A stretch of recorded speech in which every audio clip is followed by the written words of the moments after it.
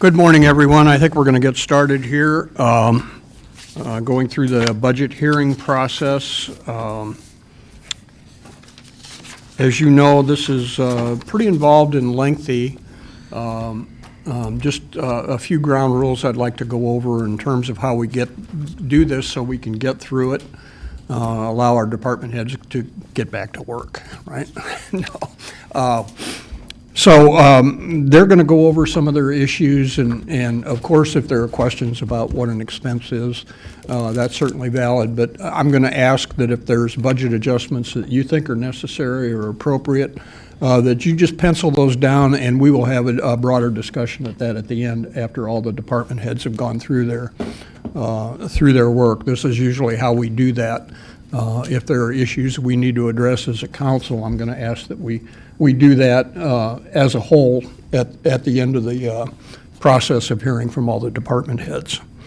Pam, do you have any opening comments that you want to make? Nothing formal other than to introduce kind of the department heads, the staff team, and to let council know that we are proud of the proposed budget that we're presenting to you today. If there are changes, any council recommendations, things you'd like to see for the final budget, the reason we present this to you in January is so it gives staff enough time to incorporate any modifications that need to occur and finalize the numbers and get the final budget to you for March approval. Our fiscal year is April 1st, so we bring this to you the first council meeting in March. So with that said, I do want to just thank department heads and the finance team for working on this budget.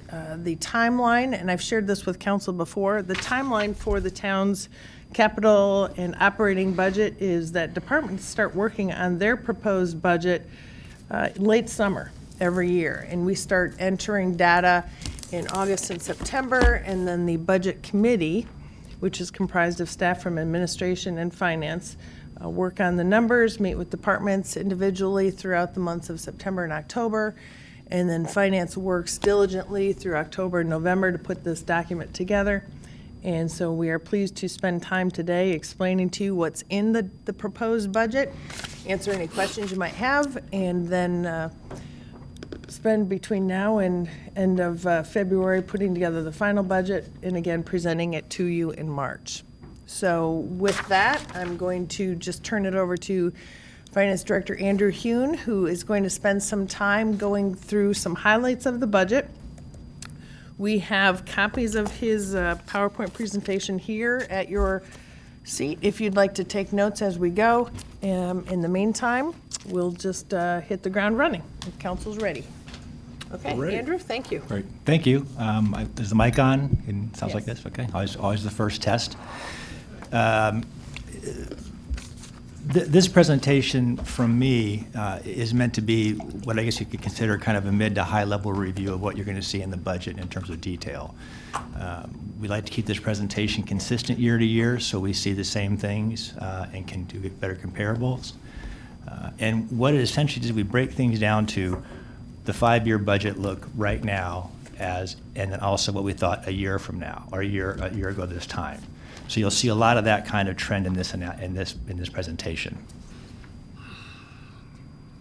We are going to traverse quite a few topics during my presentation. We'll look closely at the general fund. We're going to talk about current year projections, how we ended last year. Andrew? Yes. Could you pull the mic a little bit closer to you because you're not quite Okay. loud enough? Thank you. Testing. There 1, you 2, go. 3. That's a little bit Much better. So as we'll traverse quite a few subjects. General fund first, pretty heavily. We'll do a cursory review of capital since we did that earlier in this year. We'll look at our debt review. We'll look at water and sewer funds, the health and dental fund. All the funds are in a positive position.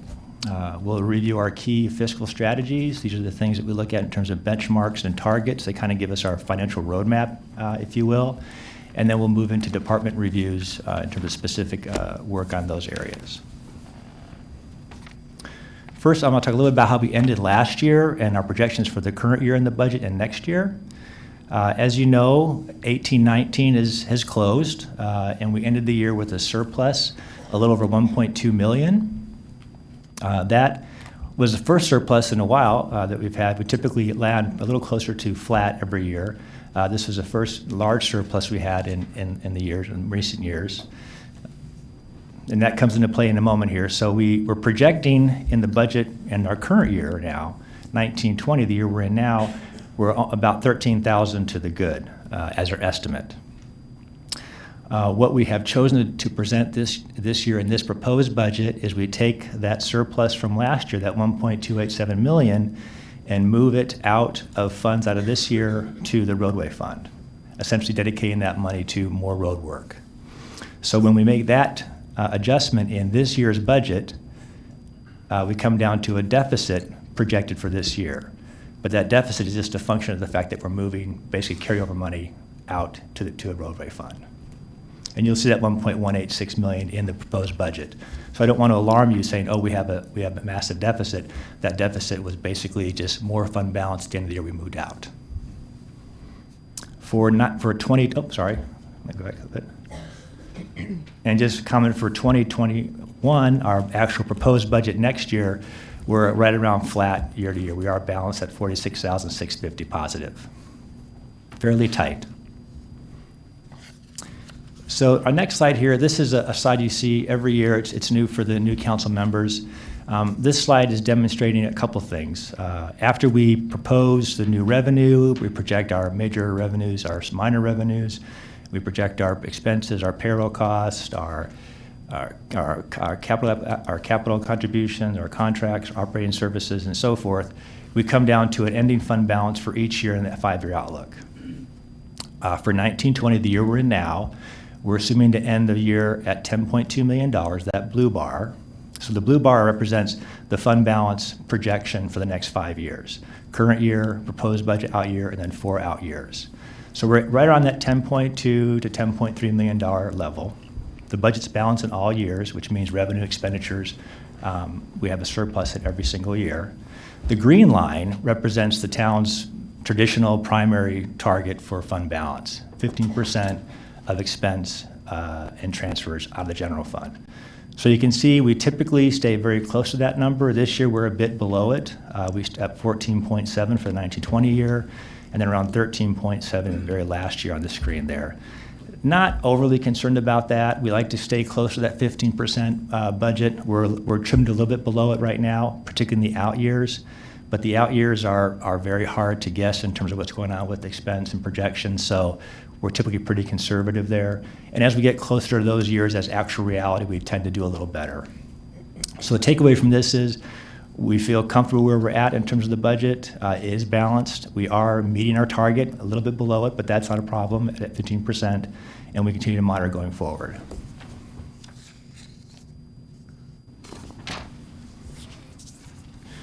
Talk about revenues now in general fund.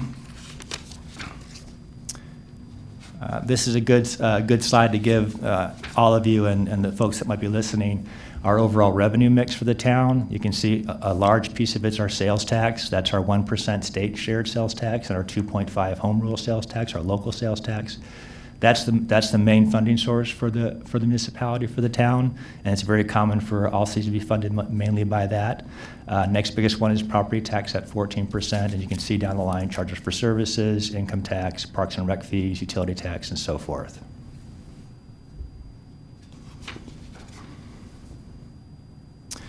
So this slide here starts to talk about what we think now for the 5-year budget and what we thought a year ago for the 5-year budget. So the blue line represents the adopted budget, the one we have right now as what we expect revenues to be going out for the next 5 years. The red line is what we think that revenue will be now. You know, we have another year under our belt. We have some more experience in terms of what's going on with the revenue, so we can kind of get a feel for what's happening. So when the red line is above the blue line, that is obviously saying that we're expecting a little better revenue picture than we were this time of year again for 5 years. Right now, about $560,000 on average more revenue projected each year for the next 5 years than we had last 5 years. So where is that coming from? Right now, it's about $416,000 above for the year we're going to be approving budget for 2021. And this is where you start to get a sense of kind of the ins and outs of some of these things. You know, this is a a fairly large organization, a lot of things going on, a lot of revenue, $100 million plus of activity. So you're going to see kind of plus and minuses here. In terms of the pluses, we're having more revenue than we planned on last year for property tax from IMRF. And if you recall, we had a big bump in IMRF contribution that drove a need to have more property tax for that section of the levy, and that increased our revenue up. State income tax is also up compared to what we thought with last year. Local use tax, local sales tax, and state sales tax. So there are several lines in our budget in terms of revenue that are generally we pick up because we see better activity than we expected last year. But the opposite is true also. We also have other revenue that drops off. For instance, the decreases where we did decrease property tax revenue for police and fire contribution. We are seeing a small drop in ambulance fees. Utility tax, again, is starting to drop down a little bit, and then police magistrate fees dropping down a little bit. So you can see that as we wash through all these analyses, it comes down to we have some up and some down, but overall, we're overall up for that year, $416,000. So sales tax specifically, I'm going to kind of talk about some of these where you're seeing these increases. Sales tax was one of the stronger ones we're seeing. We're slightly up from our last year picture for 5 years, about $442,000 a year. This includes both local and state. And to give you a sense of where we're at, the 1% had a 1.37% increase in 17-18. We were up 4.21 in 18-19. For the year we're in now, we're projecting about 2.1, so we're kind of backing off a little bit, we expect. The 2.5 rate, you can see the numbers there, 3.7 up last year in 18, 4.23 in 19, and then we're kind of keeping it flat for 19-20, the year we're in now. For the first few months of this fiscal year, they were both performing very well. That has dropped off a bit in the last 2 months of activity that we've seen come in. So we might need to squeeze this just a little bit in the final budget, so you might see an adjustment downward in terms of sales tax, but we're going to keep watching it for at least 2 more months. It's kind of, when we set these numbers up, we have to lock the numbers down at some point in time, and then we have more information as we go. Could you refresh my memory on the 2018, 2019? Wasn't that increase largely due to a single incident? There were a couple one-time things that happened in both. In 18-19, we had a taxpayer through audit with the state realized they hadn't paid enough sales tax and local tax, and then they gave us a huge check. That helped that bump up that year for sure. Yeah. And then there's another one-time thing that happened in the year before where we had a big accelerated payment, which is a very complicated formula the state does when you change your rate. I won't go into it, but they're both one-time activities. We usually pull those out when we analyze what we're going to do for the projection. So even though we were positive in all those years, we weren't as positive because of those one-time things. So that's why we're thinking, well, 2% and basically flat for local is kind of where we're at. Thank you. Property tax, this is obviously, pretty well known among the council. We are projecting the levy to be a little bit lower on average from what we thought last year. And again, the staff always projects property tax out over 5 years based on certain assumptions in terms of staffing, IMRF rate, actuarial analysis from the police and fire pensions, even the library and so forth. There's a lot of moving parts there, but we do our best to project what it's going to be. But each year it has to go through a process with the council to actually develop that rate. So this is just a guess. You can see that we are a bit below that now, mainly because we did reduce the levy from what we thought we would have during planning session to now. And you can tell in terms of the components of that, the police and fire levy, they were a bit down from planned as when we did this levy last year. IMRF was a bit up from planned because of the change in their rate structure to us. Our operating levy stayed the same, and then we were slightly up for Social Security and Medicare. So this is really kind of a challenging line to look at. It's good that we've reduced that property tax revenue in one aspect, but it is a bit of a decrease in revenue overall. Next is charges for services. This line is projected to be a little lower than last year.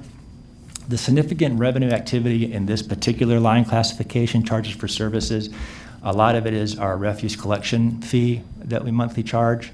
Also, we have ambulance fees in there for $1.7 million, and then the ISU fire contract for $600,000. Those are the main sources of revenue. There's probably about a dozen more smaller ones in there, but these are the significant ones that we track. We track everything, but these are the ones that are mostly significant. The ambulance fees is mainly driving our reduction there from the blue line to the red line. We're coming down a bit in revenue.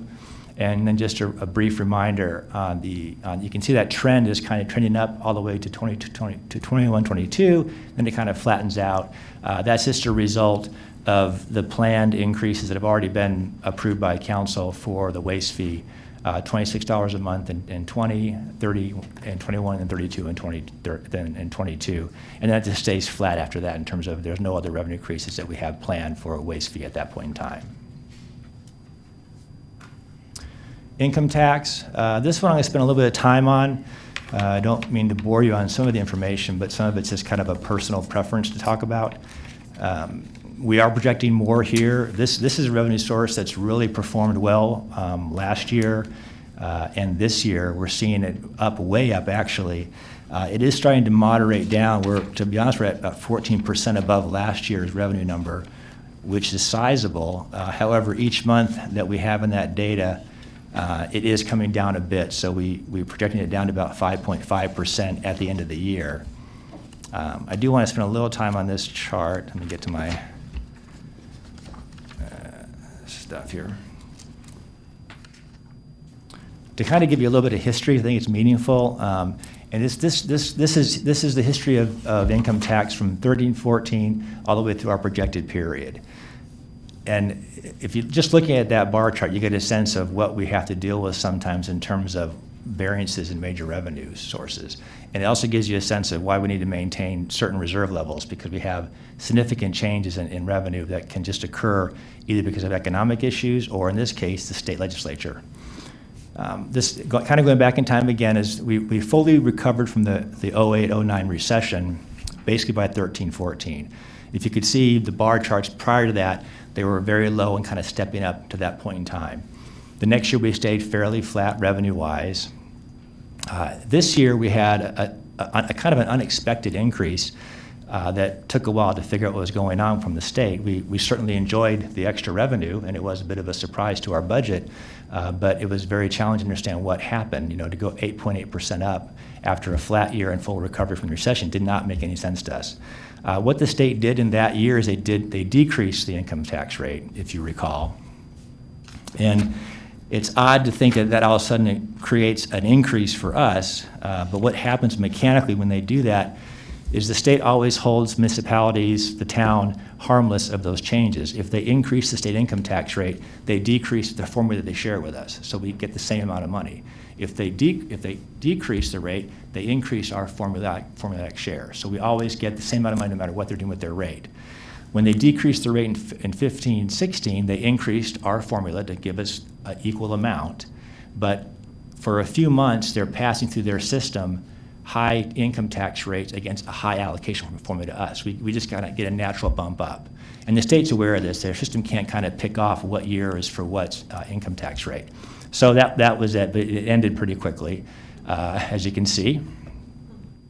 They did the same thing in 17-18 where they actually increased the rate again. That affected us a little bit by the opposite impact. And also they did a 10% cut in our sharing, which also hurt. So you can see it's like a roller coaster when it comes to income tax and what we can expect to get. Then they did cut in 18-19. They said, well, we won't cut 10%, we'll cut 5% now. Well, okay, that was a nice change. We did pick up some money there. Actually, we went to 7.1% over last year, so that 5% cut plus 2.5 to about 2.1 is our actual inherent growth in income tax. This year, we're doing very well. We're projecting 5.5. Again, I told you right now it's at 14%, but every month I get more data from the state on the income tax. It's dropping about 2 points down every time, so we're expecting about a 5%, which is still a nice increase to see in income tax, but it's not going to hold where it's at right now. And then we're generally pretty conservative in the out years, 1.2% to 1.3%. We don't want to be fooled or shocked by something. But again, you can see our planning tries to stay fairly consistent and conservative against a very erratic actual activity. And this one's one of the worst ones. No, they're not all like this, but this is certainly one that we need to track a lot.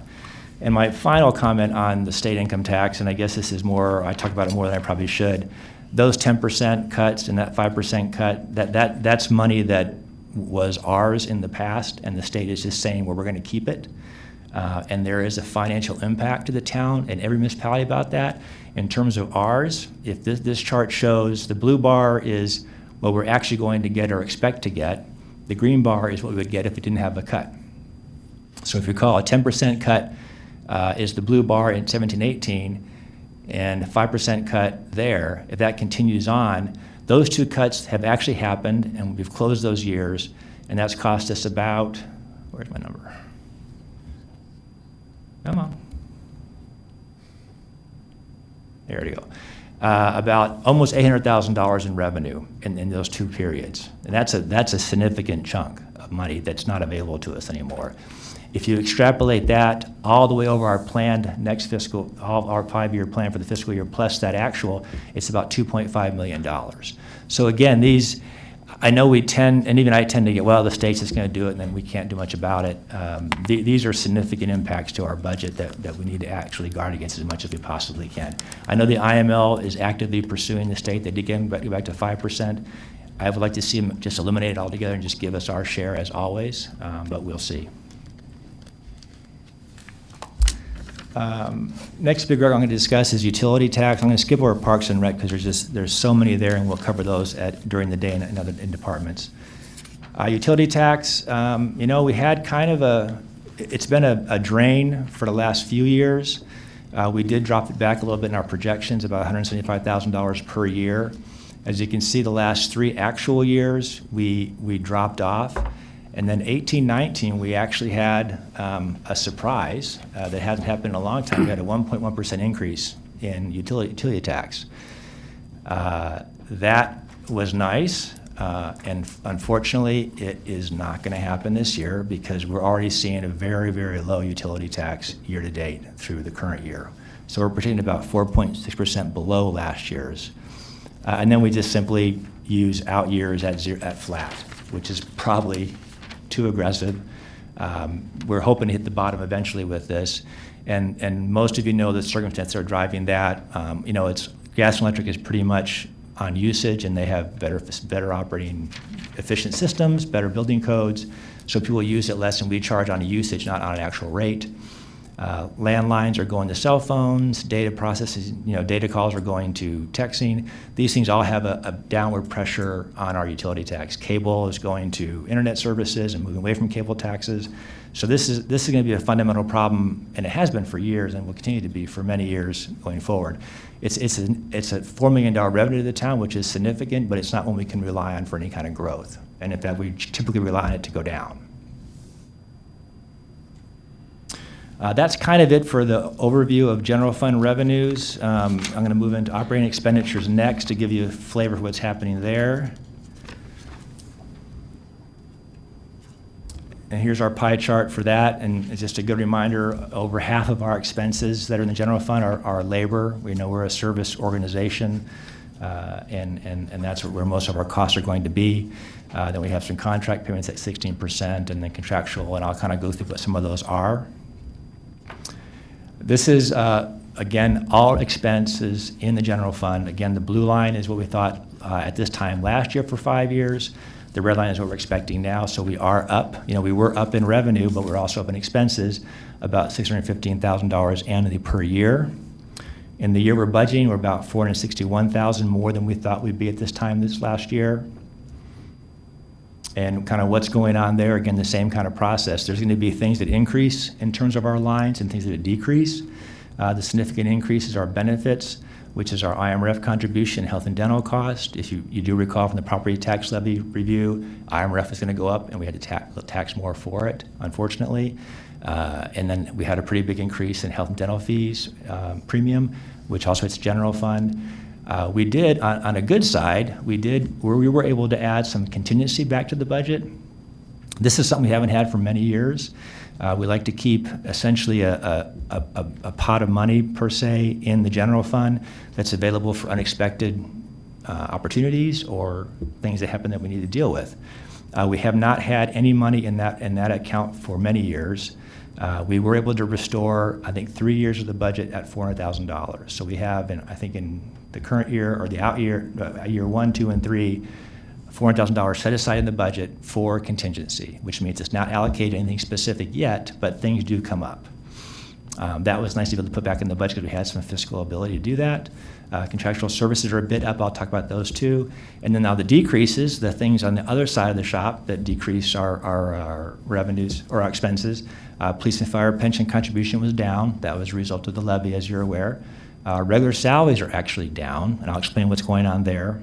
We had a small decrease in debt service transfer and a small decrease in vehicle reserve. But these are kind of the major things. So when all those things wash out for the next 5 years, we're a bit up in expenses. And you probably noticed that in that 19-20 year, the blue bar and the red bar are pretty different. That's a function of the $1.2 million transfer we added during the year. So we bumped up that transfer to move it. So that's just that. That reflects the surplus from last fiscal Correct. year that we moved current fiscal year, so it shows as an expense. Correct. Yeah. And it's expense to general fund or a transfer, and it goes over to our roadway fund and their fund balance for spending. But it's still an outflow from the general fund, but from surplus. So payroll, again, 55% of our budget's payroll. 26.5 is payroll for police, 20% for fire, and Parks and Rec's 15.7%. So you can see the major operations, which you would presume is accurate in terms of what you expect. Police, fire, Parks and Rec, and Public Works are the major labor force for the town in terms of spending. Salary and benefits. This line is a little interesting too, and I'll take a bit to explain. We are up in terms of our 5-year projection for spending. And in terms of what's in that line, up quite a bit actually for the 5 years. The components of that are full-time salaries, part-time salaries, overtime, Social Security, Medicare, IMRF, and health and dental. A couple things that are driving us to be up over our projections from last year are part-time salaries, and that part-time salaries is minimum wage impact. We're seeing a significant increase in expenses because of that, and it's unavoidable right now because of legislation. The next big increase is there, IMRF and health and dental. Again, IMRF increased their rate to the town to fund that pension plan, and we pay that more, and we're seeing an increase in that rate. And of course, health and dental increases also. So that's what's driving a lot of that. To break it down further, here's the actual variance in terms of last year to this year for those years. Regular salaries are actually down. What's caused that to drop down is retirements and replacements, mostly in police. I think we had like 5 retirements in the police department in this calendar year or this fiscal year that we didn't really plan on as part of the budget process. We always fully fund all positions, and we don't necessarily assume retirements. When they happen, obviously a more expensive, seasoned officer leaves, and a new one comes on at a more affordable rate in terms of the pay scale. So overall, that workforce in total has become less expensive because of that change in the workforce. And this is the result of that. Now, we also eliminated a position in police, the youth intervention specialist, and we also did a revision to our COLA estimate down. So those 3 things really impacted regular salaries, and we actually are dropping regular salaries by almost $500,000, at least almost in the first 2 years. We did have some increases to salaries. As you know, we put in the communications director for administration, and then the development coordinator for cultural arts. Although, as a reminder, the cultural arts full-time position there, half of it's paid by the CDM Foundation, so they reimburse us for half of that. Part-time salaries, again, talk about that a little bit more. The significant impact there is the minimum wage impact, and this is something you've already heard about, I'm sure. You're going to hear more about it as that rolls out to everybody. It's hitting us pretty heavily, mostly in parks and rec programs, aquatics, and cultural arts with the museum. We do have a couple of new positions in part-time salary, a town clerk, office associate part-time, office associate part-time for administration, and then also police had added a few more hours of part-time to their current evidence tech for their evidence room. but nothing significant there in terms of, the significant thing there is obviously the salary, the increases for the wage, for the minimum wage. And then finally, these two pieces are up considerably. I don't want to hit these too much more harder. You know, it's pretty well known, but when you see this is the impact of those things, increase in health and dental to manage our claim costs, and then also IMRF retirement are up significantly. So contract payments, the major issues here, this is where we make our police and fire contribution to those plans out of this expense line. Another major one here is we make our mental health county contribution, about $1.6 million a year to support mental health agreements with them. Our liability insurance we pay for, which is our general liability, work comp, plant, property, and equipment, slip and falls, everything. And then Connect Transit contribution is all in this line we call contractual payments. It is down a bit, and it's down almost entirely because we just reduced the amount of money that we contribute to police and fire pension plans, and that has a drop in that five-year look. The rest of them all stay pretty consistent year to year, what we expected.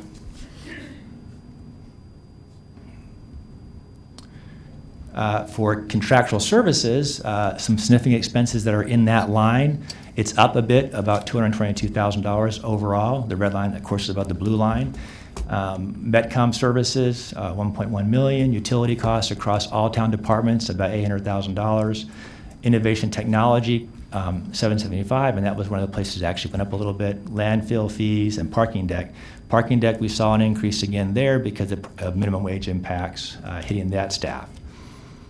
So again, primarily it's up because of we have some smart city initiatives. Our recycle costs are up, and I think Wayne will talk about that, and Vasu will talk about smart city, and then the parking day is up because of minimum wage. The one thing I want to point out on this slide is the significant expenditures show the annual expenditures. Those are not the increase over last year. So Right. That's just how much we are contributing towards Metcom, the centralized dispatch, the innovation and technology of $775. That's always been a sizable number in the IT budget. It's a little bit increased this year because of our goals to be implementing some smart cities initiatives and such. So I just wanted to point that out in terms of how to read this slide. Yeah, Pam's correct, and actually there's about 120 different lines that make up contractual services, so we wanted to make sure that you saw some of the significant ones, but that's just the actual amount we spend, as Pam said, not the actual increase. We did have a couple things down in contractual services as a negative. It wasn't enough to offset the increases that we experienced, but our street lighting costs are down a bit. Our telephone costs are down a bit too, so those are a couple things that were down. However, overall, it was an up year for the spending in that line. Capital expenditures, we talked about this recently at the CIP in December. This is just kind of a reminder of what's happening. We are spending quite a bit of money in utilities for sewer and water, $35.9 million for the next 5 years. Our capital assets, about 16.2. This is where we buy our vehicles and our backhoes, ambulances, waste trucks, everything, police cars and so forth. Transportation, of course, is the road fund and MFT fund for street improvements, about $20.9 million. I do want to remind you, and this is something you're well aware of, the staff is a little mildly concerned about the amount of money we can allocate towards parks and our facilities programs. We are allocating some money to that, but not as much as we feel we need. This kind of be referred to as deferred maintenance areas, and it's kind of a pay me now or pay me a whole lot more later. So we're working on some kind of recommendation for that to help fund that a little more.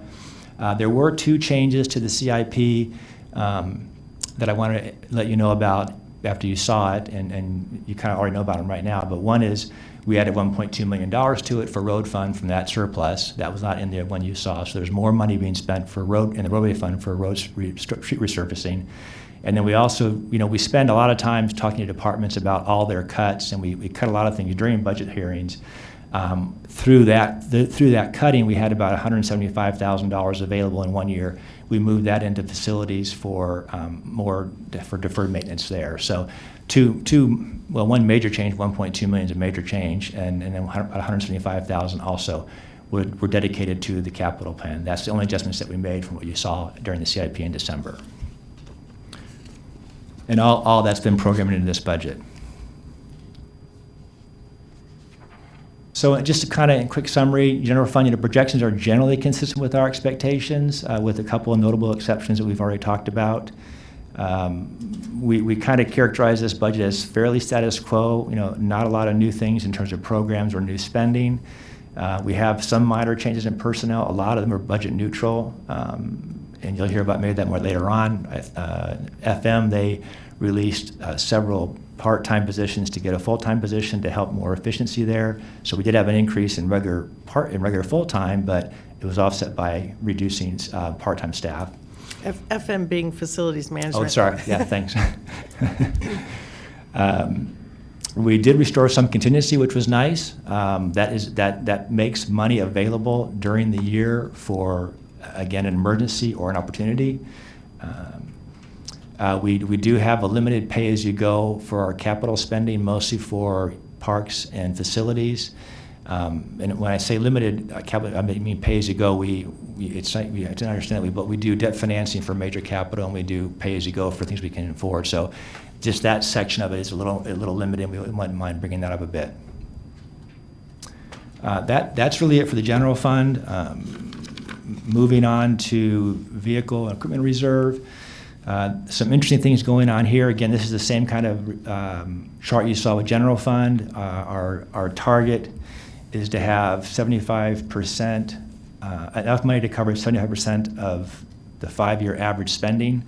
We get a little technical on that thing, but basically you can see we are a bit overfunded in that fund compared to our target. And the question is, why is that? Well, a couple of things. One, in the budget year previous to this, we were still a bit gun-shy about the economy and recovery. In the previous year before that, we had released a lot of positions and programs. One thing we did to help balance the budget was we pushed off a lot of spending for capital for, again, the vehicles and equipment. We can do that because they're in pretty good condition. So we pushed about 2 years off of the spending there, and that drove the fund balance up. Also this year, and we're probably halfway through this process, we're doing a lot more of, I would say, a technical review of our replacement fund. It's worked well in the past.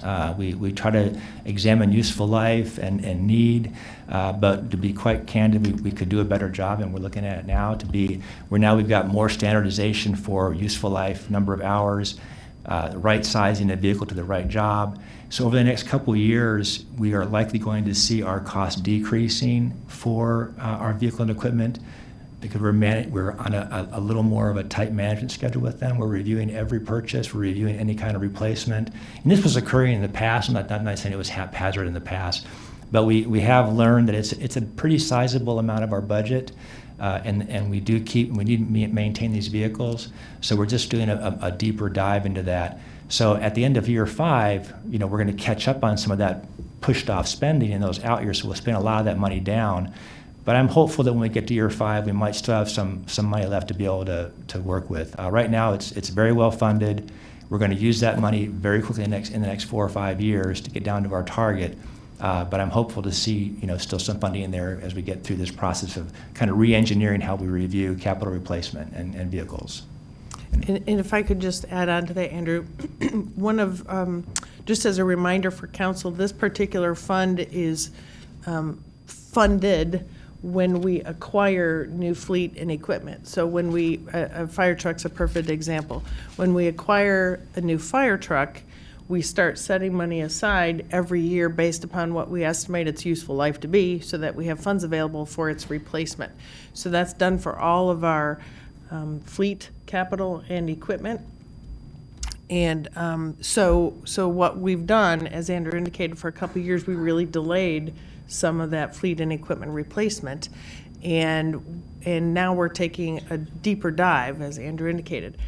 The one thing we have to balance is, particularly for fleet, is balancing a trade-in value and its acquisition cost. So we want to keep it as long as it makes reasonable sense to keep, but also we want to consider a trade-in value for certain pieces of the fleet. So just sharing that.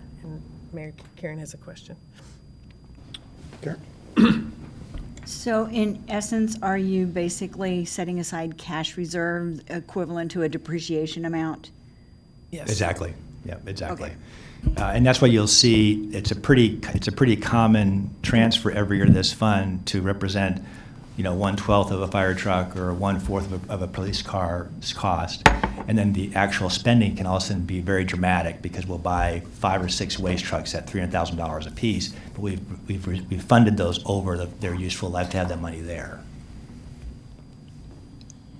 It's a nice fund to have. It's a fund we use to balance things sometimes, once it's gone, then you're basically paying cash or doing some kind of lease financing, and we like to try to do this through cash only. In terms of some debt review, just a reminder of the funding sources, primarily general fund, also tax increment comes in to fund that. Water and sewer pay their portion for their particular debt. The budget's always, we watch this very closely, of course, to make sure we can always fund our debt, and we have sufficient resources to do that for this budget proposed. And we remain our AAA rating, which we're quite proud of to maintain it. It makes our debt sell very quickly, and it makes our debt sell at affordable interest rates. So we like to keep that as much as we possibly can. In terms of a review, this kind of gives you a schedule from fiscal year 18, end year-end 18, year-end 19, and so forth. You can see our debt position.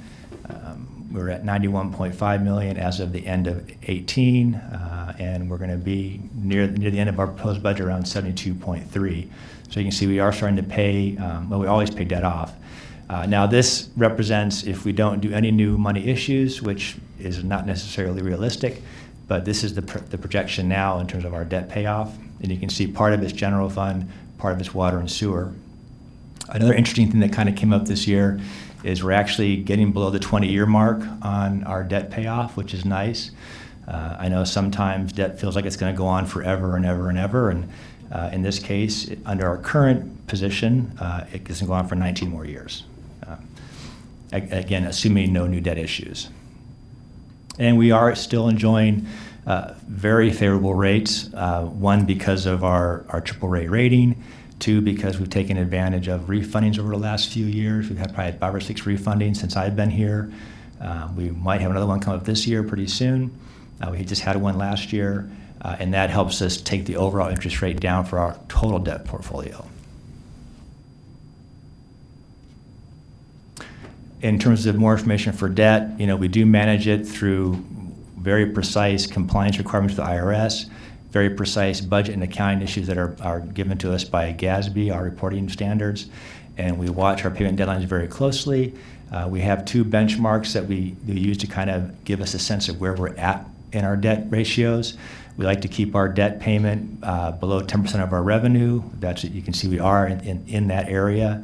And I'm not saying if we go above 10%, then all of a sudden we've committed a crime. But it's important to know that if we're above one of our benchmarks, we're doing it with our eyes wide open. And it might be a good reason to do that. We might have an opportunity. We want to leverage. But again, these are just kind of roadmaps for us. And then, of course, we also keep what we kind of refer to as a debt service fund or debt sinking fund. We always have in every debt fund a payment and a quarter available all the time as kind of a backup and as kind of a sinking fund philosophy. So both those ratios are within tolerances, are within what we would look for as a benchmark. Moving on to water and sewer funds. So this is the water fund, and again, it shows the different components of the fund balance each year. Purple, there's essentially several funds that make up the water fund. The purple fund, as they say, is the operating fund. This is where we have the main revenue coming in, and we pay all the staff and all the chemicals and all the equipment to operate. The green fund is their debt service reserve fund for their piece of debt service. The red fund is like a vehicle replacement fund for the water fund, and then the blue fund is their capital fund. So what happens is the purple fund moves money over to the capital fund, the blue fund every single year, and the blue fund just pays for major capital. We have a couple benchmarks we always want to watch with this fund. One is a 20% fund balance in the operating fund, again the purple fund. We are a little bit below that in the very last year at 13%. And then we also want to keep about 1.5 million in the Blue Fund as a target. So that's a cash liquid target. We're spending probably $4 to $4.5 million a year out of capital every single year out of that Blue Fund. But when we spend it, we want to make sure we spend down to only 1.5 million. Again, projects can increase in value. We can have delays. We can have carryovers. We want to make sure we don't bring that fund down to zero, and we're comfortable there. We do have a 2% rate increase for next year and all years in the budget.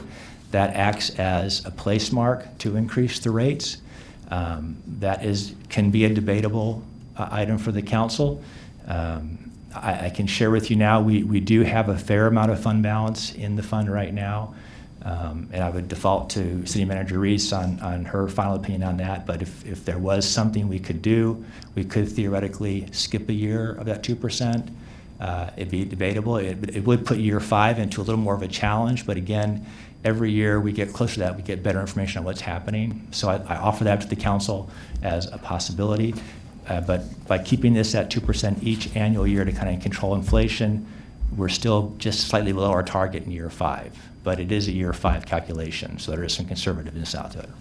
Right, and one thing, when we do talk with John Burkhart and review the Water Department budget, what you'll find on page 10 of the memorandum that's at your seat is there is significant capital expense projected for all 5 years in the water fund. So if we do make modifications to the revenue stream, because this is an enterprise fund, it spends what it earns. So that does impact our planning for capital. And a number of years ago, when council adopted a multi-year rate increase, it was for the purpose of being able to support investment in our water system. And for example, in the 4th year, we have a chlorine scrubber and certain things at the treatment plant that are $600,000 plus for one capital project. So we want to be very cautious about modifying our revenue stream without taking a look at how it impacts our capital investment down the road. Right. And sometimes when a small increase each year that we monitor, if we don't do those things, it can pinch you in the out years to pick up a bigger increase. But again, it's a very debatable issue. Sewer fund, this is, I guess I characterize as kind of a success story, and due to the council first adopting a major sewer assessment plan and then essentially a multi-year rate structure, it has put the fund into a position, we're at our target 25% all years. They have the same, operating fund, debt fund, vehicle replacement fund, and capital fund. We're also in very good condition in terms of our capital funding. We want to have a target there, which we're meeting, and they're spending quite a bit of money out of that as they go, and you'll probably hear more from that from Wayne, and you saw a lot of that in the CIP we did recently. So this fund is in very good shape, and we feel it's going to be able to continue to address the infrastructure needs of the fund and the sewer system very well. Right, like the water fund, the sewer fund is an enterprise fund, and so it's treated as a utility, so it spends what it earns. I agree with Andrew in terms of what this fund is now able to do and support. A number of years ago, when we adopted the sewer master plan, that came with it a few years of sewer rate increases for the purpose of being able to support investment in the sewer infrastructure. And I took a look back at our budget from 2 years ago, the 2017-2018 budget, and the capital projection was less than $250,000 a year in capital investment. We're now up to, on average, $1 million or more, and that's pretty significant. So that's, again, a picture of when we receive the revenue, we're reinvesting into the system. Right.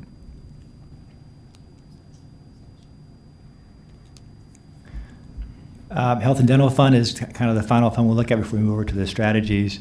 This fund, is not performing as well as we'd like it to do. It has challenged. It is financially solvent.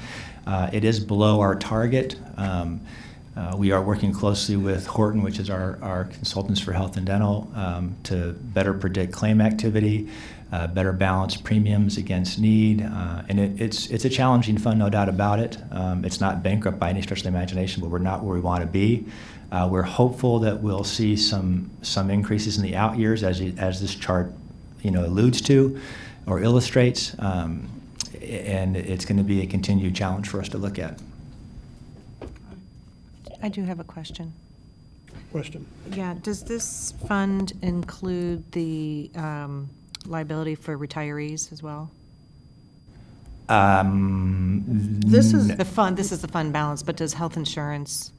This is claims related, so it would, in terms of the town's payment of premiums would reflect in a different line. Okay, Necessarily, and then, but the retirees that are in our health fund and Yes. covered, in terms of their claims expense, that would be reflected in That's that. what I wanted to know. Correct, yeah. Okay, thanks. And this, of course, is no surprise. We've talked about this at our financial trends analysis in September and during our August and September discussion of the employee benefit program renewal. So we do continue to stay on top of this. We explore plan design changes when it's appropriate. This fund is very much impacted on the increasing costs of prescription drugs and specialty drugs and such. So we work closely with our partners and on claims cost management strategies and such. So it's a work in progress. I kind of like, in a silly way, I kind of like in this fund too, if it was my kid, I'd have him move home so I can watch him every day. Because he's not making good decisions. No.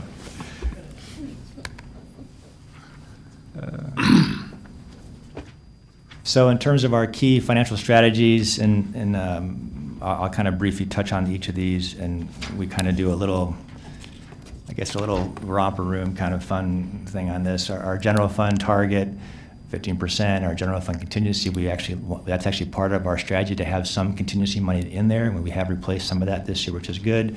Vehicle reserve, health and dental reserve, debt service coverage, and water fund, sewer fund. Basically, general fund we feel is in pretty good position, so they get a green light. Contingency is, in better. We did actually put some things in the budget this year, which was nice. We would like to do more. In the past, it was $750,000 every year. We only have $400,000 in 3 years, so it's progress, but it's not quite where we want to be. Vehicle reserve fund is in good shape. Health and dental fund, we just discussed it. Yeah, it needs some work, and we'll keep it alive, so to speak. Debt service coverage is strong and in good shape. Water fund and sewer fund are both in pretty good shape. Over the years, we had a few that are red ones here. No red ones this year, but that kind of gives you an overall view of the town's budget and general fund to enterprise funds. Kind of in conclusion, fund balances are good. Our bond rating is excellent. We continue to have conservative budget practices, and what I mean by that is, first, this council always reacts to information well and timely, and that's something that the rating agencies like to see from us. We do a constant monitoring. We like to increase contingency more. We wouldn't mind finding some more money for pay-as-you-go. That'll come eventually. The economy continues to be uncertain. We continue to monitor some of the key revenues in general fund, and there's always going to be a state impact on the budget from the state. Hopefully they'll eliminate the 5% in next year's budget. I don't think they will, but it'd be nice because that'd be 5% more that we would not get. But we'll have to see about that. They have done some things in the past that have been even similar in terms of changes that affected us, but those are kind of things we can't control either. So- With that, And I'm just going to add a couple other comments, I think, as Andrew wraps up his formal presentation. But this proposed budget, this 5-year budget starting fiscal year 2021, we really would classify it as status quo. We're not suggesting any new major revenue streams or program cuts or new programs and such. It's generally status quo. I'm hoping that everything that Andrew covered with you is not a surprise, because it really keeps in line what we shared with council in September when we talked about our financial trends, where we're at and such. So, and also in terms of the message from the capital discussion in December. So with that, we are prepared to move forward and get into a department discussion. And I think we're set to go. Mr. Nord? Yeah, I just had a few questions. It seems like, well, you said that this budget was prepared in November.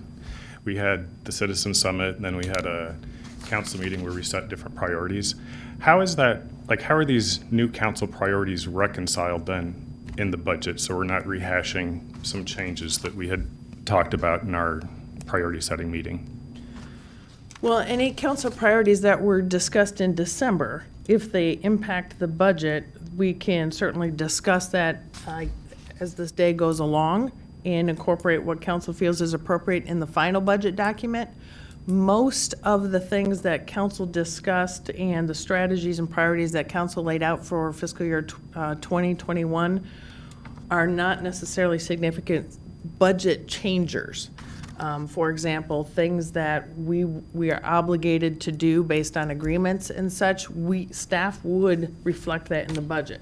If we choose to go another direction, then the budget throughout fiscal year 2021 would be modified as we go. But I'm going to use an example. If council, one of the things you mentioned at the last council meeting, Mr. Nord, and I think this discussion will happen at the end of the day during general council discussions, but one of the council priorities that you identified at the last council meeting, for example, was the second floor of One Uptown on the Circle. We still have a lease agreement, so for budgeting purposes, we are still going to reflect that in the budget. If we choose to amend that lease, modify the lease, get out of it something or other, it's not going to impact the budget document because we're going to reflect our agreement. Does that make sense? Okay. Yeah, So, but for things like Uptown 2.0, that was something that didn't make the cut. But if those things are in the budget, are we going to rehash all these priorities today? You know, versus we already did that, you know, a few weeks ago, but staff hasn't seen that, so they haven't reflected it, or they haven't had a chance to reflect it in the budget. I just want to know, are we going to rehash all that today, or is that something staff is going to go back and look at it and they're going to adapt the budget based on the priority changes we had? I guess I can respond to that and say if council provides us direction that we think has budgetary impact, we'll try to incorporate that in the final budget document that you see in March. So we need to rehash that today, or the meeting that we had a couple weeks ago isn't going to be included. I don't understand. Right. We have certainly included much of the direction we have historically associated with a comprehensive plan and things. So how those all meld together, council can discuss and provide us with direction. Wow. Okay, that makes that meeting kind of Well, Mr. Nord, the timing of that meeting was December. We're a $100+ million operation. We have to put our budget together, and we will react per council's direction. But based on the actual budget document, we're going to continue moving forward with our programs and services as we have, and will react for the final budget document as directed. Ms. Lorenz? I have a question, more for Mr. Hune. You've mentioned a couple times bond ratings and reaffirmed AAA. You've got a couple of bullet points here about conservative budget practices. Is it fair to say that these are the kinds of things that those rating agencies look for from us in a setting like this, to be reactive, if not proactive, to anticipated changes and monitoring and so forth? And is there anything else, any other aspects or factors that we need to be aware of in today's hearing to make sure that we don't put in jeopardy that rating? Sure. They like to see a timely budget process. They like to see a council react to a challenge, an economic challenge, whether with cuts or with increases in revenue or both. They tend to, from a managerial perception, they tend to get worried if a council pushes off decisions or can't come to an agreement. And that's part of the process, you know, to have that collective debate. They watch very closely our debt. They watch very closely our pension funding. In fact, they mentioned in their last brief to us that they understand our debt very well, and they get it, and even though in some respects it's outside what they typically would like to see with a AAA rated agency, they understand what drove the debt, which was a vibrant uptown area to position the town for more success, and they understand that. So they're not overly concerned about our debt position. They do watch it, though, obviously, because the debt was used for something extraordinary, and it wasn't used to pay payroll or to fix deferred maintenance that's been 50 years in the need, So that's always a bit of a navigation, but they get that side of it.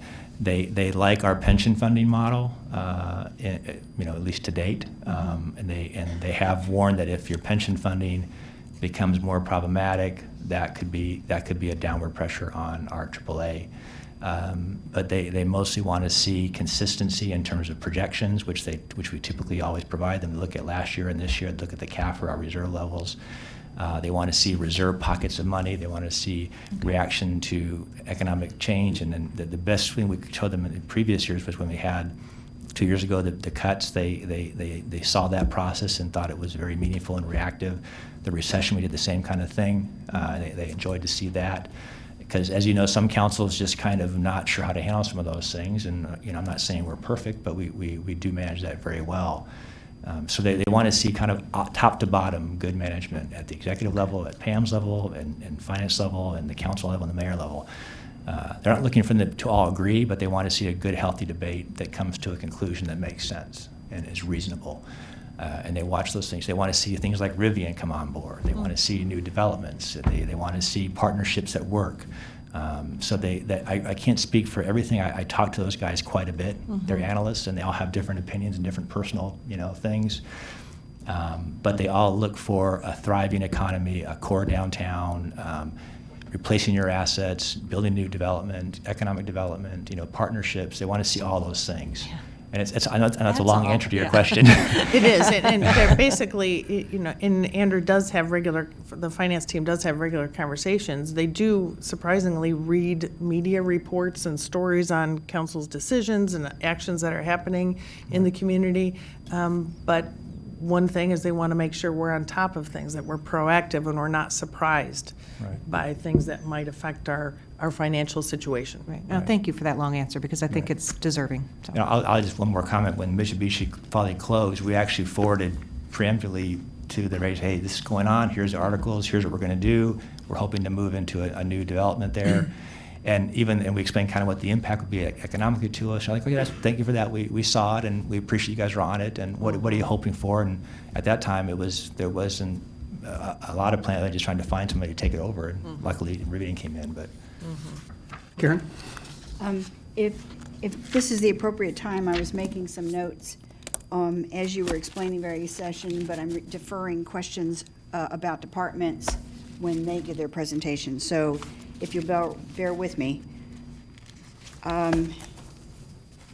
Under the salary and benefits, at this time, what are the employee costs for their health coverage? So an employee, how much do they pay if they are covered under the health care as a benefit cost? Not out of pocket for their personal experience, but what are they charged as an employee for self plus spouse, self plus family? I would direct you to page 299 in the budget book, or the proposed budget book there. And there's a page that breaks down the premium by tier, employee portion for What page, Andrew? 299. And actually 300 also. So 299? Correct.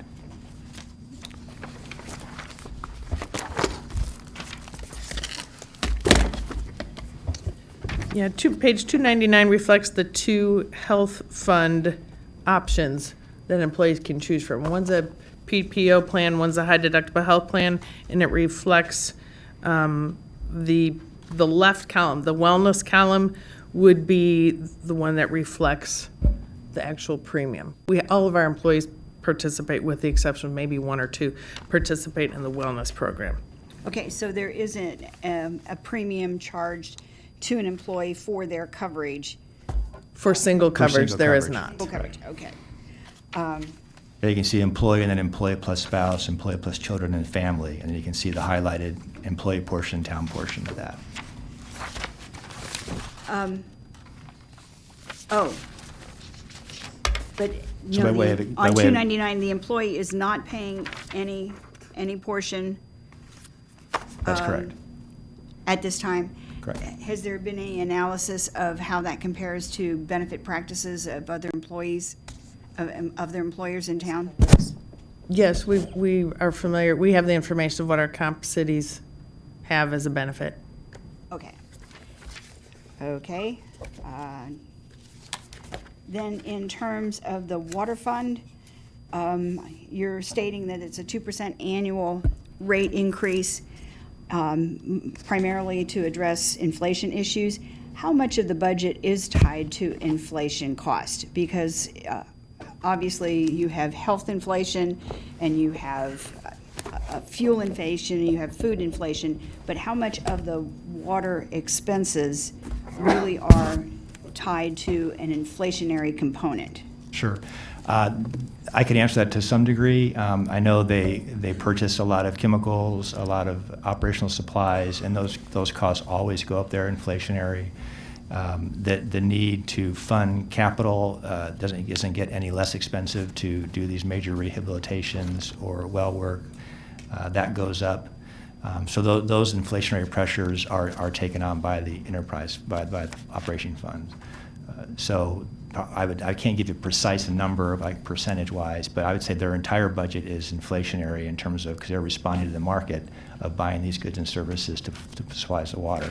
Plus personnel costs go up also as with certain merit pay and so forth.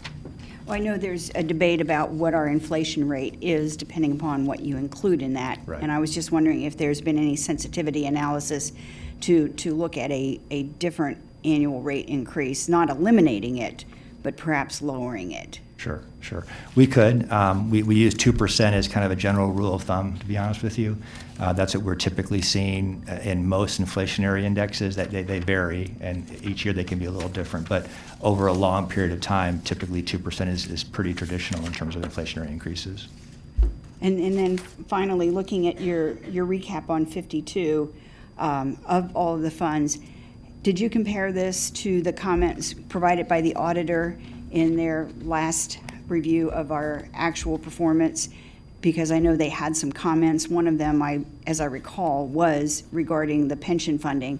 And I don't know if they were stating a recommendation to achieve full funding, or they were comparing our practice to the state recommended practice, or just general accounting recommendation that pension liabilities are something that should be addressed more robustly. So the pension funding, I know, was one comment they made, but were there any other comments that you feel this budget is addressing a concern mentioned by the auditor in their last report? I do recall one comment, I think they just had a couple, and one was they had mentioned that our health and dental fund was below our target. And they called that to our attention, which we were well aware of, but it's nice for them to say that. And again, we're mitigating that best we can in terms of a pretty healthy rate increase last time, which is unfortunate for employees, but it helps the fund survive. We're also talking to Horton constantly about wellness programs and plan design issues to help control that spending. So I guess in terms of are we responding to the auditor's comment with that, we most certainly are all the time trying to deal with that. But I appreciate them pointing it out, but we're well aware of that. Okay, thank you. Scott? You good? Okay. Kevin? Guess I should turn on the mic. Thanks for the presentation. As always, I really enjoy this portion of the day anyway, the summary portion of the day. I just wanted to tack onto something City Manager Reese said and highlight something you said that since I've been on here in 2012, I've never heard you say about the sewer fund. This fund is in very good shape. I've never heard you say that. That's always been a red flag in our, Yeah, that's true. and moved towards yellow in terms of the conversation about how do we maintain a AAA. Thank my council counterparts for getting behind us at the direction of the finance staff and senior administration staff for appropriate action and phased in over time. So we're trying to be as easy on our public as we can and not doing big, massive chunk rate increases all at one time. But to see that actually as a green and reported in very good shape. I know you've been working and we've been working on that for a very long time. I just want to point that out as when I see of this review, probably one of the biggest highlights that I see is that action. So thanks for your guidance and thanks to my council counterparts for supporting that. I appreciate that. Stan? A couple of questions.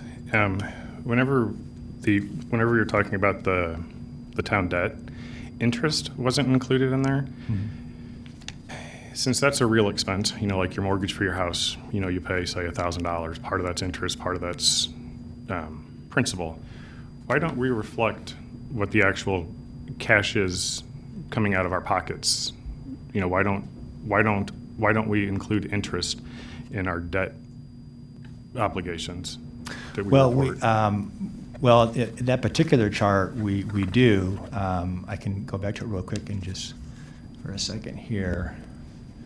The average payment next 5 years, maybe a little bigger. That 6.1 all the way to 6.5, that is principal and interest together. So Okay. that this is showing our debt service payment entirely. On the And- chart before that, where it showed the debt, well, I guess you can see it up there, it's like 80-some million dollars in debt. Does that include interest that we know we have to pay? No, because that is the outstanding portion of our debt, of what we owe. Just as you were looking at your statement for your mortgage, it would show your outstanding balance for your house is $100,000. It doesn't show the interest on that. So we're just basically showing what's standard. This is the outstanding principal we owe. Of course, there's interest going to be applied to that. But I'm not sure if it would be, we could certainly show it. But typically what we see in this kind of reporting across all industry is what's the outstanding debt you have, the principal. Sure, just for planning purposes, it's easier to know if we need to come up with $120 million versus $90 million. Because But we know we're it's re- money coming Yeah, in. That- we do. that and is we- and reflected we in the are- budget. Yeah, like I said, the debt service payment that we're budgeting for in this budget and previous budgets and all budgets, we show a principal and interest payment as part of a budget process, as part of budget payment. So Okay. we do recognize that the 6.2 is not the principal, that's probably half and half or so. Sure, and then since this was prepared, we had taken some bond debt and I guess sold that, and we got a new note from the bank that Right. that We had come in. refinanced. Is that reflected up here, or did that happen after this document was prepared? It is. If you look at the very top line, we show 11 bond issues, and then we go to 12 bond issues. We had an additional bond issue for the refunding, and you can see and the reflection of the interest rate savings. We're at 3.2. We're going to 3.17 with that change. So we squeezed our overall interest costs down with that refunding. So Okay. you're seeing that reflected in here. So the actual payment's going to be reflected in this total bond debt. It's not like it's considered something different and reported No, differently. it'll be, yeah, it's basically classified, even though it's a unique transaction where we had a local bank refund part of that bond issue, we didn't offer bonds to pay, they just paid our bonds off and we took a new debt on. We're going to categorize as geo debt. Okay, good, You know. good. The other thing, just to remind council, as Andrew pointed out, and I think we had a slide, actually the next page, slide 45, that indicates our targets, our coverage targets. So that bottom there, we show our target is to have 1.25 of our principal, interest, and principal and interest payments on reserve, and we do. We either meet or exceed that every year, and that's both principal and interest, so we do reflect that. You had mentioned that we didn't pay or that we had a decrease because we didn't pay the money for the pensions here a few cycles ago. That's actually deferred. We still have to pay that. It's just we deferred it out. Right. Right. My comment there was simply, we had planned in last year's 5-year budget to basically fund at 100% by 2040. The action that we did levy this year, we brought down to 90% by 2040. So we just basically retooled that pension payment to be at that level, and that was cost savings. Okay, good. And then just my last request is, whenever the council input comes out from our session we had, the priority session, if you could look through it and see if there's any other changes, so that way at least our input is included and we don't have to try and rely on our memory. Certainly. Andrew, thank you for the presentation. Mayor, Oh, I'm sorry. one more question. You mentioned that police salary costs have gone down because of retirement of the higher paid, more experienced officers. Is there a tier system in their pension, as some employee groups have had to adopt, where new hires are under a different pension system, or are the police and fire pension systems pretty much stable for the experienced and long retained employees as well as the new hires? I think it was January 2011, the state moved to a Tier 1 and a Tier 2 employee, where a Tier 2 would get less benefits from the pension plans in IMRF. Also, that does apply to police and fire pension plans. So new hires at a certain date are now considered Tier 2 employees, to where their benefits are not quite as much as the Tier 1 employees. Robust. That's what I was looking for. Thank you. Is that Tier 2 one that is subject to some potential litigation from being challenged as not properly addressing the pension needs, or is that a different pension? That particular change did not have a challenge because it was affecting employees going forward. I think the challenge comes in if you want to change an employee's promised benefit. But if you say, I'm going to give you this benefit on this higher date going forward, then it's not constitutionally challenged. Okay. So that was never challenged because they basically avoided it. It wasn't retroactive. Okay, thank you. Okay, thank you, Andrew. Thank you. Brian, you're up with library replacement and special reserve. And as always, you have brought some of your board members with you. I'll let you take it from there. And before Brian gets started, I'll direct council to pages, starting at 229 in your budget document. That's where the library is found. We'll let Brian get settled in.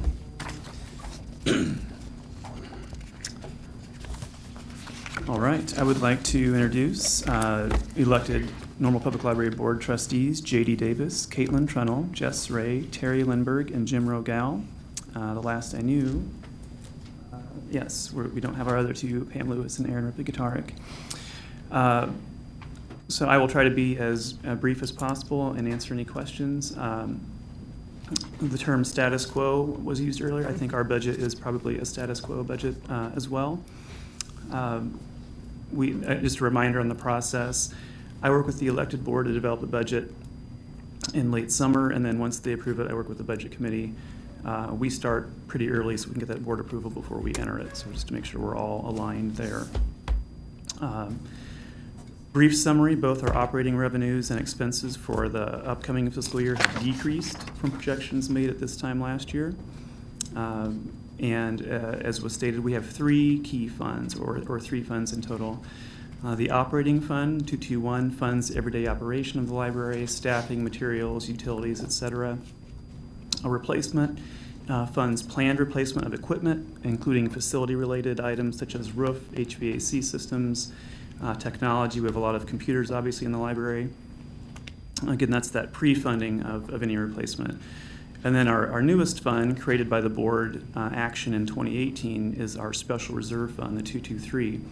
The idea there is to take any funds left after our operating year is over and put those towards a reserve for a new facility or any significant improvement to the existing facility.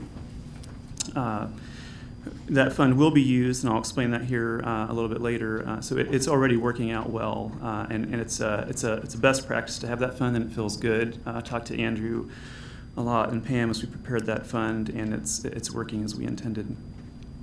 So with the operating fund, the revenue just over 4.1 million, 58,000 less than our current year, 68,000 less than 2 years ago. In terms of property tax revenue, just over 3.8 million, $58,000 less than the current year, $48,000 less than 2 years ago. Just a reminder, levy is approximately 93% of our total revenue, so we are heavily dependent upon on the levy. Continuing to receive the per capita grant from the state, $65,621 most recently. We use a collection agency, a library-specific, very friendly collection agency to get our materials and cash back. We just want the materials back, but that is a step that has helped us in terms of revenue. And we have an appropriate fund balance moving forward, determined in conversations with Andrew and the library board.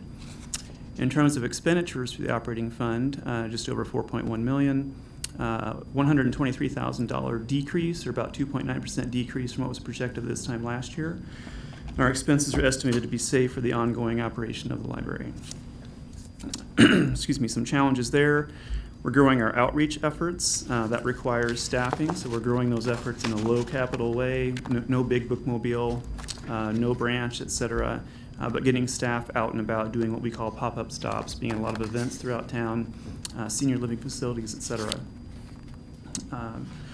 Excuse me, digital content is another big challenge. I've mentioned this several years, but the licensing models vary in many ways. So we might have to repurchase the same content 2 or 3 times. We might have to do a pay-per-use model. There's a recent embargo model. So a lot of challenges in the whole maturing of the digital content in terms of if you want to lend digital content, or in our sense, we're almost buying it and then providing it. That is a growing, very complex thing for us to deal with. And at the same time, the demand for that digital content continues to grow. So definitely a hot topic for us. And just a reminder, if we buy a physical item, we can do pretty much what we want with it, use it as many times as we want, loan it to anyone who we want to, but the digital content comes with some very complex licensing models attached to it. Examples of controlling costs, we staff as efficiently as possible. We're looking at additional meaningful volunteer opportunities. Looking into pre-processing of some new items. There's some mixed feelings there. Actively exploring the best mix of digital content, as I mentioned. Doing very small scale outreach that requires staff time, not capital. We eliminated a vacant full-time position that we had in the budget for this year. That was a communications and development position that we would love to have to get the foundation moving forward, but it's just not in the budget. On to the replacement budget, 222. It's appropriate to fund the ongoing replacement of equipment technology. One highlight there is a new roof on the west half of our building this spring. Basic challenges there. We have a 1972 building and a 1992 building joined together, each with their own mechanical systems, replacement schedules, et cetera. But the replacement schedule does a great job. We have that where we need it to fund replacements as we need them. And the new fund, the Special Reserve Fund, the 223, as I mentioned, created in late 2018. We applied for and received a Live and Learn construction grant from the state to create accessible restrooms on our main floor. And we received the maximum grant for accessibility through that program, $50,000. So we've bid that project out already, and we look forward to completing that work this spring. So we're excited to go from 0 accessible restrooms in the main floor to 3 accessible restrooms in the main floor. Total project cost there is about $184,000. Again, $50,000 covered through the Live and Learn grant. The challenge with that fund, it will likely grow very slowly, particularly as our expenses increase and our revenues decrease, and we're essentially taking the what's left between those numbers and putting it in the Special Reserve Fund. So we have it, which is great. It will probably grow very slowly. But we're fortunate to be able to use it already for a significant improvement for the community in our facility. Foundation, Normal Public Library Foundation continues to grow, sponsored many programs throughout the year. Currently has about $244,000. We did a Giving Tuesday project recently to create a new sensory app that's in development, so we're excited to offer that for our users. A few key statistics about the library: over 45,000 active library card accounts, 5,274 summer reading enrollment, circulated over 673 items last year. I mentioned outreach, over 204 off-site programs, which is pretty significant. Our meeting rooms, which are very, very popular, 1,600 uses of the meeting rooms last year. Thinking back to the conceptual design of the new facility, almost all that new space is people space, so meeting spaces, collaborative spaces, things like that. So there's a huge demand for that in this community. We had over 36,000 participants in all of our library programs. And I always mention, we offer a service called Curbit, which is a holds pickup service in our lot. We'd like to have a drive-up window, for example. So our scaling of that is to have a space where patrons can call us. We come out in the work and we deliver it to their vehicle.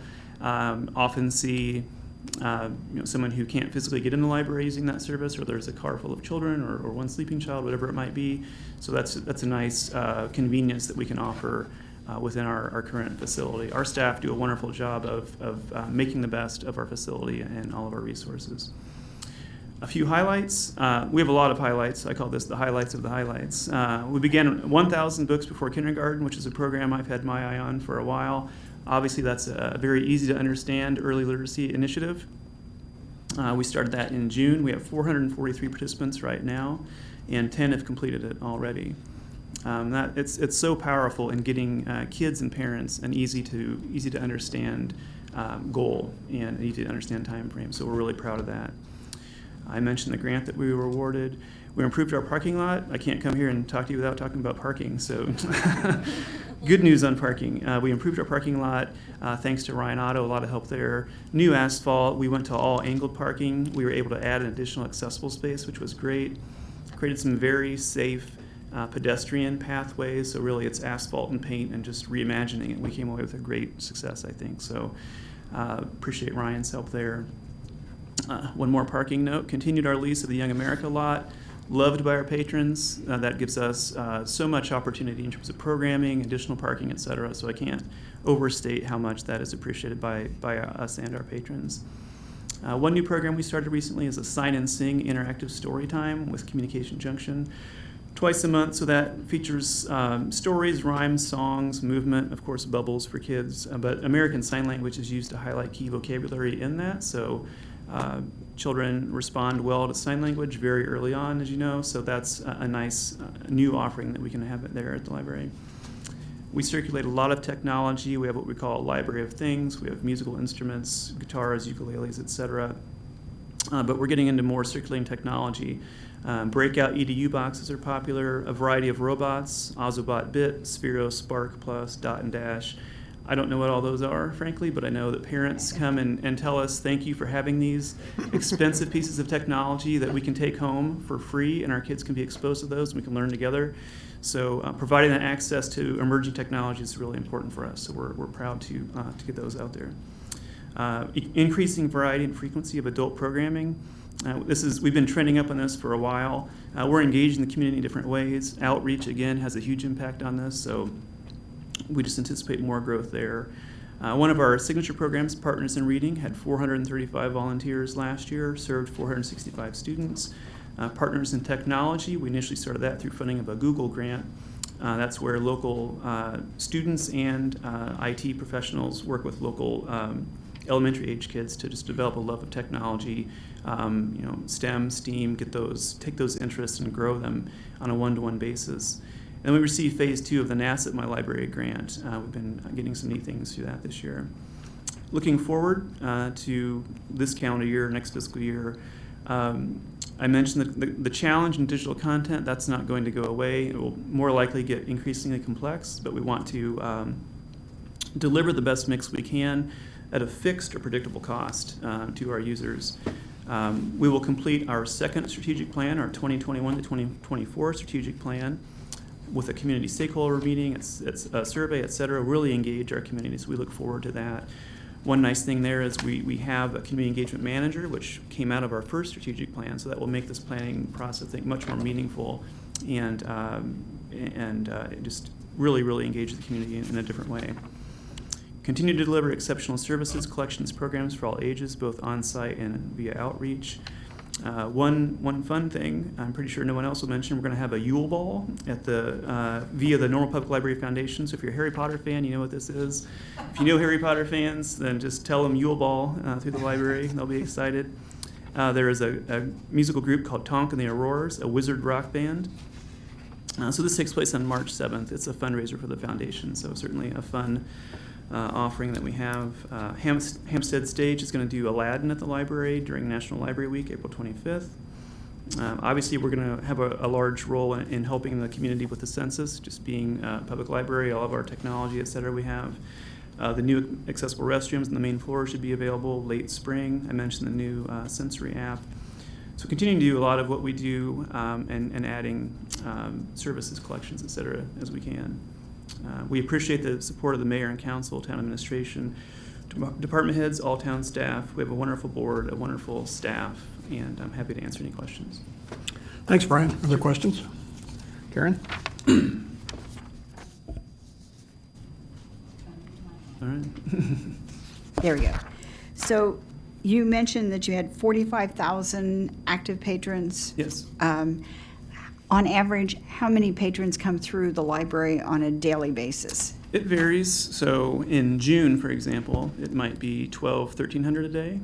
So I always use, say, 800 to 1,200 a day, but June is really that heavy month. So the easy number is about 1,000 a day. Okay. And your meeting rooms, have you had to turn away groups Every because day. they're, Yes. and what size and how many rooms do you have? So we have the community room, which is about 3,000 square feet, and then our boardroom. Those are the two reservable public spaces. We have actively reconfigured and even moved some shelving, gone to, we don't want to have items high or really low because of accessibility, but we've made some changes to open up the central core of our facility and put a lot of seating in there, so tables and chairs. Those type of spaces are really valuable. There's a lot of tutoring that takes place in the library, so a lot of people who use the library for meeting space or collaboration, small groups particularly, will just grab a table. But the community room, for example, it is very almost difficult to reserve, I would say, because there's so much demand for it. And there is no charge for patrons to rent those spaces? It's just a question of timing and getting? Correct. It's just a on it. reservation, not a rental, right?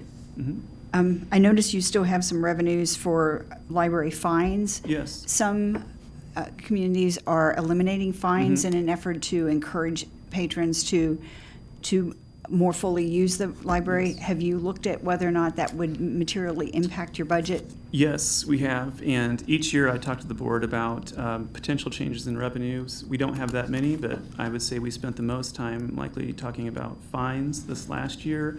It's certainly a very popular trend to completely do away with fines. Interestingly, I have patrons, residents come to me and express both sides of that. You know, I like library fines. It helps teach my children about responsibility, et cetera. We want to take down as many barriers as possible. We do look at it and see what is the budget impact. And we, just to share, we forgive fines. So we are wired to loan things for free. That's how we wake up in the morning. So we don't want to collect money. So we just want people to bring their things back. You can renew them many times. You can renew them on your phone. You can call. You can come in. So we want our items to be out being used and then to come back. That's how we want it to work. So we forgive a lot of fines.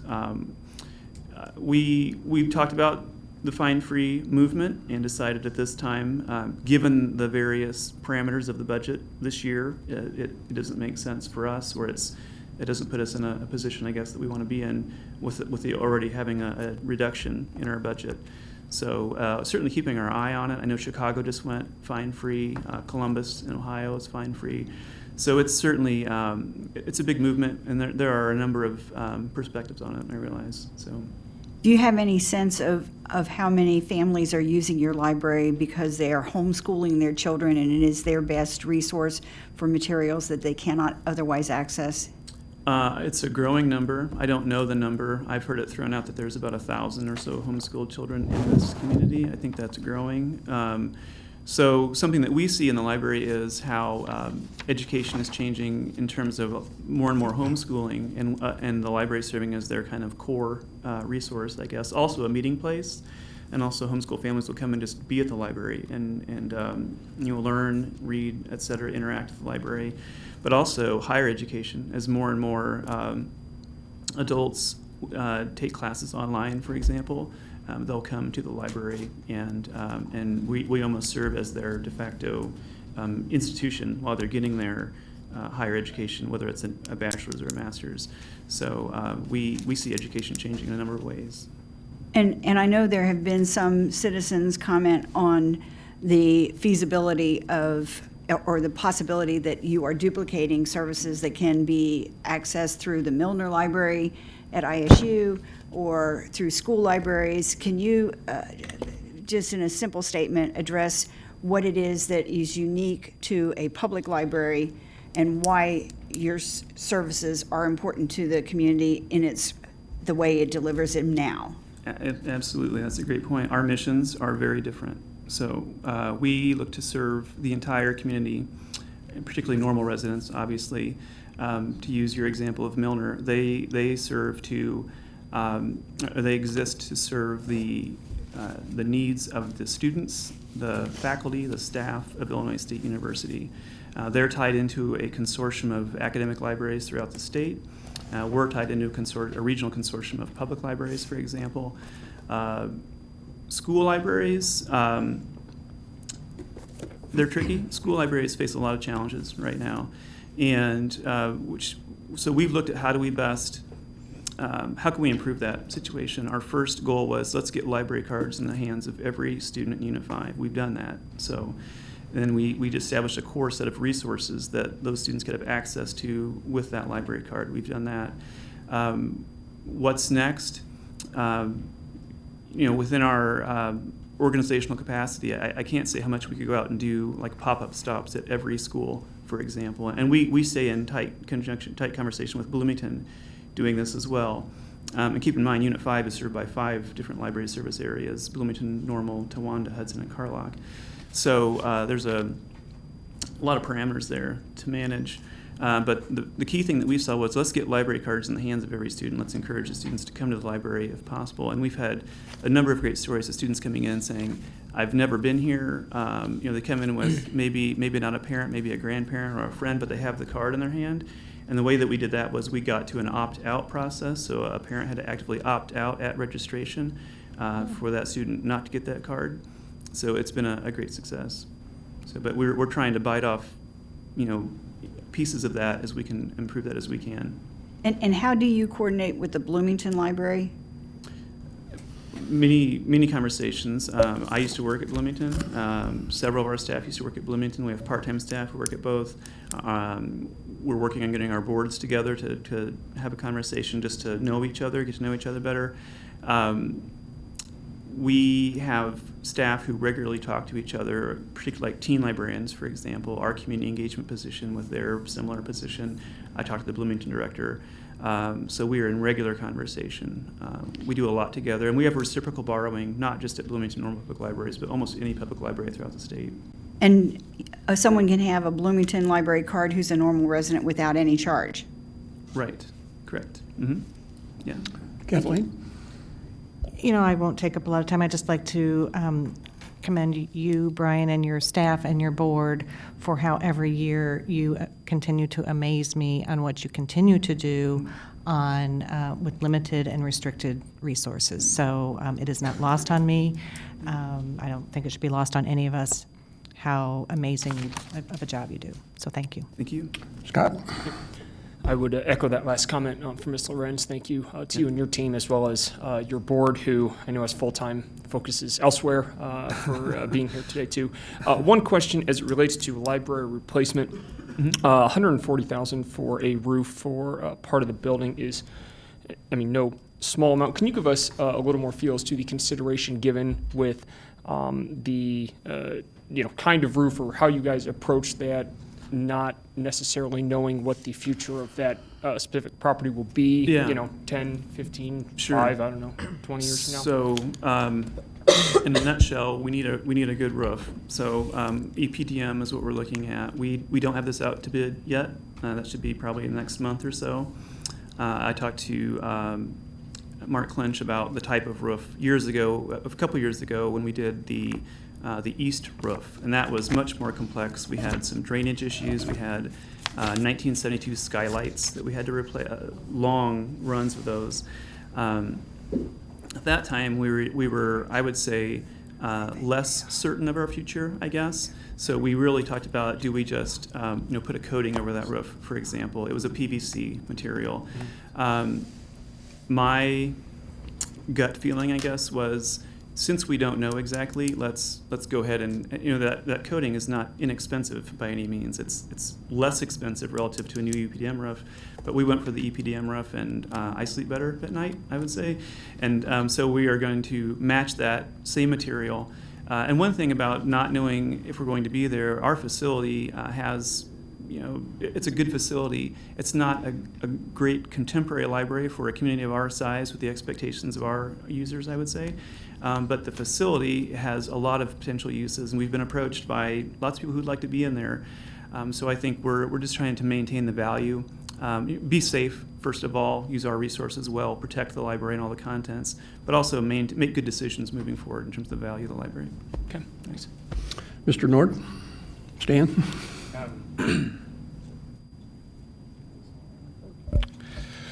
First, I too wanted to applaud the library and you, because you are very community-minded. It's not just residents of Normal. You've got library cards in the hands of people all around Bloomington as well, the south sides of Bloomington too. So that, I think, is great. And collaborating with the Bloomington Library, fantastic. Just for my education, I guess, public education too, the library assesses a tax levy as well, right? So this is complicated. Okay. So we have the library board in Illinois. An elected library board has a lot of authority. They do not have the authority to bond or to set the levy. So those actions have to go through the corporate authority. So in our case, the town council. So I work with the library board to establish a budget, and then and they approve that, I enter that, and then I work with the town budget committee to get that. I enter it in the system, and we meet with the budget committee and talk about revenues, expenses, everything, and then we iterate up to this point to where we have the final budget and have this discussion. So our board relies on the town council to set the levy for our budget. So is it a separate levy than what we just approved here last month, or is it inclusive of that? It is included in that levy. Okay. Thank you for that. Then, within your budget document, you've got, in the library fund, there's going to be a planned increase for property tax in 21-20 of, what is that, almost 400, or yeah, almost 400,000. Yeah. Should we expect then that that's going to be going up here? It would be nice, but no, I don't think so. We are planning that. Whether or not that actually comes to fruition, no. We'll look at the whole package next year in terms of the bottom line of the property tax levy, and then we'll try to manage that bottom line number. In all reality, it likely will not be that level that we project in the budget. It will be likely something less. Okay. I can explain that just quickly too. That was, so when the board approved the budget before budget committee meetings, then the 21, 22 and out, those are still, those don't reflect where we are today in terms of the next fiscal year budget. So those were based on higher numbers in 21, for example.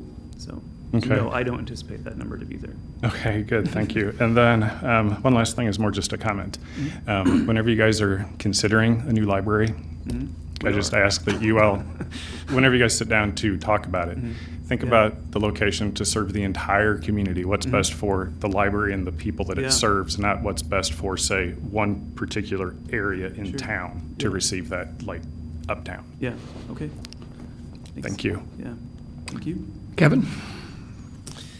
Yeah, I want to add my thanks and congratulations, working with you periodically on the task force, getting to watch this evolve. And as Ms. Lorenz stated, I'm amazed every year that you come up with new programs and figure out ways to iterate outreach with essentially zero assets, figuring out how to go out into the community without buying mobile and a bunch of things. And I also want to highlight in the question about what's the difference between a public and a university library is all the programs that you were talking about growing, all those kids programs, that kid content, all of that Yeah. tech, all of that stuff, an academic library doesn't even begin to address. Yeah. So all of the things that we think about for our children as a resource center and then a physical space, entrepreneurs, meetings, all of those things, none of that is accessible on a university campus that you do and figure out continually how to grow those. Obviously in a very constrained space that you've figured out how to continue to rejigger as you go along Yeah. to make it more accessible. So there's a lot that you do that is not provided on a college campus. And then applaud, I said this the first time you started talking about reaching out to Unit 5 and our elementaries, is the ability for you to extend services that maybe our school district doesn't have money to invest in their libraries, that you're an extension. You can take what they do and extend it and provide greater and greater opportunities and resources to our local students. So I think that's another very, very valuable iteration that you provide. Lastly, I'm going to agree with your roof investment. I'm glad Mr. Preston brought that up. That's the one thing I was going to ask you about. With such an uncertain future about when and where and the like of a new library, I think it's wise to invest in that asset. You may be there for a long time, you may not be, but to make sure that that building is safe and closed up, I think is a good investment decision. Thanks. Thank you, Brian, members of the board. You do an excellent Thank you. excellent job with the resources you have. You're very creative, very adaptive. Kudos to what you guys do on a day-to-day basis. Ken? Appreciate it. Just the dates. So you mentioned the citizen engagement planned. When will that be scheduled? Likely fall 2020. Of this year? Correct, yeah. So we are planning, in 2020, we're completing the work for our 2021 to 2024 strategic plan. And then the Yule Ball, The U-Ball is March 7th. March Tickets- 7th? Tickets go on sale early February, yeah. Oh, shh, I'll be out of town. I would like to, I'm planning to go to the Yule Ball as Yeah, a Harry okay. Potter fan, and I would like to encourage all of us on council to show our support for that. Yeah, appreciate it, thank you. Not that you don't have enough of us already. Yeah. Thanks. Thank you. Moving on, before we do, there will be public comment available. There'll be sign-up sheets outside the council chambers as always, and that comment will come at the end of all this presentation. So just to let people know that will happen.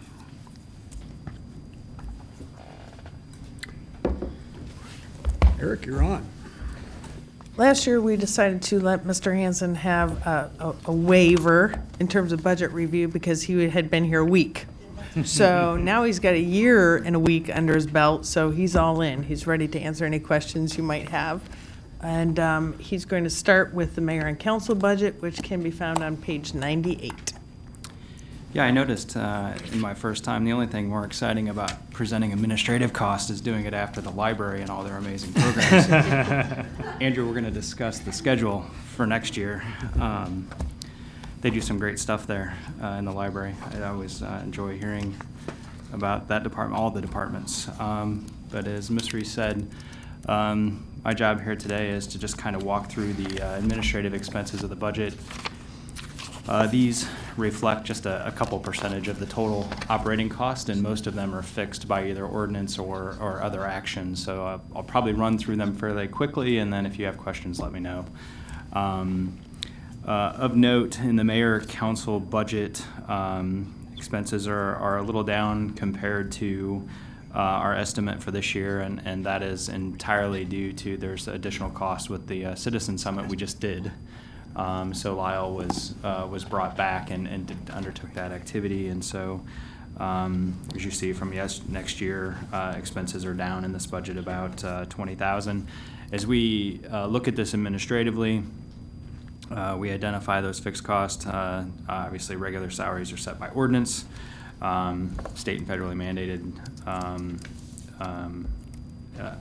employer Social Security comes out. And then the rest of those services, contractual services, are reflected based on either contracts or agreements that we look through that we, in most cases, undertake every year. No major adjustments in this fund. Obviously, you know, and see in the out years, there is an expense going forward for a council compensation adjustment that was approved in 19, and that's reflected in the out years. So that's the only major change there. Any questions on? Questions on mayor and council? Kevin? Are we going to budget for additional citizen summits in the future? That would be something that we would take, you know, if council would like that reflected, then they can absolutely be added. Okay. Again, the total amount of those relative to the total budget is not a Right. overly difficult thing to get inserted. Thank you. Dan? For the mayor and trustees, just on the future. Microphone. A couple items. On the future years, you've got revised up-down 2.0 plan. So in light of the conversation we had in December with the town priorities, please refer to those when you update this for next year. And then for the salaries and wages, you've got Social Security, but there's not Medicare and like unemployment. Does the town not pay those? Is that something unique to municipalities? No, we pay it. I don't know what, that's a payroll-related question, so I don't know. I'll defer to finance. Before we get to that, though, can you clarify where it is that you want us to make an amendment? Was it regarding Uptown 2.0? Oh, under future years on page 98. On the narrative on page 98? Yeah. Just to consider that whenever you get the priority setting results from December. Absolutely. We generally try to incorporate in our comments, our narratives about what departments are doing, including what mayor and council is doing, and we try to reference the adopted plans. So however council chooses to move forward with adopted plans, we will incorporate that as much as possible in the language here. Yeah, I mean, it's just that input was given before the document, so it's just reiterating. Document has look still at been the- adopted, it's just what portion of the plan we're going to move forward with. So just, you know, so. Okay, And to be clear, there are no dollars allocated for the Uptown 2.0 plan reflected in the out years. It's the narrative on the left is reflective, as Ms. Reese said, about priorities that have been previously identified, but until those expenses would be actually approved by the council and actually inserted, there are no dollars reflected in this particular budget. okay, good. And then, is there a gap? Under salaries and wages for for the administration, is there a cap? Because I didn't see that under the salary schedules. For that- mayor and council? For, Right now, we're on the mayor and council budget, pages 98 and 99. okay, so I'm skipping ahead. Okay, You're ahead of us. then, that's all I had. Thank you. Just one comment on your question regarding Medicare and Social Security. We do pay both of that. They're both in a line dedicated as employer Social Security. Medicare is in there also. And unemployment, would that be included in there as well? We pay unemployment with the state as needed. They, you know, That's it, that's in the general expense line, that's not by department. Okay, We okay. pay that organizationally. right, correct. Any other questions for on the Move mayor on. and council budget? Okay. Okay, now, we're moving on to administration, which is the next two pages, 100, 101. Okay, so relative to this particular line item, you'll note reflected, based on actual 18-19, there were a number of changes and cuts in the administrative line item, which resulted in a pretty sizable decrease, which has been sustained. The only thing that's really different here, we did request some part-time help on the administrative assistant side with just one individual. That individual is essentially not able to take any time off because we don't have any other coverage. We also have other demands administratively, and so we did request that, and that's reflected in the part-time salaries, which is a change from the previous year. We've already discussed the health, dental, IMRF, all those associated costs, and they have obviously increased this year for the reasons that have already been identified. Pretty much status quo on professional travel, training, dues, operating supplies, so forth. But by and large, if you compare, the pre 2018-19 changes that were made to now, the administrative department is down in expense about $200,000 over previous years. Thank you. This would be the time. Yes. Okay. Kevin, you want to take it? Sure. My interview's here. Good luck. I'm going to step in for a few minutes while the mayor steps out. Do we have any questions on administration budget? Mr. Nord? So this would be the point for that. For the employee salary schedule, town administration isn't listed on there. Is there a reason for that, or did I miss something? No. They The are? positions are. The positions, but under the salary schedule? City manager is not. City manager is the only position that is not reflected in the classified salary system, but all the other administrative positions are reflected in there. Okay, why is that? Because the city council sets my salary. It's not part of the classified salary system. Okay. Any other questions? All right, moving along. Isn't this exciting? I mean, I'm excited. I mean, I would ask Brian to come back up and help, but, I'm making this as fun as I can. Boards and commissions, obviously a very small allocation there. One dues. This is where we fund some of our special programs, like in support of, let me get to it,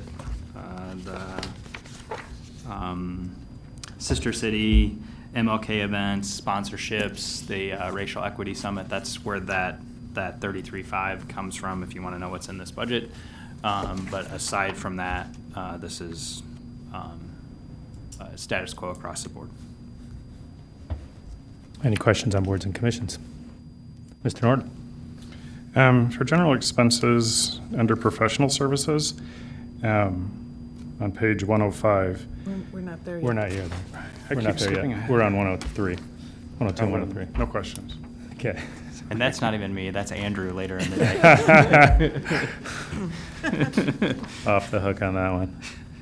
All right. We good on boards and commissions? Moving on to communications on page 106. All right, awesome. So this is it for me. No, we do general expenses later. So just for council review, on your agenda as we move along to the topics, the page numbers that we're moving to are on the right-hand side. It's a little easier for you guys to follow along. So we're moving on to communications. It shows Mr. Eric Hansen, and that starts on page 106, just to make that a little easier. Mr. Hansen, thank you. Great, thank you. A few items of note here. Obviously, the reflected change in salaries is related to, hopefully we'll be bringing on a communications director in this fiscal year, and that's reflected, obviously, the associated costs with that, along with the staffing. Nothing significantly different in contractual services or advertising or those kind of things. A couple of things that I would like to note. One of the cool things that we're able to do in collaboration with our innovation and technology department, we have our own certified drone operator now, and so we used to pay for those services at events where we would have them come and take videos and photos of community events. We actually do that in-house now, which is part of the decrease in the contractual services line item, which I think is pretty cool that we have that capability. The other thing that I would note in this budget, and I discussed this with Ms. Reese yesterday because we're have a lot of focus right now on the census. There are some expenses related to marketing and the census, and you'll hear more about this, but to help you understand relative to what Mr. Hune was saying, the census estimates that for every person that doesn't get counted, the town loses $1,400 a year for every person for 10 years. Every 100 people is 1.4 million over the life of the 10 years. To put that in context, the census estimated the town of Normal was undercounted by about 26%, or somewhere between 12 and 15,000 people in the 2010 census. So you will be seeing, and what's reflected in this budget is a fair amount of marketing-related materials related to the census, especially starting February, March, April. You'll see things, magnets on cars, on our garbage trucks every day, wraps. We're looking at buses and things. We've got to get our people counted. It's very, very important. But I also would put in a plug because another thing that's in here, almost all of that work is done by design interns from ISU. And they do a phenomenal job at a much reduced rate cost.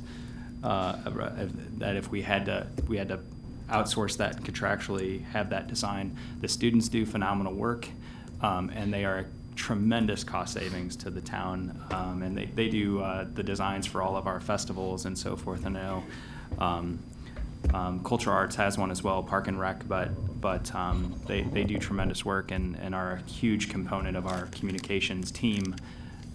Because on the administrative side, we have currently one full-time staff member and all the rest are interns. So the work that they're putting out is pretty phenomenal given the costs that are reflected here. Just wanted to put a plug in for that and to help promote the census. That's all I have. Any questions? Ms. Smith? Does Normal get to count ISU students in our population? Yes. So even the students who don't claim this as their permanent residence, we get to consider them as Normal residents for the purposes of the census? The census nationwide says where you're living on April 1st of 2020 is your residence, regardless of whether you have a second residence or you're a student. You live here during the year. Is the town of Normal incurring any obligation to count, or is all of the physical counting deferred to the federal oversight? Relative to the students? Well, I understand that the current census plan is to rely heavily on online use instead of paper forms or door-to-door. And I didn't know if the town was intending to supplement any of that to help offset the potential for some miscount or undercount. Oh, we have reflected in here from a marketing standpoint, the library and a number of agencies are going to have kiosks that are available. But relative to the actual paid employees, they're all federally funded positions through the Census Bureau. Mm-hmm. And they've been actually in town doing canvassing since August. We've had census employees, all communities have had census employees out canvassing, identifying addresses and the like. So I didn't intend for this to turn into a census discussion because you'll be hearing from me again. Yeah. But yes, all that's reflected in the budget is some dollars that we've allocated for additional marketing above and beyond what the feds are doing that we believe would be beneficial to reach a multitude of audiences to get our folks counted. And yes, one of the challenges this year is that it's a predominantly online process rather than everybody gets a paper thing mailed to them. So we've got to re-educate folks that have been through it about the process. And every time we've participated in a census, back in the mid-'90s, we did a special census. The challenge has been to to work with Illinois State to make sure as many students are counted as possible. Illinois State has always been very accommodating and works with us, and they're part of the Complete Count Committee. And getting as many students counted is certainly to the community's benefit because of the revenue generated. And I do want to mention as an alert that Illinois State is enticing more international students to its campus who may not be familiar with this process and may have language barriers to be considered. But despite the political conversation surrounding it, we do get to count both citizens and non-citizens in the census. That is correct. Mr. Preston? Just a real quick follow-up on the census. As it relates to marketing and reaching out to Illinois State, another good avenue that I would assume we've considered, or if not, maybe worth considering, is the large student apartment management companies that seem to have marketing access to a lot of the student body who lives in Normal. Thank you. Mr. Nord? Again, regarding the census. So the town has like roughly 50,000 people, from my understanding then. Whatever our college's enrollment is, if you subtract that, that's people that are non-student. I mean, is that kind of right? We really have a population of, I don't know, roughly 30,000 people? I don't think that's 20,000 reflected. students? Is that kind of? Because if you look at the census map, and they actually can go down by neighborhood blocks, the vast majority of the not counted are students. Well, it's not who's not counted, but I'm wondering for like lives living here. Do we have 50,000 people living here, or is it 70,000 people living here? Well, if we counted all of them reflective, it's probably closer to 60 or 65,000 people are living here every day. We're only getting funding for 52,706 because that's what the census number said from the last count. And again, if you go into the Census Bureau has phenomenal information available. You can go in now and go to Normal, go to any community in the country, and get down and delve down into the census tracts and determine what the approximate census participation was in 2010. And we know there's a high percentage of our undercounted area in and around the campus. Sure. So the 52,000, if say we were really 60, 65,000, the vast majority of those, the increase would be students based on what census has provided us. Sure. And then also another thing to help promote people signing up for the census or participating is the CDBG funds that we have. Mm-hmm. Some of those are restricted based on information provided through the census. So we've got some areas that probably should be included that are not, possibly because they didn't participate.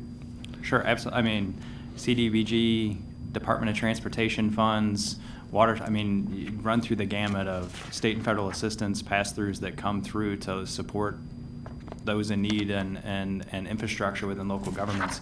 And almost all of it is entirely based on your census count, and it's a 10-year thing. It's not a one-year problem. So this is a very important process, which is why we're actually have allocated some dollars to try and increase our count. I'll just add to say thanks for bringing that to our attention. If I'm doing the math right, that's probably at least about 10 million in funding. That's correct. It's real money. It's very real money for a long period of time. The only other comment I want to share with council in terms of the communications department budget is 2 years ago that budget was about 396,000, almost 400,000 2 years ago. We cut it back when we did our budget cuts through attrition when the director retired. So what you're seeing in the proposed budget is obviously that position reinstated, and so it's very comparable to where we were 2 years ago. Great. Thank you. Thanks.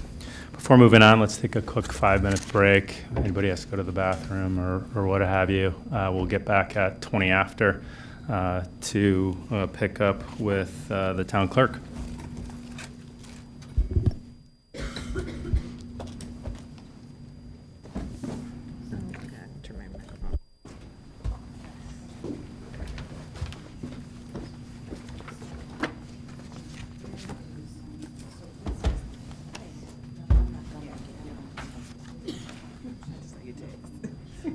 No, I'm not gonna make it, I'm not gonna make it. I'm not coming. You're funny. I don't accept that answer. I don't accept that answer.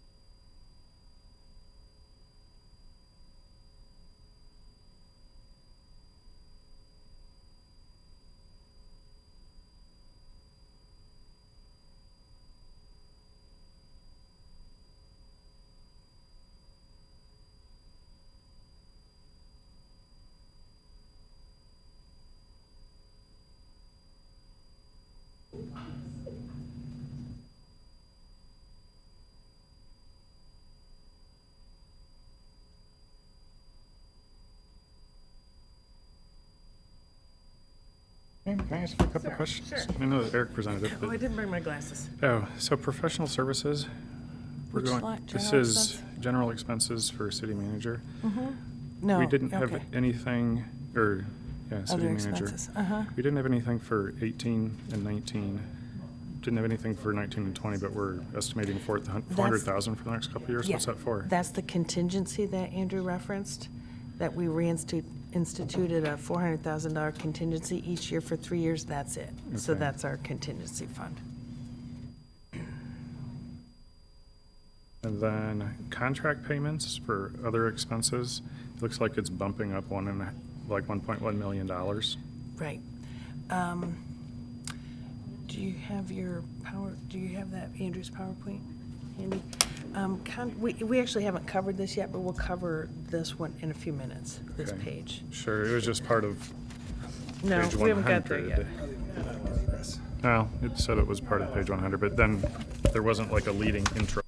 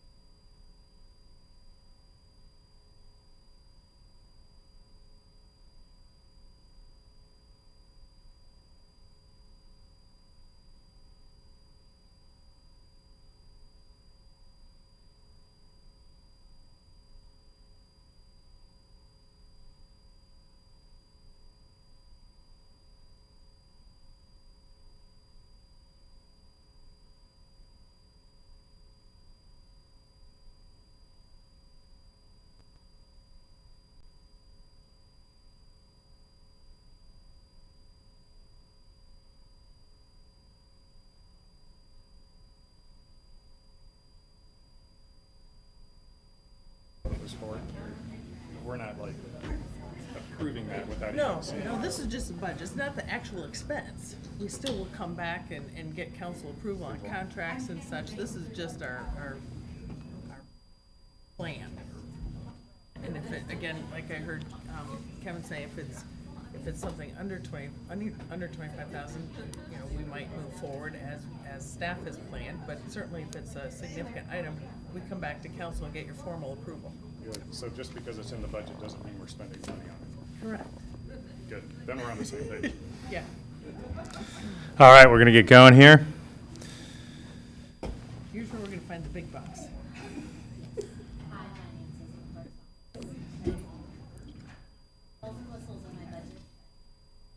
All right, we're going to start with our town clerk, Ms. Honker.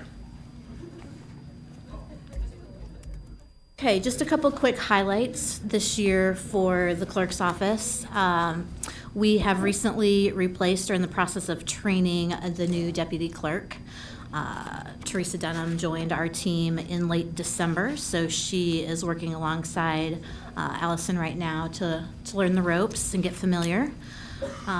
In 2019, we implemented a new FOIA software system, which helps us to streamline the research and fulfillment process, provides faster turnaround time between departments in the clerk's office once that fulfillment has been completed. And it also provides a centralized point of communication specific to each of the requests. You've also already heard that we have requested a part-time staff person to assist in the processing of FOIA. In 2019, excluding all of January and part of February, because that's when we went live with the software, the office processed 1,103 FOIA requests. Those requests equaled 1,909 hours of staff time to process. If you want to break that down in work days, 255 working days was spent solely on processing FOIAs in roughly 10 and a half months last year. With the software, I'm able to track those numbers much more accurately. For instance, that cost of hours equals $36,985 in financial impact of staff time.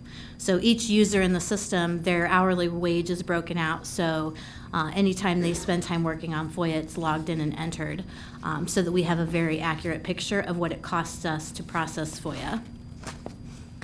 The other big things that we've worked on this year is we have developed a database of all of our contracts, agreements, motions, MOUs, and such to provide a search and sort listing of items using a variety of parameters such as expiration dates, whether it's intergovernmental agreement, whether it's an auto-renew contract. We started at current and worked back. So far, we're through 2004, which gives us a really good picture of what we have out there, and we'll continue to work until we incorporate all of those agreements. The other thing that we are working on this year is the revision of the Illinois Application for Authority to Dispose of Local Records Schedule. This is a critical item for us for proper records disposal and retention. We hit a couple of hiccups last year with state staffing changes. A couple of people have started, trained, and then left. So that's why it is still ongoing. And then from that point, most of our work right now, as time allows, is to work on projects necessary to create and maintain a more accessible records management system. Our goal is to digitize records in a way that makes them more accessible to staff and to the public, such as having ordinances and resolutions available online as opposed to having to call our office to find them. Similarly with contracts and agreements or other documents that are available for public inspection. Budget-wise, there's not a lot of changes. As I said, we don't have a lot of bells and whistles, so it's pretty much just operating costs outside of the salary line item. If you have any questions, I would be happy to answer any. Any questions? Ms. Smith? What was that count of FOIA requests from last year? We processed 1,143 FOIAs. Oh, 43. And what is involved in staff meeting those FOIA requests? What does the staff have to do that contributes to the number of hours dedicated to this? What's the process? Well, it would depend on the type of records request. Obviously, the protocol for a police records request is different than that of an administrative request, such as emails or contracts, that type of thing. Police requests involve police records. It involves police administration, all reviewing the documents prior to being sent to us. Once we get them, then we review those records and do any redacting necessary. And oftentimes there's consultation with legal, depending on the scope of the reports. Similarly, with administrative requests, for example, if the request is for a batch of emails, IT has to be involved. Most of the parties, if there's multiple parties emails being requested, they're involved to ensure that we've gotten all of the accurate information from the poll. And then my staff has to physically read every single word of every single document for anything that needs to be redacted prior to being released. What type of information are you making sure you redact? And is there somebody reading over it after it's redacted to ensure that there's compliance with that? Well, we are the point of compliance. So the short answer in that is no. We are confident that as we're making redactions, making those choices, that it is accurate prior to going out. As far as, what was the first part of your question? I'm sorry. So what kind of information are you making sure to redact? Again, it depends on the nature of the request. Obviously, with police information, there are a multitude of statutes, private information, invasion of privacy. It could be, well, there's a long list of statutes with law enforcement. With more administrative, then it becomes mostly private information, personal emails, personal phone numbers, not necessarily always, but oftentimes those are the items. Every once in a while, you will see where it might be proprietary information that can't be released, or financial information that may or may not be able to be released if it incorporates any kind of formulas that are specific to that particular document. At this time, is the town charging anything for complying with these requests, even for the cost of copies or Statute doesn't paper? allow to charge to just process a FOIA. We have a small window of opportunity to charge for accident reports. We get $3 for an accident report, and in the grand scheme of our requests, that is not a lot of money. We can charge for per page after 50 pages if they want it printed, but most of our requests now, they want it all in digital form. Okay. Ms. Lorenz? I've got a question for you about the reason why we're seeing year after year increases. Are those coming more of the two categories you mentioned, more on the administrative side or more on the police, and why is the increase happening?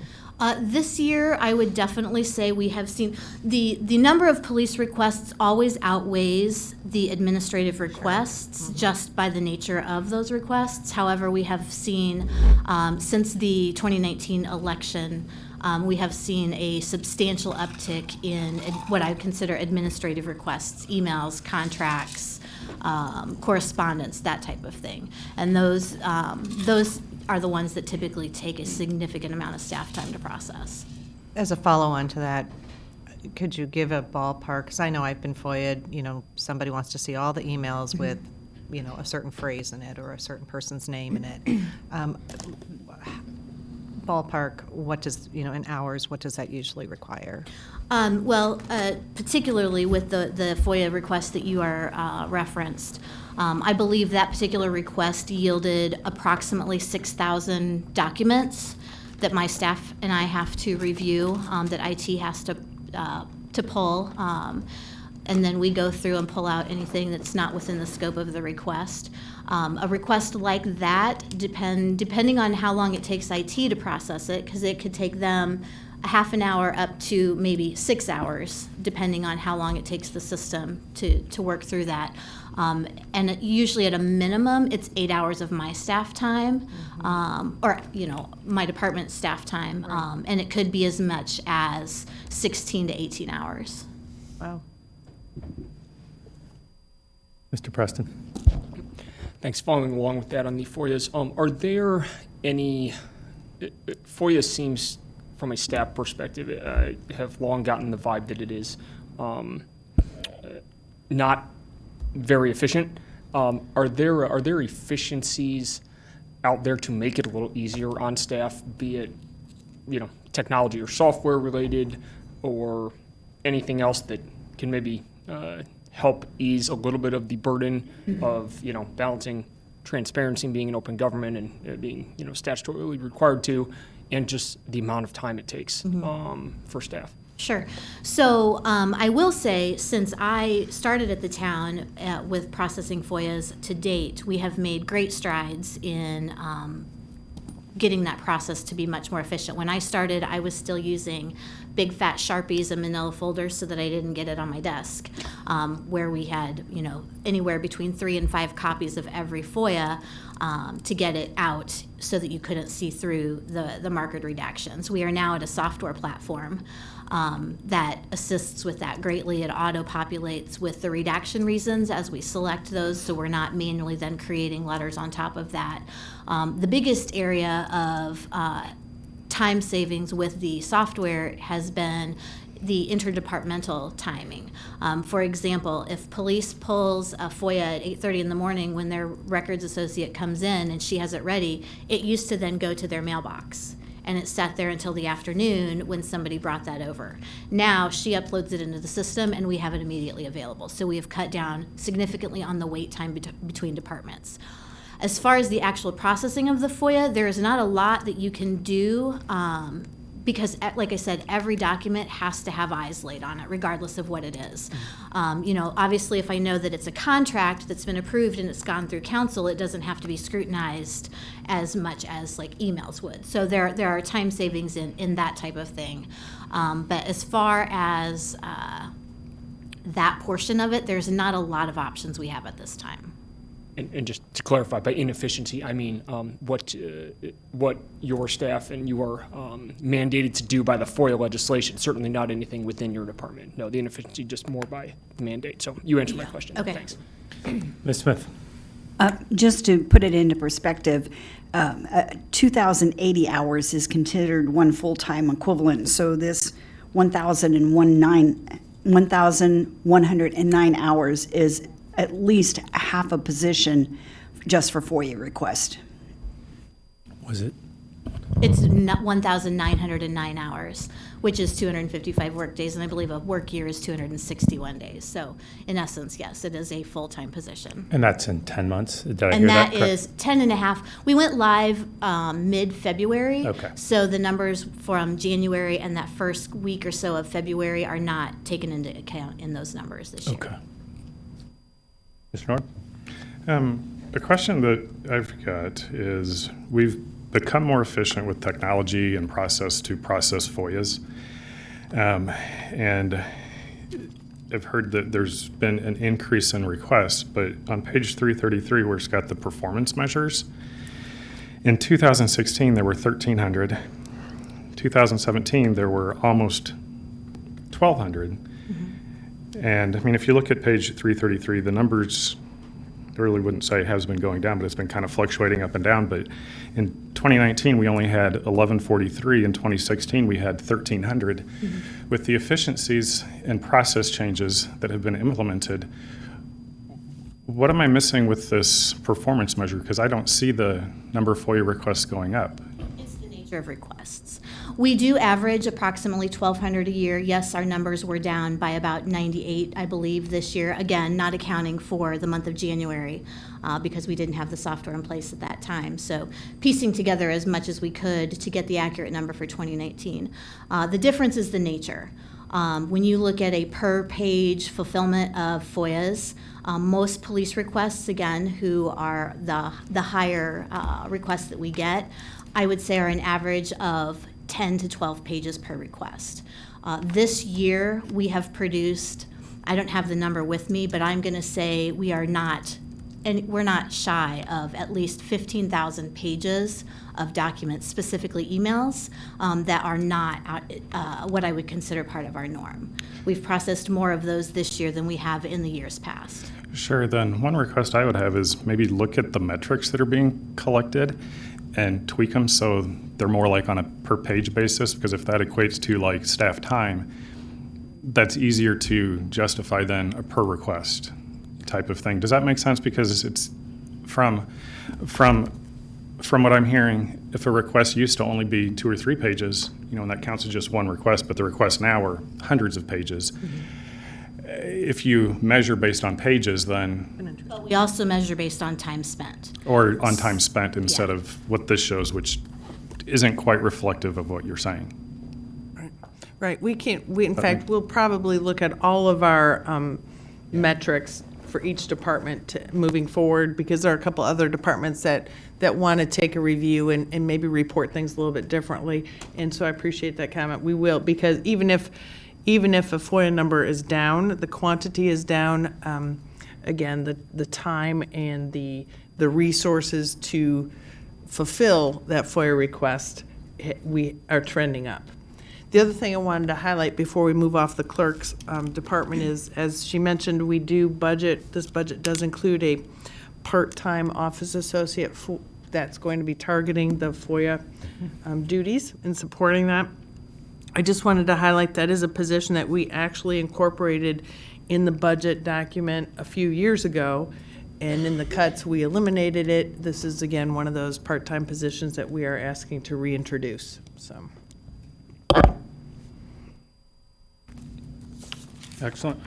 Thank you. Moving on to Corporation Counsel, Mr. Day.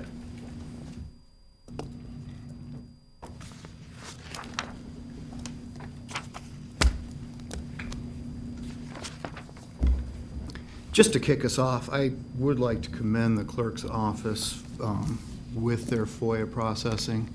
I recently sent a FOIA request of my own to the Attorney General asking for some of their opinions that they've been given out. And the response I got back from them was, well, this is an awful lot of work and we'll have to look and see how we can eventually get to it. And they took like 10 days to give me 70 pages and there's more to come. And basically that office wasn't able to do in a month what our clerk's office typically does in probably a day.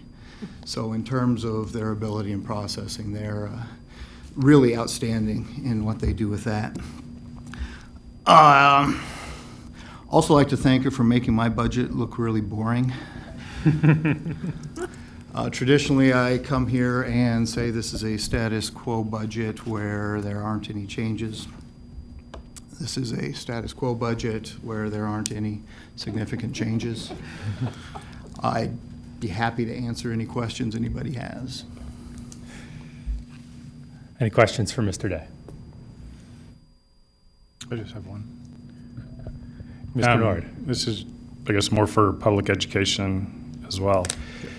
You represent the town staff, the town's position as an attorney and for their legal perspective. But there is no one that represents the taxpayers. That's the elected representative's responsibility. Is that fair to Correct. say? Under the Code of Ethics for attorneys here, we represent, as a lawyer, we represent the corporate entity of the town. So it's the town proper, the corporate entity. So it's not any particular employee, it's not the council, it's not the mayor, it's the corporate entity of the town. Yeah, and not the citizens. Well, the citizens are, because the corporate entity of the town of Normal is the citizens. So certainly in a way, yes, depends on what you're meaning quite by that question, but. Just if we have questions for something as it would pertain towards like citizens or taxpayers, are we able to come and ask you, is this good for taxpayers versus is this good for the corporate entity? Certainly, I assume you mean legalize. We try very hard in the legal department to stay out of policy. We have enough problems wrapping our head around the legal issues. We try to not get involved in the policy issues. So certainly if there's a legal question, then yeah, I think that if there's a legal question about how it affects citizens, the corporate entity, certainly our office would address that. Okay, thank you. Ms. Smith? I noticed that you're under budget by about 40,000 estimated to actual in the prior year. Has that been a consistent pattern where your budget is builds in some contingencies and you typically don't need them? Yeah, I do tend to come in under budget. Part of that is there's a part-time position that we haven't filled for a couple of years for a part-time legal clerk. We do have some contingencies built in. Our contractual services, typically that is for hiring outside counsel where we need them for specific issues. We tend to use them for really esoteric employment issues, insurance coverage, things that are a little beyond the scope of what we typically do. So we build in that. We may or may not use that, but we keep that just in case we need outside counsel for something.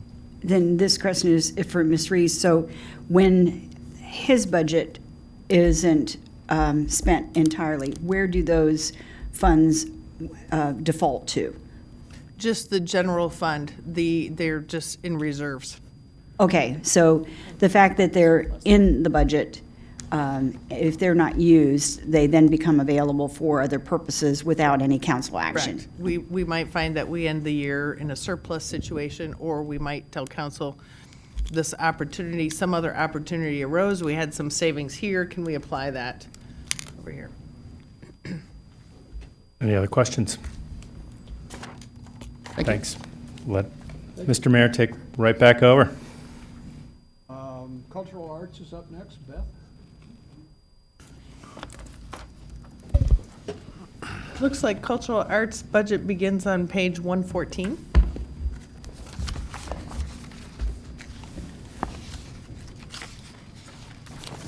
We had a really big year for cultural arts, as the cover of your budget shows. This was the 25th anniversary of the Normal Theater, having been restored and beginning a new look or a new movement in Uptown Normal. I guess now Uptown, back then it was downtown. So 25th anniversary at the Children's Discovery Museum as well, including a 15th anniversary of being part of the town, and a lot of events. So revenue was up for both entities compared to in fiscal year 19. At the Children's Discovery Museum, our membership is the highest it's been in 6 years. Visitorship is trending back up. Our under two in attendance is up, and that's actually part of our free admission. The parents are paying, or in one case we had a grandchild who clearly was the first grandchild with 6 adults with her. They all paid, she was free.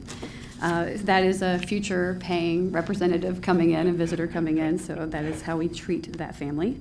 Family events and rentals were up at the Children's Discovery Museum, which is a revenue stream, which we were particularly happy about. And our foundation, which supports with nonprofit and philanthropic efforts, is stronger than it's been in a while. Their annual report looked great. We're on the verge of opening up our Healthy Me exhibit in August, could even be earlier, depending on a few things of this year. And we continue to have really good grant-funded STEAM outreach programs that reach all across McLean County, not just in Normal.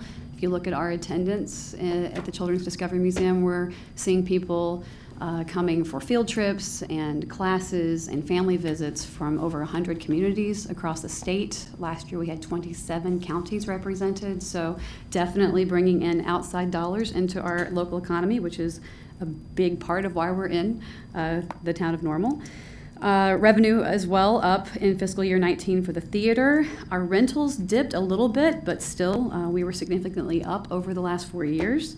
Film attendance is title dependent. That isn't necessarily how we measure our success, but certainly we look at that and we're constantly trying to nail down what it is people want. And that is not the easiest thing to do. And frankly, with that industry changing every single day, with mergers, it is changing how we are able to get certain titles, in particular, like when Disney buys Fox Searchlight, the level of red tape gets thicker and thicker for us to be able to get an independent film that 5 years ago would have been right in our wheelhouse and easy to get that the big boxes didn't want. And so now what happens is sometimes they'll get it because they have a contract with Disney, and they'll put it on one screen, show it for 2 days. It barely gets any attendance, but it blocks us out. So we're navigating those waters, and the whole industry for art house film is actually doing that. And we've got, as part of why we go to the national conference, we get real good FaceTime with people who are fighting this fight on the front lines.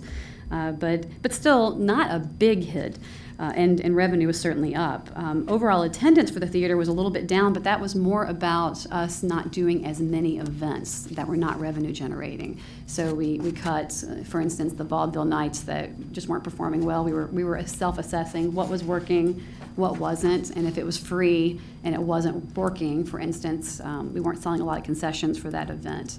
If it was something that we had started, there wasn't maybe a grant involved or something that could help support it, we were cutting those things in an effort to be efficient. But still, a lot of really good free community events that were in collaboration with partners across the community. So we're very excited about that, and we'll keep looking at that.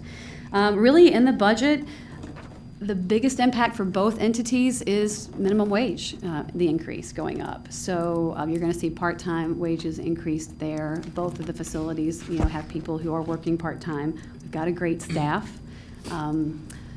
Most of them are students at Illinois State University or Illinois Wesleyan University. They are, working their way through school, and we are a big part of their education on top of their actual income.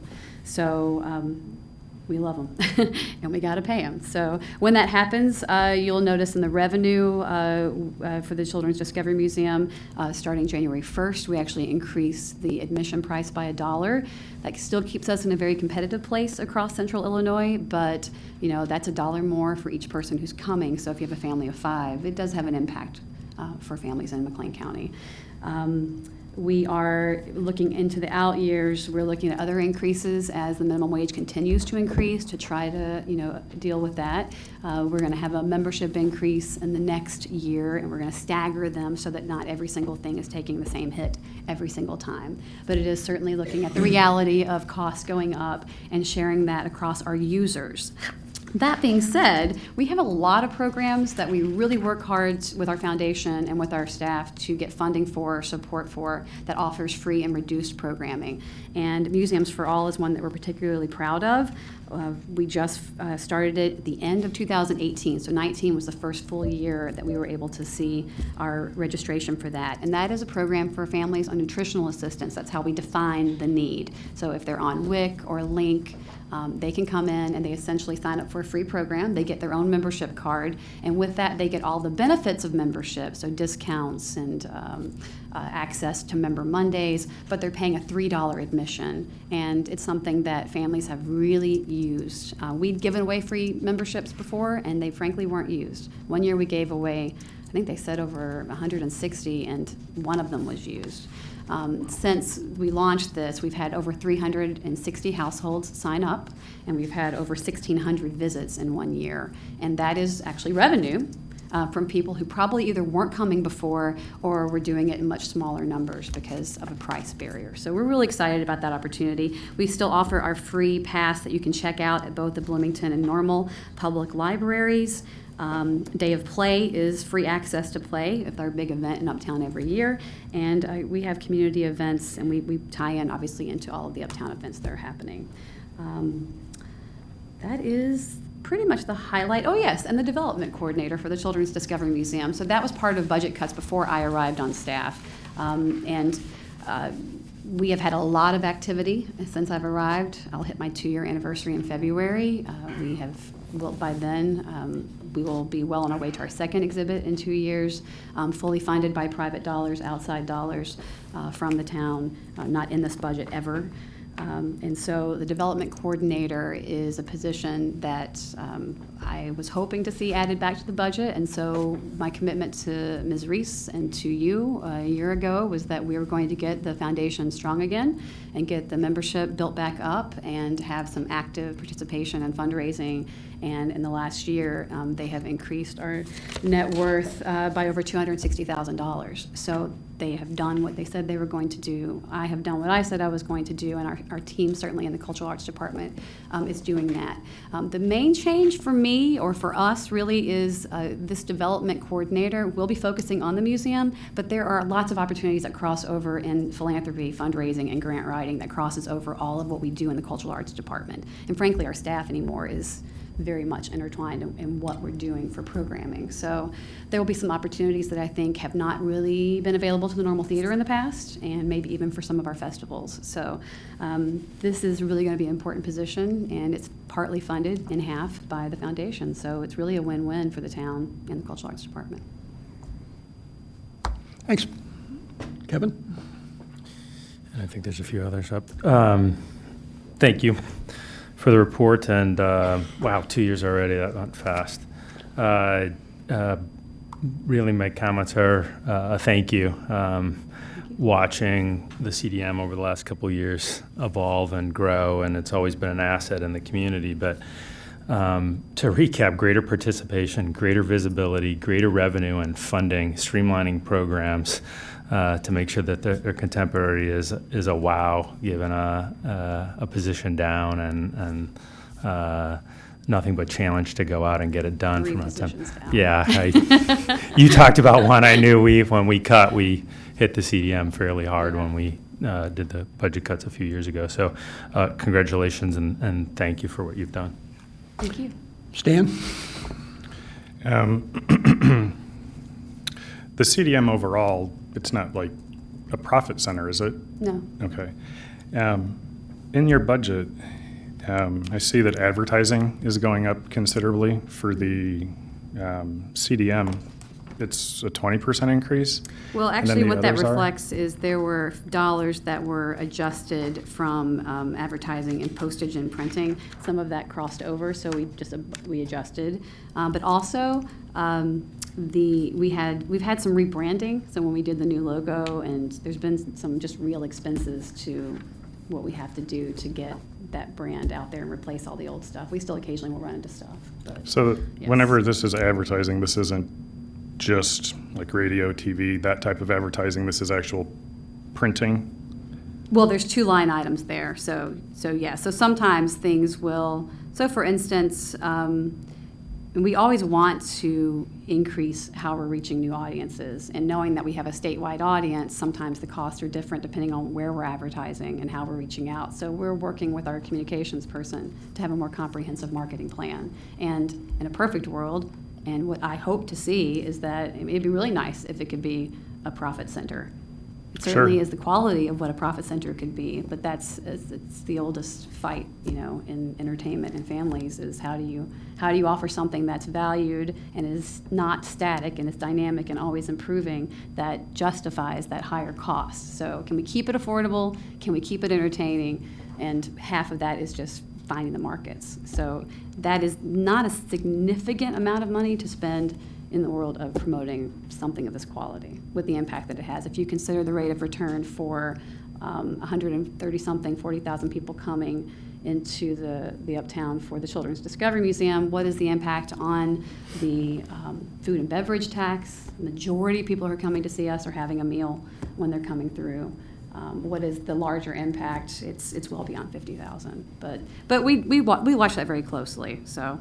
The other thing that I'll add to that, to supplement, it also includes the event advertising, special events, pushcart Which is all derby, the revenue. graphic design, all the posters and such. So everything that's used to advertise their events in addition to their programs and the facility is shown in this line. And just to illustrate, this year we spent a little bit a different approach on some of the promotions that we were doing, and kind of fed into this decision for marketing and advertising.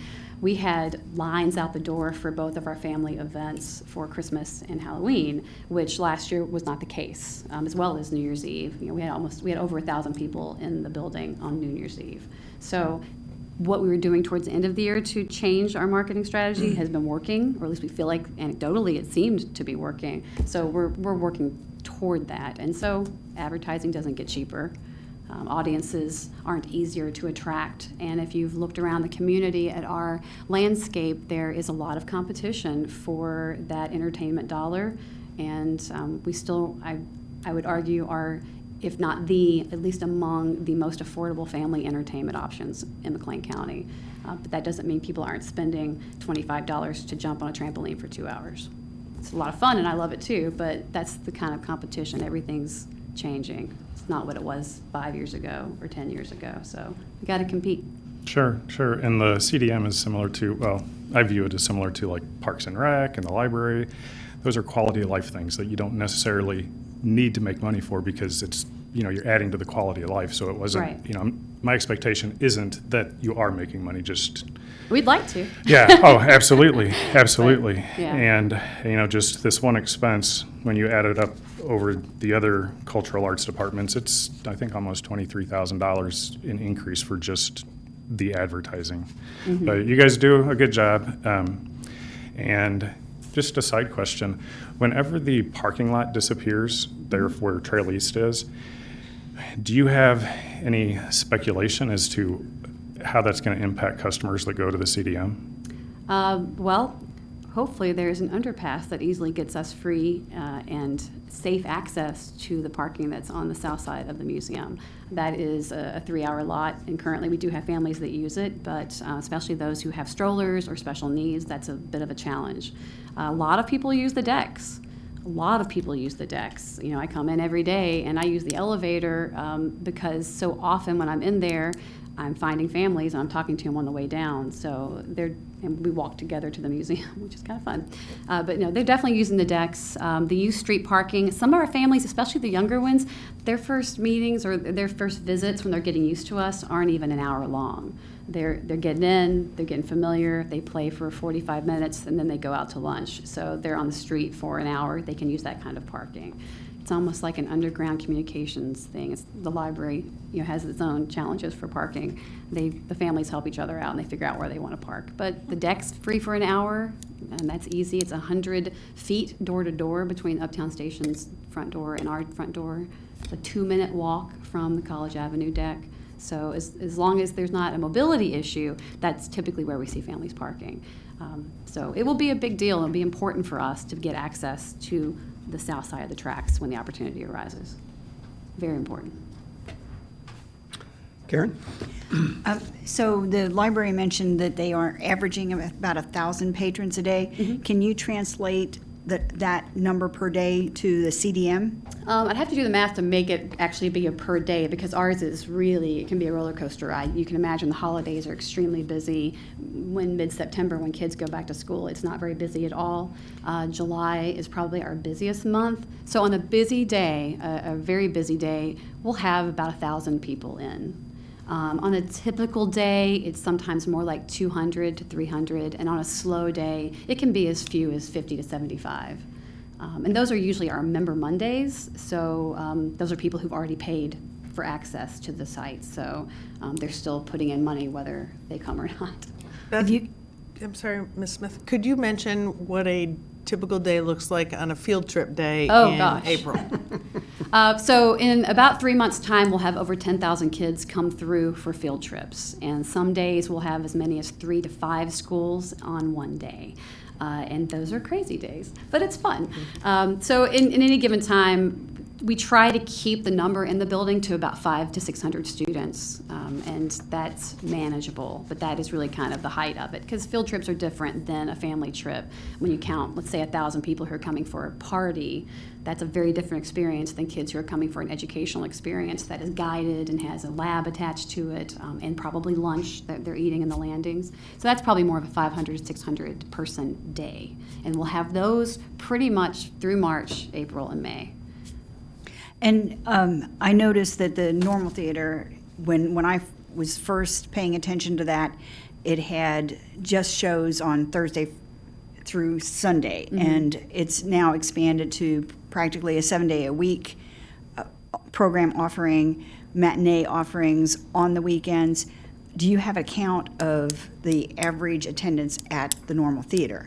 Very title dependent. So, if you've got a Mr. Rogers movie, we had 300 people, 200, 300 people in those seats. If you have, an art house feature that's foreign language, you're probably looking at 25 to 50. It really depends on what's going on, of course, but Parasite is Korean, and it was 200 people. So again, it's very dependent on what is drawing people's attention. But you have membership programs for both the normal theater and for CDM. The foundation, is that strictly soliciting donations, that Yes. trying to establish a fund balance for stabilizing, planning in future Right. years? So the foundation is planning for exhibits and experience. So all the things that make the museum, the heart of the museum, and the physical components, the excitement, what we build our programs around, all of that is funded through the foundation. And And the membership is a revenue stream for the town for operation costs. For the theater, our membership program has actually been reignited. It was falling off a little bit and it wasn't working as well. For instance, you couldn't get membership online. Now you can. But we're also building in a lot of components that make that a value that is more representative of what you're seeing across the landscape in movie houses. So, anymore you go to a movie theater, they want you to be part of a rewards club. There's all kinds of benefits and perks to joining. We're doing the same thing, but we're doing it with, some extra restrictions, because being part of a municipality has some restrictions in how we are able to do certain things for selling tickets and financing things. So it's a little bit of a challenge, but we're working on it, and the membership piece will be really important moving forward. And you can do those under the umbrella of the town? Yes. For those programs, but the foundation is set up as a 501c3? Yes, so memberships are more transactional in a sense, whereas the donations are philanthropic, and that's the difference. But both very valuable and required for us to continue and be as good as we are. Okay, thank you. Thanks, Beth, for the update. Thank you. Very, very informative. Thanks. I think we're going to break at this point. Take a few minutes to do what you need to do, and lunch is back there. It will be a working lunch, though. Once you settle back in, we're gonna get to it. Keep going.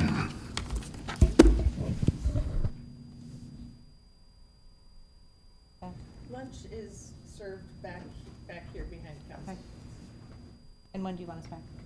What's that? When do you want us back? Did you say? Well, I'd say, let's take a 10-minute break and then. Bring it with you. Okay. Didn't like the sunflower seeds? No, a little go a long way for me. You don't want them? No. Okay, save the plan. My parents survived the Depression. Well, I mean, I'd eat them, but here at the table, I felt like I was. No, you're not. I'm gonna throw out the napkins since my damn fingers Okay. have contaminated it.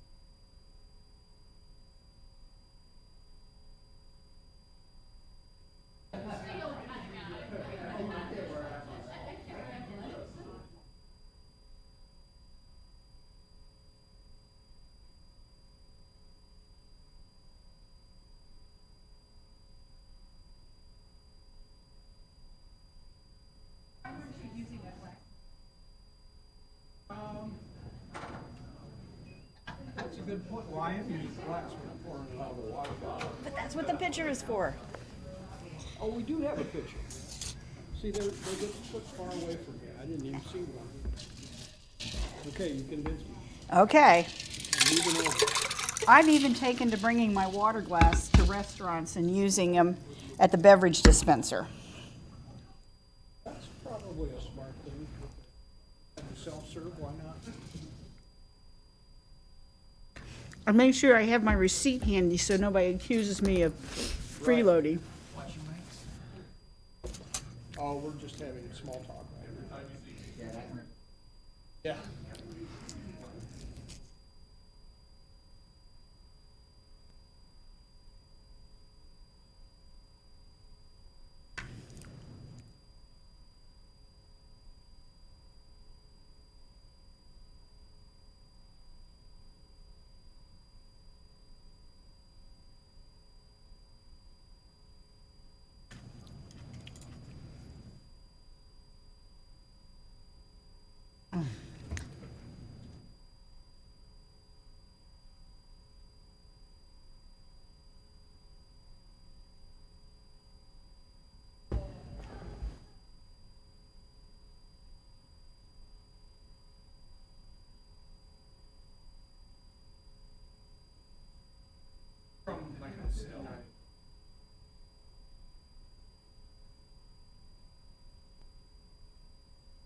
Chris, it went well.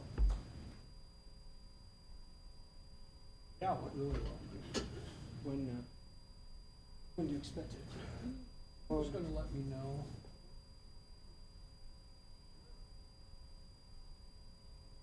They're monthly, aren't they? Well, there'll be a big online deal with it. But he's got a full day of interviews tomorrow. Yeah. Yeah. Talking to people at the plant. People at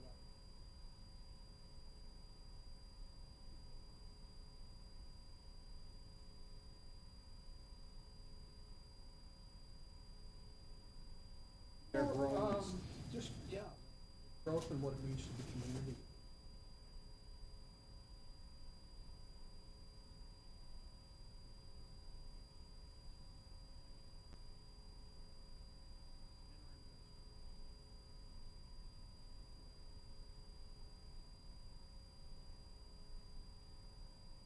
It was a risk 3 years ago. It's a slam dunk now.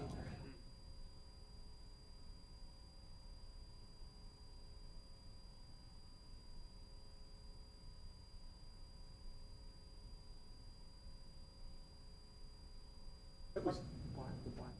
That was a couple weeks ago, right? Or was that?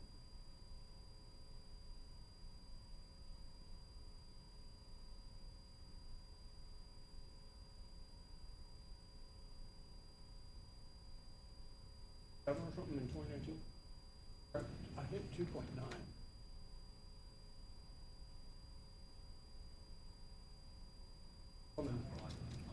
Raise money for the town.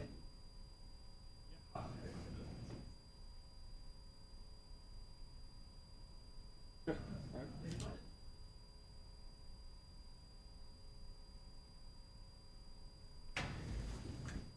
I want to make sure I'm not crunching on the. Microphones are off.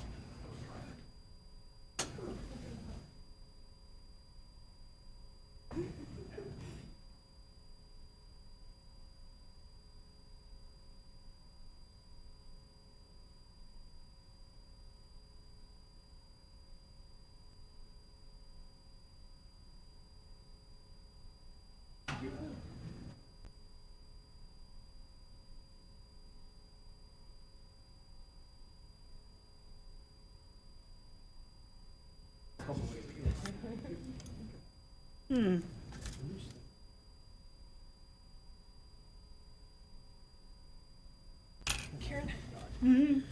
Might want to turn your microphone off so our crunching isn't on the, crunching of our sandwiches is not on the video. You know,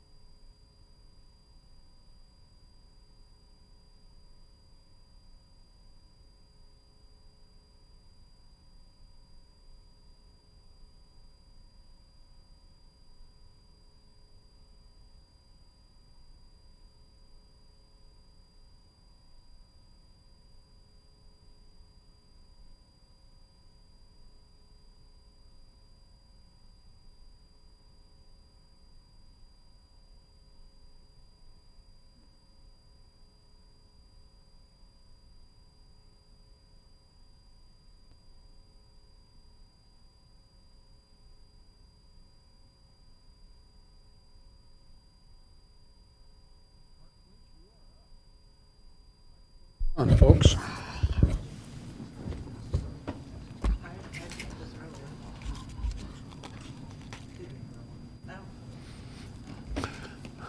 Hopefully, the excessive chomping won't distract you in your presentation.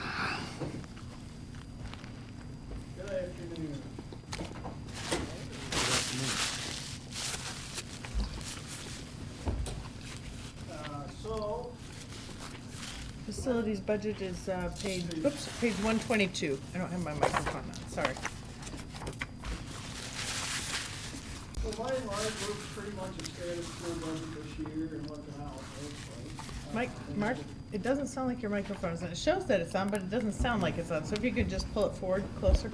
Hello? Oh, there you go. That's it. Hot mic. Okay, so our budget is pretty much status quo for the most part, looking out without any major fluctuations this year or the out years. I would say that our department, by and large, focuses our philosophy on being in everything as a service kind of a department and experiential based. We want, being that we're primarily internal service, our customer base is the other departments. And we are very dedicated and determined to help support them in their success, essentially, is our core mission. We're behind the curtain. That's where we like to operate. There's a few things in our budget that were highlighted. Some money for assessments that have been made. We carry about a $7.5 million backlog on any kind of need from a fence rail to a roof. And it's kind of unnecessary to go through that, I think, because we have the resources we have, and we've developed a professional staff to determine the best way to execute the resources and services that we're allowed to do. And that's what we, through strict and intentional management, attempt to achieve for the community. I would like to take one moment and just mention Eric Heggie, who's our maintenance supervisor. He really takes this work from, and the philosophy of administering it, makes it a reality, and does a remarkable job with that. So I appreciate him very much. One thing that's new to us this year is the contractual services for Mark First. That group helps us maintain Uptown. That just moved to our department because it made more sense. It was currently in the administrative contractual services, so that was just a shift. And then, like I mentioned, there's $120,000 there for assessments, and then the remaining budget is pretty much status quo. Even the $120,000 is a stock allowance we keep in our budget to deal with those kind of things that come up. We do pride ourselves on flexibility, as with any budget, and it is, of course, variable. It's an anticipation of what we can expect. Within facilities management, it's so wildly dynamic. It's difficult to do that, and being a department that is committed to being able to say yes to function and intent of the overall organizational goals, we try to manage, we actually micromanage our ability to be able to say yes to functional department needs, and then put our needs, or what we believe are our priorities, as the inconvenience instead of the other way around. So I think the most remarkable thing about our budget is it's meant to support others more than ourselves. If there's any specific questions, I'd be happy to answer them. Karen? Your partnership with Mark First, how many positions does that represent? Frankly, I don't know. We moved $20,000, and we're going to put it under our management if this budget passes and such, and then we're going to reach out to them and kind of embrace that relationship. And have you also considered the possibility of partnering with Unit 5 for VTAP positions, where you would use students that are in vocational training from the special ed department? Because I know Field has students that are 19 to 21 who are training for jobs, and it's always important that they get some real-world experience. we do and have for, I think, 4 or 5 years now, with a force as strong as 7 to 10 at a peak, and we do rely heavily on them as part of our budget to offset the work. And for us, it's mutually beneficial because we see the value not only in the program and the transcendence in investing in those individuals, but actually it helps us as well. So it's a very practical and meaningful in a lot of ways for us. So we're very grateful for that relationship. Now, do you have to pay for the services of the VTAP students? No. Okay, great. Stan?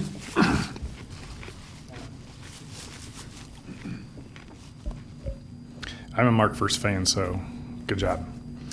A couple of questions. Overtime is 27,000. Is that something that can be scheduled so we reduce the overtime costs? No. No, that's all unplanned. Yes. And one example would be when we have a snow event. They often go out and help clear sidewalks and clear things like that. So it's all generally event-driven. It's also staffing if somebody's off. Yeah, so I guess to be a little less concise, which I'm working hard to be a little more concise. Those that know me well would understand that. But are you calling in to hear this, or? I don't know what that is. Not me. Hello? Somebody got a phone going? I'm anxious to hear who wants to get in. It's not my phone. Sounds like it's coming over the audio Right. system. So to be, again, less concise, the overtime that we can schedule, we do schedule. Meaning if someone's off or something of that nature where we have to fill a gap, it is scheduled. But much of our overtime, being that we're a 24/7 department and reacting to facility issues, emergencies, much like anybody else, water or that, we function the same. So to be able to say that I can schedule out $27,000 worth of overtime, I could, because we certainly have the work, but that would leave the unaccounted for or the unforeseen call-outs unfunded. So we're balancing between what we can schedule versus what we have no idea what's going to happen. And that's a historical look on what we've been doing over many years. Okay.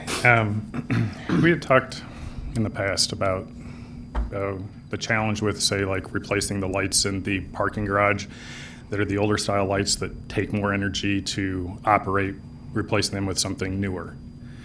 Could you explain to the council why that's a challenge to do to, lower our energy costs, become a greener community, and why for facilities it's a challenge simply just to replace those fixtures? Well, it's not a challenge to replace the fixtures necessarily or reduce energy consumption. I wouldn't say cost is something that we can manage if we're talking pure utility in the sense. I don't know what definition you're talking as far as cost or consumption, but when I speak energy projects from my perspective, I talk in the mechanisms where I have some control, and that's basically consumption, meaning the only real control I have is turning a light off or on.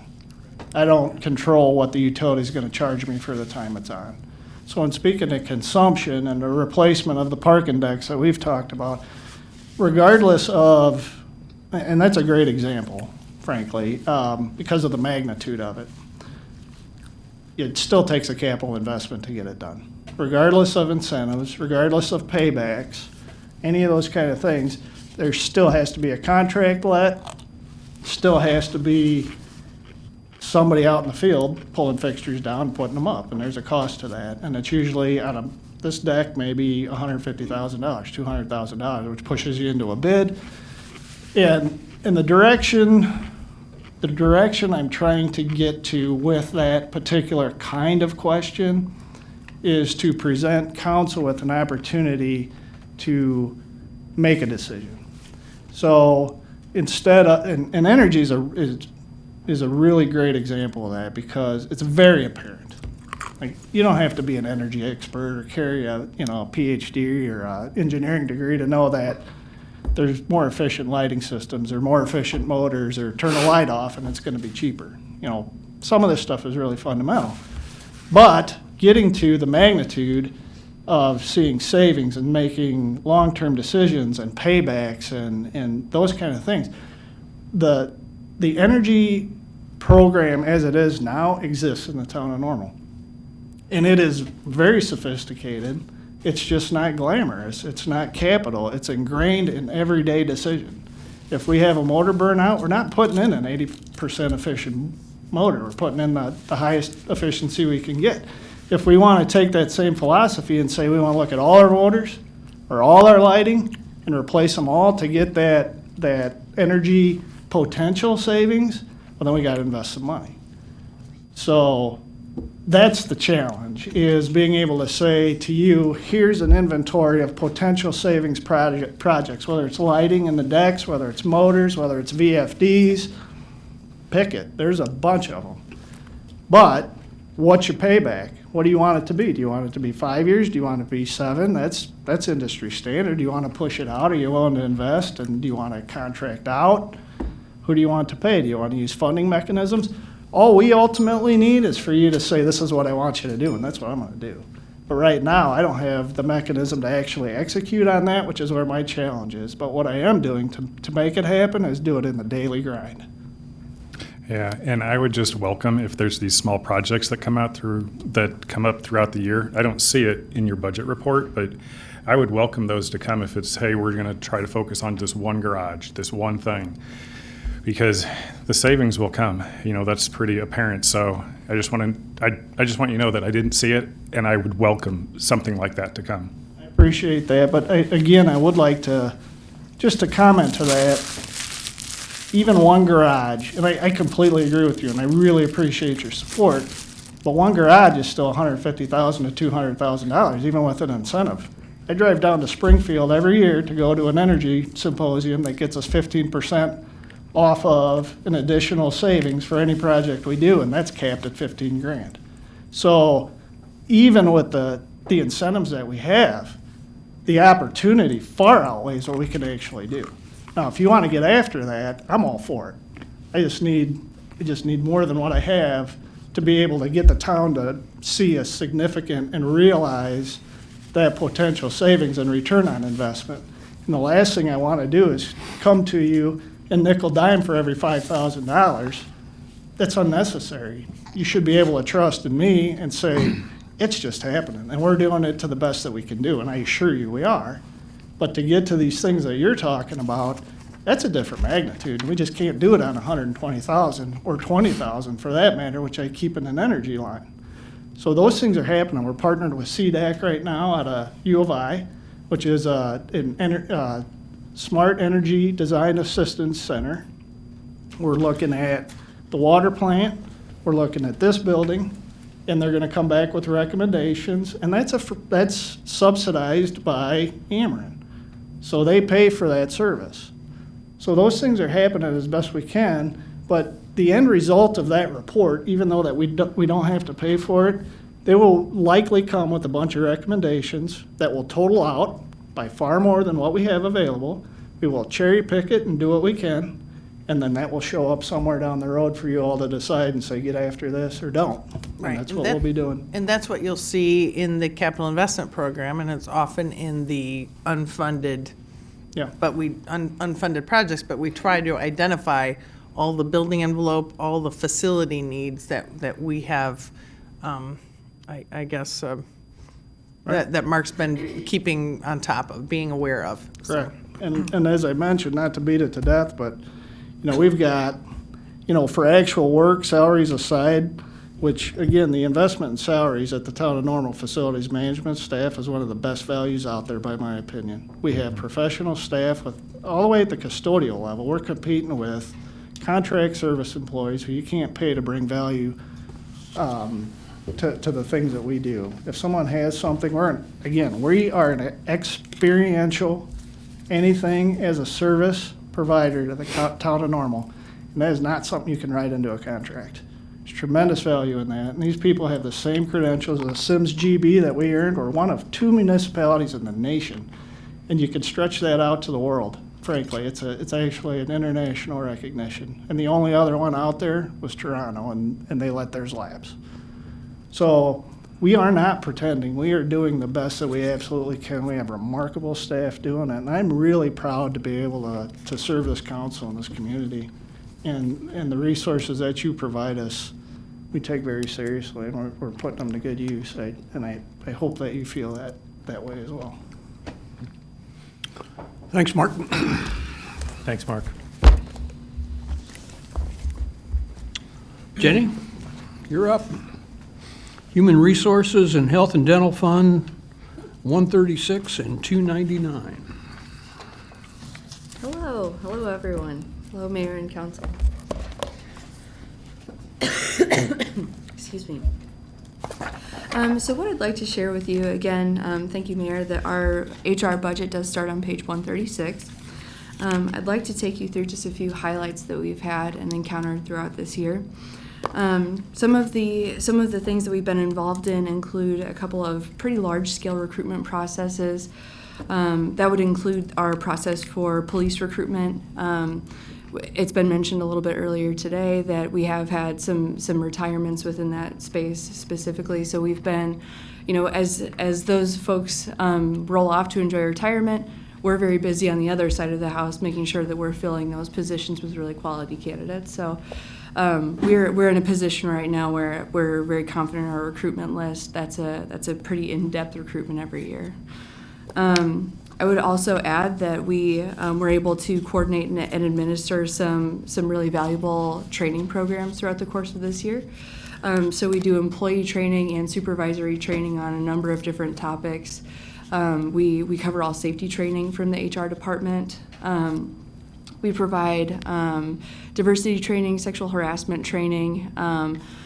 Number one, because it's the right thing to do. Number two, because we've got some additional compliance measures that are coming on board this year. So we're in a good and comfortable place there.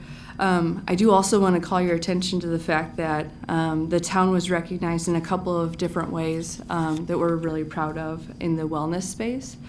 So the first one is one that I've actually shared with you previously. We were named one of the healthiest companies in America by Interactive Health.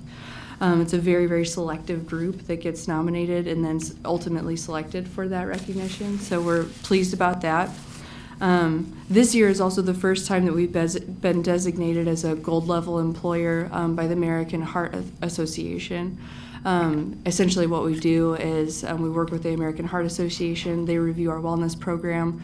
They see how effective it's been, and then they assign a tier. This is the very first year that we've gotten that gold tier. So we're very pleased about that too. I'll transition to some of the actual budget highlights that I'd like to share.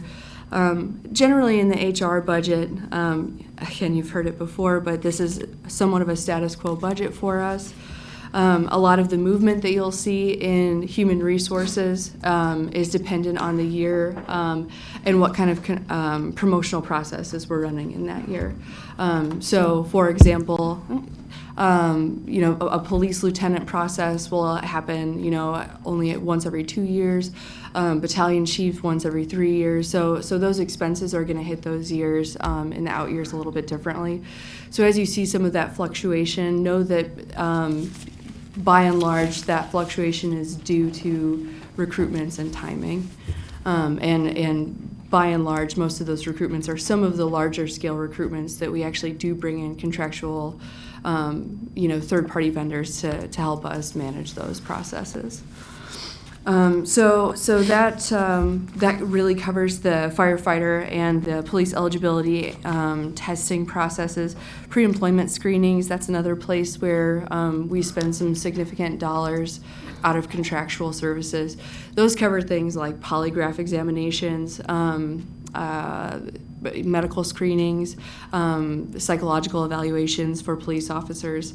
Again, some of those contractual items that we need to go outside for that are really important to bringing in quality candidates. So that's another place where we've got some funds listed out. I would also mention the budget memo highlights that we do have about half of our budget in operating supplies is allocated to CPR and AED training. We offer CPR and AED training, got it the third time, to a select group of town employees that we try and manage that group size every year. We're very lucky that in most of our facilities we've got AEDs available, so it's important that we know how to use them. And that's a safety measure that we've had in place for quite some time. So with that, I'd like to keep it brief on that front. I'm happy to answer any questions on the human resources budget. Questions on Karen? Do you have any information about turnover rates for the town staff?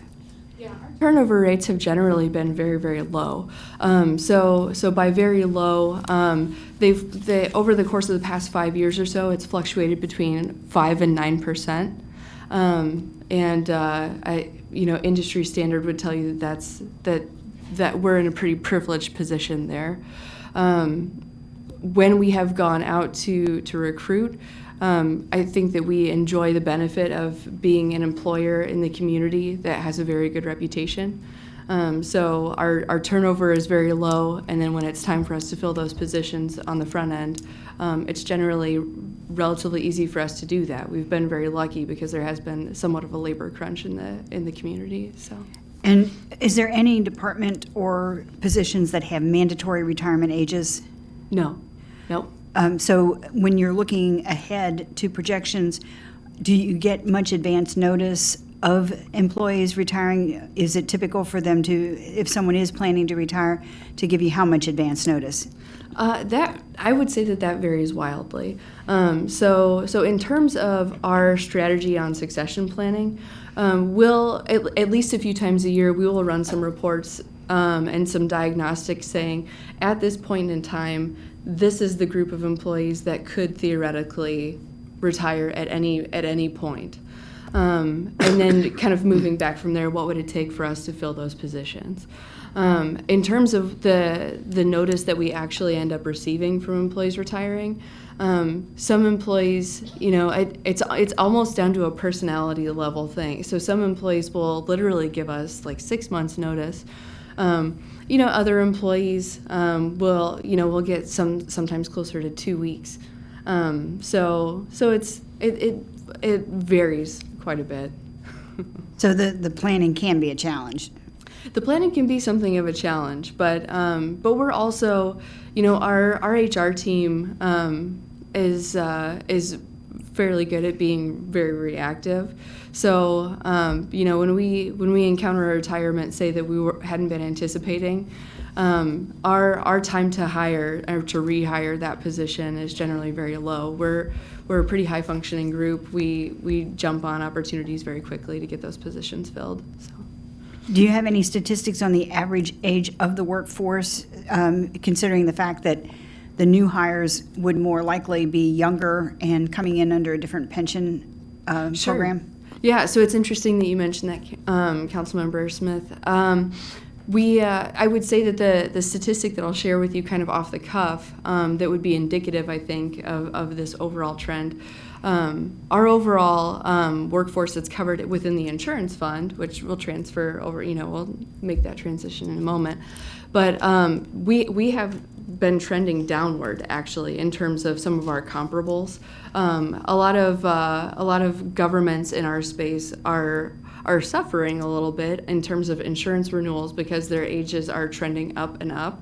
But we're actually trending down in a couple of different ways. So while I don't have any firm statistics to share with you right now, I certainly could later. But a lot of the employees entering our workforce tend to be younger employees, I would say. Okay, thank you. Stan? For the employee assistance program, what all does that entail, and who all does that cover? Is that 100% of the town employees? Sure, yeah. So the Employee Assistance Program covers a couple of different items. The sort of flagship item in that line is our Employee Assistance Program through Morneau Shapell. And that covers all full-time employees, all regular part-time employees, and then depending on how many hours a part-time employee is working for us, whether they're benefit earning or not, it covers a portion of our part-time employees as well. So that's really the biggest or kind of the most notable expense in that line. There are some other wellness program expenditures that come out of that line. Those would cover things like the gym reimbursement program that we've got in place. If employees achieve a certain amount of gym visits in a year, they're eligible to have their membership fees through the Blue Cross Blue Shield Well on Target program refunded to them in the form of a reimbursement. That's all a taxable benefit. But that's by and large what's housed within that. And that program is available to all regular full-time employees as well. Okay, and I'll mention, sorry to interrupt, the actual Employee Assistance Program, the EAP program with Morneau Shapell. That is a multi-year contract. I think council approved that contract in the fall, November, It was in perhaps? July, yes. Oh, okay, Yeah. summer, last summer. And it is typical EAP services that an employer would provide. So it's employees and their eligible family members can access those services. and that's available even to the town employees that are classified as Serban employees as well?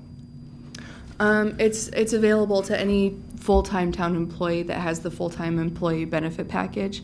Serban employees are enrolled in our full-time employee benefit package. So Okay, because I just noticed that was not something on the Serban reimbursement piece or in their expenses.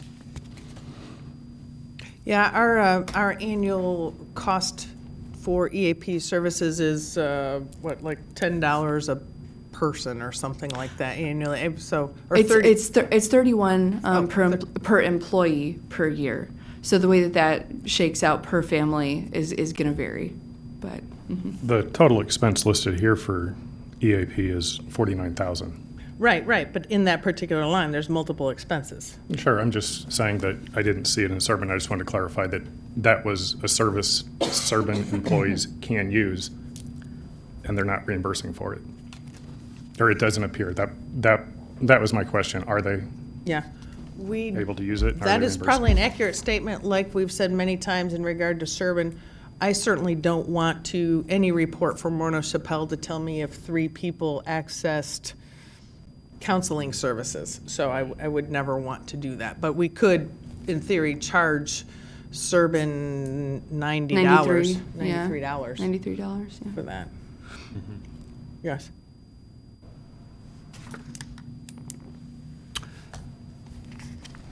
Next one, health and dental. Right. So we will transition then.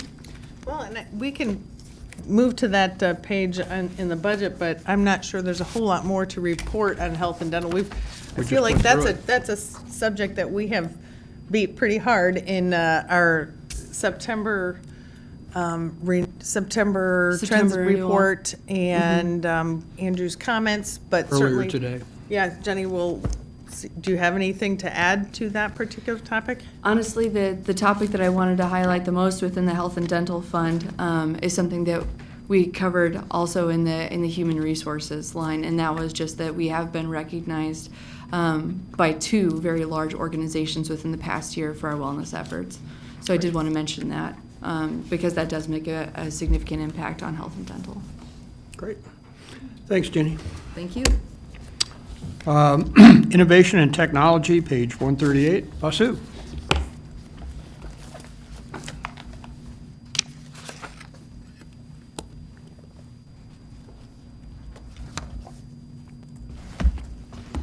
Good afternoon, Mayor and Council. Good afternoon. So before I actually get into my department's budget, I do want to say, since I did not get a chance to talk to all of you about smart cities, I do want to start with reading the definition that we have been using for smart cities, just so when Basu, could you get a little closer to the microphone?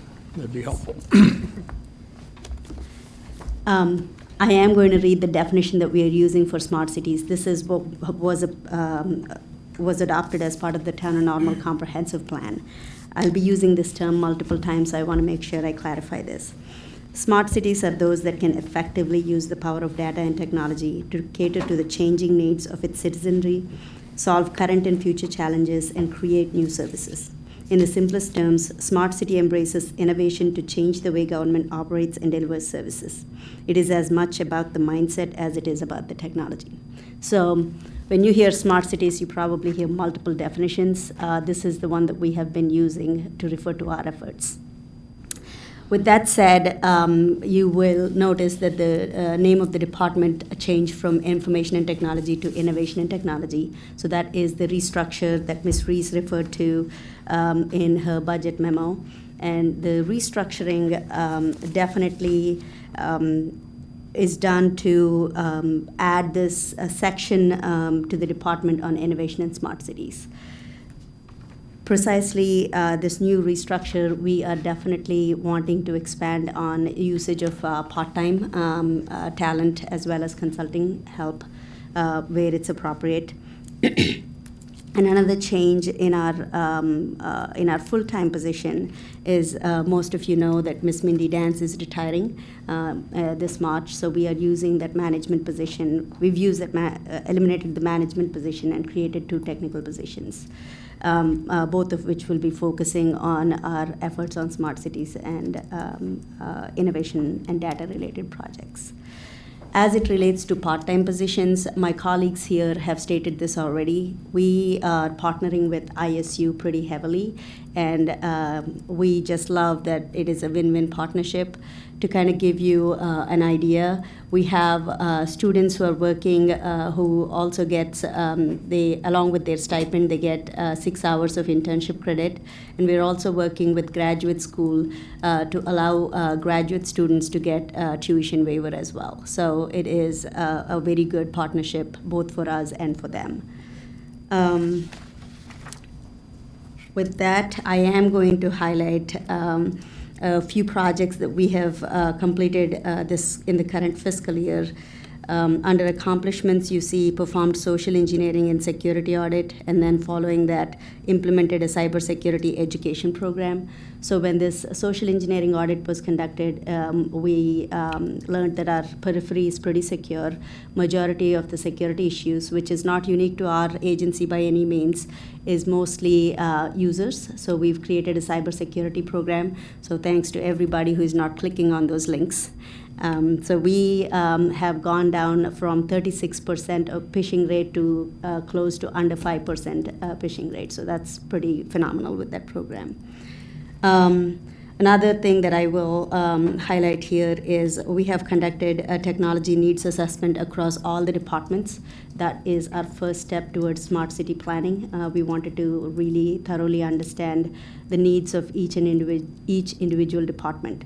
So when we talk about smart cities, it's not a separate project or a separate program. It is about how we can effectively use technology to address the needs that we have already identified as part of various planning plans or strategic plans, long-range plans or strategic plans. The other project that I'll also highlight here is integrated inventory management and help desk system to improve efficiencies and gather better analytics.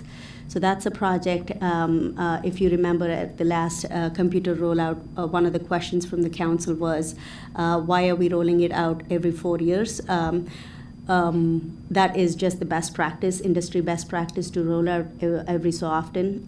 Now with this new program, we are able to link help desk tickets with the devices themselves. So we'll have a better understanding of if that best practice has actually paid off or if we can actually stretch the life out a little further.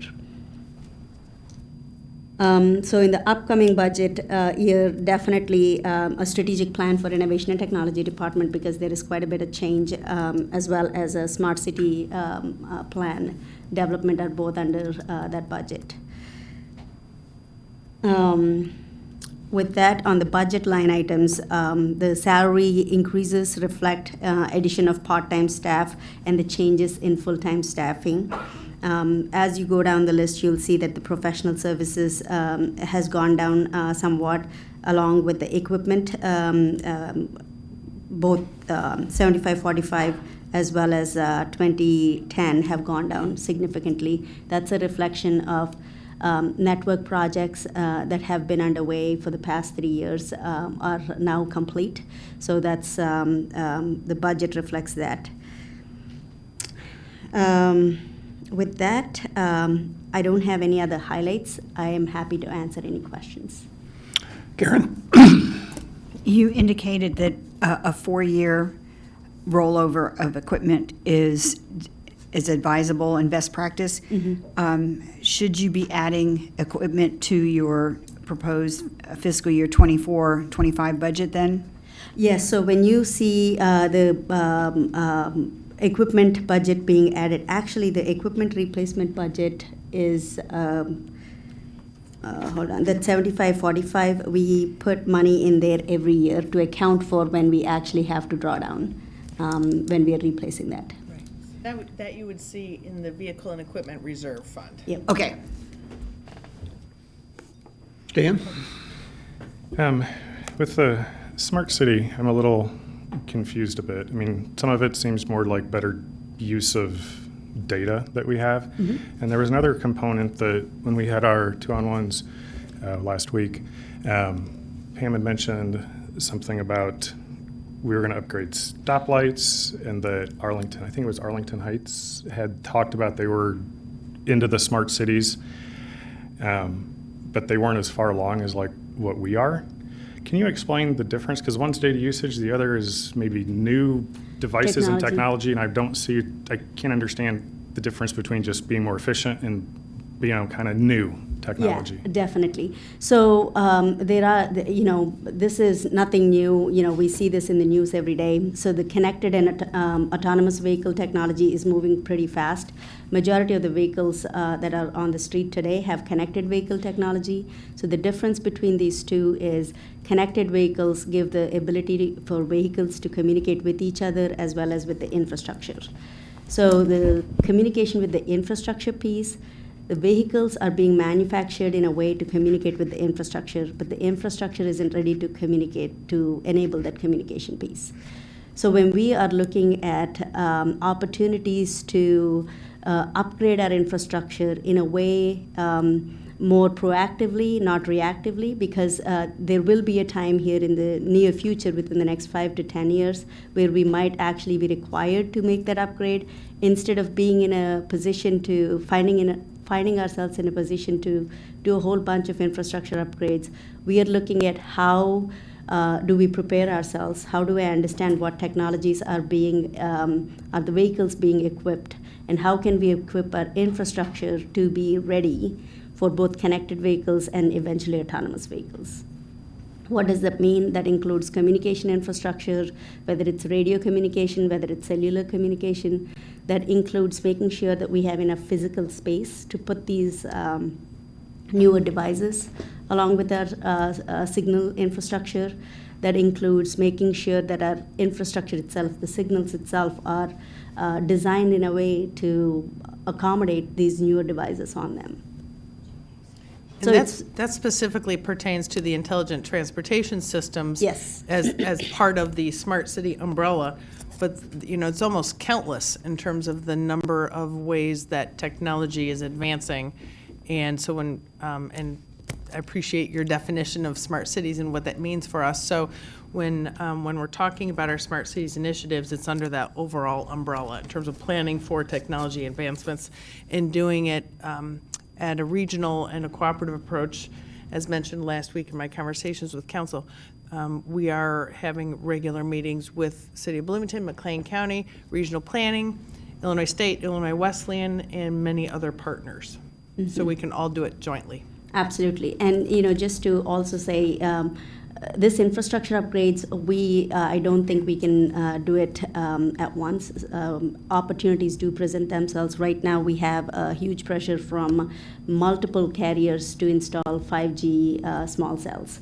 So we want to make sure that our infrastructure is capable of either holding those, if not, where else on public right-of-ways can we accommodate these? Because we are required, by FCC ruling, we are required to accommodate those. Sure. My request is just whenever you ask for funding for these things, if you could kind of make it more clear that this is for something for new technology like bleeding edge, because when I look back at it, it's like, are we investing in Betamax, and then we're going to find out later that, VHS took over, because being on the front edge, you've got that risk rather than waiting until it's already come out and then we're following. Absolutely. So you'll hear this word pilot projects from us multiple times, because with technology, you're absolutely right. We cannot make a prediction on what technology sticks. Yeah, even within the car industry, there is still a debate about which technology they want to use. So you're absolutely right. I just have one last question. Yes. Since you're new to the position, do you plan on doing like a vendor refresh of all vendors so that we get to know them and everything like that? Yes, absolutely. As we are going through each and every contract, I'm actually reaching out to the vendors to make sure that they know that I'm new on this position, and I also know the type of services and stuff that we are receiving from them. And then also to get some sort of competitive pricing to make sure that we're paying something that's market rate. To the extent we can. For example, with the computer rollouts, we are mostly Dell. That's because I know I've explained this during the rollout. On things like that, we probably are tied a little bit, but yes, absolutely. To the extent we can go and bid it out competitively, we will try to do that. Thank you. Yep. She is, Vasu has hit the ground running and has been with us since August, I believe. Yes. And has done a fantastic job in terms of getting to understand the organization from this side, and versus her role with us when she was with regional planning. We're thrilled to have her with us, and we're excited about 2020 and beyond. The IT department historically has done a fantastic job of supporting the organization and getting us to this point. And so now we're excited about what the future holds and just the continued use of technology, and so I just want to express my appreciation to Vasu for joining our team, and also for laying out this strategic plan for the department moving forward, because it does support the organization as well, but the community. So, thank you. Kevin? Basically took the words out of my mouth there at the end. I just wanted to thank you for your leadership in the Smart Cities group and helping not only the town but the community think more proactively about where we're going, and as we're refreshing and we have these opportunities to upgrade and be thinking about that now, so we're not having really huge expensive outlays at some date in the future because we couldn't see it coming. So Yep. I really appreciate you helping us think that through. Thank you. Thank you. Thank you, Vasu. Greg Tremmel, inspections, page 140.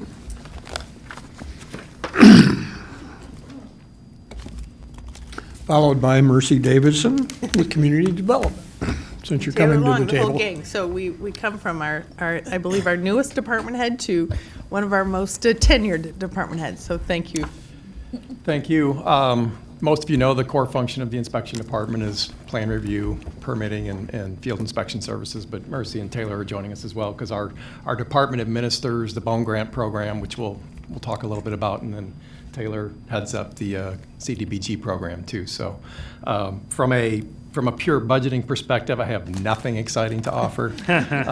We have a little dip in our overall budget, in that we did eliminate, as part of the work that was done a couple of years ago, we eliminated one of our code enforcement officers mid-year of this current fiscal year, and so we're seeing some benefit with that in the new year. Working on kind of retooling our staffing model a little bit. One thing I will say is that I would invite you to contact me anytime any of you get a call about a property maintenance type issue, but we will probably see a little bit of a dip in our ability to be as responsive and timely as if we've been in the past, simply because of some staffing. So, but we're working on that a little bit. So, beyond just salary and benefits, our budget, 5% of it is just non-salary and benefits. So it's pretty small in the grand scheme, but I'm happy to entertain questions. We don't do anything in the way of capital. Our expenditures for operations are pretty limited. We have a travel and training budget But again, those are basically to maintain our certifications across our inspectors. But we're also fortunate to have a very seasoned staff, and so most of them could actually be presenters at these trainings we go to. So we're out of the business of going to annual conferences and that kind of thing. So this is basically just some maintenance training and stuff. So happy to answer any other questions and try and keep us on Questions for track for Greg? time. Stan? Mine's more just a trend type question. On 335, there's the performance measures, and we're down to 37 one and two family homes last year. Could you just speak to kind of the trend if you see that starting to go up, well, or bouncing back, or still going down? I would hope that's a low. This past year, we're in the process of wrapping up our year end. We finished with 51 new starts this past year. Overall permits, building permits were down maybe 1%, but in total mechanical permits, we were up some. A nice year in construction valuation. So I think in 2018, we finished the year around maybe $30 million in construction value. This past year was 66. And a big part of that was tied to Rivian, who just in 2019, I think we issued permits totaling around $20 to $25 million in plant investment. So that's exciting. And there's a lot of stuff in the plan review room, for work that's going to be done this year. So we're excited about that. So to answer your question, Mr. Nord, the days of us writing 250 house permits a year are gone. I don't see that happening. But I don't think 50 to 60 is probably not going to be unrealistic as we move forward. So, Community development. Sure.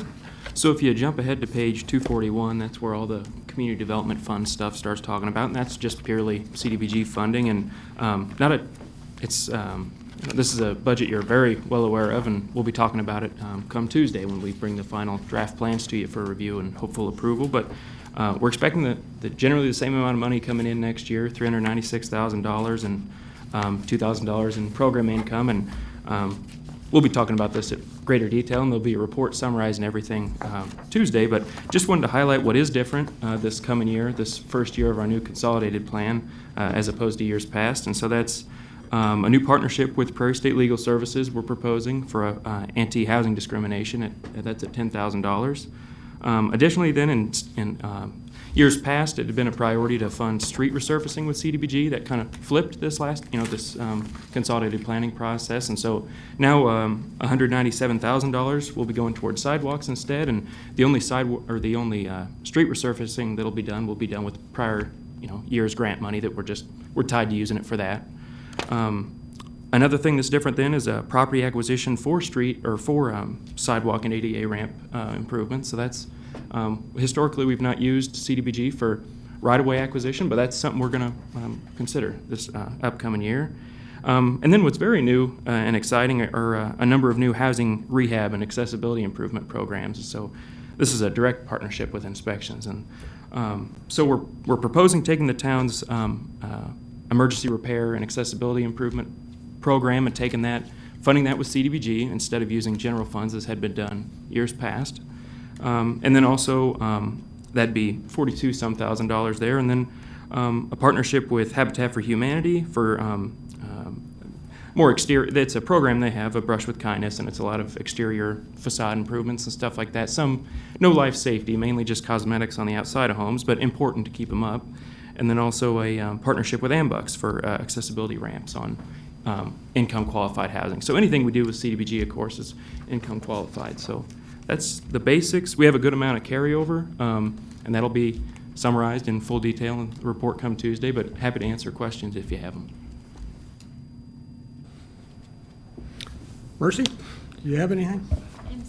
Tiny part of the budget. I'm up here only in case you had questions about the one program that I administer now where I spend money, and that is Light the Night, which is the bike light giveaway. We're in our 7th year here in 2020, and it's a very successful program, so it's pretty straightforward. That's reflected under programs or under the operating budget for Inspections? Yes, yes. The other thing I want to highlight real quickly, just reiterate what Greg had indicated, is his department is now down a staff member. You'll see that on the narrative. That is the code enforcement. And he did mention that that is going to be a challenge, and I just want to reiterate that is going to be a challenge. Expectations don't go down, but we are now down a person, and that was part of our planned budget cuts, but that is challenging for the department. Greg is you ask Greg to do something and 10 minutes later he's on it. He's out running around town and taking care of it. But in terms of responding to code enforcement issues, we'll have to see how sustainable this is for a while, because it is oftentimes complaint driven. And we do our best to be proactive, but when we're staffed leanly, it reflects that. So. Great. Thank you. Karen has a question. Oh, Karen, I'm sorry. So I recognize that you're not a revenue-producing center, but in our discussions, and this might be a general question, in our discussions of fees, have we attempted to make the inspection services cost neutral so that the fees are aligned with the cost of providing that service? I'll let Mr. Trump respond to that, because we have looked at our fees in comparison to other cities, what they're charging for permits and such, and Greg has a better history of that. To specifically answer the questions, again, just coming off of the year end, we operate, hate to say this, probably around 50%. So basically what we take in, based on what our expenses are for our department, is around 50%. And so, and as Ms. Reese indicated, we monitor our fees as they relate to other communities, and we're not at the top and we're not at the bottom. Okay. But to get to a point where we'd be 100%, that would be significant. And I think that's been a discussion we've had at the budget with Ms. Reese and the budget committee when we come into our budgeting process. But given the climate we've been dealing with the last several years, the recession and then the drop in the housing starts and that kind of thing, just not a great time to all of a sudden say we're going to double permit fees. So that's to answer your question. But we're about in the middle. Yes. With our current fee structure. Yep. Okay. Thank you. Scott?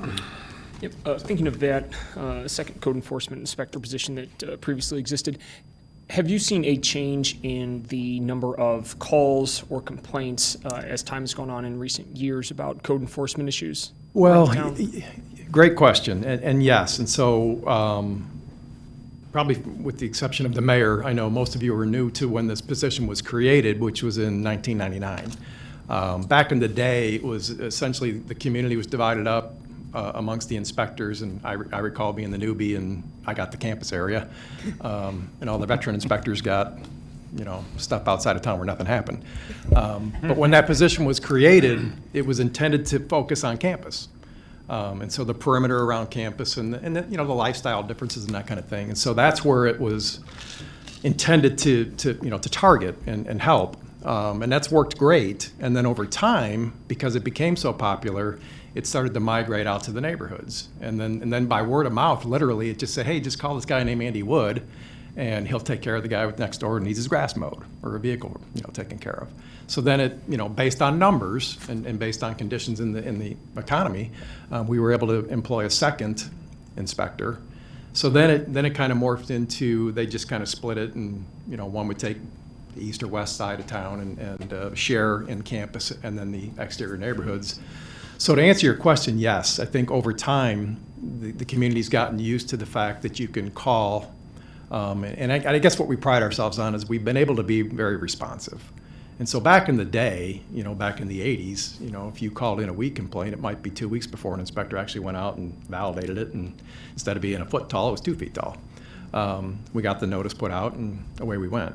So the ability to be more responsive is certainly going to suffer a little bit. But we're not going to go back to the situation where if somebody calls in a weed complaint, it's going to be 2 weeks. It just may not be that day. It might be the next day. So. Thanks. Great. Thank you. Thank you. Andrew, you're up. You've got a whole list of items. I know some of this you covered earlier, but Sure. let you have at it here. Okay, and I'll just stay here if that would please the council. Sure. Going down there. You want to direct your attention to page 104 and 105. This is our general expense department. This kind of acts as a non-departmental department in our budget. We put things here that are not necessarily directly related to a specific department by itself. And plus it gives some transparency to a lot of our major transactions and helps us account for them a little more clearly. I'll kind of go down the list, and we actually do a pretty good narrative on this, but I can kind of speak to some of the major ones. Looking at the very first line, health and dental insurance, $450,300 in 2021 budget. That's what we pay for our retirees. Half of their premium expenses there. The 165 is what we pay for unemployment insurance. Mr. Norwood mentioned that earlier today. That's where we house and account for that expense there. Going down, the $243,400, another big one, that's the state of Illinois processing fee. That was a new charge a few years ago where they started to charge us to collect our local sales tax. 2% now, it's 1.5% of the collections. The $1.3 million there, that's what we pay in our liability insurance. That's for our workers' comp, our plant, property, and equipment, vehicles, and everything. Coming down a little further, the $111,800, that's special programs, and that one, I need to look back at the detail on that a little bit.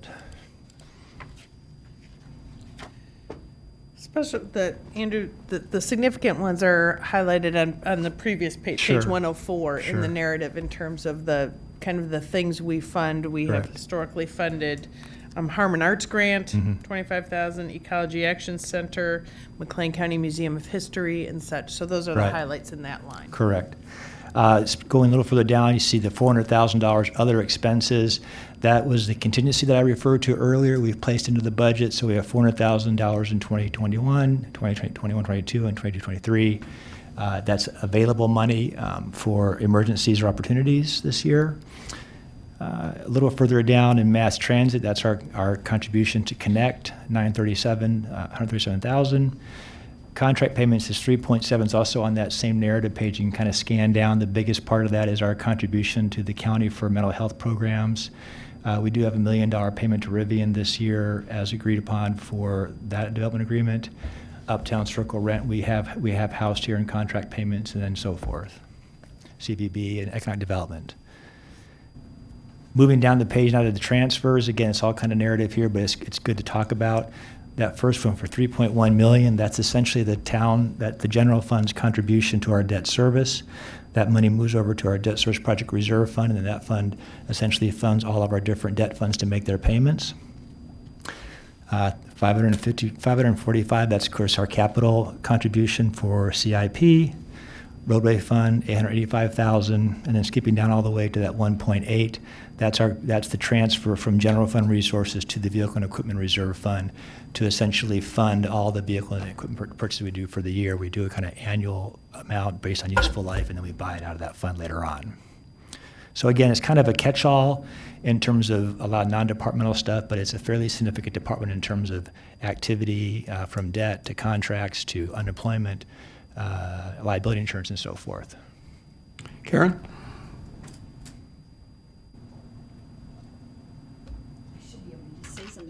Right here. So the funding for the Connect Transit, how does that work to maximize obtaining the matching funds? Because following the Connect Transit discussions, there is a recognition that our previous funding levels was leaving money on the table that was available to us for matching programs, and how does this translate into what potentially might be brought in from Bloomington? I know this is still below what could be potentially leveraged, but I'd kind of default to Pam to talk more about that side of it.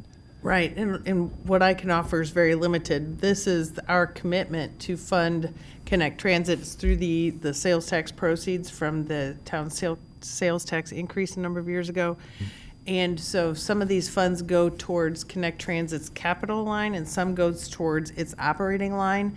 And how Connect Transit accounts for that, I don't know.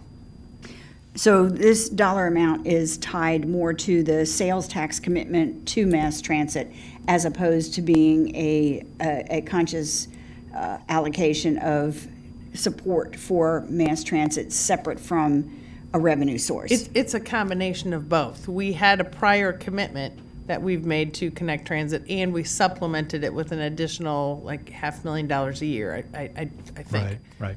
They Connect Transit staff work with my office and admin to say, here's our budget perspective, here's the contribution we need, and that's been kind of set at a certain level. that it went up by 310,000 or 390,000 with the sales tax passed a couple years ago, but we've always contributed around $500,000 for many years. It's now about 937 with that Right. additional. So the breakdown is 390,000 is for operating, 500, in the proposed budget, 538,000 is for capital. Right. And then how Connect Transit accounts for that and how that applies for matching state funding, funds, that is up to Connect Transit. I'm not sure how they do that. Is there a certain percentage that if Normal is supplying this amount, is Bloomington then obligated to have a percentage? What is the percentage split between Bloomington I and believe Normal? it's 60/40. 60/40. Correct. Stan? If Rivian doesn't meet their goals and they don't get the $1 million, what happens to that? Does it just go into reserves, or? It would essentially be available in the general fund for any use we'd like to use it for. Okay, but if we decide to spend it, it's going to come back to council? Well, correct, it would be Yeah, it a would be in- sizable, yeah. It would be in reserve, so it depends on how you'd want to spend it, yes. Okay. And then for the unemployment insurance, I see that's also something that's not listed under Serban to be reimbursing the town for. Is that intentional, do you know? The unemployment insurance we pay when the bill is presented for an unemployed person, so it goes up and down. So I guess if the assumption is someone from Serban were to leave employment under the eligibility, then they would be entitled to unemployment that we would ultimately pay. Sure, but it's not something that's listed as an expense that they reimburse the town for, because unemployment's charged per dollar that a person earns. Correct. No, well, we pay the unemployment when it incurs. Sure. For the okay. state. So only people who are paying unemployment now for our town employees who are unemployed through that eligibility. Karen? So just to clarify on the Connect Transit, so if their sales tax revenues increase, do we then increase any funding to Connect? No, the part when council adopted a sales tax increase a few years ago, it was a flat dollar amount that, just like in mental health funding, it was a flat dollar amount that we said we would allocate out of those new sales tax proceeds, that we would allocate those dollars specifically to Connect Transit. It's a flat dollar amount. It's not a percentage. Well, in speaking to the auditing firm, my understanding is that the agreement we have with Bloomington, the legal structure of that agreement is such that it obligates us to fund whatever losses Connect Transit may incur. And so have we had to kick in any dollars beyond our commitment in the prior year? No, we have not.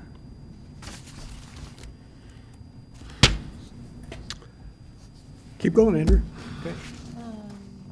Oh, do you have a question? Yeah. On the question about the $1 million for Rivian, do we remember what that is tied to in terms of a performance metric? And Do I recall the details? No, it is part of the agreement that was adopted by council. Right, in, So 2017. My memory says it was $20 million investment in the plant and 200 employees. And they're probably. And they've exceeded both of those Yeah, numbers yeah, already. Okay. And EDC, who oversees their metrics? Is that an EDC function? Yes, EDC does. In fact, we had conversations. They wanted to wait until the calendar year was over, Okay. so we have already had conversations. It is analyzed and overseen by Economic Development Council, Right. but it is they do seek input and advice from the town and the county, because the town and the county are the ones that have the actual agreement. Got it. And the school board is part of that, too. Okay, thanks.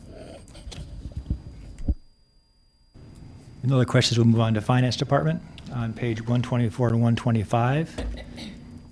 Again, no significant changes in terms of the budget for my department. Probably some of the more major items beyond just the personnel cost. Our contractual services for $125,700. That breaks down to our audit cost, about $50,000. and then another $83,000 for credit card fees. When people pay the credit card, we don't pass that cost on to them. We incur that cost on their behalf. Loomis pick up for our cash during the day, and we have some funds set aside for special audit investigations that we sometimes use, sometimes don't use. Postage and printing, another big one for $55,000. That's basically our postage meter, envelopes, ink cartridges for the meter machine, and so forth. We do it all entirely for City Hall. Next biggest one is the $40,000 office supplies. That, again, we buy all office supplies for City Hall. That's staplers, file folders, any kind of desk accessories, and so forth. We have 10 full-time staff in my department. I don't recognize Karen Killingsworth, who sits here. You've seen her many times. She kind of oversees the budget side of the house with me, and a lot of the reason this document's here is because of her work and her staff's work. So I do want to thank her for all that. Again, I just, I guess, a shameless plug. I sit before you today with what I think is a strong finance department. People we have working we have 4 CPAs, a couple masters. We have people pursuing their CPAs. I think this is probably the best team I've had ever, and I'm proud to be part of it. Any questions on finance? I've got a question. Sure. It's more a comment. I mean, first, thank you very much for the data file you sent me. That's fantastic Oh, good, to be able good. to look at that without kind of asking a lot of questions. Just wanted to tell you about an email that somebody had sent the council. They received some bill from the town, and they said they just pay it online and they throw the envelope and stuff in the trash. And one comment they said was it would be nice if they could just pay it online and avoid the town expense of sending an envelope, the invoice, and a return envelope. So I don't know how that fits in, if that's you or whatever department sent that out, but I just wanted to give you that as some feedback. Sure, thank you. I think that was water-related billing cycle, so John Burkhart might be able to share some thoughts about what we do to streamline and make that as efficient as possible. Sure, yeah, well, you've got $55,000 of postage too, so True. I don't know what else you send out. But True. Well, but the water department postage is for the utility bills paid out of water. Right. Yeah, we can look at what we're billing and what we're using to see if we can streamline that. We do occasionally do that. Some people, we have at times done like electronic fund transfer payments and things of that nature, and that gets tossed back to us. So they want to have an invoice, they want to have a envelope to pay, and some folks don't. So we do struggle with that, but we can certainly look at more and more.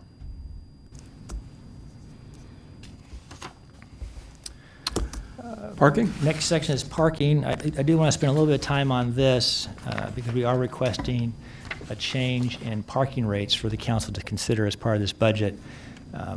In some history, as you know, we have 3 parking decks. The college deck was built back in 2008. The hotel deck was in 2009. And then this Uptown Station deck, I believe, was 2014. So they're starting to sense some history. Certainly the college deck is getting older. And I would say they're generally pretty mature in terms of their usage, in terms of what we collect. What has hit the parking decks a little harder is the minimum wage increase, because the staff there are all in that eligibility for minimum wage. Also, there's been a new tax requested to pay called the parking lot tax and parking tax. It's 6% on daily and 9% on monthly. Our read of that legislation is we have to pay it.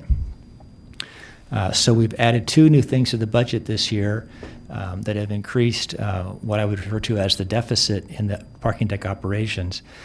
Prior to the parking tax and the minimum wage payment implementation of that cost, the decks almost broke even in terms of what they collected and what they pay for to operate.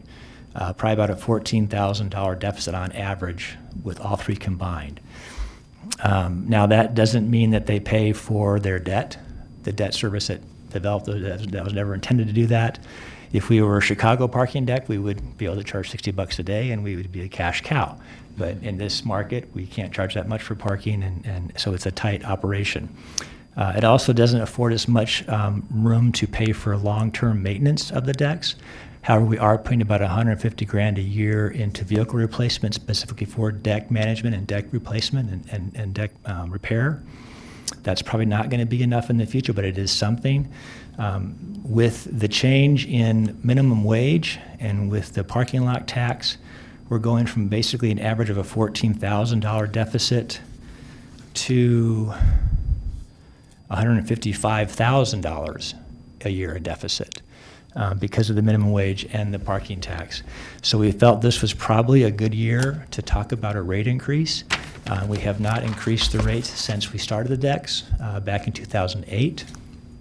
In terms of a summary, each deck is a little different. The College Street deck and the Uptown Station deck, the first hour is free, and then you pay $1 an hour after that. The monthly parking is $40 a month in the College deck. It's $80 a month in the hotel deck. That's by design because we didn't want people parking in the hotel deck as monthly parkers. We do have a couple, but most of the monthly parkers park in the College deck. And then, of course, the hotel deck does not have first hour free. You always pay for every hour there.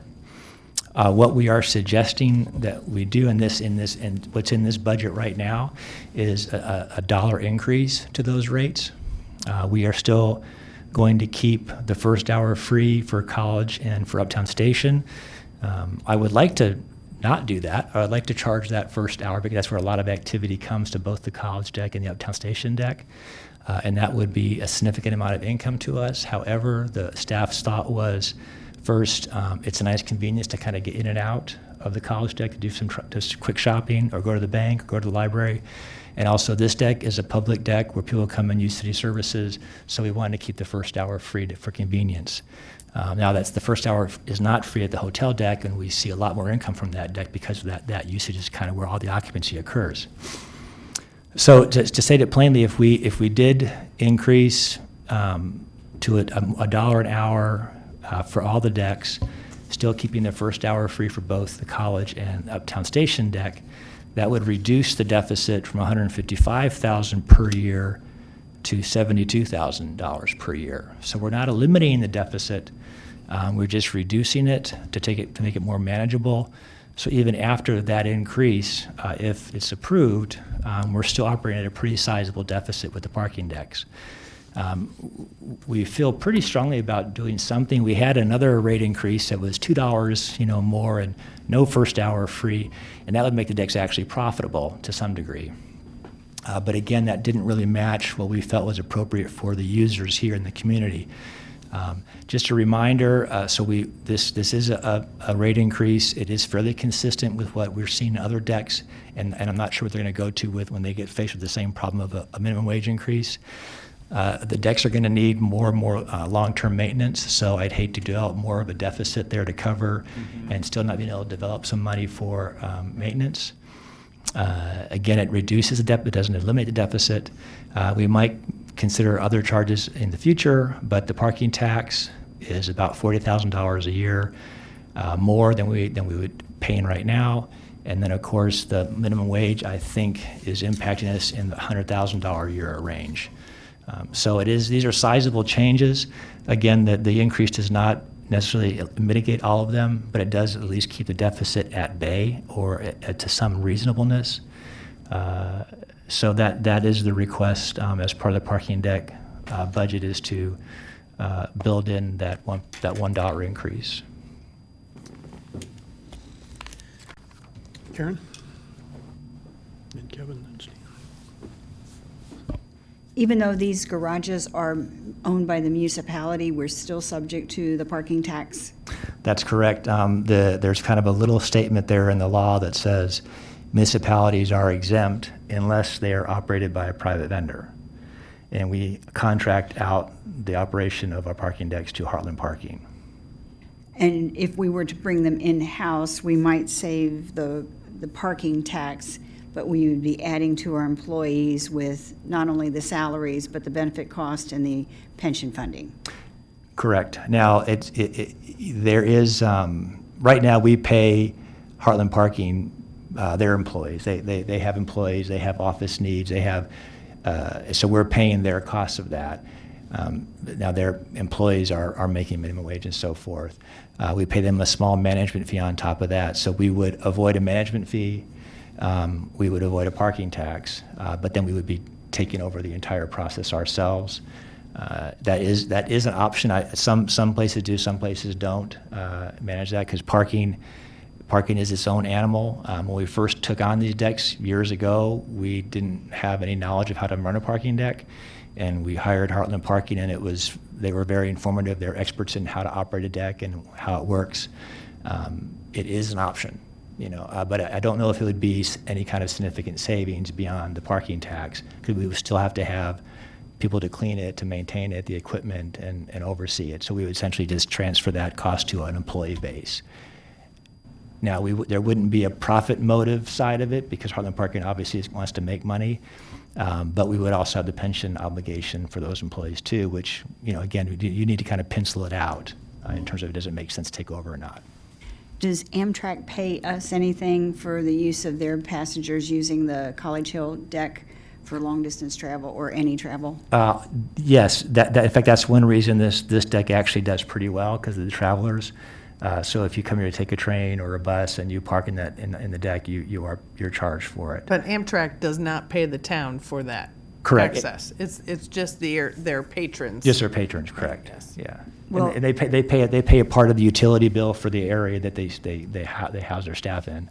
Well, Amtrak, if you give them your tag number, they don't charge you, so they give you a pass. So Amtrak isn't reimbursing the town, and the passengers aren't paying for it. Correct. I don't think we're invoicing Amtrak for their parking, for their patrons that are parking. We have, as a matter of practice and policy, allowed long-term Amtrak parkers to have free parking on the College Avenue deck on the top level. So that's Right. where they have to go. So certainly, probably the least convenient place to park if you're an Amtrak patron. I can speak to that being inconvenient. Kevin? Speaking of the deficit versus smaller deficit versus profitable, I believe the term was you used. Can you go over the numbers that you gave us to get from deficit to positive? You mentioned some per hour fees. I know one of them was charging for the first hour. Can you repeat that for me? Right. What we're suggesting is we keep the structure the same, where the first hour is free for both College and Uptown, because we feel that's a convenience that we want to maintain. But every hour after that, it'd be $1 more. Yeah, I'm sorry, I didn't ask a very clear That's right. question. That's okay. You had mentioned you had thought about charging from hour one. Right. And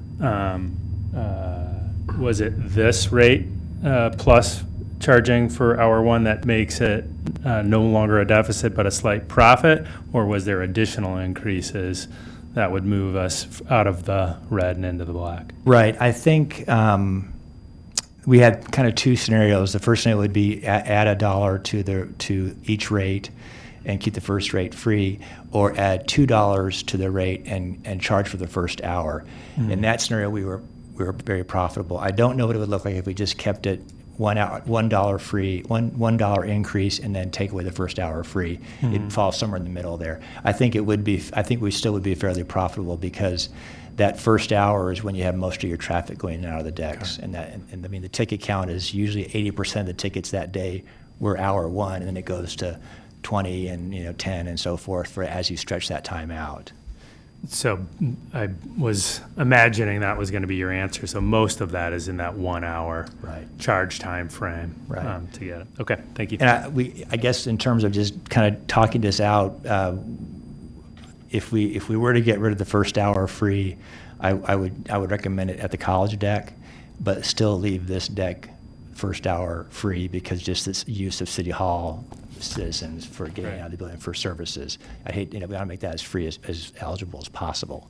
And staff actually is not recommending that. That is Right. something we can consider, but we're not recommending that. We have not had conversations with Heartland Bank, the library, or Economic Development Council, or even the other tenants of Heartland Bank, Farnsworth Group, Burwood Group, in terms of how that would impact them and their customers if we started charging for that first hour. Right. And to be clear, I was just trying to make sure I heard what you were saying accurately. I'm not suggesting that we do that, but Sure. thank you. Stan? For the contractual services, is that line pretty much predominantly the Heartland expense for managing? That's the line where we pay all the payroll costs, their insurance costs, the management fee. So it's picking up, it's basically a contract expense to us. It's a payroll cost to their organization. Okay, so if we were to take it in-house, we could assume that would be money that we would no longer spend. We could have it in-house, and if we could do it for less, great. If we do it for more, then it costs us that little bit more, and we avoid the 6% state parking tax, right? Right, that would be the analysis to do, is to see if what their payroll cost is compared to ours in terms of management. We would have to hire some more staff to do that. Sure, absolutely. And then the folks that come into our parking deck that plug into the power chargers, they're not reimbursing the town any of the expense for the power that's consumed. Is that correct? For the town chargers, no. For the Tesla chargers, Tesla pays for those. They pay for the electric usage too? Right. Anybody that charges their Tesla at a Tesla charge station in our decks, that bill goes directly to Tesla. We don't ever see it or pay it. People that are using the other chargers, the non-Tesla chargers for like the other vehicles, the Chevy Bolt and the IMEV, it's town provided. Is there any talk about maybe charging them for the power that's used to help offset that cost? There is? Okay, good. We haven't done it yet, but it is part of the conversation. Mark Lynch has been evaluating options, and so we will come back to council probably sometime early 2020 fiscal year with some suggestions. We have money budgeted to replace the That supercharger. the fast charge, whatever it's called. Quick the- charge.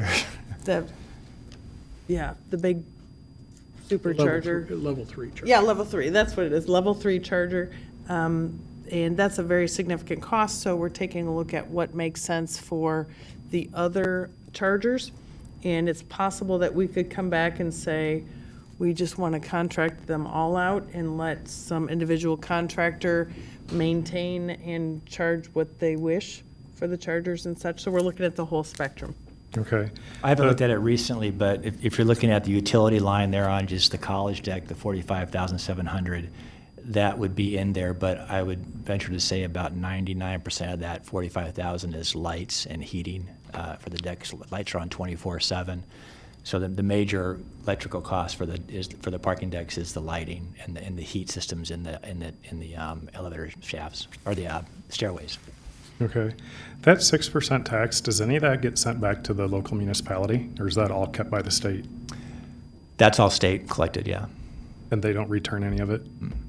Not that I'm aware of. I've read through it pretty close. I didn't see where there was a kickback to the, I'm sorry, not a kickback, but a Remuneration. An allocation. Okay. Whenever Trailies comes about and they take over, I think it's 250 parking places that the town gives them, that's probably going to change the math as to how much we need to be charging people to keep our costs balanced. So that's something we'll have to consider whenever that happens. But for the spaces we do give away with this new tax, do we have to pay whatever the, I guess, marginal rate would have been for that parking place and pay that tax to the state? The tax is only on usage. So if someone pays for parking there, then they would collect a tax on top of that.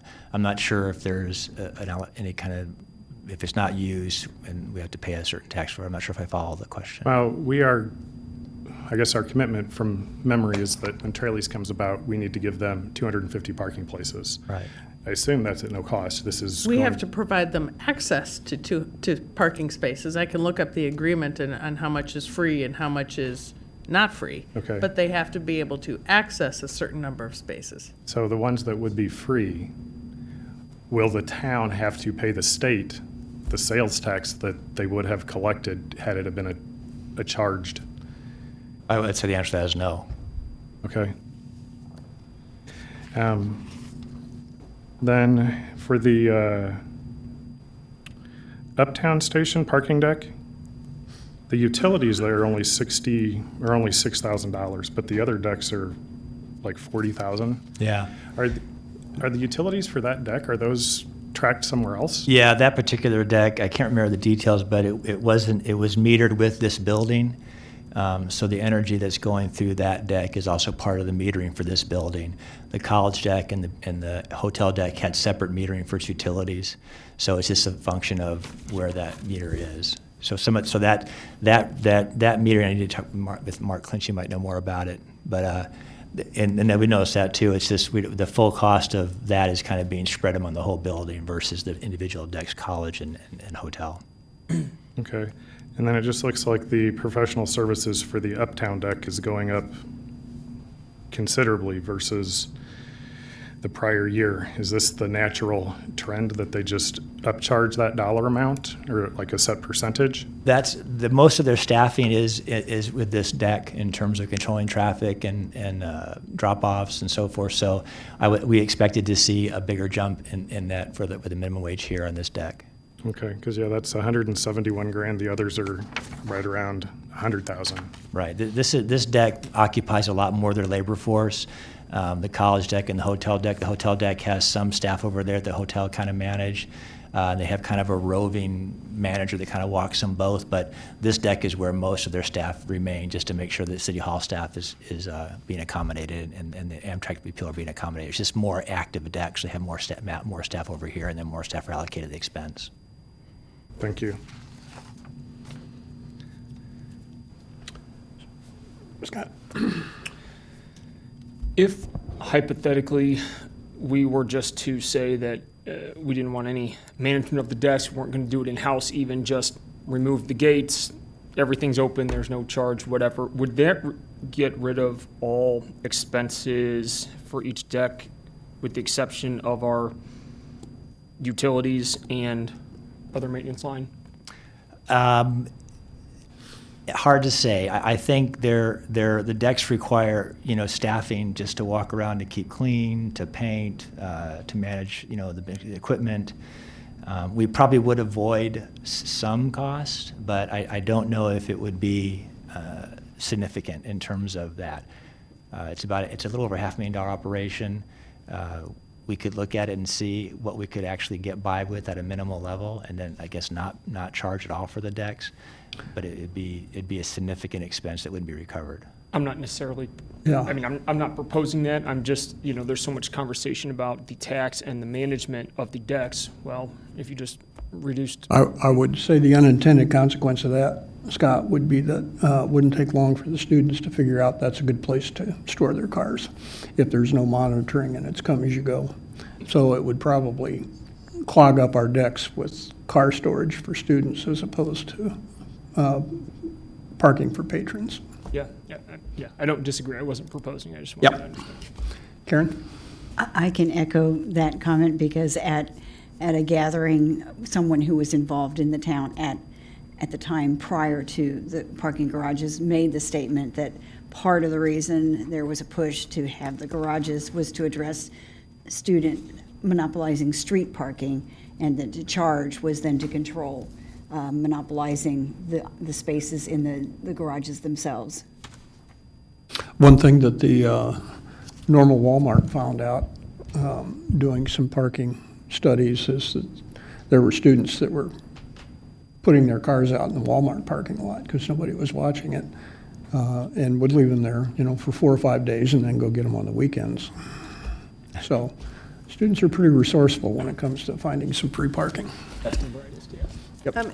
If I could just add one comment, clarification, or at least in response to Mr. Nord's question about Trail East. I took a quick look at the council report when we brought the Trail East agreement to council. The Bush Development tenants, the Trail East tenants, will be paying at least a portion of the fee. It was a discounted monthly rate, but it is not free parking. And they, at the time that we adopted the agreement, we believe that there were at least 200 available spaces in the College Avenue deck. An additional 70 of those spaces are already occupied by Farnsworth Group. So we think there's more than adequate parking. And the other thing we reported is that in terms of the lost parking spaces on the actual surface lot, we're losing 26. So we're not losing the whole entire lot. There's just 26 spaces that will be foregone because of the development. So just to clarify that information. Capital investment, Andrew? Sure. Again, we kind of covered that earlier as council and in my conversation to kick the morning off. I'm happy to address any questions, but again, what's been programmed into this budget was what was approved, plus some additional funds from the surplus last year of 1.2 for road work and about 175,000 for some public facility spaces to be addressed. But beyond that, it's the same as what you saw back in December. And then police and fire? Police and fire pension. It starts on page 305 for the Yeah. police pension. Correct.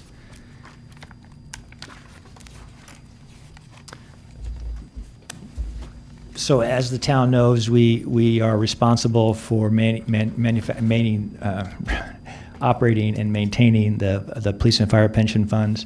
If you look on page 306, you can see the revenue flow. As you know, it's 1.6 or 1.7 million we're estimating for investment earnings. 2.3 is from the employer. That, of course, is our contribution via property tax levy. And then the employer member contribution from the actual police is 730,000 and some change. Police officers contribute 9.91% of their salary, their base salary, to their pension plans. On terms of spending, it's mostly servicing pensions, of course, to pay to pensioners. We some due disability and spousal support, surviving spouse report going forward. Currently, the pension fund for police is 55.8% funded, and I'm not going to go into a lot of details about that because it's something we talk about constantly, but we do budget for the pension funds, both revenue and expense. Fire is kind of the same situation. You can see there the same model, of course, that they put in 9.45% of their base pay into the pension fund. You can see the town's contribution and also investment earnings.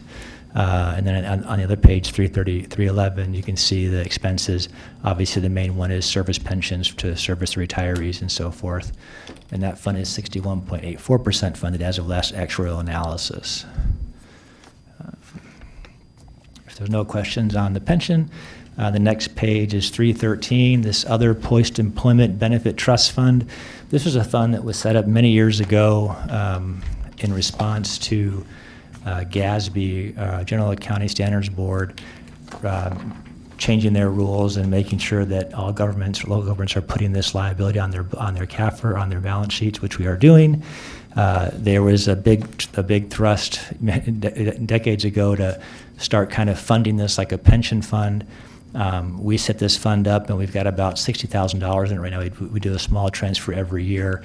It's more of a token transfer. The town actually eliminated the benefit for new employees as of '06 and later for police and fire to remove this benefit where the town pays for 50% of your retirement, of your health and dental. So we're not going to pre-fund this liability. We could probably actually eliminate this fund altogether because it's not really one we actually use. We had thought about it years ago about developing a trust fund and kind of a pension fund plan, but once the town decided to remove that benefit, it becomes kind of a non-issue. We're going to be pay-as-you-go with this particular expense until it ends, and the liability will theoretically drop off as the pensioners resolve. And then next fund is 315, the Equipment and Vehicle Reserve Fund. You can see here, this is what we plan to spend in the next year, $1.5 million for 2021. These are things that have all been funded over the last few years in terms of kind of an incremental annual increase or transfer to this fund. If you go to the second page, 316 and 317, you can kind of see on the revenue side, the biggest thing is the transfer there, 1.8 million, then 2.3, then 1.5. The town, we put money over there as needed that will meet the guidelines for our level of funding. The second page, 317, kind of shows all the spending by kind of department for the most part. You can see some of the big spending there. We book, like Vasu had mentioned, in her innovation and technology group, they record all their hardware and software purchases in there. We put that money away every year to make that big expense. Police and fire vehicles, automobiles, and so forth are all scattered throughout there, as you can see. And again, that spending is up and down, 1.5 next year, 2.3, 4 million, 3.2. Again, it depends on when the item comes up for replacement. But that fund works pretty well of how it's managed and how it works. It's pretty efficient. Question? And with that, that's for the parking deck repairs, are those reflected in the parking expenses that we went over? No, we don't. We could. I think at first we didn't do a lot of funding at all because it was more of a deficit to load into that budget. We started thinking, well, let's look at the parking decks as kind of a bigger piece of equipment, and that may not be wrong or correct, but we could put it there, but that's a sinking fund we wanted to keep. I didn't want to create like another fund for parking deck to put money away every year and then kind of use it. So now we essentially move money from the general fund, not from the parking deck fund or from the parking deck, which is in the general fund. We just move money as part of the vehicle equipment reserve to put $150,000 a year into vehicle equipment, and then we budget any kind of parking stuff out of that fund. Yeah, but I do want to add that the Facilities Management Department, FM, actually, when they have some maintenance that they've done on the decks, you'll see that out of the facilities line. Right. Because it is under Mark Clinch's kind of his scope of town facilities. Sure, I understand that. It's just looking at this list of items on 315. I was taking these are things we're planning on spending money on this year. Correct. Trying to correlate, where does that show on our expenses? But if that's under facilities, then I know that's where Well, where it page goes to. 317 shows the expenses out of the vehicle and equipment reserve. Okay. The expenses that we're planning to do out of that particular fund would be shown here, and then. Yeah, the transfer that funds this vehicle reserve is in that general department account line we talked about, the general expense department. That's where we transfer the money. We show that transfer, basically an expense from general fund into this fund to help fund these purchases. Yeah, I see what you were saying now, whether it should be here or there, it's just knowing where it's at was where I was going, and thanks for pointing that out. Yep. And that would be then the same with IT as well. Correct, yeah. We transfer anything related to departmental vehicle and equipment transfers is in that general expense department. Then with IT on 317, the computer and hardware expense, last year, I guess we're estimating $840,000 this year, $500,000 next year, and then it drops down significantly. Could you just remind me what that expense is for? I'd have to pull up the actual detail. Vasu might know it off the top of her head if she's still here. I can get that for you, but it falls into server replacements or computer replacements or audiovisual replacements as they come due. You recall, she mentioned a 4-year cycle. So this kind of reflects that 4-year cycle of equipment replacement. The 4-year cycle for the computers, I think, was listed under her budget. This is a different budget item. This is where the expense is shown. She was talking about it, but I'm sorry, Mayor. I've just pulled up this particular line, the 733-4010 computer hardware and software. That reflects IT, just general, computer equipment replacement, police tablets replacement, Uptown Station equipment. Those are the expenses for fiscal year 20/21, and that equates to $503,000. Yeah, and then the large one in year 3, the 1.2 million, and 500,000 of that is all the AV equipment associated with this building to be replaced. So the department head, they talk about the expense. This is where the actual expense is shown for equipment and fleet purchases that they oversee. Okay, because under innovation and technology, they show 80,000 under that line item. This one shows 500,000. Right, right. Okay, so That would generally be the software. This is the asset. This is the This is the capital hardware. investment. That would be a software kind of thing, or something that wouldn't be classified as an asset. Right. Thank you. Thank you, Andrew. Yep. Karen, you're up. We've got 5 tips to oversee here, and We're going to start on page 213. As the mayor said, we have 5 TIFs for the town of Normal. They're all listed on one page, but each one is its own separate fund, because when a TIF is established, there's very specific guidelines for the revenue and the expense and how each one is used. So each one is reported in a separate fund, and then once a year we have to report to the state how the TIF is progressing and how those funds are being used. And we have very specific state statutes about how we can use those funds. So the Uptown TIF is the most active TIF. Most of the expenses we are able to use to pay bond principal and interest for TIF eligible expenses. And then the second most active is the Main and Osage. We have several redevelopment agreements in that area, and then we were able to use some of the TIF funds for the purchase of the property for the fire station. Any question on the TIF funds? the other TIFs barely function. Yes. Except, well, now the Main and I-55, we've had our first full assessment.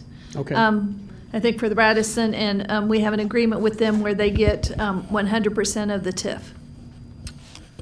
It's a single property TIF, correct? Kathleen?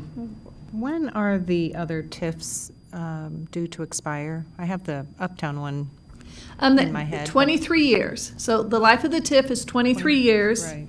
Except for if the North Normal Warehouse TIF, there's a period of time, if you have no development, then the TIF automatically dissolves, ceases, yes. So Uptown is 2026 with a Yes. portion being extended 12 years beyond that. What about the others? They'll all be the 23 years. Okay, but how far along are they? in If that you go to page 213, it'll give you the years that it was Is it on established. 213? Thank you. Yeah. Can I give the years they were established? All right, Yeah. I was already into the next page. Thank you. Except for the warehouse, because there's been nothing at all. You got it. Okay, moving on to bond summary.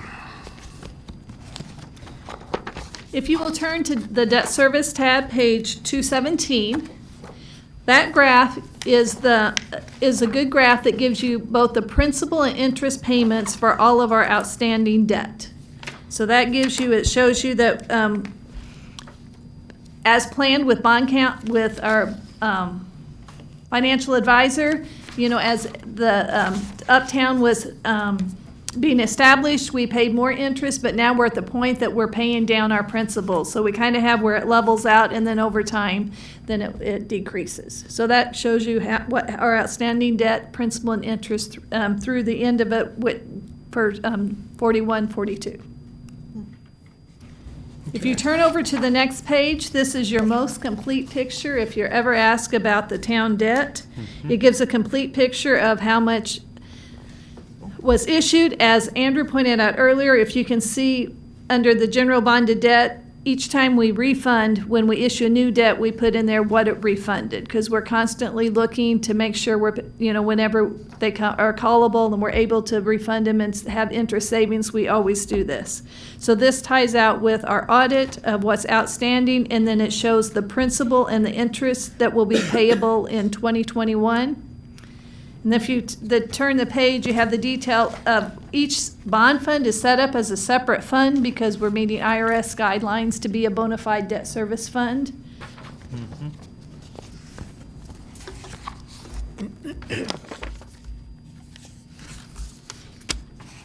Keep going. Okay, the next we have a special service area bond. This, the town is not financially responsible for this debt service. We just act as a trustee. So in the fall, the council passed a levy for this amount of debt service, and then we'll be coming back to you in February to abate for the amount of funds that are available according to the rebate agreement of the amount that can be abated. And debt service and project reserve. The debt service and project reserve, Andrew has referred to this earlier. This is part of where we set funds aside to meet the town's coverage ratio, and then annually in March each year, we'll move the funds over. So as of March 31st, each bond fund has the money available to pay the principal and interest for the June 1 and 12/1 payments. So therefore, we meet the IRS requirements for a bona fide debt service fund, and we meet the requirements that you're allowed, that you can abate the levy of the taxes, because we have the funds available. Great. Thank you, Karen. Thank you. Mick, you're up. Mick and company, I should say. They always travel together. They do. Oop, he's coming up alone. Fire department's on 130, 132, and 134. I think every time I come up here, Mark Lynch turns the heat up.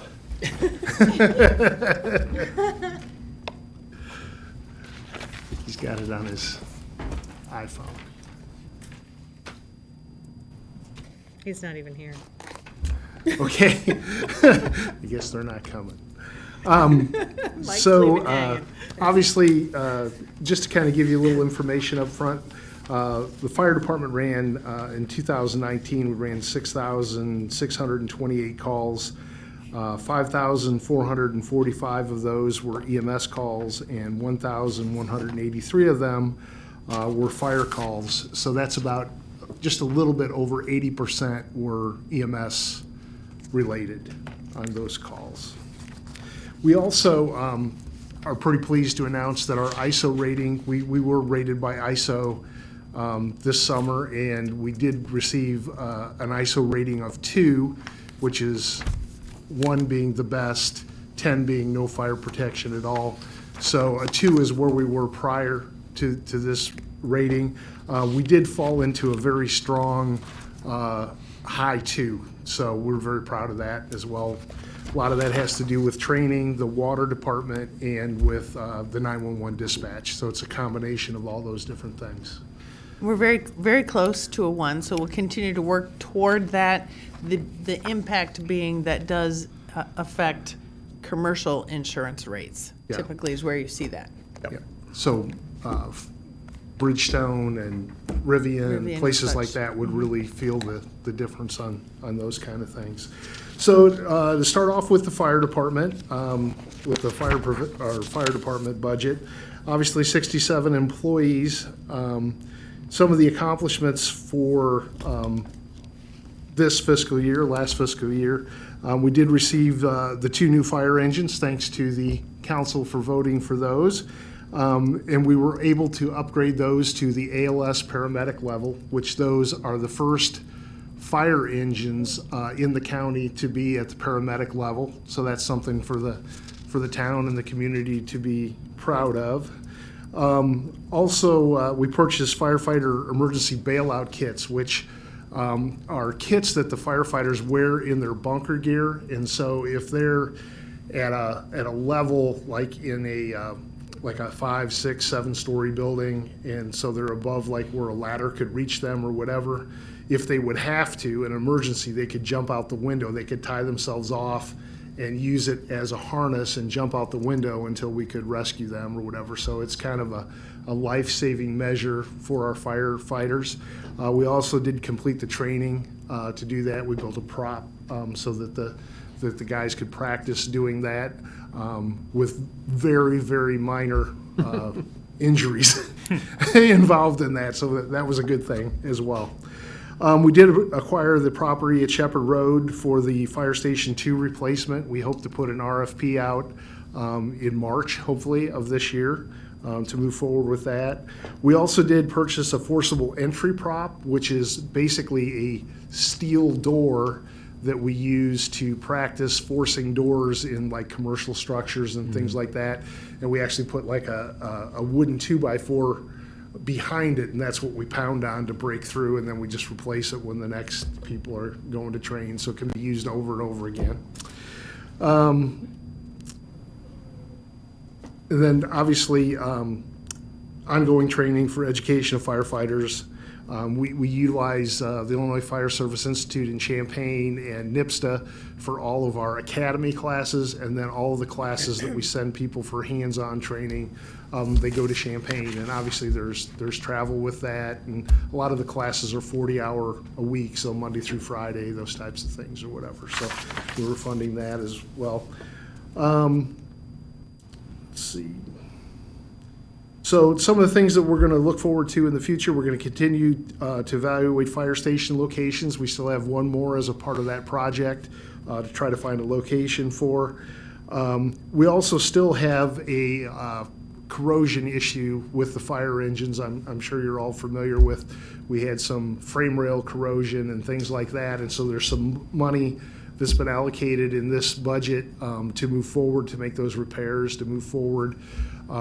Pierce is going to send a representative here sometime the end of this month, and they're going to reevaluate all of our apparatus to see exactly where we're at, what we're going to need to do, and things like that. So we do have a plan going forward to try to get all of those vehicles to their useful life moving forward, and make some smart decisions in doing that.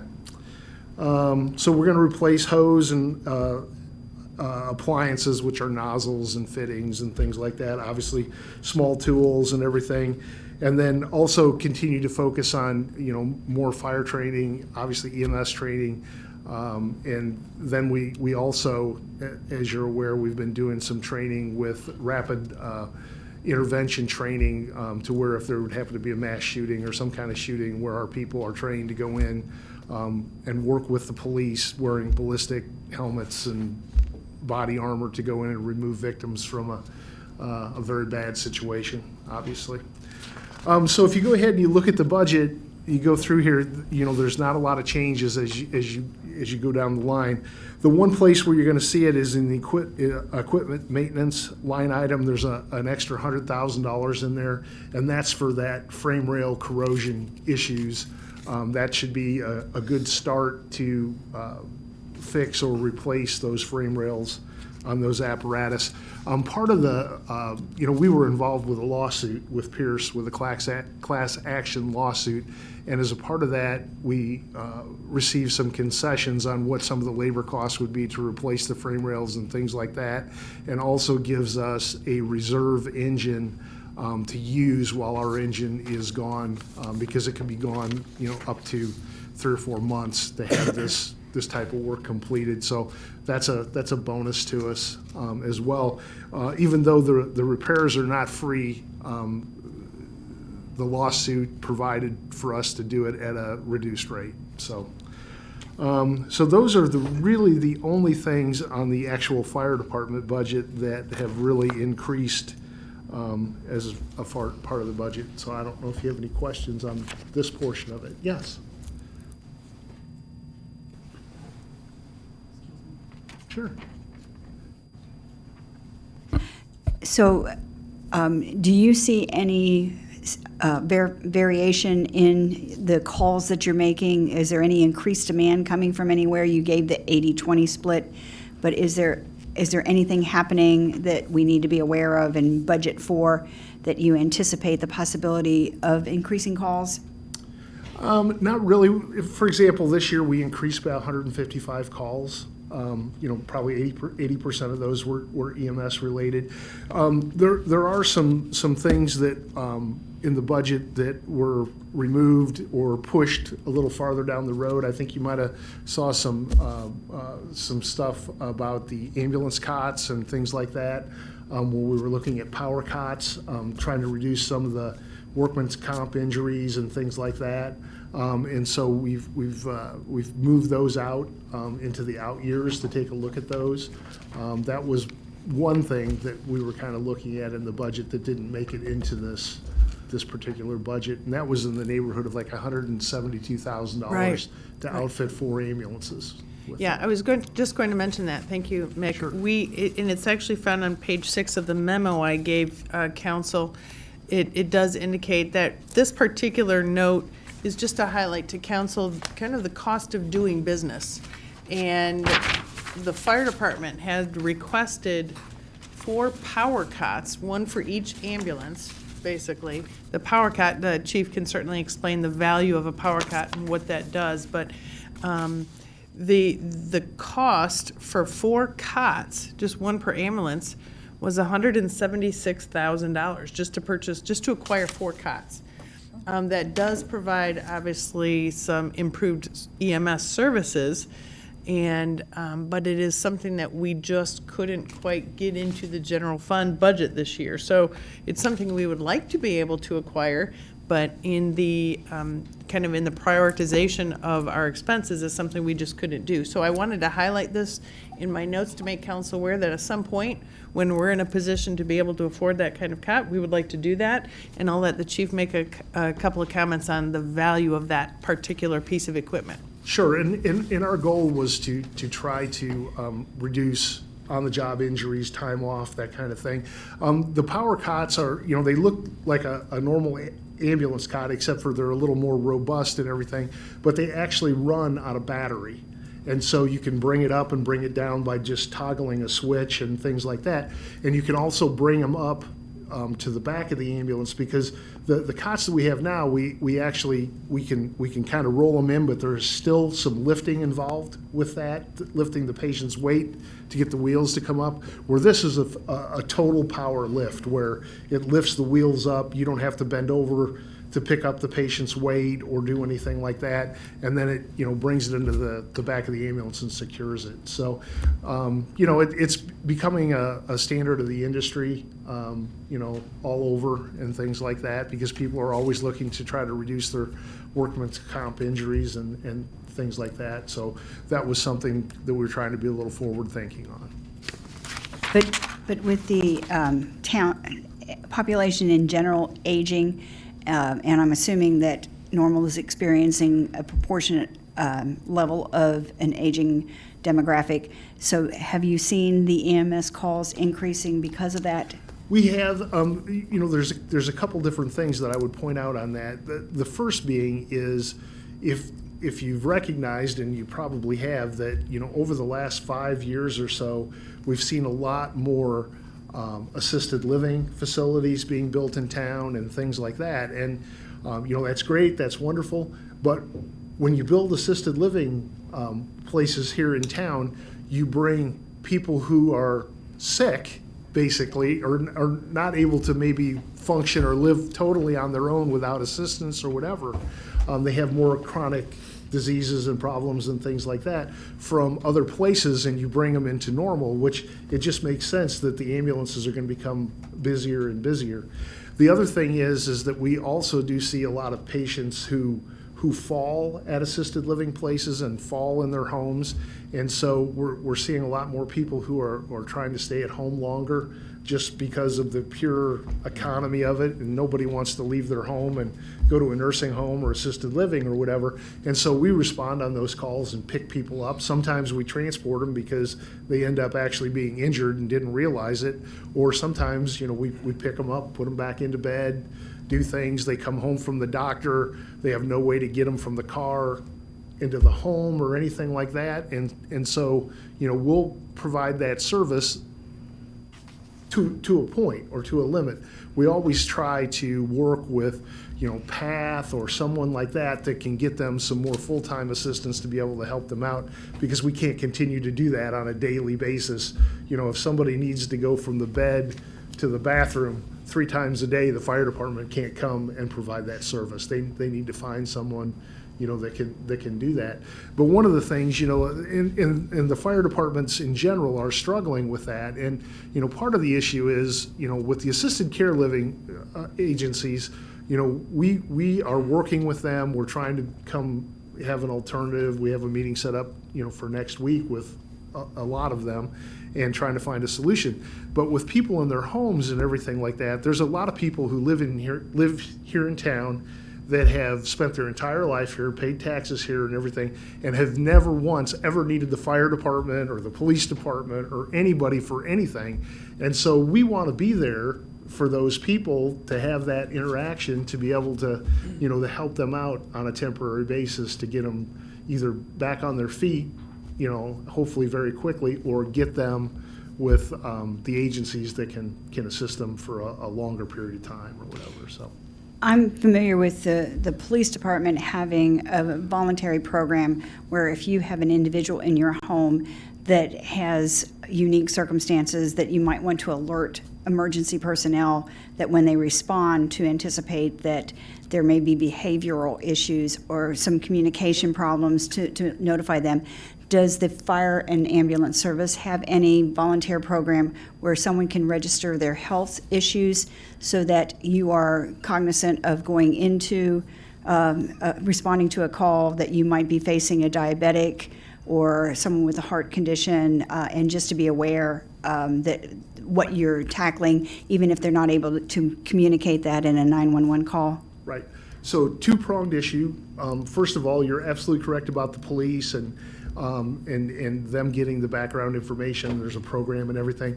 We too can access that on the way to the call on our computers, on our MDTs that are in the ambulances and the fire trucks. So we can read the call notes and the things that have been issued in there. So we can see all that. And if a person has a medical issue or a medical problem and they want to notify the fire department or first responders, we don't actually have a program for that, but they can call us and then we can add that to the call notes for their address or for their premise or whatever. And so that'll come up as a premise file. Just like if, a lot of people will call and they'll say, hey, I have a hide-a-key, and hopefully it's not under their doormat or anything like that, but it's on my windowsill or whatever, or my garage door code is XXX or whatever. They can call us and we can put that, which is a secure system. I mean, not anybody can look at the call notes that the police and fire department can look at. And so we can see that there's actually a garage code to get in, so we don't have to break a window or force entry, or maybe this person is diabetic, or there's a child with autism or something like that. And then we can put that in the call notes. But we do utilize the system that the police uses all the time. But you don't have a separate formal system for medical information? We do Thank not. you. So that's the fire department budget. So fire prevention, we have 2 fire prevention officers. We have a supervisor, and then we have a inspector who is our /PIO / prevention specialist or whatever. We're constantly in the schools. We're working with the Greek community. We work with our 2% committee to gain 50% of the funds that we use for the handouts for the kids for Fire Prevention Week, which used to, Fire Prevention Month, which used to be Fire Prevention Week. Now it's more of a monthly activity, or maybe it doesn't ever end or anything like that. But so we're constantly, we're working on inspections. We're doing electronic plans for remodels, new construction. We've been working with Rivian on their fire system out there. As I stated, we've been working with the Greek housing. All the fraternities and sororities now, by law, have to have sprinkler systems in them as of January 1st of 2019, actually. And so all of ours are compliant. We're doing fire drills with all of them as well. We worked with McLean County and the area fire departments as well to work on the fire priority dispatch, which is for the 911 center. So it used to be that if you called 911 and you had a medical emergency, there's a pre-scripted algorithm that they would follow to give you instructions and everything like that. But on the fire side, they just relied on the 911 telecommunicators background and what they've learned on the job to give you instructions if your house is on fire or whatever. There was really never a script to do that. So now Metcom has purchased this program. We've put all the TCs through the training to do that. So now there is list of computerized questions that come up, and so if you answer a question in a certain way, it'll tell you to do one thing or another thing, or, it tells you to get out of the house, don't go back for pets, don't, do all that kind of stuff. And so this is something new that has just been implemented in the last couple of months, and it's countywide. And so our inspections and prevention department was a part of that as well. Thank you. Let's see. Some of the things that we're moving forward with is the new Knox Box key program, which I'm not sure if people are familiar, but like all commercial buildings that have fire alarm systems have to have a Knox box. That's the box that the fire department can access with a key, so we can open that business to go in if there's fire or if there's a trouble alarm or something like that. So we're in the process of updating that system with all that. We've updated our subscription to the NFPA. All that stuff is electronic now. It used to be, we used to get these big binders and books and everything, and we had them in prevention, we had them in the clerk's office, we had them everywhere. Well, now it's electronic under one subscription, so we can all look at it at the same time as well. And stuff. If you look at the budget, there's really no changes. When you say a maintenance budget, this is you look at it in the dictionary, that's it. There's nothing that's really changed with that. And then just really quickly, foreign fire tax, 2% money. This is money that if you have fire insurance with a insurance company that does not reside in the state of Illinois, so say you have it with American Family, they're out of Wisconsin, American Family has to pay the fire department a small fee to sell that product here in town or whatever like that, and that's collected once a year. It comes to us. We have a board that is elected by the membership of the fire department, and they use that money to buy things for the betterment of the fire department. It could be fire prevention education stuff. It could be smoke detectors. It could be sweatshirts and T-shirts and honor guard uniforms are some of the things that we've spent over the last year, and that ranges anywhere between $38,000 and $41,000 a year. And that's kind of like how we outfitted all the pots and pans and all the stuff in the new fire station with that kind of money. And so that's about it. And we get that money in November. So. In this particular budget, we just do 1 year at a time because it's just based on when that money comes in through the state, then the group can spend it accordingly, so. Yep. Any further questions for Mick? Thank you, Sorry, sir. I was long-winded. Yeah. And Rick, not so fast. Doug and Mike did a great job. Good job, guys. We're going to take about a 10-minute break. Thanks, guys. We're going to take about a 10-minute break here, so get up and move around. Yes, thank you. I'm going outside. I needed to move. For the taking, if you'd like. Otherwise, they're It's getting getting cold. tossed. Supposed to see teens. You're not going to eat this? I'm not. What's that? This was a lot. It's going to be cold. It's just kind of watching the. Because it's there. Yeah. Page 2 and part of page 3, that. Great. downstairs. Really good. All right. Can't wait for that. Yeah, no kidding. Still so, Sorry, Steve.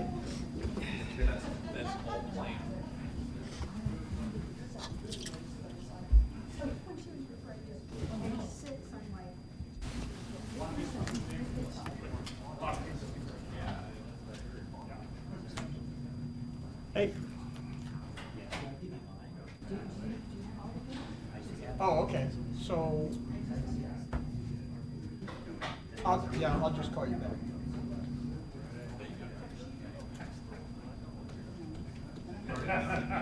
Puts on that good music. Oh, you're missing back at Rick. Yeah, here, take this. See, I wonder if the-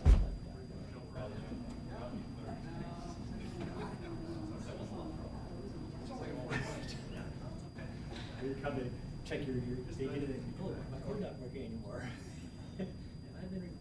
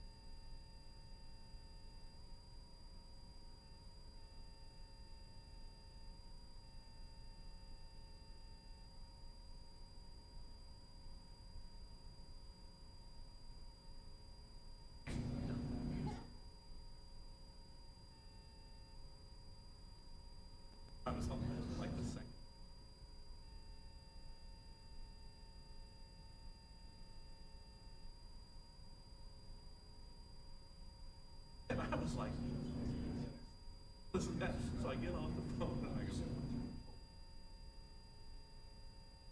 nope, this is our Vegas. I go, okay, I'm just gonna tell you, because sometimes it's a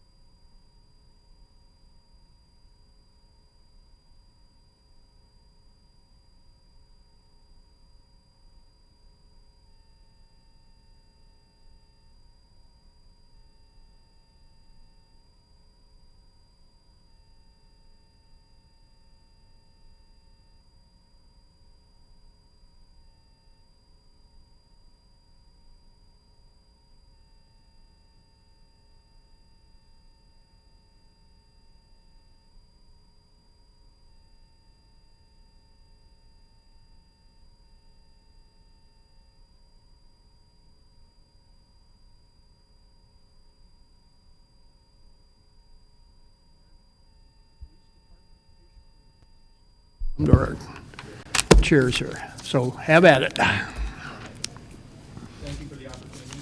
Wait, your mic's not on. You just got it. There you go. Have to talk into it? There you go. Okay. But I don't like to speak up. So thanks for the opportunity for myself and Assistant Chief Klingel and Petrelli to come before you today, talk a little bit about our current year budget and the proposed one for the next year. During this current year, I'll start with that. We had several accomplishments and some challenges during the course of the year. We continue to focus on staffing and technology, safety, and wellness for our employees. This year, with staffing was really the focus. We've had 5 retirements throughout the course of the year. So far to date, we've hired 9 officers, and through this fiscal year, we anticipate hiring 12 officers. That's a result of the retirements, but also other vacancies that we had at the end of last fiscal year. We did not have seats in the academy for those, and so that kind of then spilled over and created a situation where we had to hire several in a short period of time. During that, in addition to that, we were also able to hire 2 additional school resource officers as a result of our strong partnership with the Unit 5 schools. That now gives us an opportunity to have a school resource officer at each of the 3 junior highs as well as the 2 high schools. They work very well with school administration, counselors, and the other staff there. During the course of this year, we also had a resignation with our youth intervention specialist. In looking at that position, we determined that we were able to get by. We could take portions of that program, although it was certainly very beneficial. There were parts of it that we felt we could absorb and have additional internal staff, existing staff take on some of those responsibilities and still continue parts of the program that we felt were beneficial. But during the course of the year, we also replaced one of our department canines. We began development with the electronic citation program that you all were had seen and approved the agreement there. We're moving forward with that development. And as well as we had through IT, we were in the process of upgrading storage server space for our body-worn cameras.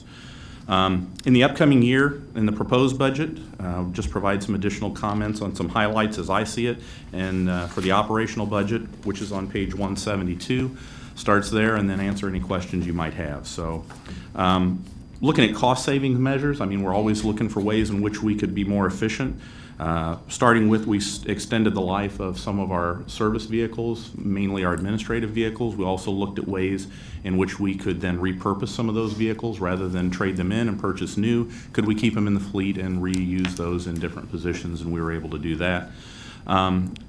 Utilization of technology. The e-citation program is one example of how we can work more efficiently, use technology to our benefit. Because we've not been able to grow or seen a need to grow staff at this time, especially support staff. Those kind of programs, although there's certainly a cost with them, it is much cheaper than it is hiring an additional person and then having that ongoing cost out there. We have also looked at how we can, our staffing models, and last year and into this year, we did have one position that was a full-time position for our parking enforcement. We were able to take that and combine that or do away with it in a full-time position. We created 3 part-time positions. That also gave us the opportunity to provide additional coverage, additional days of the week, and it was really cost neutral or even somewhat of cost savings because even though we had 3 positions, we weren't paying full-time salary and benefits for that. Also looking at it, we had 3 full-time positions and 1 part-time position over the last 2 years that we've lost as a result of reduction in force. We also have outsourced the cost with our crossing guard program. That was 11 part-time positions. So we not only outsourced those positions, but also the risk and some additional costs that go with those because we were responsible for not only the salaries, but also workers' compensation. And we did have some sizable claims at times because they were out working in all different kinds of weather. There were accidents and slips and falls and things like that, so we were able to mitigate that risk by shifting that to a contractual basis with a company. That's worked out extremely well. So those are just some examples of cost-saving efforts. Looking at the current or proposed budget, regular salary line, there's a slight increase from last year to this year. That's really because that reflects all positions. within the department. We have several that are unfilled during the course of the year. I anticipate that we will come in under that budget line for this particular, or for the proposed year, because again, at any given time, we have 1 or 2 positions that are in transition or in flux while we're waiting for an academy seat. We also, as Mr. Hune had mentioned before, and it's a bit of a cost savings because we've had senior individuals that are retired and left the organization. Although it creates a loss of an institutional knowledge, it does give us an opportunity to hire people in at the starting rate or at the lower end of the salary. So we do see that cost savings in part of that transition. The clothing line, you will see that fluctuates from year to year. I believe Ms. Reese pointed that out in the memorandum, but the big fluctuation for that from year to year is really based on our body armor.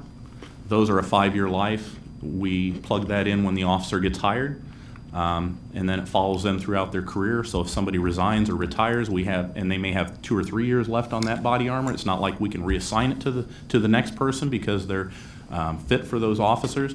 We then, when we hire a new person, we plug them in. So for example, this fiscal year, we've had 12 people that we're going to anticipate hiring. That, in addition to all the others that we're due, makes that kind of a rolling figure. But you'll see that kind of reoccur every 5 years for the 5-year life. What makes this year really large is we also replace our emergency response units vest, which are a higher threat level. There are the team that goes in on the high-risk warrants and things like that. Those are due this year, so in addition to patrol vests, that's about $21,000 that's spent on those 12 individual officers there for those higher risk and higher threat level vests that occurs every 5 years. So you'll see that occur again in the last year of the budget. Contractual services line, that's another, between salaries and that's the largest 2 lines really for the department minus pensions and such. But that one, about $1.34 million is out there is for our agreement with Metcom for dispatching services. That agreement continues to work out very well. We have, in addition to that, we have some other large items in there. That's the bulk of it certainly, but we have our annual animal control centralized booking. We have STARCOM user fees, our agreements with the crossing guard programs, and any other agreements we have go into that. We have, the equipment under. That fluctuates really depending on the department needs. What we see is coming up, what we need for the operations. This year, we have a few requests that are out of the ordinary because there's some in there for replacement of chairs and small office equipment and things like that from time to time need maintenance or break. We have a couple items that are noteworthy there. We had some night vision technology that we're replacing, some that was outdated we've had for many years.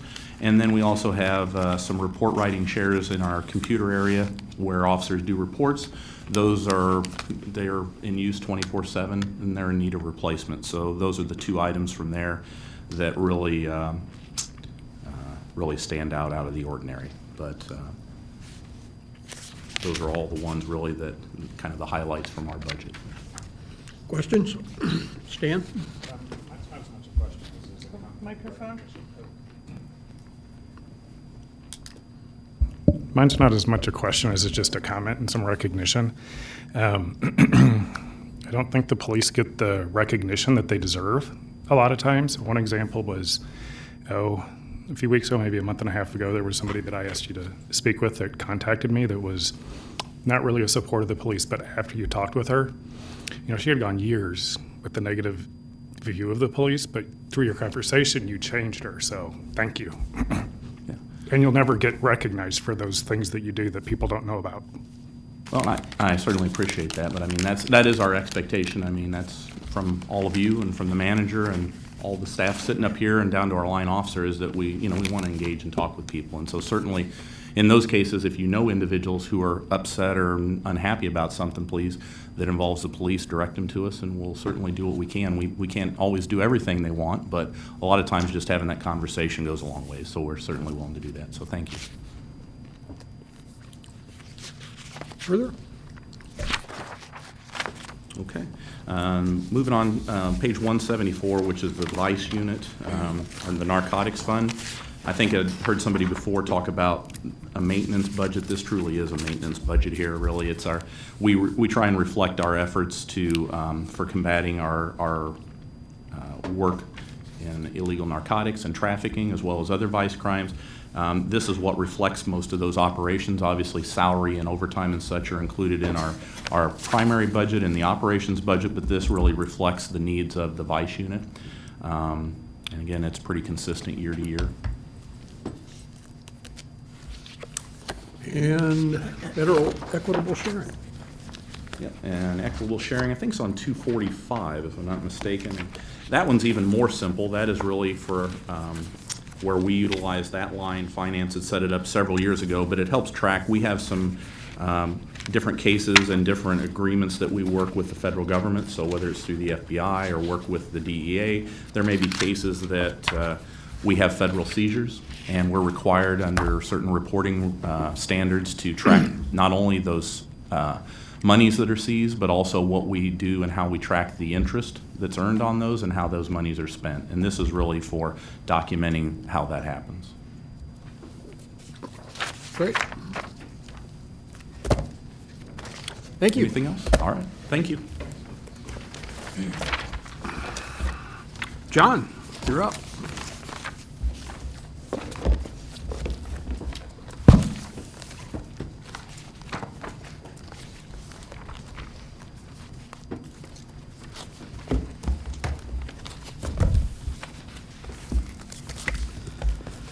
The Water Department budget starts on page 257. 33 and a half employees. That half employee is the utility permit technician. It's in the engineering department, but funds or their salaries paid through water and sewer.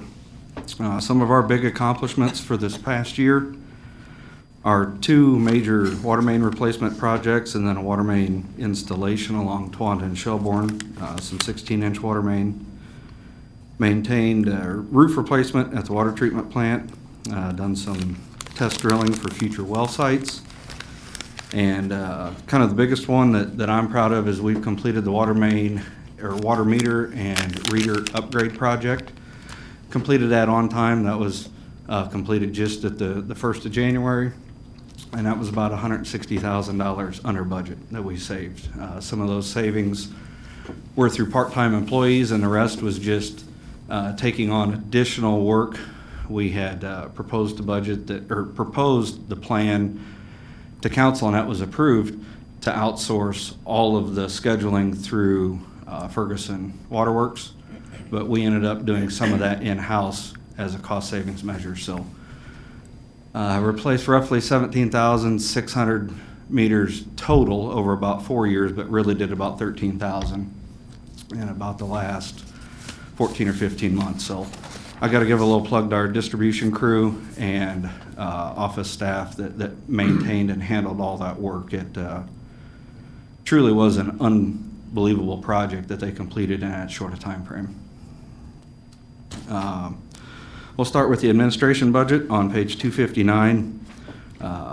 Some of the notable, I guess, extra expenditures, or first note, our salaries, overtime, and benefits are all slightly reduced from actual expenses in 2018, 2019. Some of that's due to some senior employees moving on from the town and replacing them with less senior positions.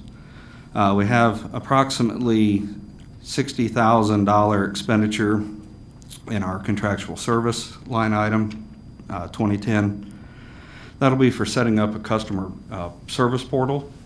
There's about $23,700 of that is just initial setup fees, so kind of one-time cost to get this customer portal set up, and then about $36,500 cost continuing each year. What this portal will do will allow a customer complete access of billing history once it gets set up. They'll be able to go in and log into the account at their house. They can track water use. You can set up alarms. So if you're a snowbird and you're gone for 2 months, if you leave your water on, you could set up an alarm that if there's any water use, it will trigger a text or email, something, however you set your preference up to you.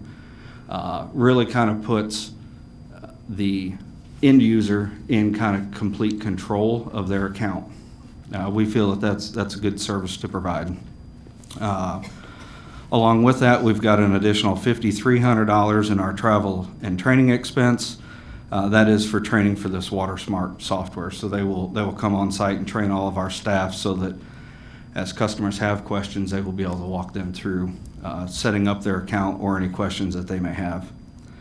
Our equipment over $10,000. There's $15,000 in there to replace the copier at the treatment plant that's used for utility billing. And then our 7545, our hardware and software account, $25,000 to upgrade our Neptune software. We currently, since we've upgraded everything to the smart meter, the eCoder, we're running on their old software. It's what they call their Insight. That will eventually be gotten rid of. I believe in 2 years, their goal is to get away from that software platform and go to this 360 software, which will all be cloud-based. So those fees are to get switched over to that software this first time. Any questions with the administration budget? Going to the treatment plant budget, that's on 261. I know we moved on to budgets. Whoops, microphone. I know we moved on to budgets, but I just wanted to call out the water main replacement, Thomas, Jersey, Kent. I live over in that area and see a lot of those residents, and 4 separate residents stopped me at different occasions separately to say what a great job the crews that were working on their streets.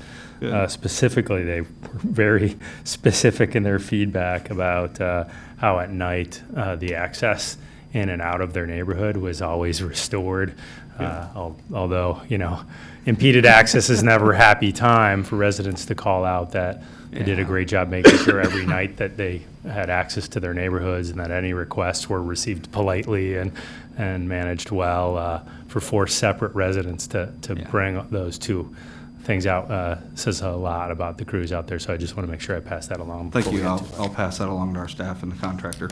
Thanks. Again, the treatment plant budget on 260.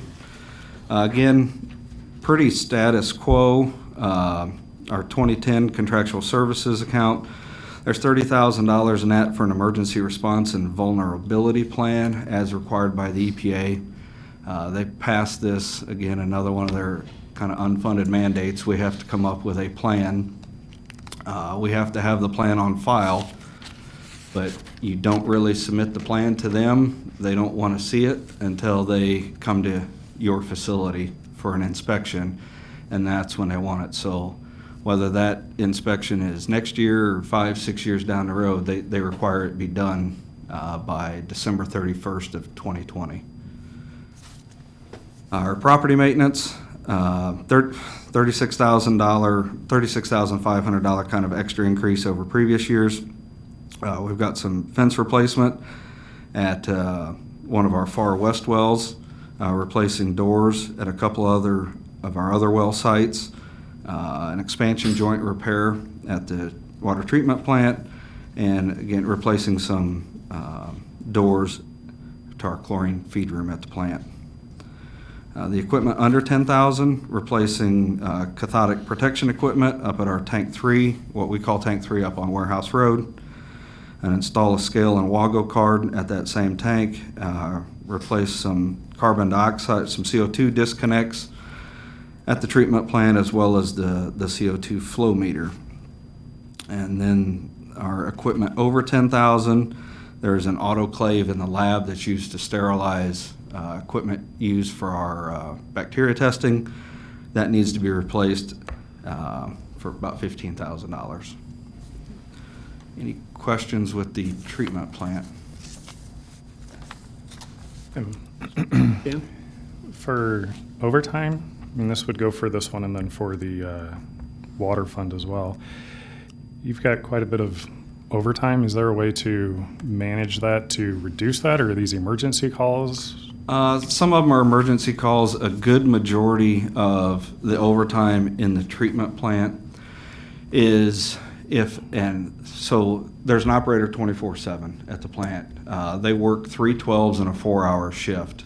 So 8 in the morning to 8 at night is their typical 12-hour shift. And then the night operator, 8 p.m. to 8 a.m. the next morning. If the night operator calls in sick, then somebody gets 12 hours of overtime to come in for that. And if, flu comes around, they get a couple days, those really start to add up and compile. There's a majority of that overtime cost is covering that operator shift when they take off on short notice due to illness or family emergency. And then the rest of it would be if equipment breaks and it's not something or not working right, or we need an emergency response back in instead of, letting it wait till regular work hours to make that repair.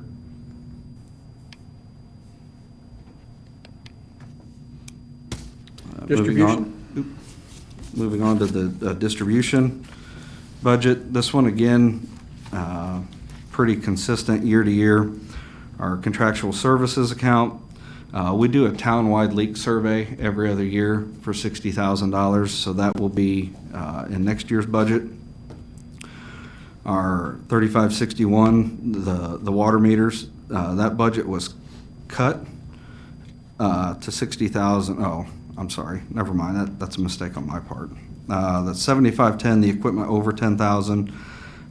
We've kind of moved some numbers around with that and moved a bunker replacement cover to fiscal year 22-23 and budgeted for a dirt and concrete separator to be purchased next year. So anytime we have a water main excavation, if it's in a road, we've got to separate the concrete and the asphalt from the dirt. We can dispose of dirt at various dump sites. The concrete and the asphalt we will generally take to McLean County Asphalt to have them grind it up and reuse it. They don't want a lot of dirt with it.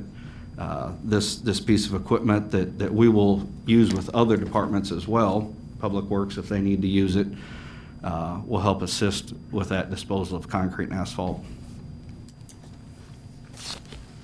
Okay, keep going. Our debt service. So we have 2 loans from the Illinois Public Water Supply Loan Program. The first loan was a filter rehab. It is a 20-year loan with 0% interest. Total project cost on that was roughly $1.4 million. They had a debt forgiveness of just shy of $370,000 on that project for a net loan of $1,049,125. That annual payment is $53,801, and the final payment on that loan will be June of 2030.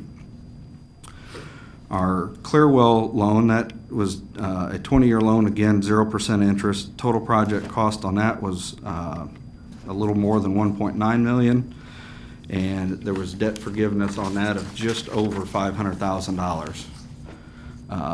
Which provided a net loan of $1,461,513. The annual payment for that is $78,905, and again, the final payment of that loan will be June of 2030. Any questions? Karen? Who provided the funding for these 0 interest loans and the debt forgiveness? The Illinois EPA. It's a loan sponsored through the Illinois EPA.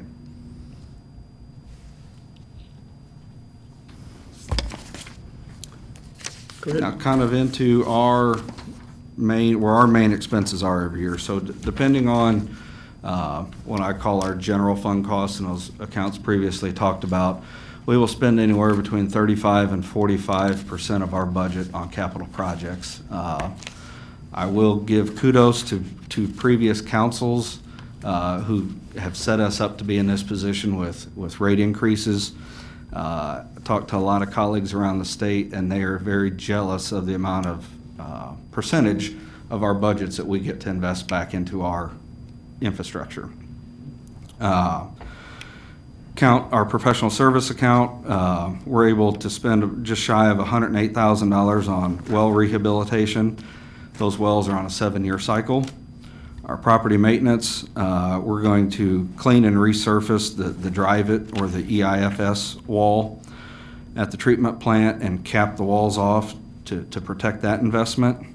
Replace roofs at 4 of our far west wells, and replace the floor drains at our distribution building.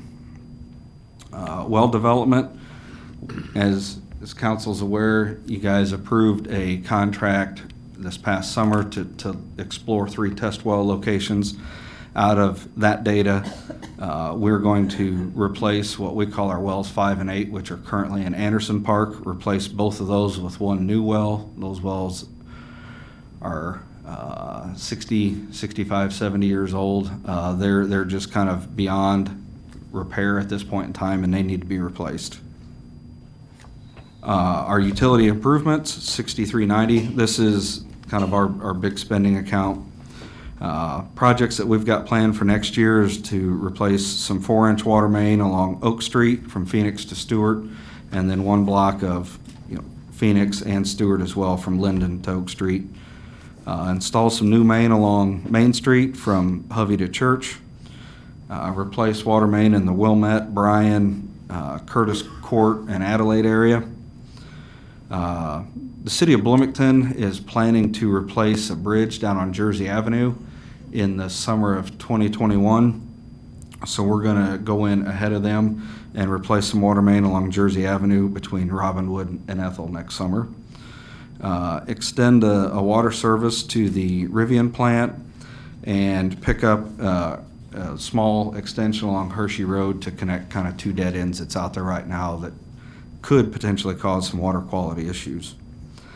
And then our equipment over 10,000, we're replacing the emergency backup generator at the West Booster Station and the switchgear.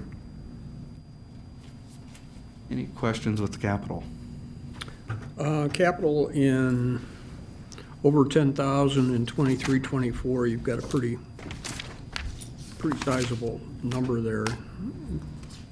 I believe that is the chlorine scrubber. So we've been scheduling some of that in the capital, and then also putting some money away in another account as well. That cost is roughly, believed, somewhere around $1.5 million, 1.6 million. Great, thank you. Our water replacement fund, there's really nothing significant going on there. There's no purchases. It will just be continuing to kind of store money in that savings account for when those vehicles and equipment need to be replaced. And our debt service bonds, I think Karen kind of talked about those a little bit, but that's our portion of those bonds. There was a 2013 water refunding bond. That total payment is about $195,000, $196,000, and then there's a 2017 B water refunding bond, and that payment's just a little over $60,000 a year. Great. Just kind of a last comment. I talked earlier about some of the successes, but another one continues to be the implementation of monthly billing. Continue to have good feedback from customers, so appreciate council. While it did cost an additional staff to us, that has provided a great asset to the customers. Continue to see about half the number of residents on a shut-off list that make that. So again, a good in service to the customer.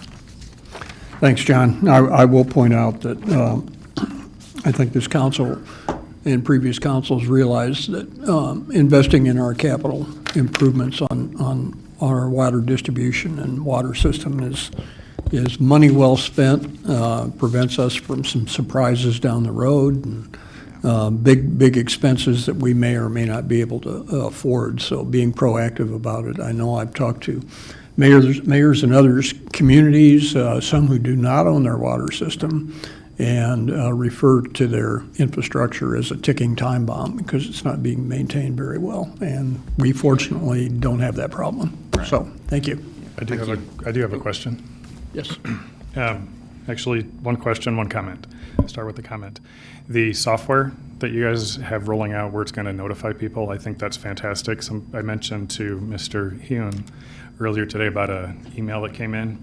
They want exactly that. So thank you. And that'll probably then lower postage costs because we're not mailing invoices out too. Bills will still be mailed. About the only way postage can be reduced in that is if the residents go online or sign up for e-billing.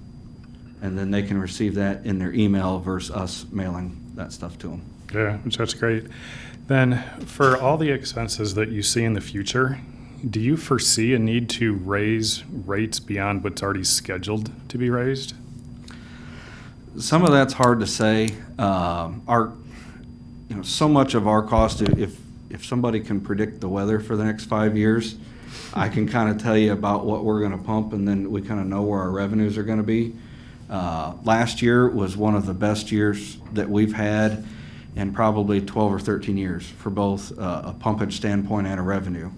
This year, we're going to be the second lowest year in 10 years. So, in a matter of a year, we go from pumping what we haven't done in a long time to hardly anything.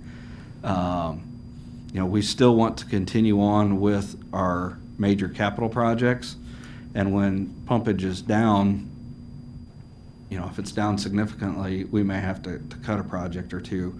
But with chemical costs rising, prevailing wage when we hire contractors to do those major capital jobs, those seem to continue to go up. There's going to have to be continued rate increases just to keep up with all those other rising costs for us to continue to maintain that system. Thanks, John. Thank you. Thanks, John. Doug, you're up.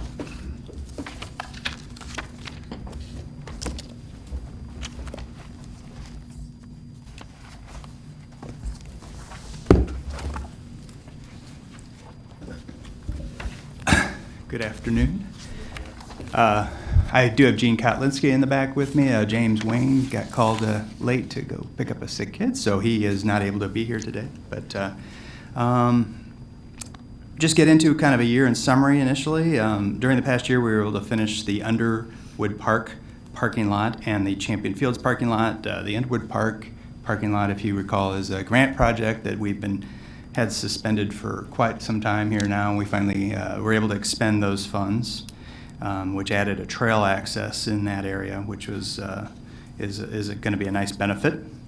We've done quite a bit of work on just ball diamonds, just trying to keep them in good shape, laser grading, Champion Fields 5 through 8, as well as at Shepherd Park, putting in a field, a T-ball field at Carden Park, as those programs grow, and installation of irrigation at Anderson Park. We finished installation of a greenhouse to better care for our tropicals that we have purchased and be able to use them multiple years. The Hidden Creek ecological restoration kind of is ongoing for the next several years. But in addition to that, we also did some work out at the Towanda area, Towanda and Vernon along the Recreation Trail, Constitution Trail area there. That's very similar work to what we did at the Hidden Creek area. And then we did some painting at the bathhouses. Some ongoing stuff, some items that we've started and are going to be ongoing throughout the rest of this fiscal year, but as also probably carrying into next fiscal year, includes the Savannah Park shelter. We've removed that and we'll be installing that in the spring, probably actually late winter actually. We're replacing control monitors for the pool at Anderson. Also, zero depth pool surface was incredibly abrasive, and that is being replaced. We kind of ran out of weather here in the fall, so we'll be finishing that in the spring. And the Vernon Towanda Trail improvements, that's been an area that's been, I guess, complained about for a long time about being one of the roughest in our trail system, and that is scheduled to be overlaid first thing in the spring. We're the first project on that. As well as the Maxwell Park OSLED grant projects. Those are, we've been working this kind of a 2-year project, And we've done a lot of planning, a little bit of work, but not a lot of work. But the work will be coming in here this upcoming months and next fiscal year. From a recreation standpoint, kind of a rough year as far as weather in the spring. If you remember, it was pretty wet. We had to move soccer fields. We had to cancel baseball, softball events and games and so forth. So just kind of a rough year as far as that goes.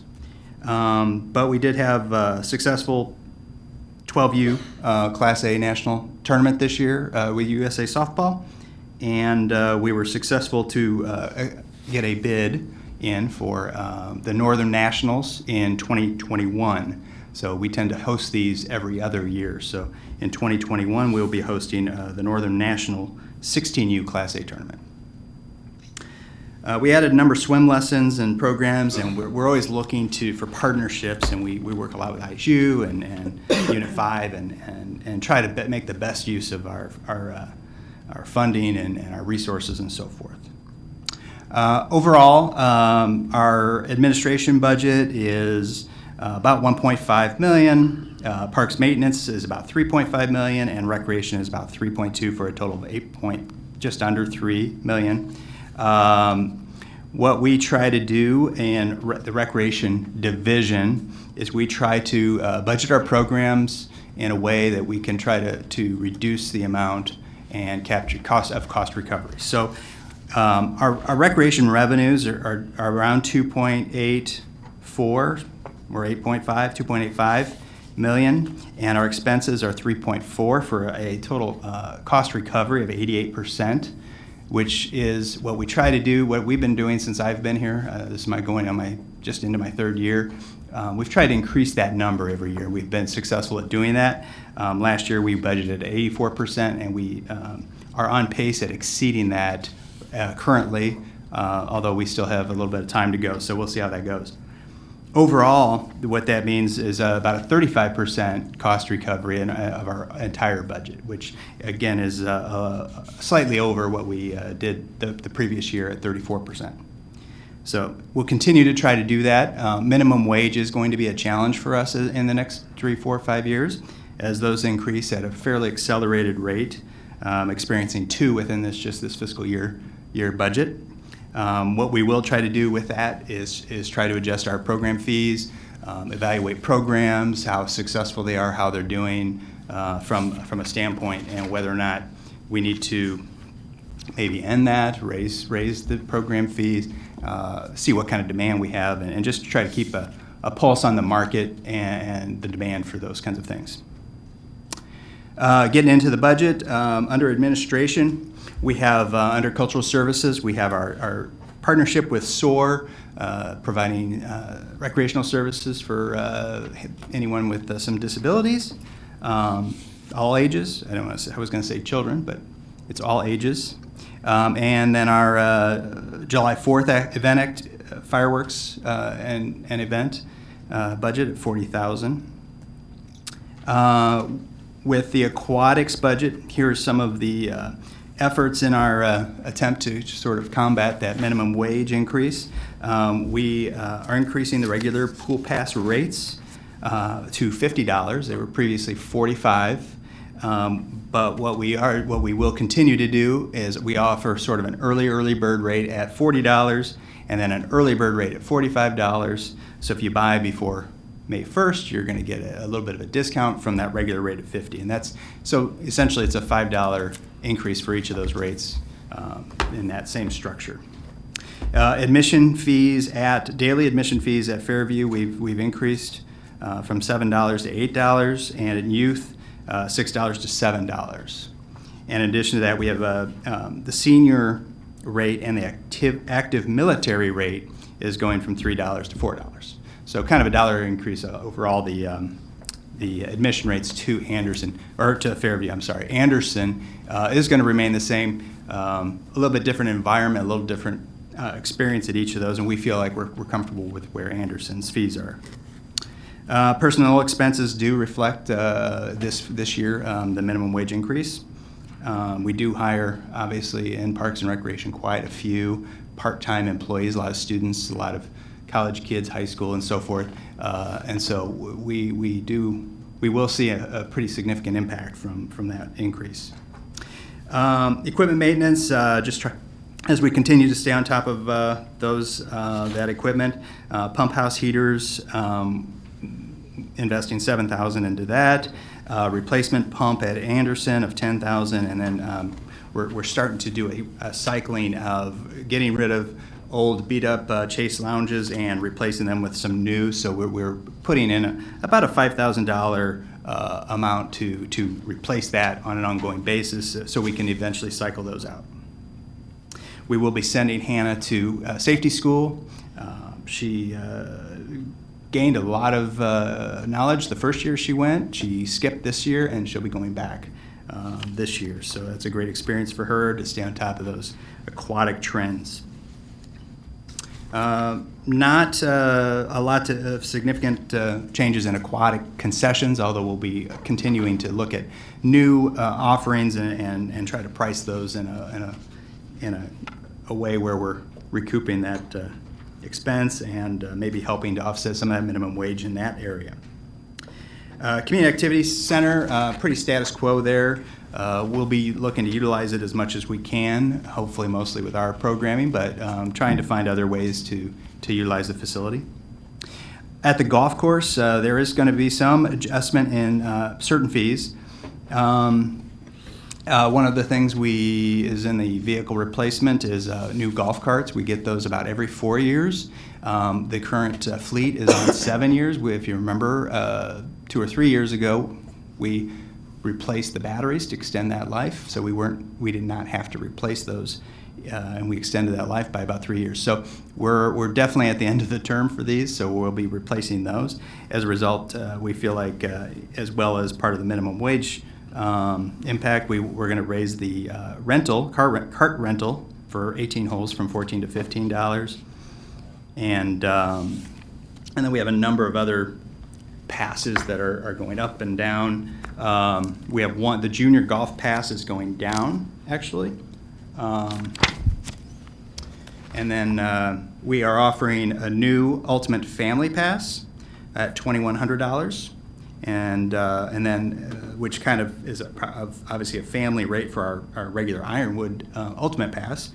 And then a season pass is going up, as well as the senior pass. So just minor, some adjustments there. We have not raised fees, I think, in those areas since I've been here, and we try to be very cautious about doing that. But we feel like it's time for those increases.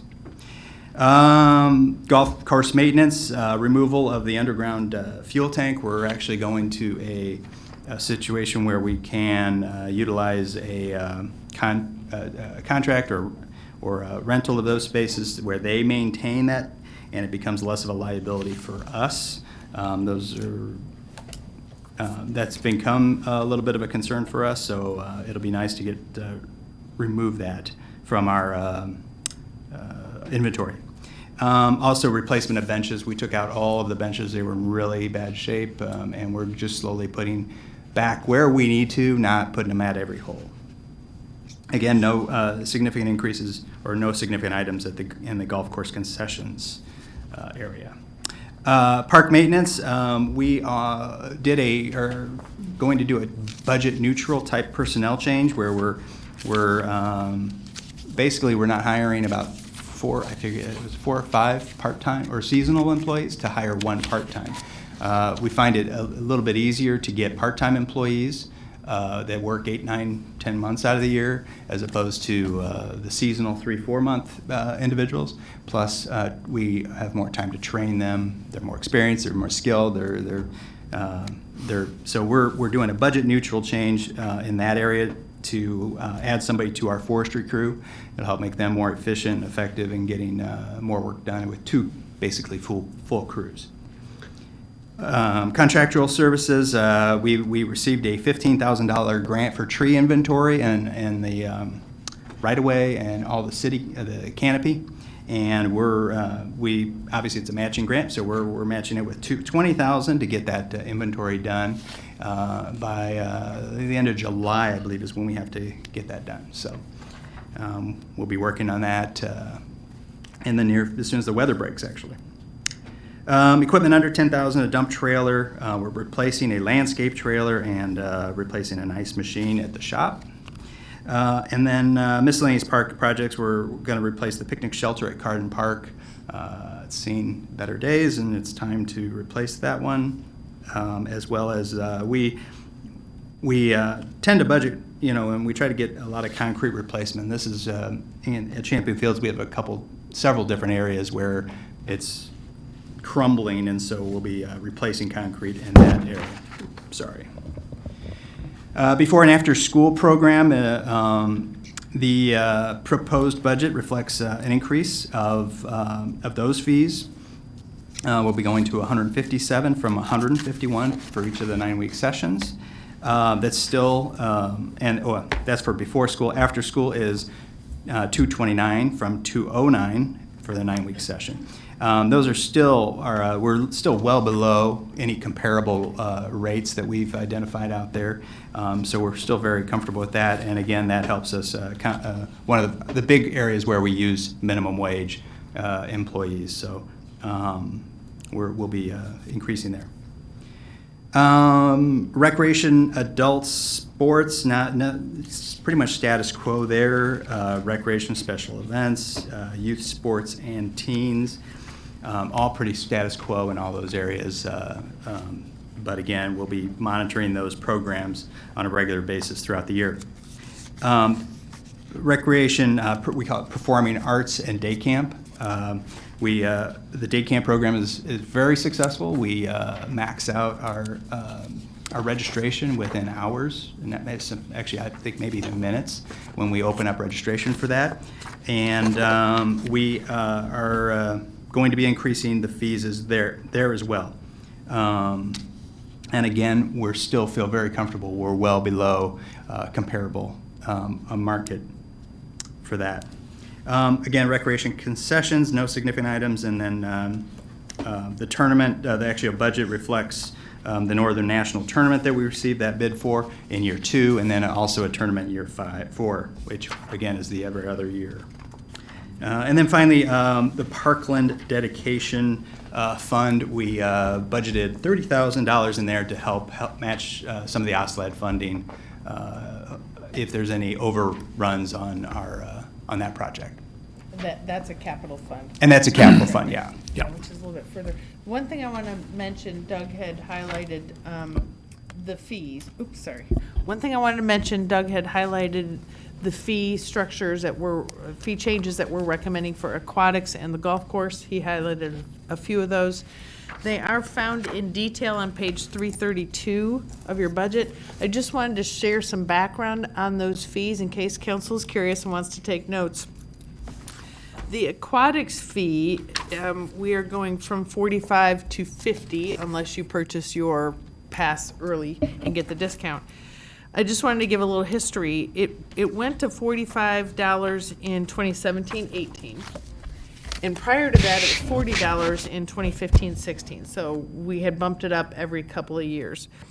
So in regard to Ironwood has not had many fee adjustments, but we are adjusting fees based upon not only the operation, but also comparative with other golf courses and other services. So Ironwood's fees have not changed since 2014-15. So, and prior to that, it was 2011-12. So the last 2 times we've modified Ironwood's fees were 2011-12 fiscal year and 2014-15 fiscal year. So we are proposing adjustments in Ironwood fees for fiscal year 2020-21. Great. Any further questions for Doug? Stan? I'm a big fan of the Park District. You know, it's used throughout your life at many stages.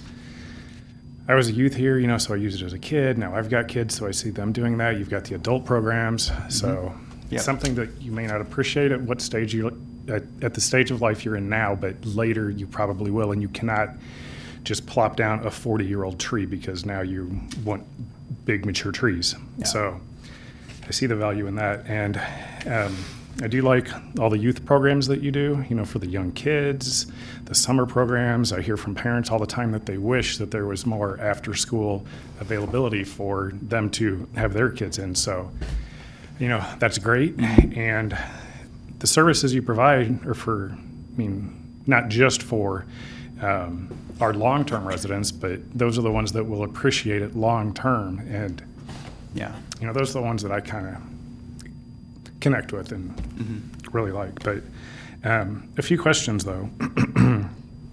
You do have quite a bit of overtime, you know, throughout all the different departments. Are those areas that can be scheduled better to reduce that? It's tough because a lot of times we have programming 7 days a week. So we, if we have an event or something, we have to work on weekends. Another area is we help with snow removal. We also, during the spring, especially a spring like we had, they work a lot during the week, and then we try to maybe catch up on the weekends with mowing or other maintenance that's required. So it is kind of seasonal and dependent upon that, as well as our busy season whenever we're doing programming and so forth. This applies to our part-time, our seasonal, and as well as our full-time employees as far as the overtime goes. So the nature of the beast is from Parks and Recreation goes, we have a lot of holidays that we work. You know, July 4th is one of them. We have a number of staff that are out there on July 4th. The egg hunt is on Saturday, and so we have a number of staff that come out and help with that. Weekend events uptown, we're supporting those in some form or another. So what we do early in the season is we do schedule staff to sign up for those, so that they're not all burdened on somebody. But it's difficult to give them that time off leading up to those sorts of scheduled types of things, because we still have a number of things to get done out in the parks. And so I think that the burden of adding staff, which has become difficult, which is one of the reasons why we're proposing that shift from the seasonal people to the part-time person, it's just tough to continue to get those staff filled. So we fill that work and that responsibility with people that we already have on staff. Okay. In the park maintenance budget specifically is probably the division under Parks and Recreation that has the highest overtime expense. And really, at that point, it's only 3% of our personnel, 3% of wages is what we budget for overtime, which probably is not too out of the ordinary, considering all the events you staff, the holidays, mowing when weather permits. Yeah. Sometimes you have to get everything mowed while you can. And then when we have snow events, park maintenance does snow removal from all of the surface lots that we own. Yeah. Okay. Could you talk a little bit about the tree planting? Looks like this year it's estimated at 85,000, then we're planning on 40,000 thereout. Did something happen this year that it doubled? Or? To double the number that we're going to plant? Well, last year, or I guess at the end of 2020, which we're not there yet, it's estimated to be 85,000. But it looks like typically we spend about 40,000. Did something happen this year that the numbers double, and then next year we're planning on it dropping to 40,000? It's on page 157.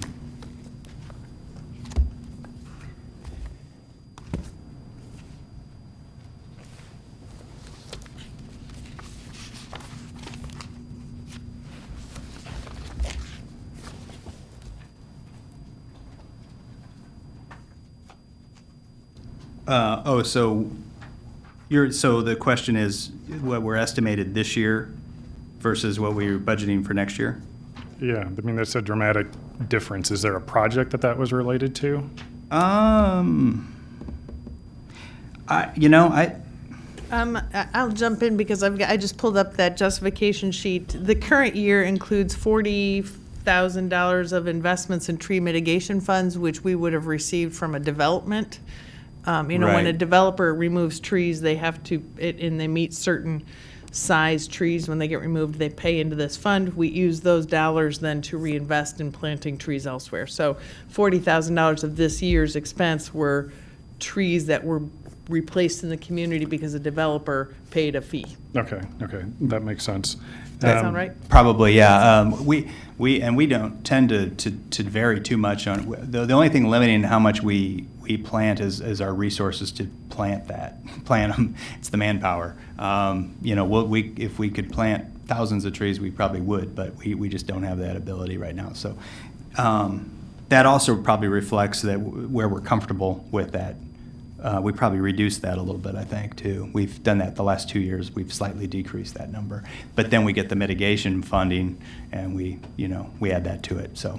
Yeah, and that's just the challenge, looking at actual versus what you're budgeting, because you don't know what happened on the actual side without asking the question. Yeah. Then on page 171, for contractual services, you've got budgeted for $25,000 this year, and then $120,000 next year, then $25,000, then $120,000. That's the What's the up and tournament down? every other year. Oh, yeah.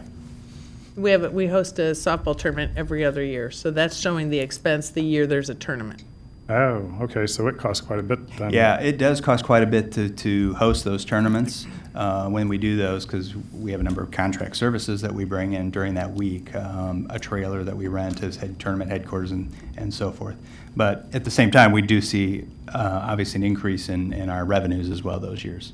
We see increased revenues, and we also have a significant economic impact that the Convention and Yes. Visitors Bureau analyzes every year because of the hotel, motels, and the shopping and the restaurants. Yes. Is that the same reason then for the supplies going up and down? Yes. Yep. Okay. Then last question. In your budget, do you have any funds allocated for sports complex? No. No. Okay. Karen? To follow up on the discussion concerning the trees, does the park department have any kind of formal volunteer resource to assist with monitoring new plantings and existing plantings? I noticed there are some trees in locations that say by a specific organization. And I have one of those trees on my property, and I've never seen anyone there. So I was wondering how active those groups might be in actually assisting. I don't know that they're a lot. They're very active at all. We probably plant it. What probably has happened in a lot of cases is we have a living tree sort of a program. You donate the tree, and so we'll plant the tree for them, and then we maintain it for a few months until it takes off on its own.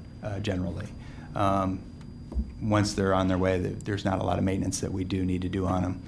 Part of the goal of the inventory program, especially on right-of-ways, is to identify the trees and their lifespan, their expected lifespan, maybe their condition and need for maintenance and those sorts of things. So that is one of the things we hope to get a better handle of on moving forward.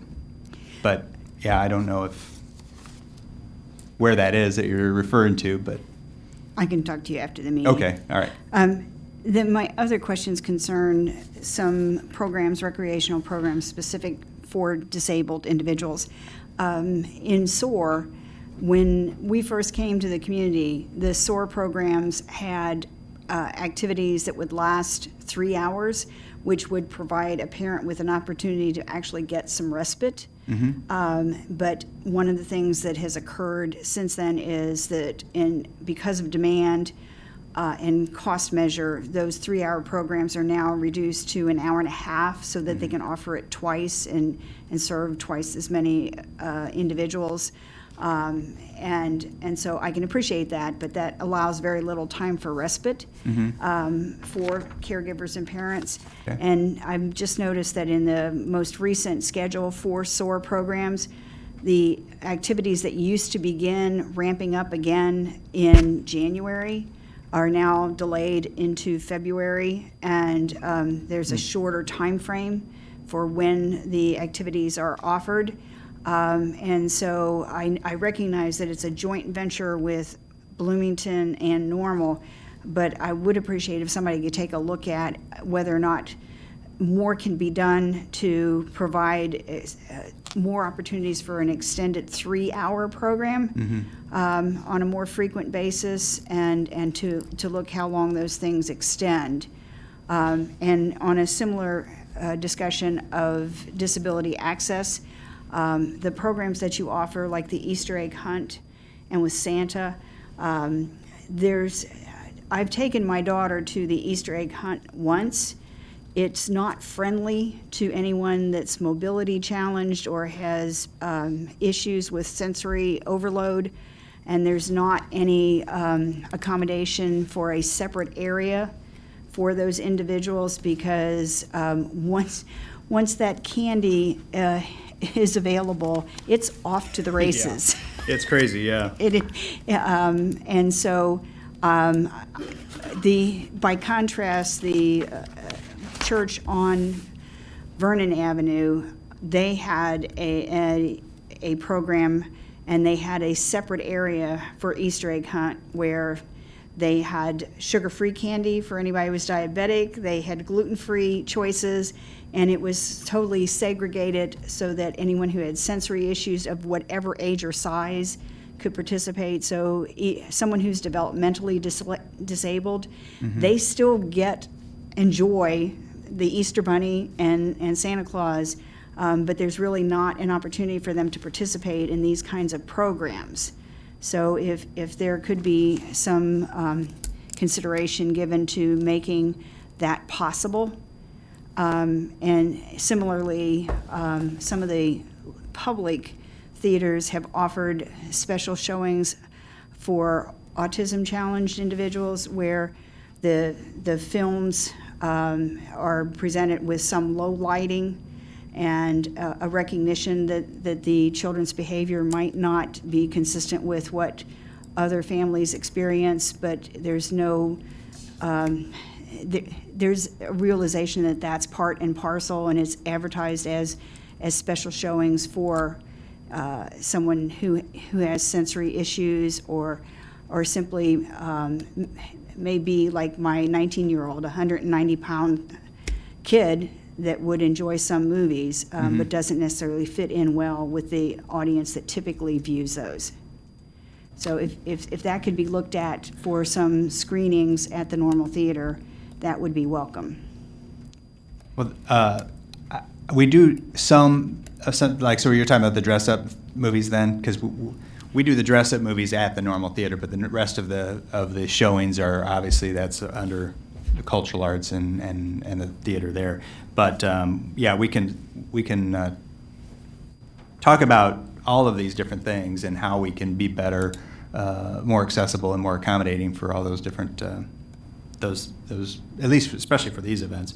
The egg hunt, it never really occurred to me, because I'm thinking it's turf fields, so of course they can get, it's an accessible area, but it can be overwhelming. Yeah, you're right. It certainly can. If you're too slow, just walking out there, you're not going to get any candy or any eggs, for sure. And as a parent, you worry about your oversized kid reacting the way a kid would, but then creating fear among the other families, because this child who is an adult body, it can be frightening when they do respond, which would be typical of what they might do when they're stressed. Yeah, and I'm not too very for sure of the SOAR and what they've done with those programs. We'll have to look into that a little bit more. Bloomington tends to oversee that specific, directly. So we work together with them, but they are the direct oversight on the SOAR program. So we'll follow up with them and find out what's going on and if there's something we can do. Okay, and one final note that a lot of your recreational programs are for outdoor, but with the Penguin program, I know that you're providing some support to them, and they've been fortunate enough to reach an agreement with Stroud Auditorium that's part of U-High for their programs, but there is another theater group in town that serves the disabled population, and they are looking for a space for theater presentations. And so if there are opportunities for that to occur, the arts are also an important outlet for persons with disabilities. Yeah, we work with the Penguin Project for rehearsals and such in the spring. This is a seedling theater. I did follow up after you and I spoke, Yes. and I shared that with Doug as well for potentially next year's performance to utilize the Community Activity Center for the Seedling Theater. So we have talked about that.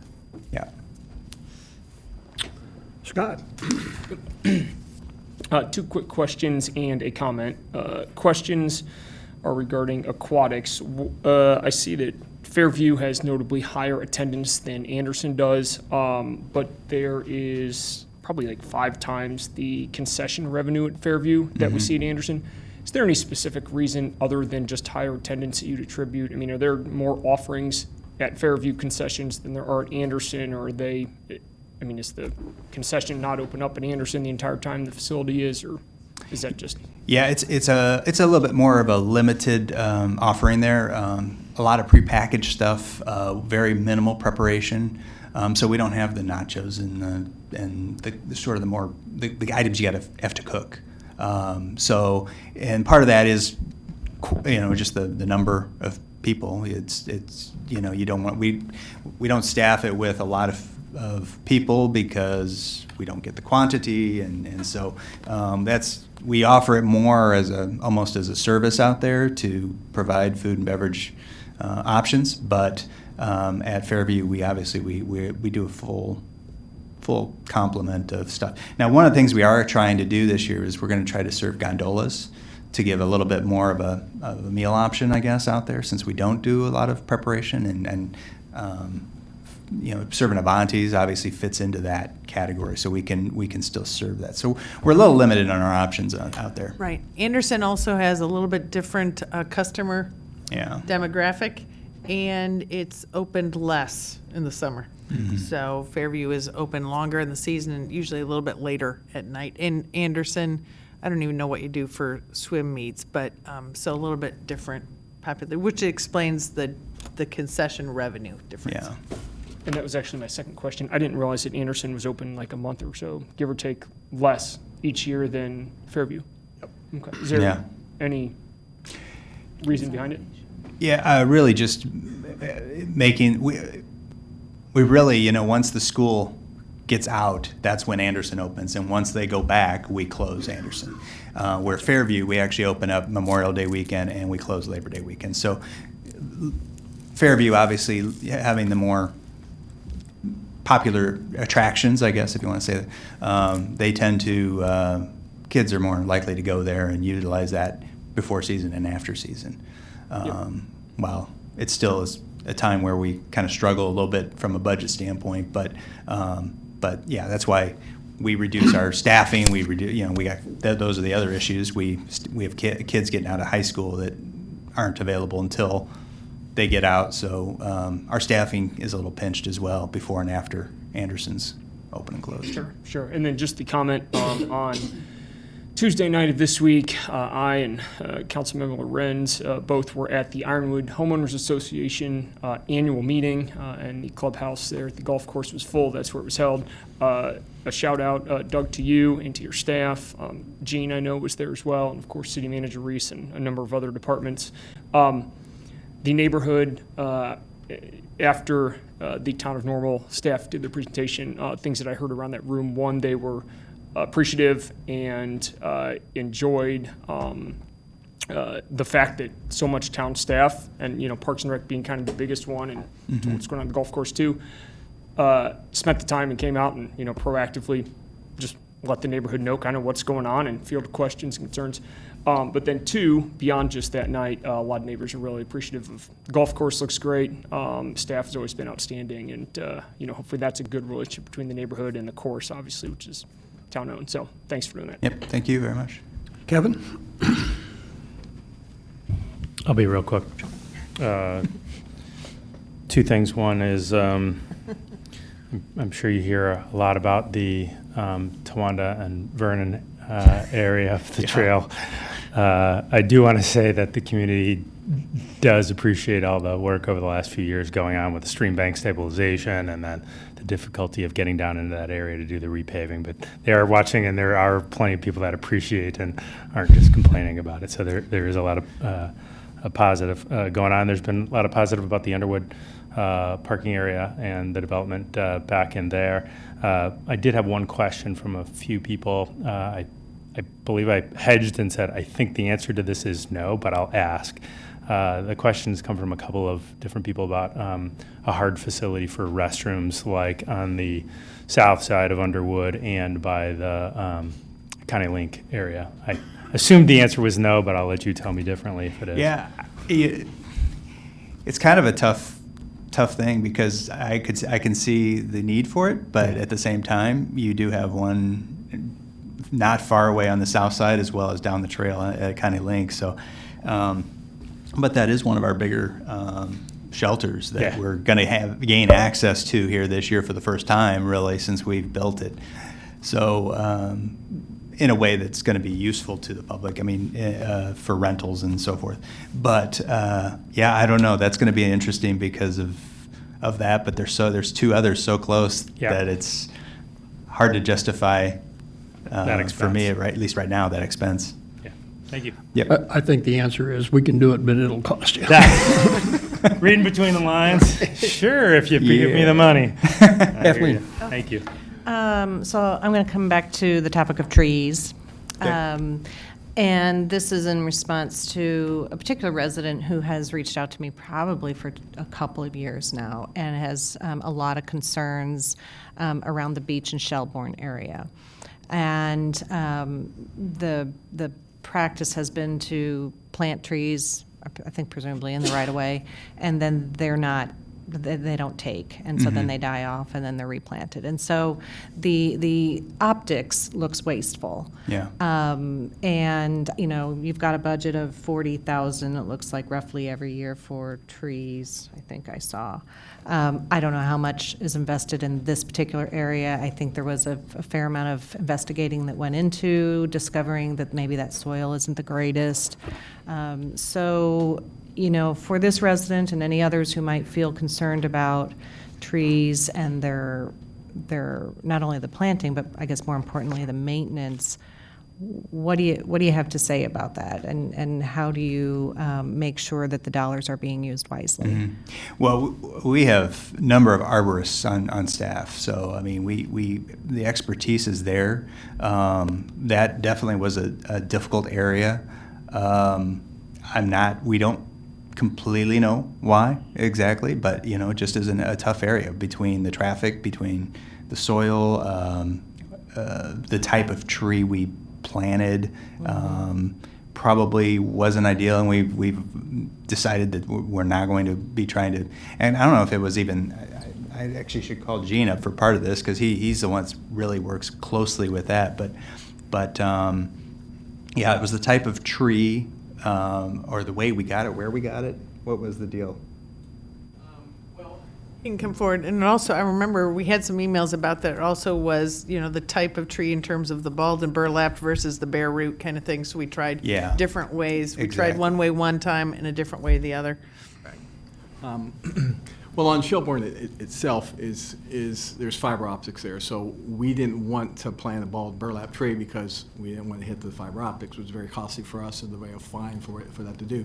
So we planted smaller bald trees and hand dug them, so we didn't have that issue. Mm-hmm. Hoping that we can get trees back on there, because there were trees on that stretch of Shelbourne and they all died, and so we're trying to reestablish those trees. So unfortunately, they didn't make it, and so we come now to the conclusion that we're not going to try to plant the small bald trees anymore and just continue with our bald and burlap trees, which we have better success with. And so we're pretty much going to abandon that idea of trying to get trees back in that stretch of Shelbourne. Okay. So the problem is that, I mean, you have to realize is that, you know, trees are planted out in fields and they're spaded out of the ground. And so a lot of the feeder roots are taken from them, and they're stuck in the burlap, and then we put them in the ground and try to get them reestablished. And so, you know, we water them. We also have, drought issues. We had a dry fall last year. previous fall, and then of course in this past winter we had kind of like the polar vortex, which Yeah. was very cold. So we don't know exactly why we lost as many trees as we did, but you're going to lose some trees. So when you transplant a tree, you're going to lose maybe 10% of the trees that you transplant, and that's always a given. We hate to lose trees, and in that stretch of Shelbourne, it was, like you said, it was very visible. Right. And, what is the town doing that we don't know what we're doing?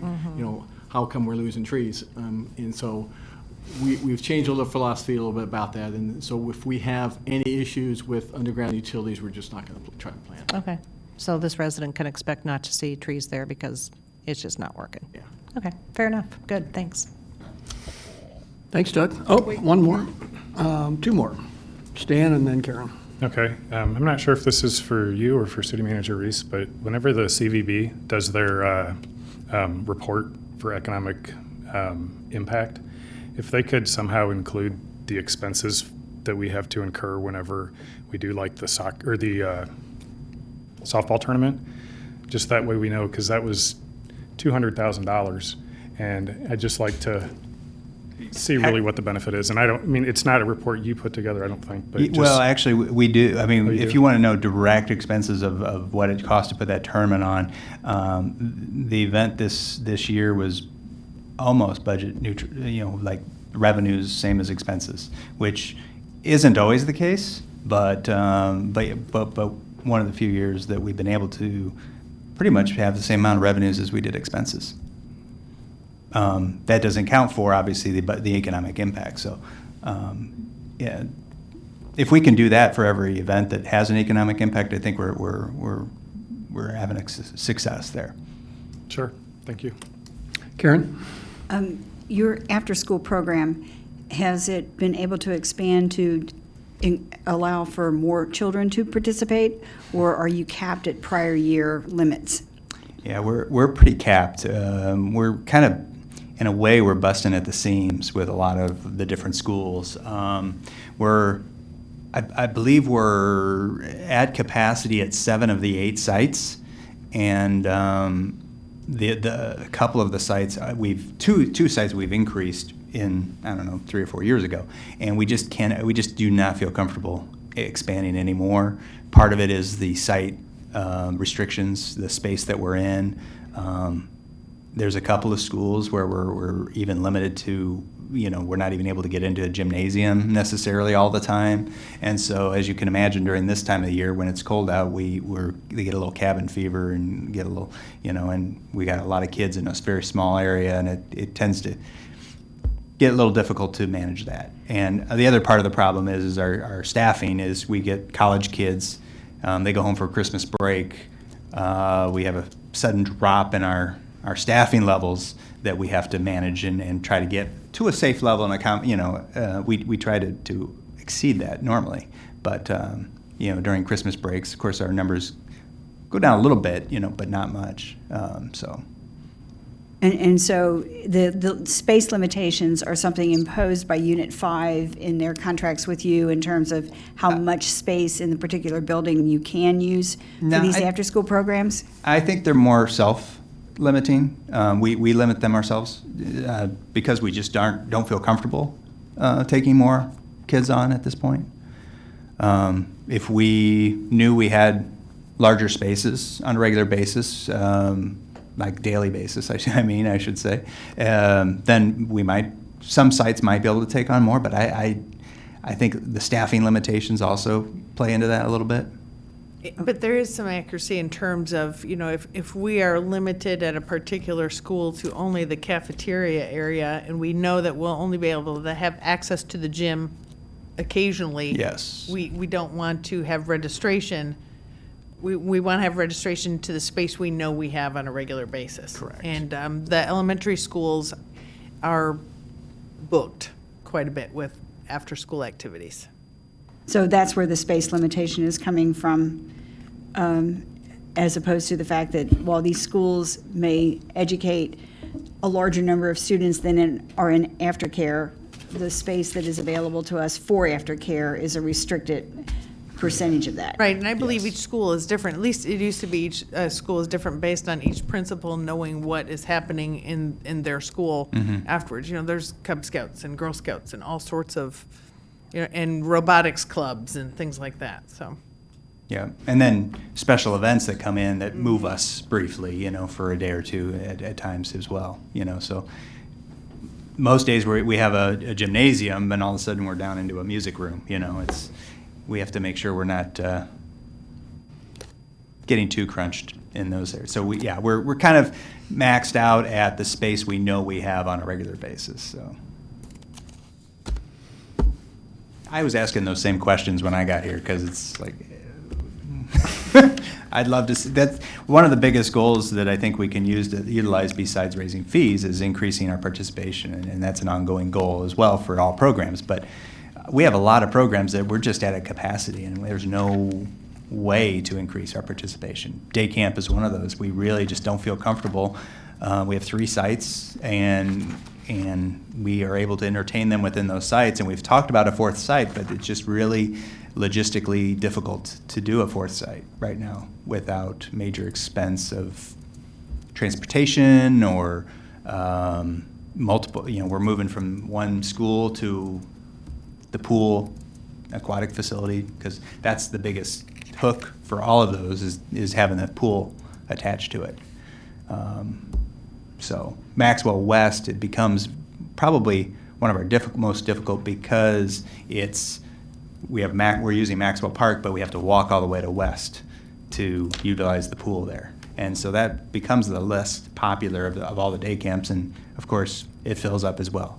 But yeah, we just don't have that option anywhere else right now. Thanks, Doug. Yep. Thanks, Doug. Brian, you're up.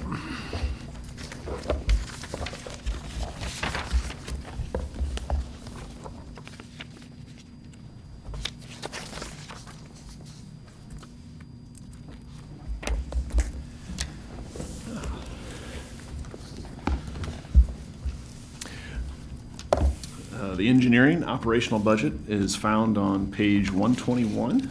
I wanted to start out and thank City Manager Reese, Mr. Hanson, and Mr. Hune and the finance staff for the collaborative effort and the interdepartmental effort that is represented by this budget.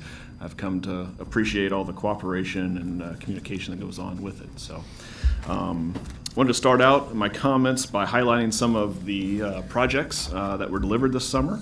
Many of them are fairly visible. The town made significant investments this summer in streets. Some of these included repaving of some major streets, including College, Gregory, School, Vernon, Shelbourne, Broadway, Cottage, and Parkway Plaza Drive.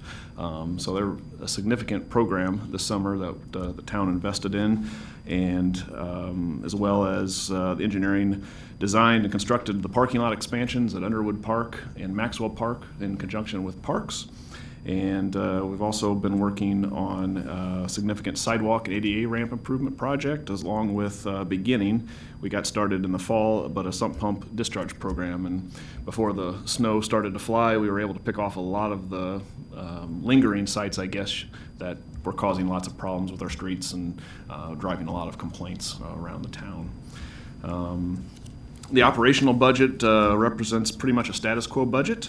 The one mentionable item that I'd like to highlight is the part-time salaries went up, and that is to take advantage of some partnerships with ISU. Ms. Gadaraju in her comments about the IT department mentioned interns and graduate assistantships. We're trying to utilize some of the talent that's available to us for part-time work. In particular, in this past year, we were able to utilize an ISU intern to begin a sidewalk inventory and rating program. That's an exciting program that we started just recently that is going to allow us to have an inventory of all our sidewalks, know what condition they're in, budget appropriately to upgrade those and make accessible improvements, as well as utilize some of the analytic capabilities of some of the students that come in that have GIS experience. So any questions on the engineering operational budget? Pretty status quo. Move right into the roadway and MFT Right, funds. 1 second. Sorry. In addition to cataloging the sidewalks that are in place, are they also taking a look at areas where sidewalks are needed? Yes, we are. And I'll mention a couple, at least one location that we're going to try to address in this coming capital plan. But yes, we're also taking a look at locations of transit stops, how sidewalk infrastructure affects accessibility to those locations, and be able to map those out using GIS and the analytic capabilities of some of the candidates that we're looking at for this coming year. Thank you. Anything else on engineering? Okay. The roadway fund starts on page 203, and the MFT is just a couple pages over on page 207. Wanted to, I know a lot of these were discussed or highlighted in the capital investment plan, but wanted to mention a few items, including the upcoming investment that we're going to make in street resurfacing. I appreciate City Manager Reese and Mr. Hanson and Mr. Hune's support for moving. We mentioned the 1.2 million surplus from fiscal year 18-19 that was moved to the roadway fund. Appreciate the trust and allocation of that money to our streets. We are working diligently right now to plan the summer's work. We do not have that finalized, but we are close. In fact, Monday night, I believe, before you for approval will come a MFT resolution for an MFT resurfacing program for next year. We're trying to move forward with that program, and you'll see that hopefully Monday night. Some of the other work. No, actually Tuesday night. Tuesday night, excuse me. Yeah. It's like, don't come Monday. Let's not come Monday We won't be night. here. We'll be sitting here for a while. So that represents a significant increase in our street resurfacing. A portion of that we are going to allocate to sidewalk improvements. One particular I'd like to highlight is the west side of Landmark Drive. We've had a lot of discussion and citizen requests for a sidewalk on the west side due to locations of multiple transit stops along that segment north of College. We have several healthcare facilities and service agencies that are located on that stretch, and a sidewalk would be very appropriate in that location. So that's a $275,000 cost to build a sidewalk on Landmark from College up to Arbor Walk Drive. So that's a significant investment, but I think a worthy one that'll address a lot of needs that we hear. Some of the other work we plan to do, again, we're working on rating all of our sidewalks, and there's a significant investment from CDBG, from the roadway fund for our sidewalks, a little over $600,000 this year that we plan to invest in ADA ramp upgrades and sidewalks. That includes that $275,000 that we're planning to spend on Landmark Drive. We're also beginning to embark on a town-wide street rating program. You'll soon see an RFQ go out for services for street rating. That is a result of a grant working with our partners at the Regional Planning Commission. We were able to secure a $80,000 grant to fund that work, so we hope to get that started soon. That will allow us to have a little more data as we prioritize and select streets for resurfacing in the coming years, as well as develop some projections on the amount of funding we should be giving to our streets each year to maintain them at certain levels. Some of the other projects you'll see soon is the Glen Avenue Bridge project. We hope to bid that in February and begin construction as soon as school gets out in late May or early June. The idea is to get that back open as soon as we can after school is out. We don't think we'll quite be able to get it done during the summer break period, but we're going to try our best to compress the construction schedule on that so we don't impact the Glen Elementary School too badly. Phase 1 engineering for West College is also in this budget. That's from White Oak all the way over to Rivian. We're going to look, Phase 1 engineering is typically a conceptual and environmental planning work that has to go in before anything can be done as far as detailed design and construction. So that is the first step to addressing that project. Also in the budget is reconstruction design for Franklin Avenue Bridge over by Advocate, or soon to be Carl. And that's in the budget. That construction won't be till 2022. That we anticipate that to be a 2-year design because of all the permitting and historical review periods that will have to go into that project. Another project that we hope to build next summer that we'll be planning this summer is the Towanda Avenue Bridge over Sugar Creek. That bridge is seeing some deterioration in the deck as well as some scouring underneath that we hope to address. And we think by getting on top of that quickly, we can avoid some more costly repairs in the future. The other project is the Belt Avenue Bridge redecking, another bridge that's starting to show some wear. And again, by investing some dollars now, we can save a lot of money in the future and keep the water off of the deck.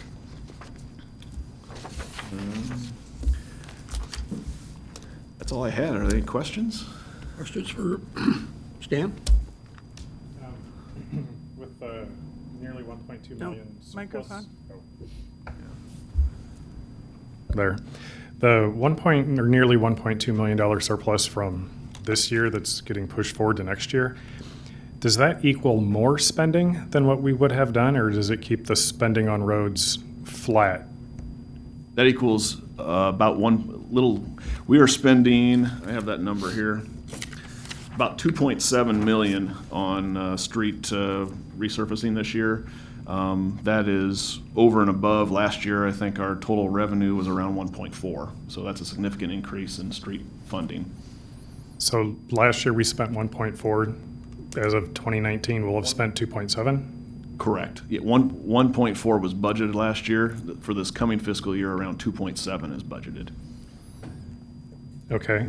So if you look at, because our projects tend to go over several fiscal years, if you actually looked at what was spent the last fiscal year, it would be more than the 1.4 I referenced, because a lot of the funds were carried over from the previous fiscal year. It's just kind of an accounting thing where it's not necessarily where the funds are spent aren't necessarily where the funds were budgeted. So it represents a significant increase in our street resurfacing budget. Sure. And of that money, 600,000 is not actually going into asphalt or concrete, because it's going to be spent on the planning for West College Avenue. Is that? No, we have allocated all of the surplus from 18-19 towards either sidewalks. The funding breakdown is, for this fiscal year, where we allocated that money, is $275,000 for the Landmark Drive sidewalk I referenced earlier. Yeah, it wasn't how the surplus was going to be spent, just of the total dollars.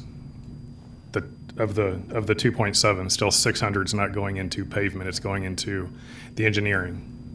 No, the 600,000 actually comes out of motor fuel tax, so it's a completely separate than the roadway fund. The 600,000 for the planning for West College will come out of the motor fuel tax fund. I apologize, I kind of went through them together. Yeah, well, I'm just looking at page 201. You've got a total of motor fuel of the motor fuel tax fund and the roadway fund equaling 2.7. That's just for the street resurfacing line item. Right. The West College line item is a separate line item. If you look on page 207. 207, you'll see there's a separate line item for the West College White Oak to Rivian of $600,000 in 2021. Okay, good. Then, just to clarify my mind again, then 2.7 will go into like asphalt, concrete. The other 600 for planning is on top of that. Yes, sir. Now I got it. And just for future reference, council, we, in the memo that you received, it's at your desk, the 11-page memo with some highlights. On page 3, it talks specifically about how much money is being budgeted for street resurfacing. And so year 1, talks year 1, and then the out years. So basically, over $11 million in the 5-year budget for resurfacing.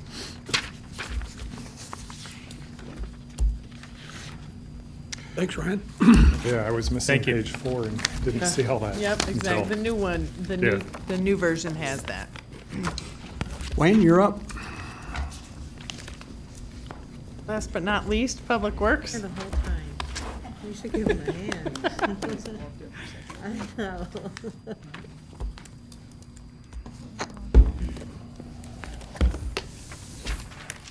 Public Works, we're going to start with Public Works Administration, which is page 176.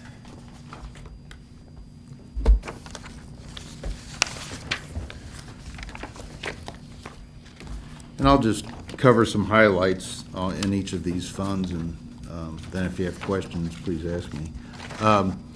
So administration is pretty much status quo with the exception of contractual services.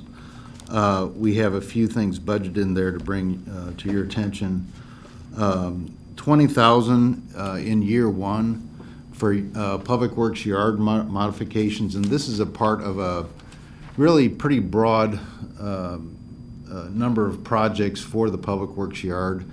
We're trying to reconfigure it to be more accessible to the public, secure, and really better for drainage and stormwater. So part of this project was mandated by the EPA to kind of improve drainage and get our salt under cover. So as part of that, we're doing a full yard reconfiguration, and I'll talk a little bit more about that in the stormwater fund, but some of the fencing and things that wouldn't be associated with stormwater in the administrative fund. Fuel pumps. We have the fuel station for the town at Public Works, as you know. Those pumps are well over 20 years old and need to be replaced, so there's about $40,000 in for the fuel pump replacement. We also are funding Cardinal Infrastructure, that's our DC consultants, next year for continuing service at the federal level with assistance with projects. Of course, they have assisted with the underpass project, but there's various projects that they can assist with, including road projects and other town initiatives. So we've included funding for them in the contractual services line. That's all I have for administration. Any questions?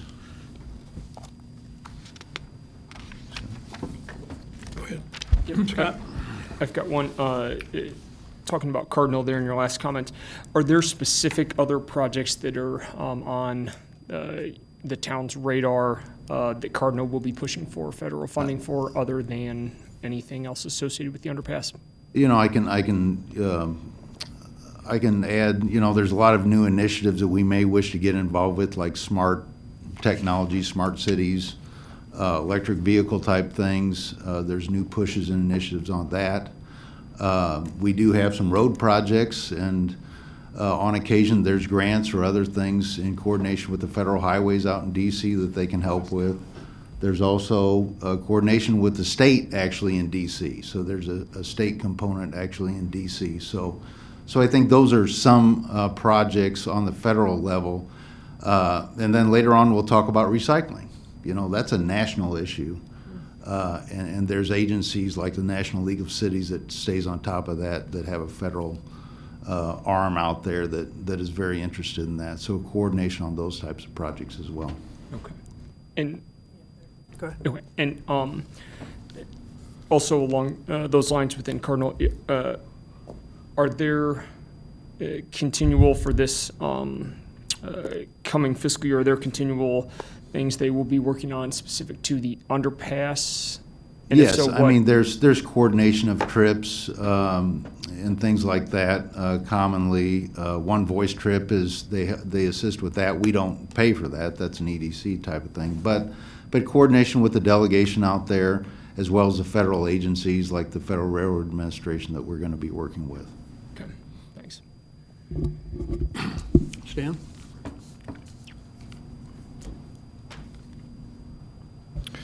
My questions are in line with Mr. Preston's as well, with Cardno. Their current contract is going to be ending here before too long? In this fiscal year, yes, in March. Yeah, so before they take on another initiative to look for funding for whatever project, will that come back to the council? Yes. Okay. Okay, Wayne. move Okay, on. so the next fund is equipment maintenance or fleet management. That's on page 178.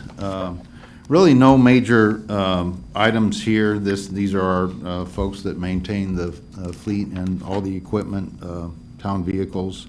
One thing to note, this division also manages fuel for the town. And actually fuel usage is down about 9% in 2019, and fuel cost has been down about 5%. Now, What does that mean? We're looking into that, but I think a big part of that is really the efficiencies of the new vehicles. So I think that's something we need to keep in mind as we, pursue new vehicles and things like that. Potentially smaller vehicles, but certainly more fuel-efficient vehicles. And that's one of the other benefits of having a really more modern fleet, is you do save on fuel. So that is just one thing I wanted to bring up. That's in the future, there may be something we can do, like a little survey and more of a study of the fuel consumption by city vehicles. That's something we may look to in the future, but wanted to bring that up because it's a positive trend. Just a minor expense by the fleet division in year 3, and that's $5,000 for a wheel balancer.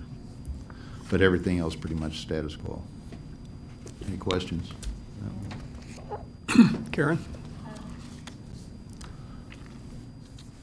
How many years do you typically get out of your vehicles? Accounting has a depreciable life schedule. Are you matching that or surpassing that? I would say we match it, but we're also looking into a new policy. Andrew mentioned it, I think, this morning a little bit. We're kind of in the midst of rolling out a new policy for or fleet replacement, vehicle replacement. So it has been 6 for many vehicles, I think.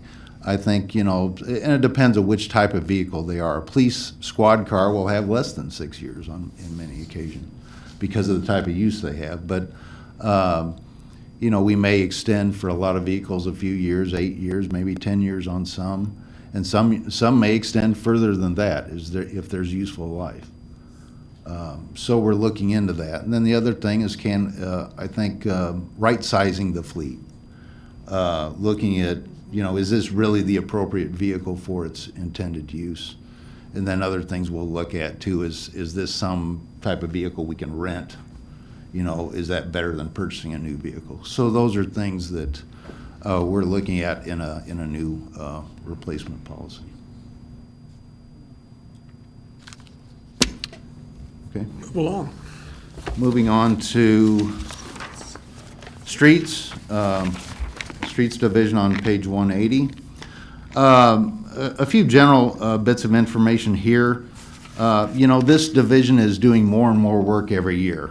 We cut a few employees a couple years ago, but I think production has continued to go up in this division, and supported by some equipment purchases that the council passed, but primarily working on concrete streets this last year. The project out on East Rab Road where we did some patching and what we call strip patching, that was our folks, and we worked on other concrete patching as well. So our crews are getting better and better at that, as well as at doing asphalt patching. So the numbers, when you see the concrete cubic yards, it may not indicate that, that we did more concrete this year, but I think we did more work. So again, becoming more and more efficient and making more of an impact.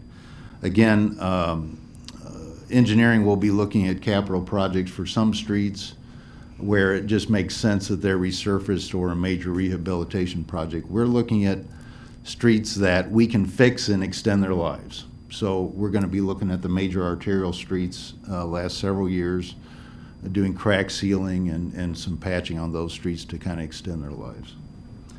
Another thing you may have heard is the cost of salt. I know Bloomington had an issue with this, and we're actually in the same purchasing agreement, except we are on different year schedules. This is a 2-year contract, and we just basically hit it right. We actually didn't purchase salt last year because we had a surplus, and then we purchased salt and got it at a price of about $65 per ton. You may have heard Bloomington's paying over $100 per ton. So that's just something that we just got the luck of the draw and got in the contract at the right time. So next year we'll pay about $72 per ton because that's the contract value as well. So the reaction to that is we're trying to use less and less salt all the time. So there's some new technologies you might hear about brining, which we're not quite there yet, but that's putting liquid brine down instead of salt. There's an equipment cost to that, and there's a personnel cost to that, obviously. But our philosophy of the last several years is to do what we call smart salting. So use the minimum amount necessary on the roads. So that has benefited us as well. So that's just something we need to keep an eye on next several years. But so far this year's been good as far as salt, so maybe we'll have a surplus again. Yes. But getting into the budget highlights, some things to point out. Again, contractual services, about $100,000 per year we've been budgeting for contract maintenance. Again, that the last several years we've been using that for crack and joint sealing on concrete pavements.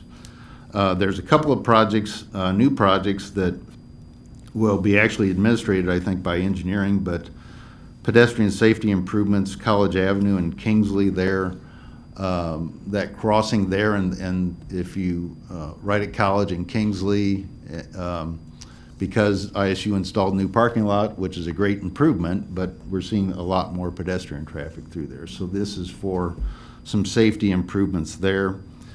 And then another project is addition of street lighting behind 100 East Beaufort in the alley back here behind Emax and that area. So what's happening is with the Fiala Brothers project, the microbrewery there, they're taking down some poles and going underground, and so we probably have to respond with some street lighting in there.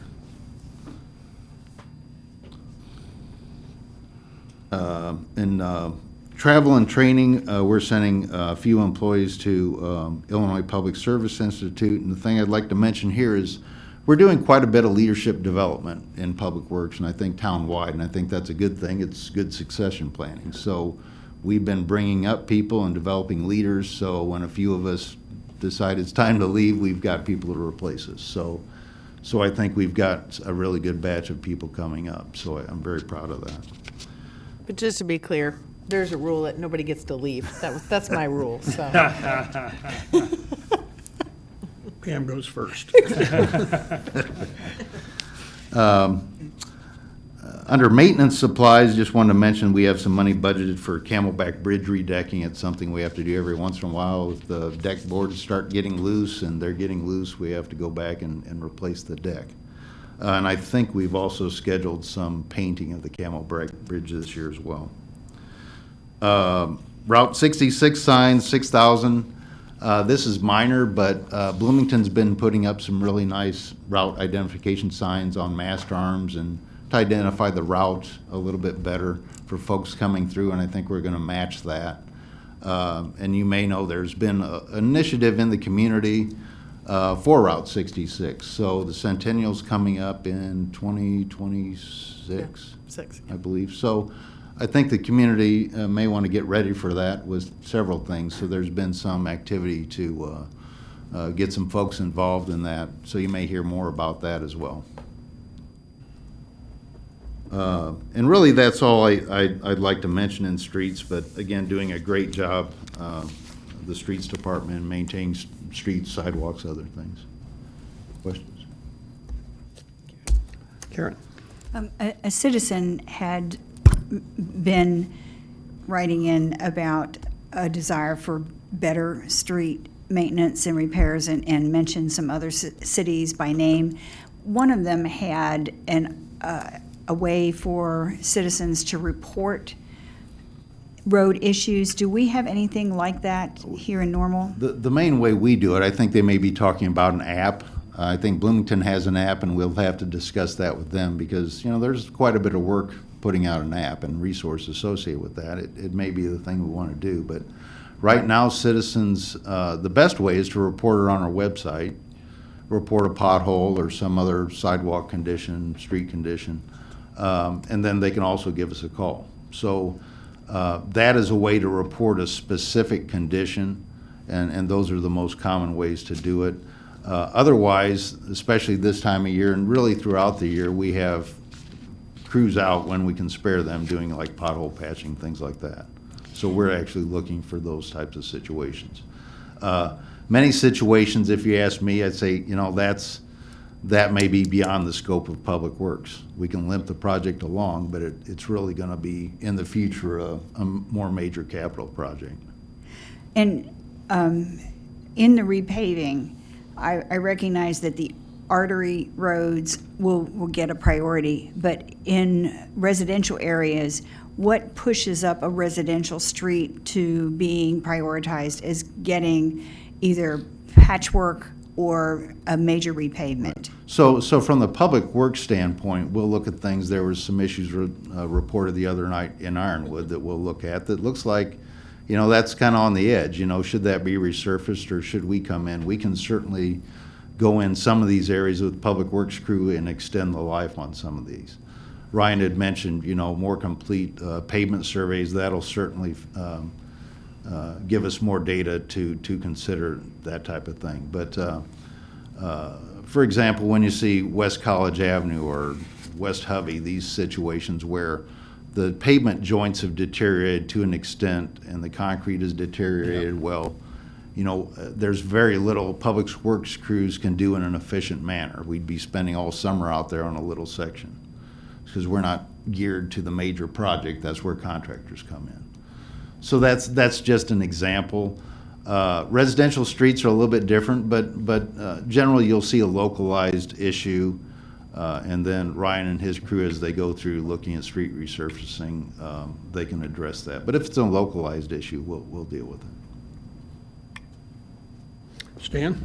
To echo Ms. Smith. No, microphone. To echo Ms. Smith, I too get residents just wanting people out there filling the potholes, not spending money on a study to see what they should do, just fill the potholes, So that's a complaint that I just wanted to share. Sure. In your expenses, you've got lots of overtime as well. Mm-hmm. Overtime, I assume overtime we pay at time and a half? Yes. And then that gets added on to pension payments and other things as well? Certain benefits are associated with overtime. Yeah. Right. Okay. With their annual compensation would be part of their benefits package, yes. Sure. So I'm just going to request of you as well to look to see if there's ways to manage overtime to reduce those costs. Okay, so Public Works is, we're a response agency, so, or a department, so, as well as others. But our overtime is going to be more associated with snow events. Typically, that's the major type of thing. Sewer division will respond to sewer emergencies on overtime, get call-outs like that, and also snow events. And then we're, as Parks had mentioned, special events, things like that.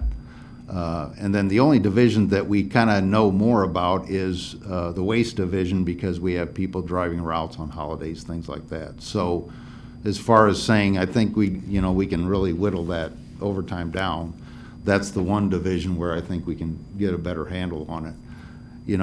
Sometimes we don't spend all our overtime, depends on the year, and other times we need to spend more. 3 years ago or 4 years ago, we needed to spend more because we had a severe winter.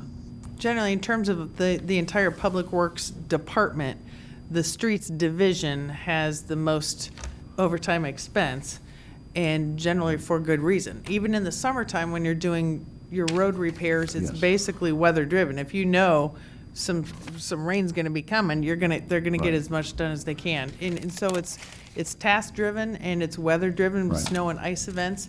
And again, even if you look quickly at streets, it's we budget for 10% of our personnel costs being about 10% being overtime. I don't know if that's out of the ordinary, but it's based generally on kind of a historical practice. So we're doing our best guess on what the weather's going to bring.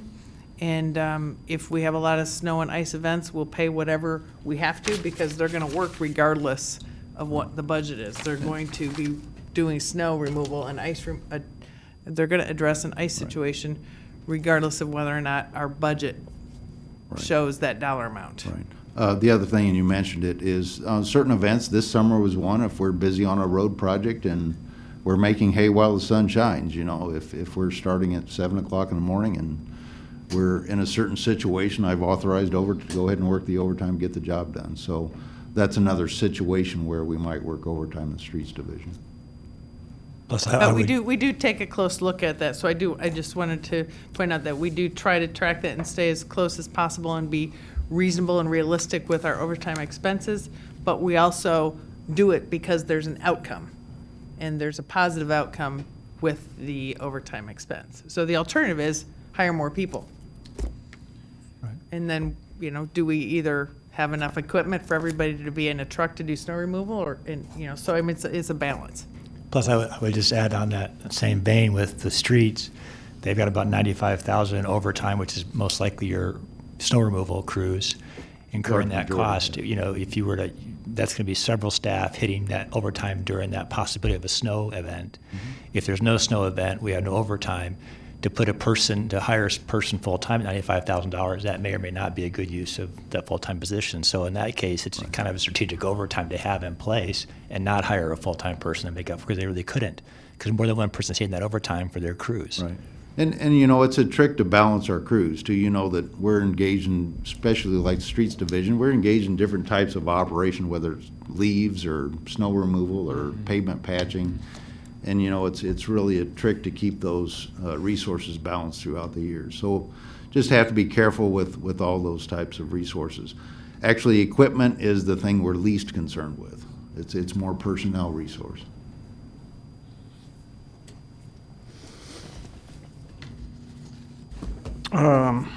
Waste removal. On to waste removal on page 182. So I think I'm going to talk, there's some things we need to talk about certainly, but I'll talk about some of the budgetary highlights first.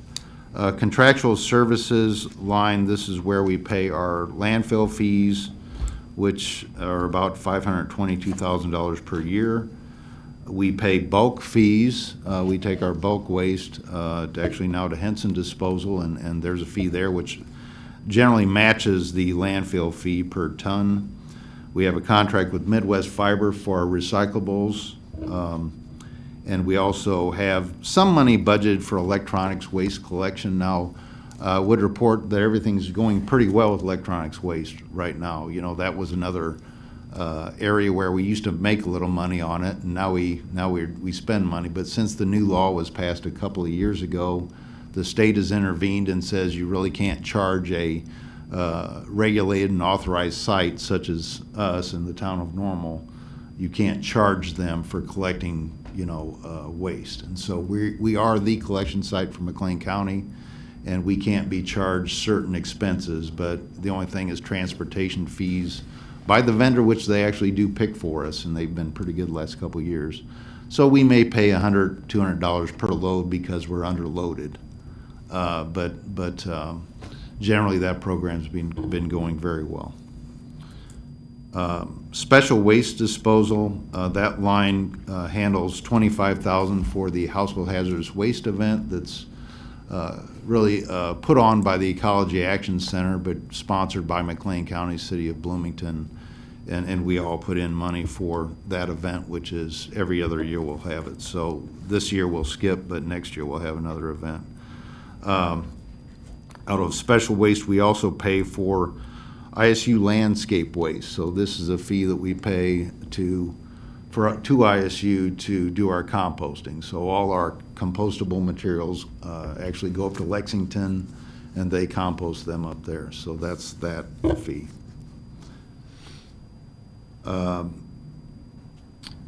Other things to mention, couple things. EAC funding, the Ecology Action Center funding and special program related to their solid waste contract is in at about $41,000 this year. Now that used to be paid by host fees that McLean County collected.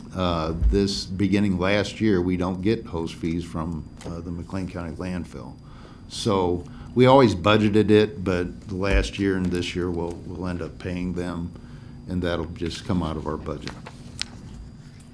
We have about $7,000 for uptown trash receptacles this year. So Public Works is maintaining most of the physical components in the uptown trash receptacles, we'll buy some new ones, and then we'll probably powder coat some of the old ones and have a stock of those for use. People ask about the yellow lids and waste removal, so I think in the next 2 years, we'll get all those yellow lids out to the residents. So it's been a long process, but we'll get all those out in the next couple of years. The yellow lids are very popular. Yes. People like those yellow lids, so. And we really do want residents, you know, if you meet with residents, to get to recycle, whether they buy their own cart or put it in their neighbor's cart, whatever. You know, we really do want to encourage that. So speaking of recycling, you've probably heard this too. So the trends in recycling nationwide and maybe internationally have not been good, primarily due to the international markets. So a couple of years ago, I think China quit taking United States recyclables and maybe from other countries. So that really hurt the United States markets. So tariffs may also have been an issue in this as well. But cost of recycling really kind of peaked here recently last summer at about $65 per ton. So if you look at that, $65 per ton is more than our landfill fees. And so that's kind of a trigger that gets people curious. So since then, the cost for recycling has been coming down. In December, we paid about $58.63. Again, the landfill fees are about $53 this year. So it's coming down. I don't know how far it'll go down, but I think there will be probably a slow reaction to the markets here in the United States, and hopefully that keeps coming down. So as far as my recommendation is we continue to support recycling. It's the right thing to do. Continue to support clean recyclables. So, the cleaner the recyclable is, whether it's a container or whatever else, that makes Midwest Fiber happier, it makes their vendors happier, and maybe that will get a slight reduction in fees due to that too. But so those are some things to encourage. But that needed to talk about that. The other issue is the Dropbox program. A couple of years ago, we actually kind of turned that over to Midwest Fiber with an agreement where they would take one of our used roll-off trucks and also some dumpsters and operate the Dropbox program, reduced number of locations. So the same things are affecting the Dropbox program from Midwest Fiber perspective. So it helped us out. It saved us, over $100,000 per year not to operate that program. But of course, Midwest Fiber needs to make a profit, and they're seeing these issues as well. So I don't have a lot of information for you tonight, but talking with Midwest Fiber, their prices or desired prices will come up, if they continue to operate the program. So we'll gather some information with the help of Ecology Action Center with our other governmental partners, and we'll see if we can get more information and maybe propose some solutions. Any questions about waste? Stan? With the Uptown trash receptacles, you said you were going to buy new ones and then refurbish the other ones. Right. Why not just refurbish what we have if you're going to do it anyway and phase it instead of spending the money? It is, and I don't think powder coating is going to cost us too much. A big part of it is that some of them have open lids on the top, and that really, for an outdoor container, is a problem when it rains or things like that. So we get a lot of contamination or wetness, moisture. So it's a preference to have a side load container. And some of them, they do need to be maintained. There does need to be some maintenance on them. So that's the reason, basically. So the ones that are there that we're going to get powder coated, they don't have a top? Are they going to be used elsewhere or just? Some do. not used? We can use them extra elsewhere. We can swap them out. It'll be at our discretion. But one of the big issues is the open lid at the top. Sure, if we use them elsewhere, it's just going to be collecting rain elsewhere, isn't it? Unless they're used for special events Yeah, or something. right. So we would keep them in inventory. Yeah.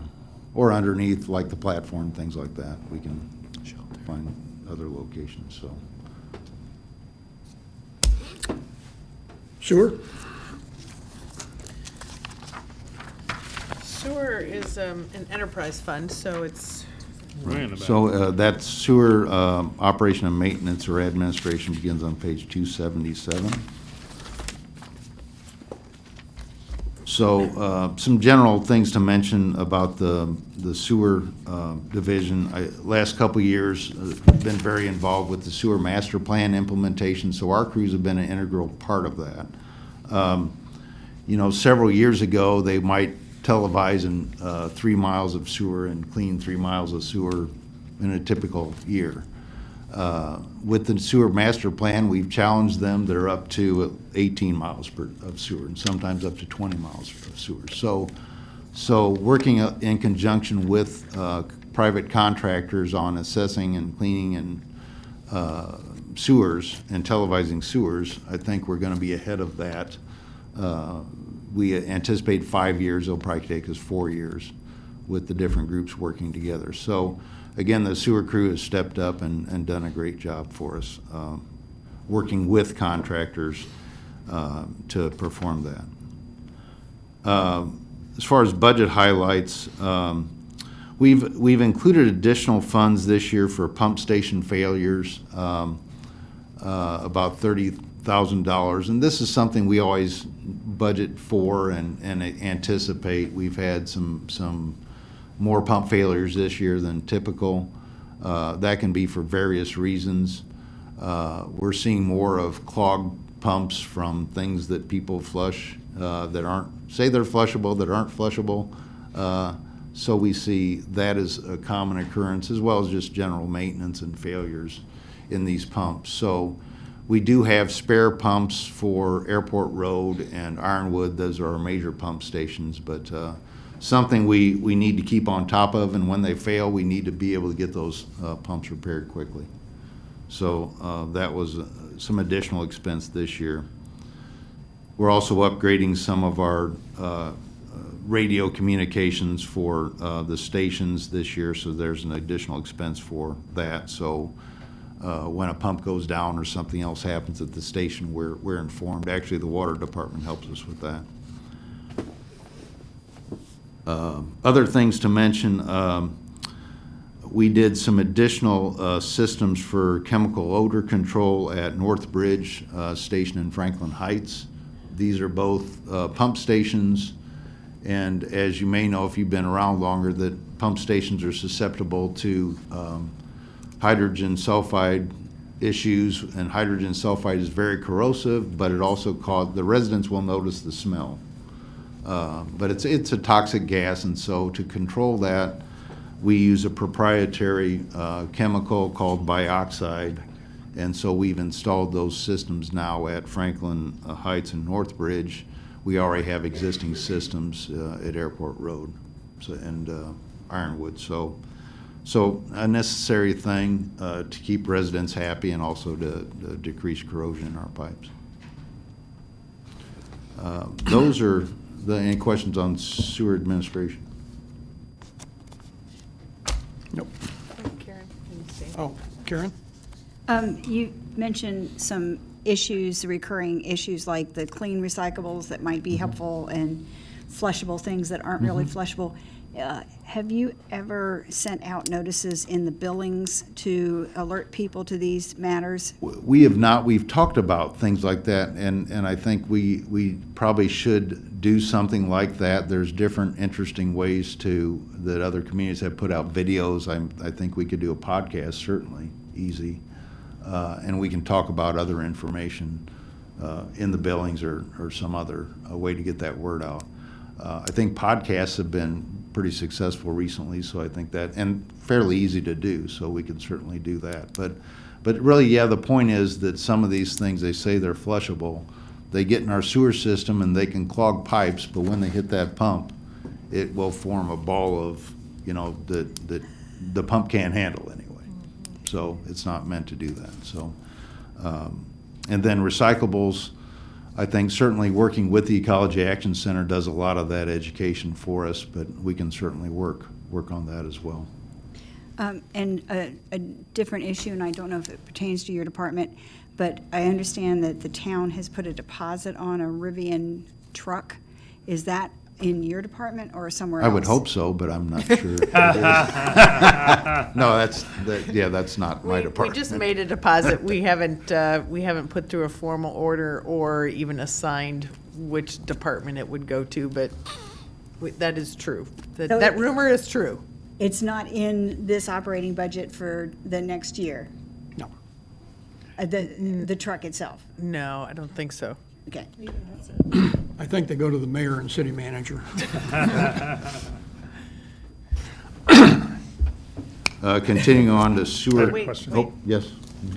With the repairing and maintenance project and the repairs along Sugar Creek, there was a resident in the Towanda Avenue area where Sugar Creek goes through there. The houses are kind of close to the creek.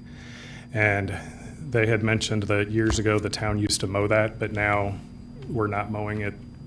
The plants are growing up, the trees are growing in there, and it slows the flow and makes the flow come up, and they're worried about it now backing up into their homes. And they've got an increase in mosquitoes.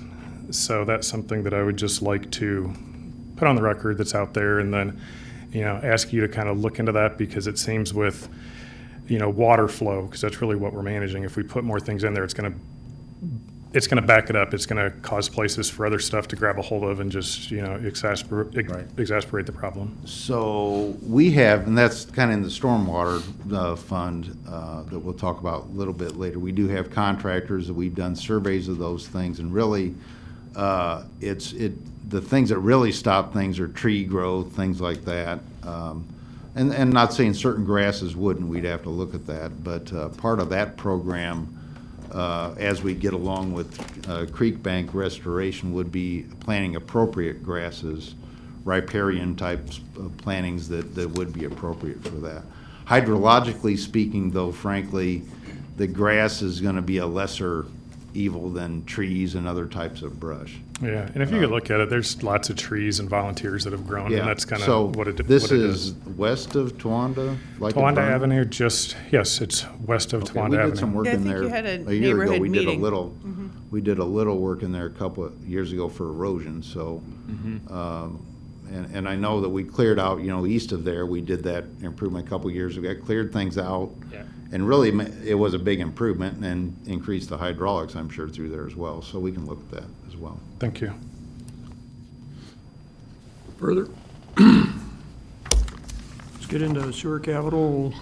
Sewer capital, we talked a little bit about this during the CIP discussion, but these are the projects, and I did mention Jason Comfort, our project manager, is here from Public Works. Jason helps put this budget together and also manages these projects. So really, these are the projects that stemmed from the sanitary sewer master plan primarily. So I will say we're working the plan, and I think it's been very successful. We've been getting good bids on projects, which allows us to do more projects or supplement projects on a year-to-year basis. So I know I've mentioned this before, the primary projects in the 5-year program are sewer assessments, and that's televising sewers. We're a part of that, but we also hire a contractor to do that. Sewer lining projects are the main rehab project that we're doing. And then on certain years, we'll do a manhole rehabilitation. We did one last year in 2019. And then in the future, there's some projects that we'll look to do, including pump station repairs. As our pump stations get older, we'll do some things, starting, I think, with the Ironwood pump station.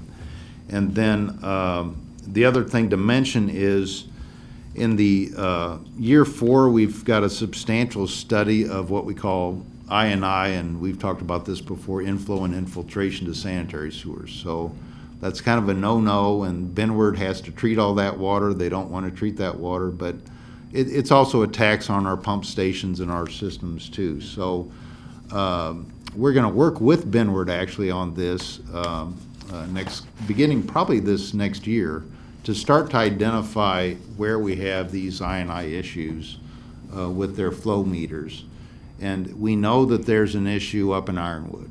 And we don't know if it's exactly what it is, but the study we propose for this out year will help us determine that. It could be a combination of things: high groundwater, breaks in pipes, sump pump drainage lines going into the sanitary sewer, or other stormwater getting into the sanitary sewer. So it'll be a very careful study. We'll have to do a lot of public involvement, but that's in a year, beginning in year 2, but some work with Benward might begin next year, so, or year 4. But just wanted to mention that because that's a big project and it'll be a big public involvement type of thing. So again, working the plan, getting good bids. Also wanted to mention here, this went to council. We had an issue on Locust Street earlier where during our televising contract, we found some collapsed sewers, and when we started digging the pavement out, it was pretty severe. I mean, big voids underneath the pavement. It's amazing sometimes how these pavements actually stay in place with that kind of void underneath them. So we had our contractor do the repair of the pipe, and then our crews came in and backfilled the section and did the concrete pavement. So we worked with the contractor to get that done. And I think it came in under what we told the council. I think we told council maximum $78,000. We got the project done for $58,000. So good thing to report there. Any other questions with sewer capital? Stan? On 283, there's Ironwood Sanitary Force and the sewer linings in 18 and 19 that there was a negative expense. Did we get money back for that? Is that what that means? It was in 1819. Andrew, your mic's not on. That's just essentially an accounting issue. We had a retainage payment that kind of flows through the system. So we accrue the retainage payment in the old year as an expense in the old year. We got to think how that works. It's not a refund. It was just an accounting issue for a retainage payment that was paid out in the previous fiscal year. Okay. I mean, I was just looking at like the fund flow. It looks like we were way negative and then we jumped way up, and Right. that was more what my question was about. Right. Thank you. Sewer, Sewer replacement is on page 285. Not to say too much about this, but in the sewer fund, equipment and vehicles are paid out of sewer replacement funds. So we do have, a pickup truck. First year, we've got, in year 5, we're replacing our TV truck, our sewer TV truck, and a half cost of our Vector truck. The other half would be paid out of storm water. So that's, in the sewer fund, that's a little bit different than the general vehicle replacement fund. go ahead on Questions to on debt that? service and stormwater.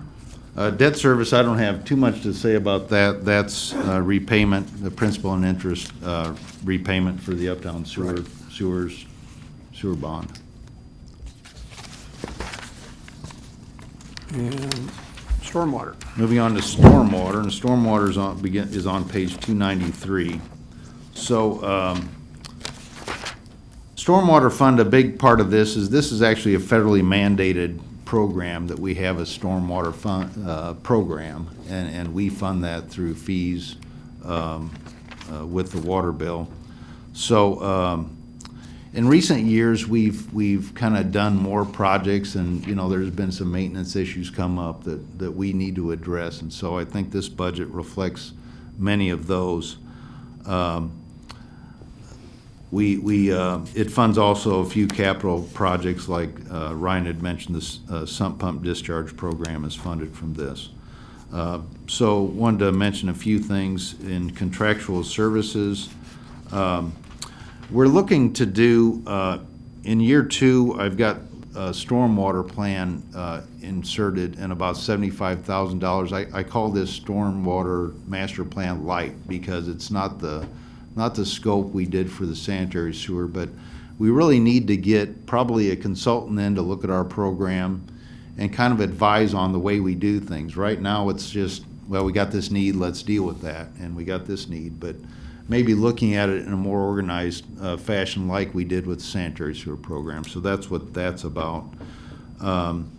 And there's things associated with that, like our manual of practice needs to be updated in as far as stormwater and storm credit manual, that we haven't used a lot of these because there's not that much development going on, but there's some things documents that are out of date that we need to update.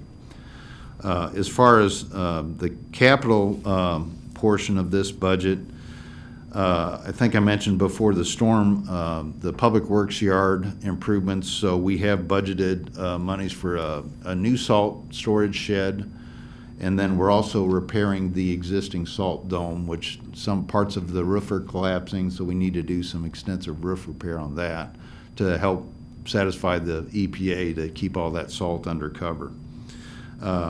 Portions of capital projects that Ryan had mentioned, whether they're a road project or a bridge project, are also funded from the Stormwater Fund. We have, let's see, we have cistern rehab, the cistern in Uptown, which feeds the water feature. And this has been to council before, and we actually rejected bids. Things didn't work out so well, but we're going to put a different package together and get that thing lined or somehow so it actually holds water better. The problem with that cistern, instead of water coming in, water is leaving it, which is not what we want. So we think we have to line it or seal it in some way so it actually holds water, so it's more functional.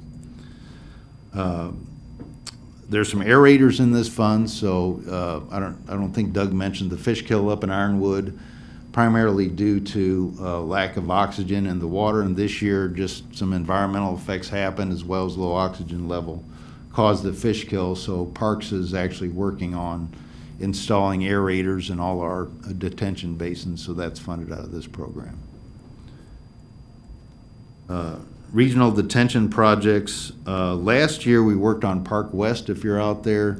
A lot of creek erosion around the Park West detention basin. We had our Cardinal consultant that does our riparian repairs in and actually restored all the banks of the Park West detention basin, replanted them. So hopefully we'll be able to resolve the erosion issue out there. And the next detention basin we look at will be Eagles Landing, that also has some erosion. And eventually we'll get to Ironwood and other detention basins. Ditch improvements. Ryan's got a project to do a ditch repair on Sugar Creek from College to Blair. And also, I think he mentioned some repairs on Vernon.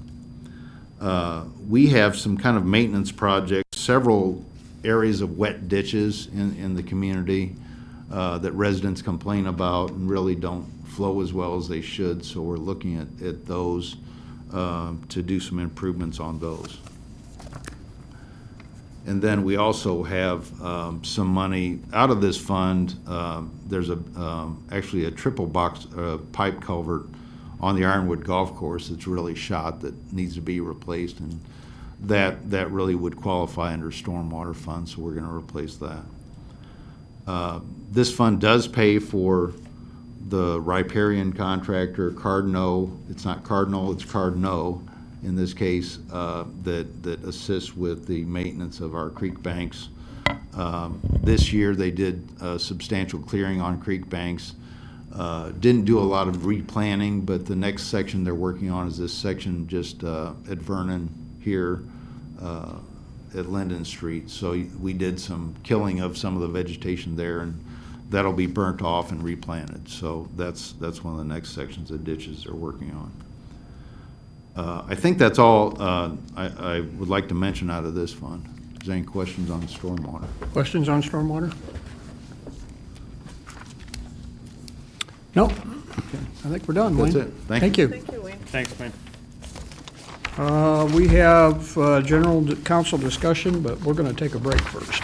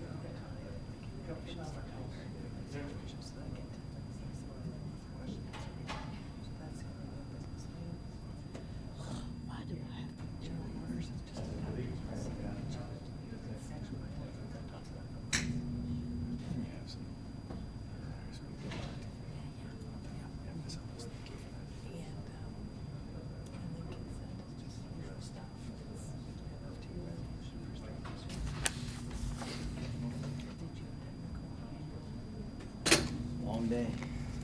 Yes, it is. Tells me we're looking at that section. Are you? Someone's gonna look at that section. Yeah, the guy that lives there, he's a retired, retired. He's the climate action group. I don't know the history. He said he kind of used to mow it. They changed something. And now it's like, Yeah, well, our new policy is not. And the reason we don't mow is because. okay. I mean, are they? I'm still kind of growing in farming. You have to mow. You have to keep the grass because then when you mow it down short, it lets you grow, more height instead of the taller the grass gets, the more spread out. Right, so. Okay. That's what it means, we're trying to protect it looks nice. Yeah, and mow once a year and keep all the woody stuff out. So the section we did go, like, Okay. up north of Levy over here. Because this is gonna get. Now what? This looks good by noon.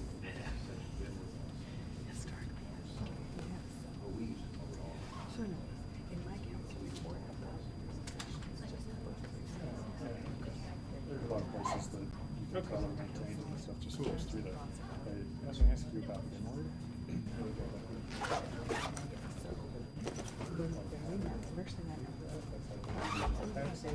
Big one.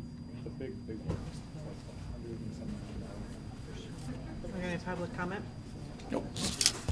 No? Yeah, great.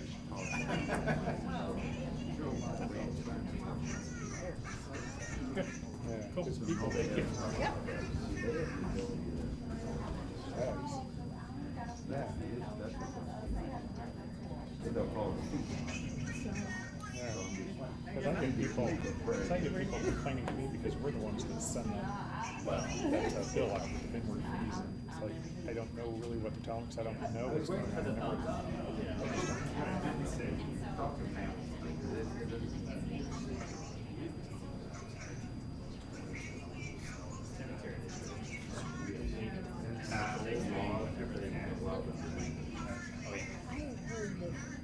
Should expect some surprises for water. Was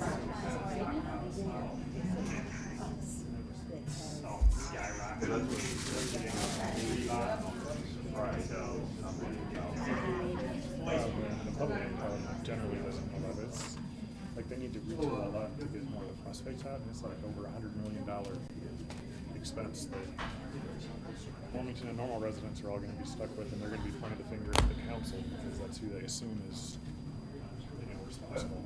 Yes. Yeah. Go to any city that has a sanitary district, and that's exactly what happens. I'm just glad I'm not Atlanta, Georgia. Their sewer system for decades. When I was leaving, they had, it was a project in hundreds of millions, if not $1 billion project. I remember driving by a hotel parking lot where there was this giant sinkhole that had occurred. The other thing that happens is they get under consent decree. Attorney General, to do something at a certain point, then it kind of costs. So water, sewers underground, but it's like something most people don't care about, don't want to know about. Until But it backs, hey, listen, we didn't have a public sewer when I was growing up, and I still remember it backing up into the basement, and the over the hillside, you could see the raw sewage going. The reason that counts is because it comes on our bill. yeah, that's what I'm saying. Yeah. That's, they raise the fees and we We send all the need to bill. kind of keep apprised of that. Yep, water, sewer, roads, those are the three most important things people, may not be for public safety. MSD works that way in St. Louis. There's a sanitary district in Galesburg, a sanitary district in the Quad Cities. Yes, the councils always take a beat. So it is an information campaign. It is important. Yeah. Not that the project's not justified, but they need to understand where it's coming from. Yeah, I just need to know so that I can tell them. Right. No, there's plenty of information out there.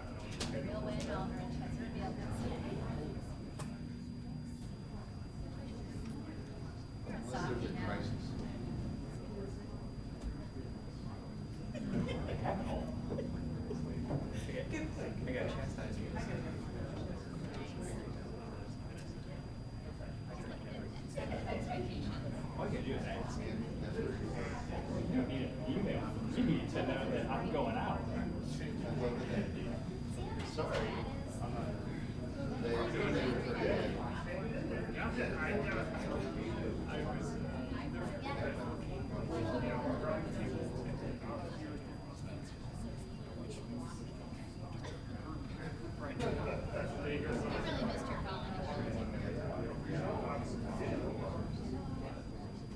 Hey, good, Mark, thanks.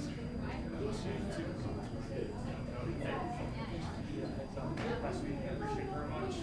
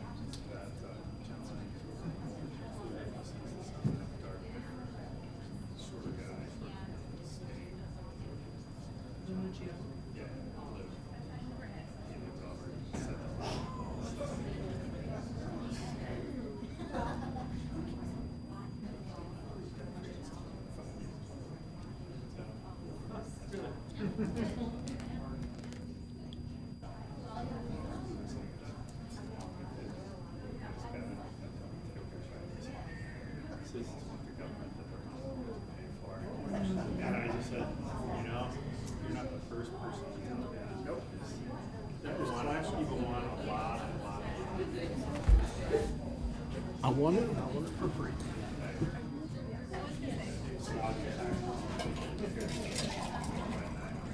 Thanks for coming.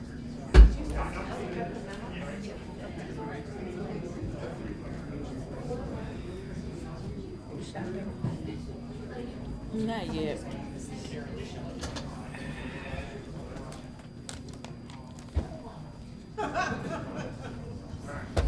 Right?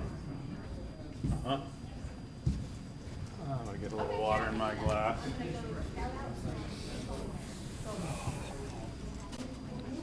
Gonna need more water in the glass to get through Seems this. to be a pitcher down at the table. There's usually one around you and me and the mayor somewhere. Yeah, there usually is. What? Yeah, pictures I get think far. Jessica was, she may have just been. We need a picture here. I'm a water drinker. I mean, I wasn't waiting. I think she was just a little, I don't want to be responsible. a little late because we had water Soaking your- bottles over Oh, there. we're not supposed to drink water, bottled water. I know it.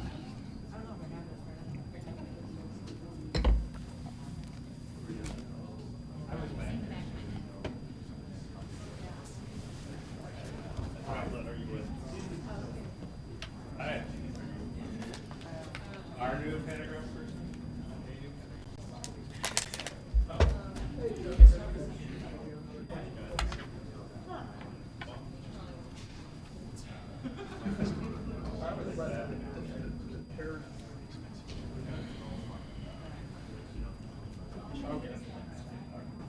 Well, it's 2.5. This is the start of.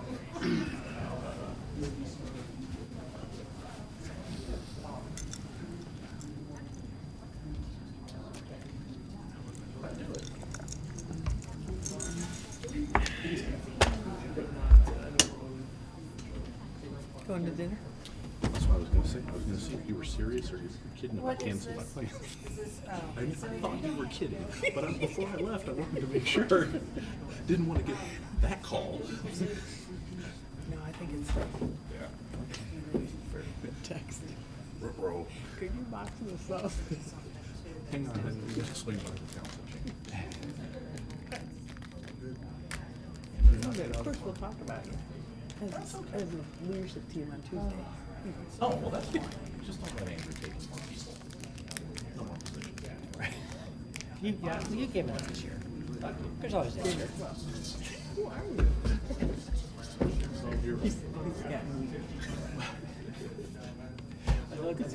Because you kind of use that position as a reason to help support your lieutenant. That's another day. You're my lieutenant. Yeah, no, I didn't. That's another discussion for another day. Thanks for that. We appreciate you offering that this year. Yeah, that'll teach you.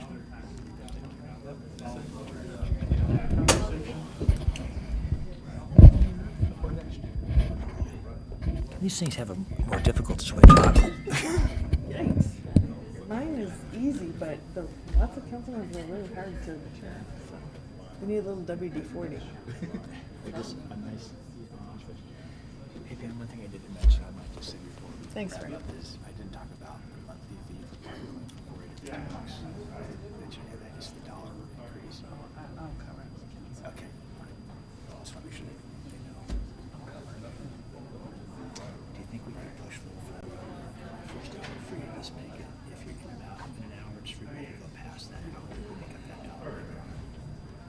The first hour is free. If you stay for 2 hours, you get 1 hour. Okay. Because that's one thing they say, try as we do to kind of 60 minutes is free. You say pass your work, make it. Yeah, okay. I think we're ready to start again here.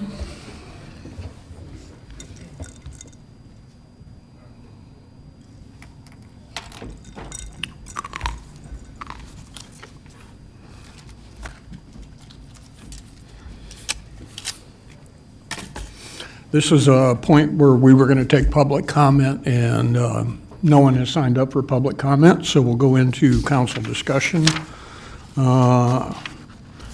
including items not currently budgeted. Anyone want to start with the conversation? Karen?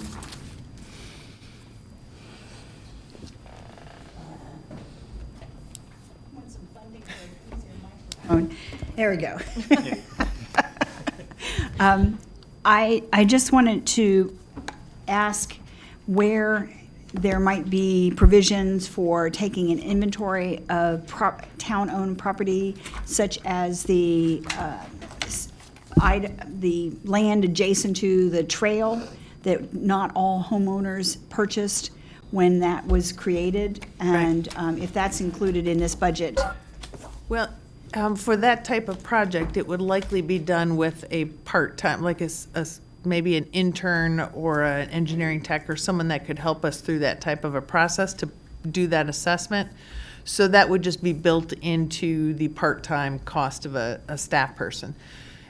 Staff hasn't necessarily talked about how to get that implemented, but it's on my list in terms of something that we could do this year, but it wouldn't likely be done by a full-time staff member.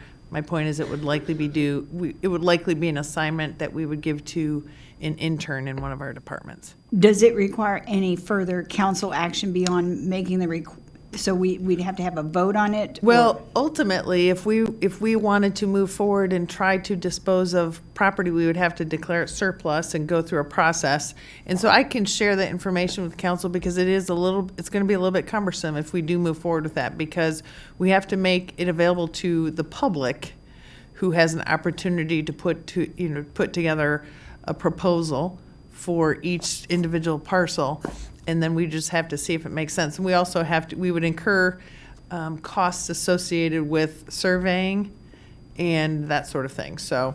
But as a starting point, what I'm asking for is simply an inventory of how many lots are we talking about? Sure, we can do that. Staff can do that. Okay. But I guess my point was, we'll do it in likely the summer months when we have an intern.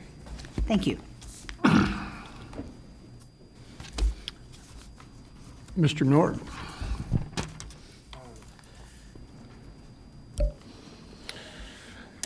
One comment for next year, I kind of would like to see the schedule adjusted. So we do our priority setting meeting in advance of when town staff is putting together the budget document. So that's all been included for the first draft that we see. A question, in the funds in here, are there any funds included to help determine the plan to sublet and move out of One Uptown?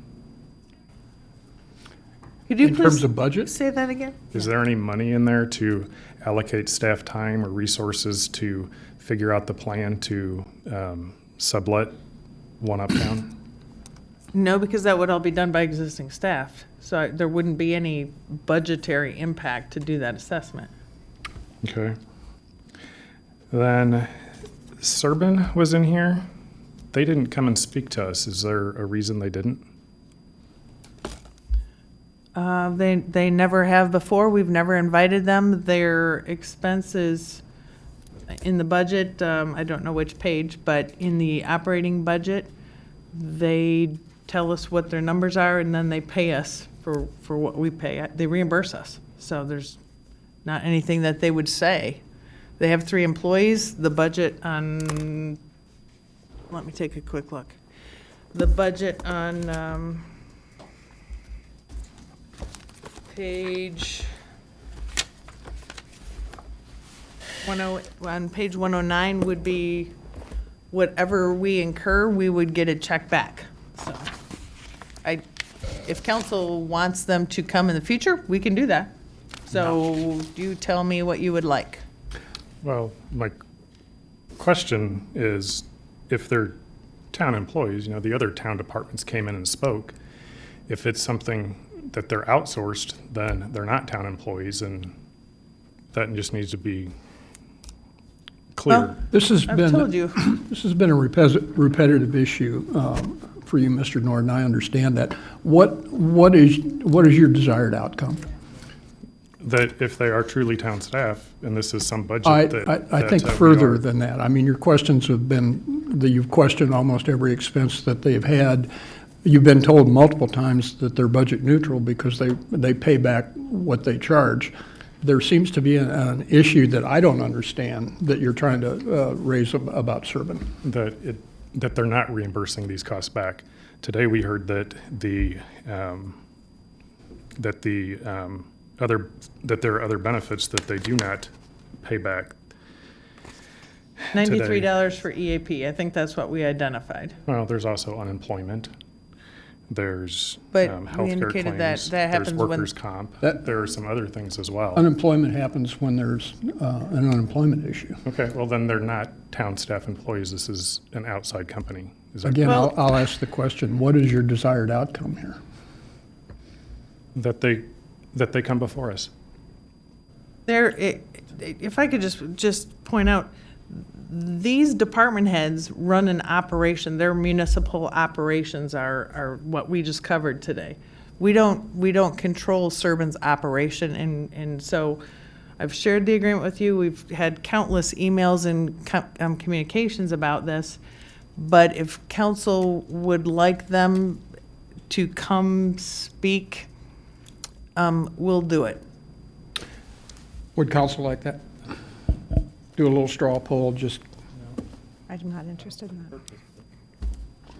okay. I too am interested in knowing your end game. I mean, do you just not want them to be on the town payroll, even though they're reimbursing for everything? I mean, is that your end game? Then that's a different conversation we need to have rather than nitpicking $93 or unemployment tax or whatever else, because it's getting kind of tiring. Well, I'm not nitpicking a $93 expense. So There are what is lots your of other end game then? businesses- Just there are lots of tell me other- your end game. There are lots of businesses in town. This is one business that is getting special treatment to get access to town benefits, pension programs, things like that. You know, is there a policy to decide which business can have access versus which business cannot? It's not a business, Mr. Nord, it's a utility. Well, there are several other commercial options that provide the same service. That is true.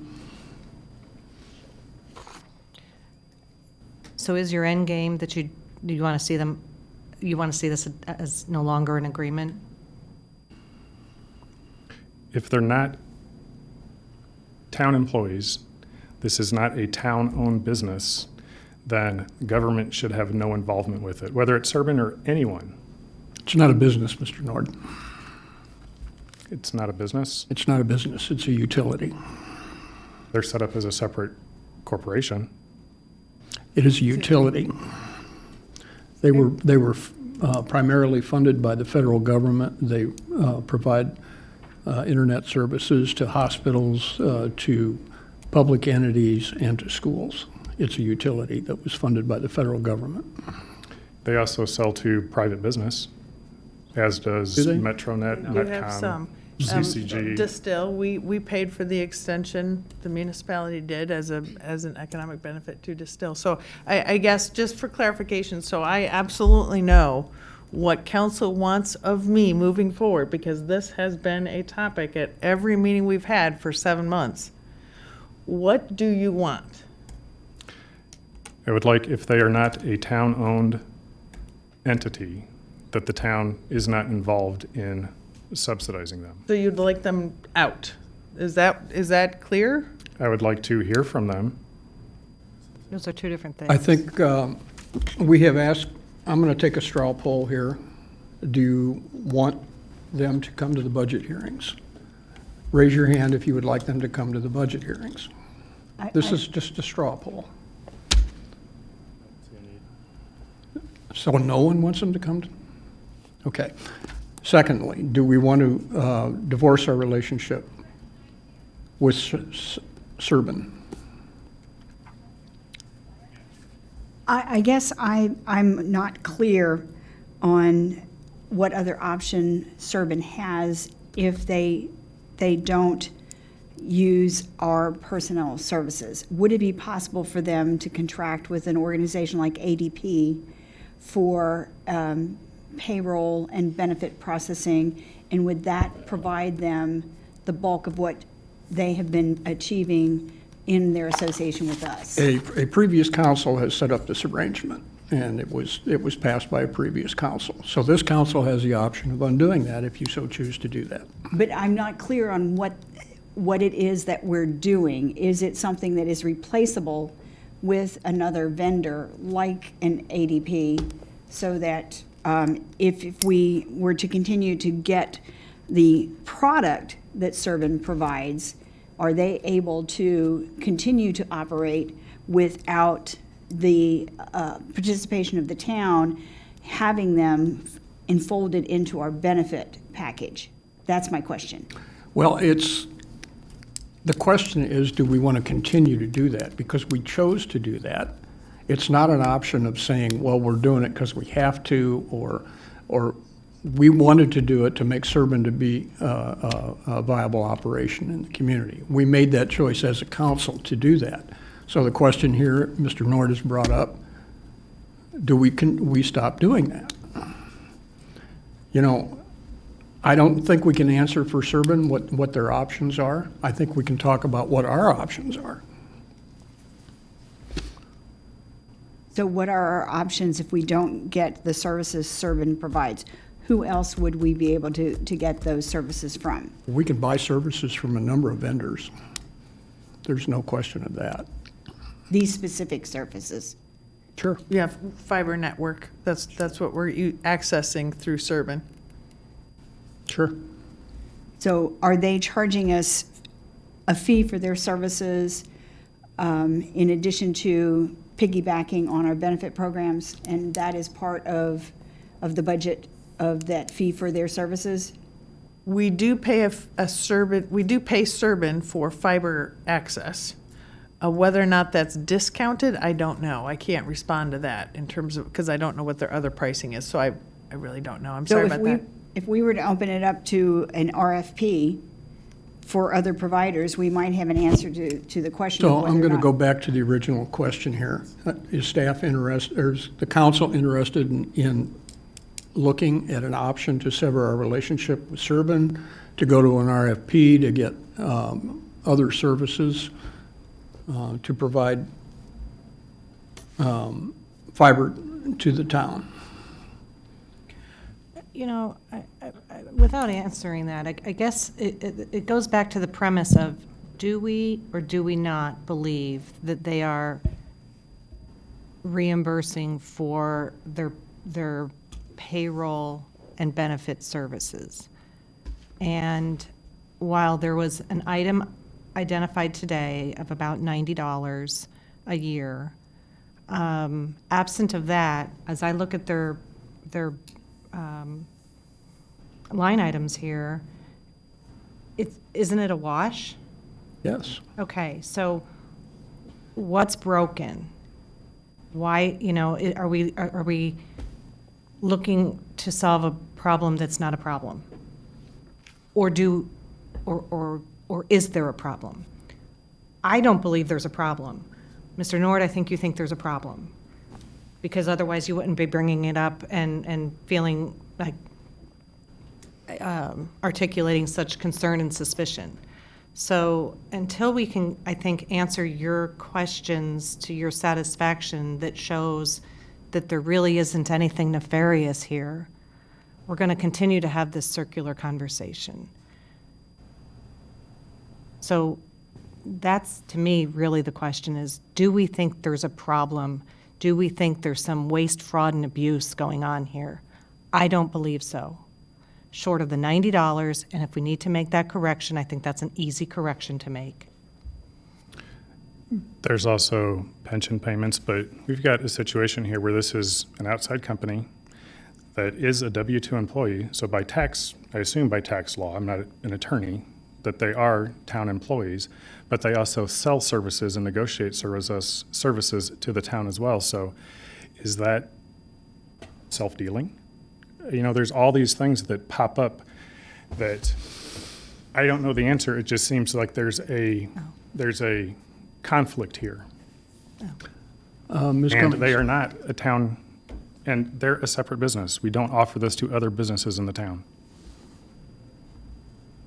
My only comment is when you start getting into law, I think we need to have somebody here who has legal knowledge before we start labeling things and putting things in the atmosphere from a legal standpoint if we don't know what we're talking about and we don't have the knowledge or the wherewithal to make those comments.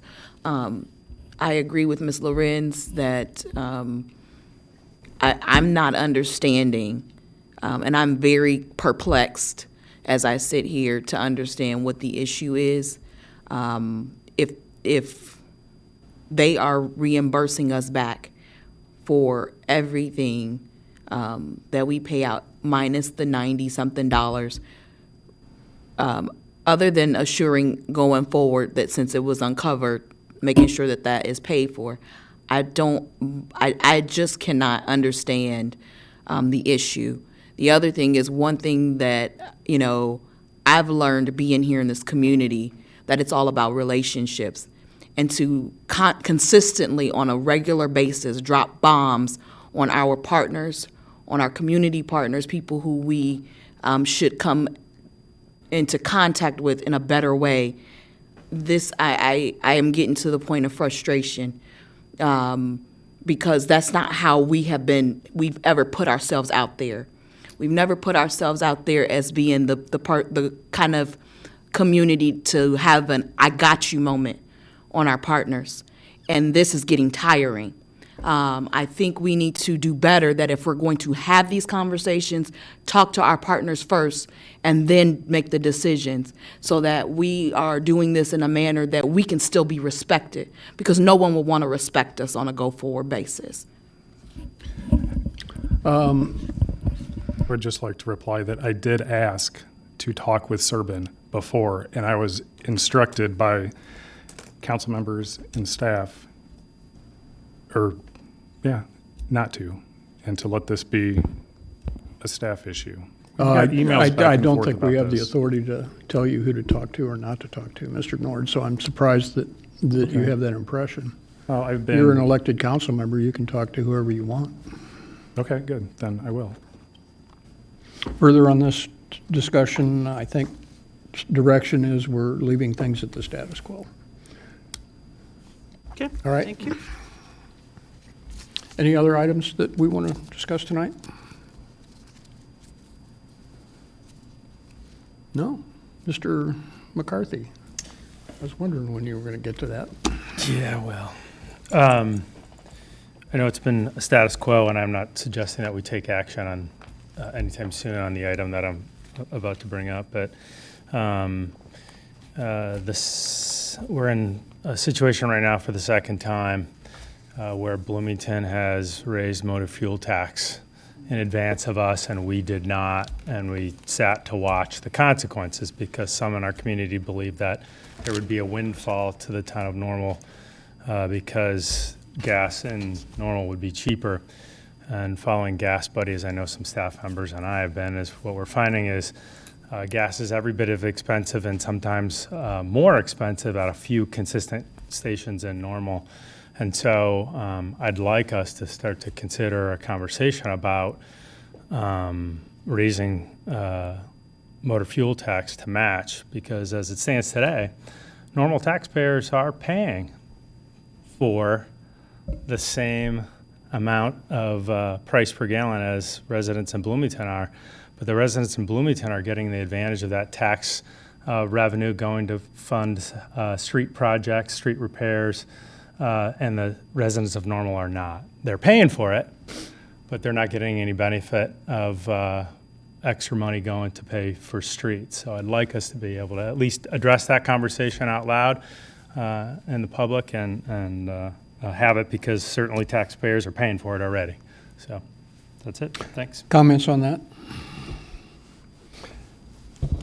Scott? I was just going to chime in, and I do check Gas Buddy fairly regularly ever since I downloaded the app when Bloomington increased their local motor fuel tax just to track. And as we speak, the cheapest place in the community right now is Sam's Club. As of 3 minutes ago, somebody put that amount in. And not everyone is a member of Sam's Club, but that's at $2.36 a gallon.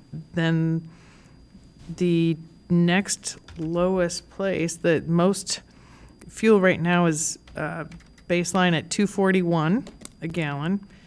And those are all Bloomington, all the way up to 244. And then finally find a location in Normal that's at 246, and that was just 3 hours ago. So at that point, we're 5 cents over Bloomington, but earlier today when I looked, we were 11 cents higher in terms of what was reported, and it was reported within minutes. I mean, in terms of somebody buying fuel and putting it into the app. So it's kind of fun to track. Yeah. I still buy my fuel in Normal, but that's because I'm a Normal shopper. So, Mr. Preston. Sure. To Mr. McCarthy's suggestion, I would not be in support of that. And a question for staff is, when the state imposed a large increase in the state motor fuel tax this past year, some of that additional revenue came back to the municipalities. Is that right? And if so, how much of a benefit did Normal get as a result? correct. For our upcoming fiscal year, where we are planning, we will get it for the full year. We are planning, I think, 800,000 from the state's share of the motor fuel tax. That's 800,000 additional dollars. So we'll be putting that into the motor fuel tax fund. To link it back to our local motor fuel tax, the town's local tax is 4 cents per gallon. If we were to match Bloomington, if council felt that was something to consider, that would put it at 8 cents per gallon, and we anticipate that to be an additional $900,000 for a full fiscal year. And that's just for the additional 4 cents? Yep, correct. Is that That's is correct, my yes. recollection correct? And we have actually programmed into the 5-year budget the increase for the motor fuel tax for the 19 cents. The so state's share, You're seeing a correct. lot more MFT expense going to road work in this budget going forward. Ms. Smith? And if that comes in because of motor fuel tax, is that restricted to road work? Yes. So Well, it would be dedicated taxes for specific budget item of our streets and roads? The state's share, what we receive from the state, is in the motor fuel tax fund. In terms of our local motor fuel tax, that goes into the general fund, doesn't it? Or do we Correct, that's transfer correct. it? So we can determine how we want our local share to be spent. But it would be an additional 900,000. Correct. That we could potentially determine you'd want it in roads or. That would be a council such. decision.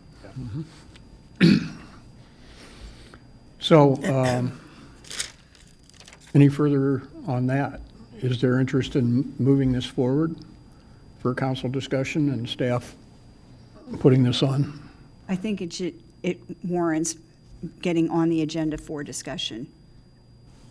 And that's all I'm asking. Well, I don't. a discussion item? A discussion item. Yes. Okay, all right, fair enough.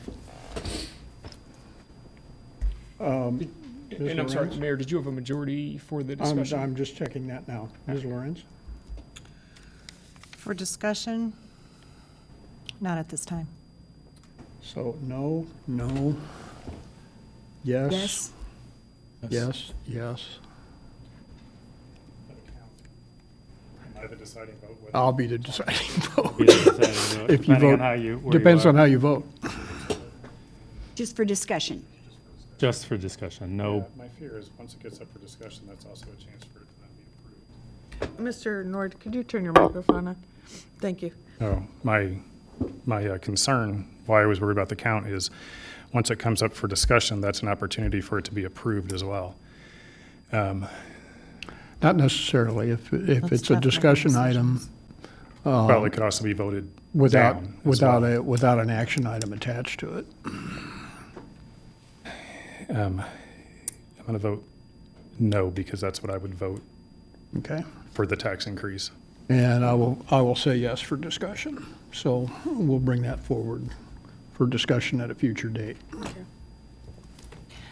Further on, Well, to that point, I would like to hear from if it's possible, the gas companies. I mean, this just makes no sense to me why it's happening. Of course, the way it doesn't is. make sense, Yeah. but it's repeatable. It's happened to us once, and it's Right. happening Yeah, I to us know. again. I know. And I don't think you're going to get the gas companies to talk to you. Tell us why they're not. I just charging. don't think they're Why, going to. why they're taking extra profits? Yeah, Right. I know. Probably not. Wishful thinking. Yeah.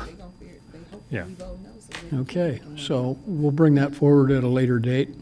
I think in fairness, that'll probably get published as part of our discussion here tonight to give the general public some heads up that that's something we're looking at. I think that's the important thing.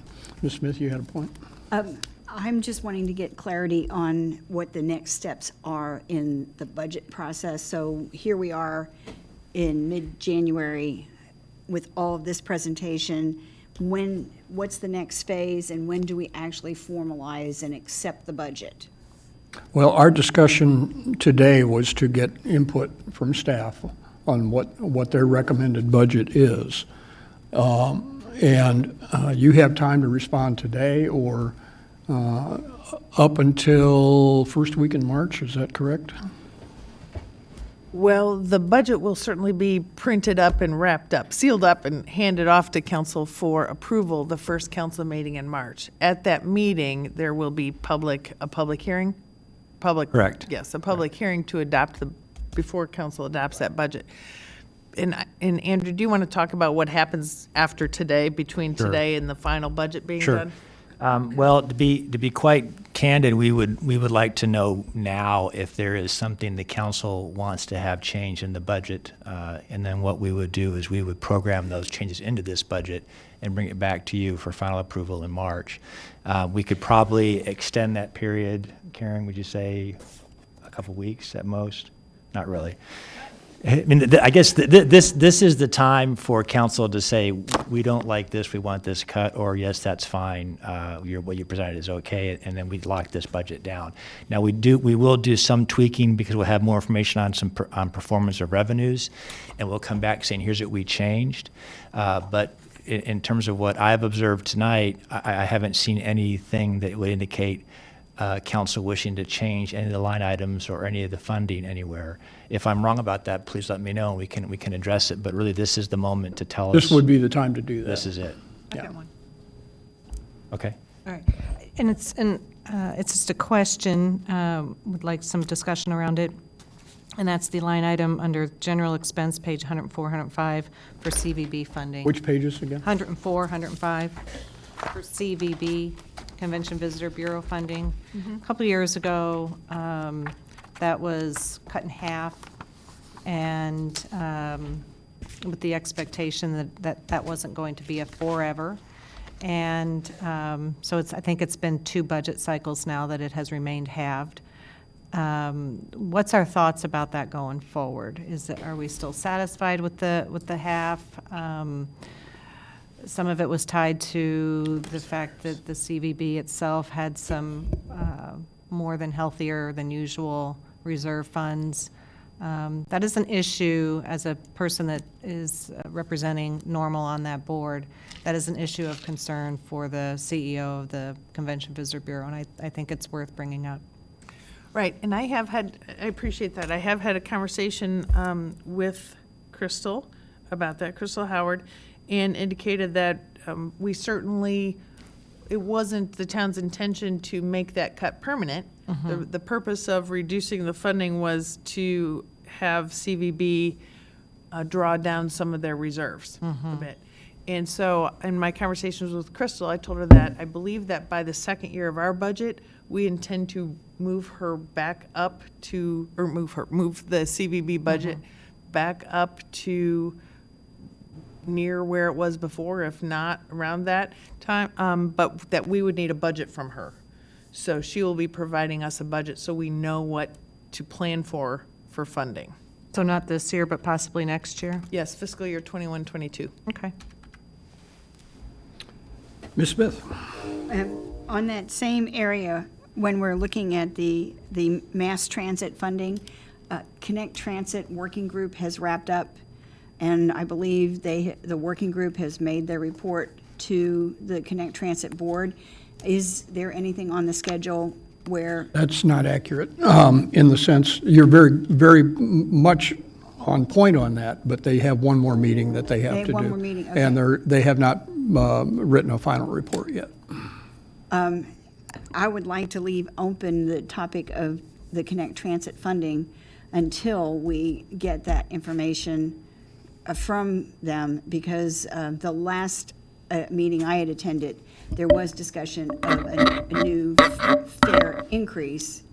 But I don't know how that impacts their budget, and a desire to maximize and be efficient with leveraging the funding from the state. And I don't know that if we maintain it at this level, we're achieving that. I think my preferable way to handle that would be with a budget adjustment if we decided to change that, because we're not acting alone on that. Bloomington would also have to act.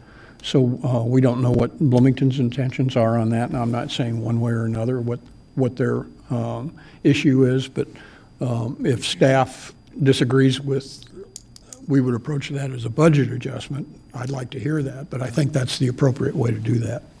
Well, and as we're looking more closely at that, I understand that a big sticking point has been the accessibility of the bus stops, and a lot of this going on in terms of who's responsible for the pavement improvements that would make the bus stops more accessible, so that with the emphasis in this budget on sidewalks, whether or not, if we can coordinate with Connect Transit to see where they were intending to spend Connect Transit dollars for bus stop enhancements, and where we were intending to do sidewalks, to make sure that we're working together.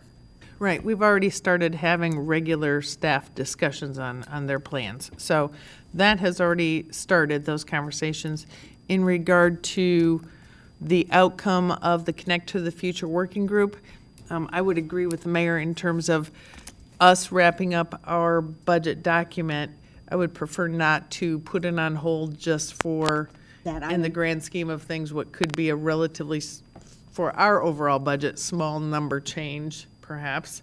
I don't know what the recommendation is going to be, but right now we budget for 900 and some thousand. If it goes up a little bit, I'd rather just do that as a budget adjustment, if possible. Okay. And as a reminder, Ms. Reese and Mr. Gleason are on the transit board, so they're at every meeting and they're aware of what's going on and doing that coordination. It's a point well taken that we shouldn't be duplicating dollars to the same bus stops and that we should be coordinated on that. Okay. Mr. Preston. Can we get a little refresher on what all the 1.6 million in mental health program funding for the county is going to, like what active programs we're being a partner on? I can only give you about a sentence worth in terms of, I don't know the details, but it goes toward the, shoot, my mind just went blank, the Mental Health Coordinating Council, and the McLean County has the committee and the council that coordinates all that. And we had pledged to fund their efforts through the sales tax increase. But I have also talked to Camille Rodriguez and County Board Chairman McIntyre about coming to council soon, about doing another update and a presentation on where they're at. So we will get that Gonna be my scheduled, because follow-up. Yeah. they can tell you a lot more than I could, sure. Yeah. Ms. Lawrence? As a follow-on to that, was that a time-boxed agreement? I mean, was that for 10 years or 5 years, or was that indefinite? That was open-ended. Yeah, I think it's an intergovernmental agreement, but I don't know that there's an end on that. Okay. That might be something. Mr. McCarthy, you might be able to shed some light I on say this. broad strokes. I sit on the Behavioral Health Coordinating Council on behalf of the town of Normal, and the big categories. Ms. Mowat and Ms. Rodriguez approached me last meeting about scheduling time to come here. So that's on their radar very much. And they want to be able to start to do that on a more annual basis. At least they expressed that to me, so that would be good. I'll speak really high because two main things is, one, there's so many acronyms and programs in mental health services that I'm just trying to hang on to keep up with what all the providers in that room are talking about. So understand that Behavioral Health Coordinating Council is most of the mental health service providers in our community getting together, trying to figure out where the gaps are. How to invest wisely so they're not overlapping services a bunch of ways, and leverage what exists to provide as much as possible. What that looks like is a whole compendium of things such as first responder training and mental health services. Most of our police have gone through that already. Housing assistance and housing, federally housed beds for critical incidents needs that we don't really have that exist because our hospitals have all but eliminated those beds. There's a triage center that's coming Crisis online, crisis center, that rather than, so if you remember, this partially started because our jail was out of federal compliance for storing mental health related people inappropriately and overcrowding, and so we were in federal violation. So the first chunk of money went to help with the jail expansion. The next is try to keep the mental health, what we call frequent users, out of the criminal justice system and keep them in the mental health system, because we know they're very, very expensive and aren't getting appropriately the appropriate help that they need in the criminal justice system. So there's a number of services beginning with the triage center. We don't have enough psychiatrists. I think we are at 2 in our community, and we may have lost 1, and we may be down to 1.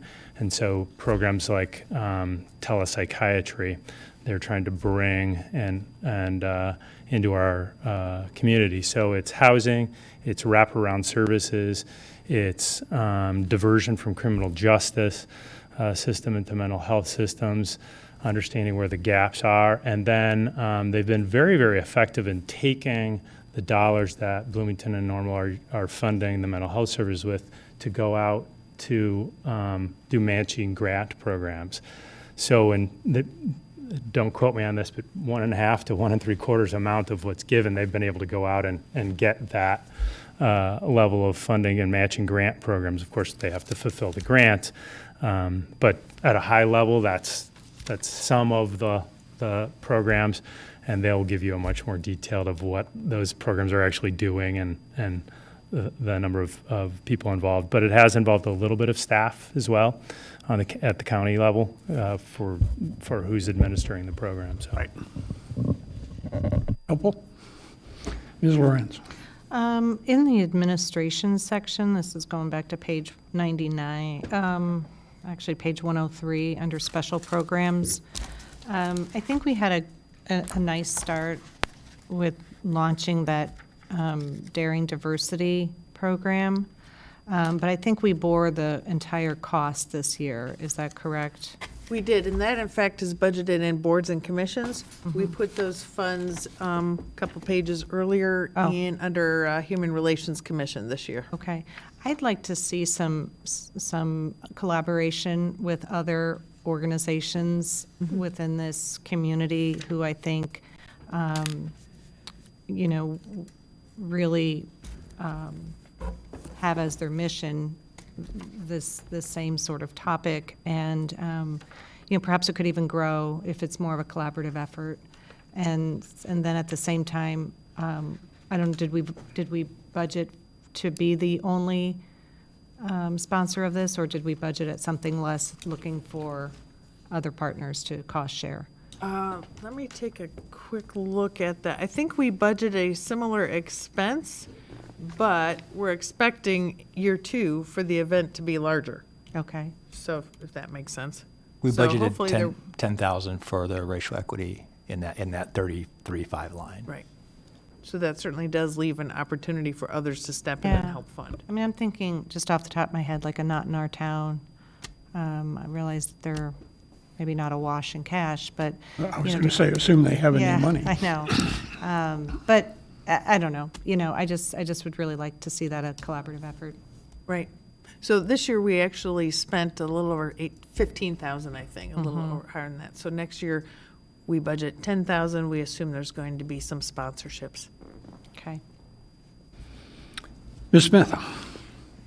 I don't know that this requires a major modification of a dollar amount, but in my questions to the Parks and Rec Director, I would like to see more exploration of accommodating special population in some of the programs. And again, I'm not sure that would incur a specific expense of any magnitude, but simply a provision for catering to an office to a population with some specific needs that aren't being addressed now. I would agree with that, and I think the discussion you had with Mr. Damery, that my recollection and takeaway from that is he is going to do that. Yeah. Further, Mr. Preston? Yep, I've got one. I'm not sure who to direct this to, Mayor, maybe it's you. But in the general expense, page 104, obviously one of the items listed is our Uptown Circle rent of $430,000 for the second floor of One Uptown on the Circle. Is there, that's been a topic conversation that has come up multiple times. It's something we discussed at our strategic planning with Lyle. What's the status of that, and where do you see that conversation going? Well, and my takeaway from our strategic planning is that was surfacing as a majority request from the council to look and renegotiate that lease. And I think that's the direction the staff understands that they have to take on that, because it did rise as a majority issue going forward.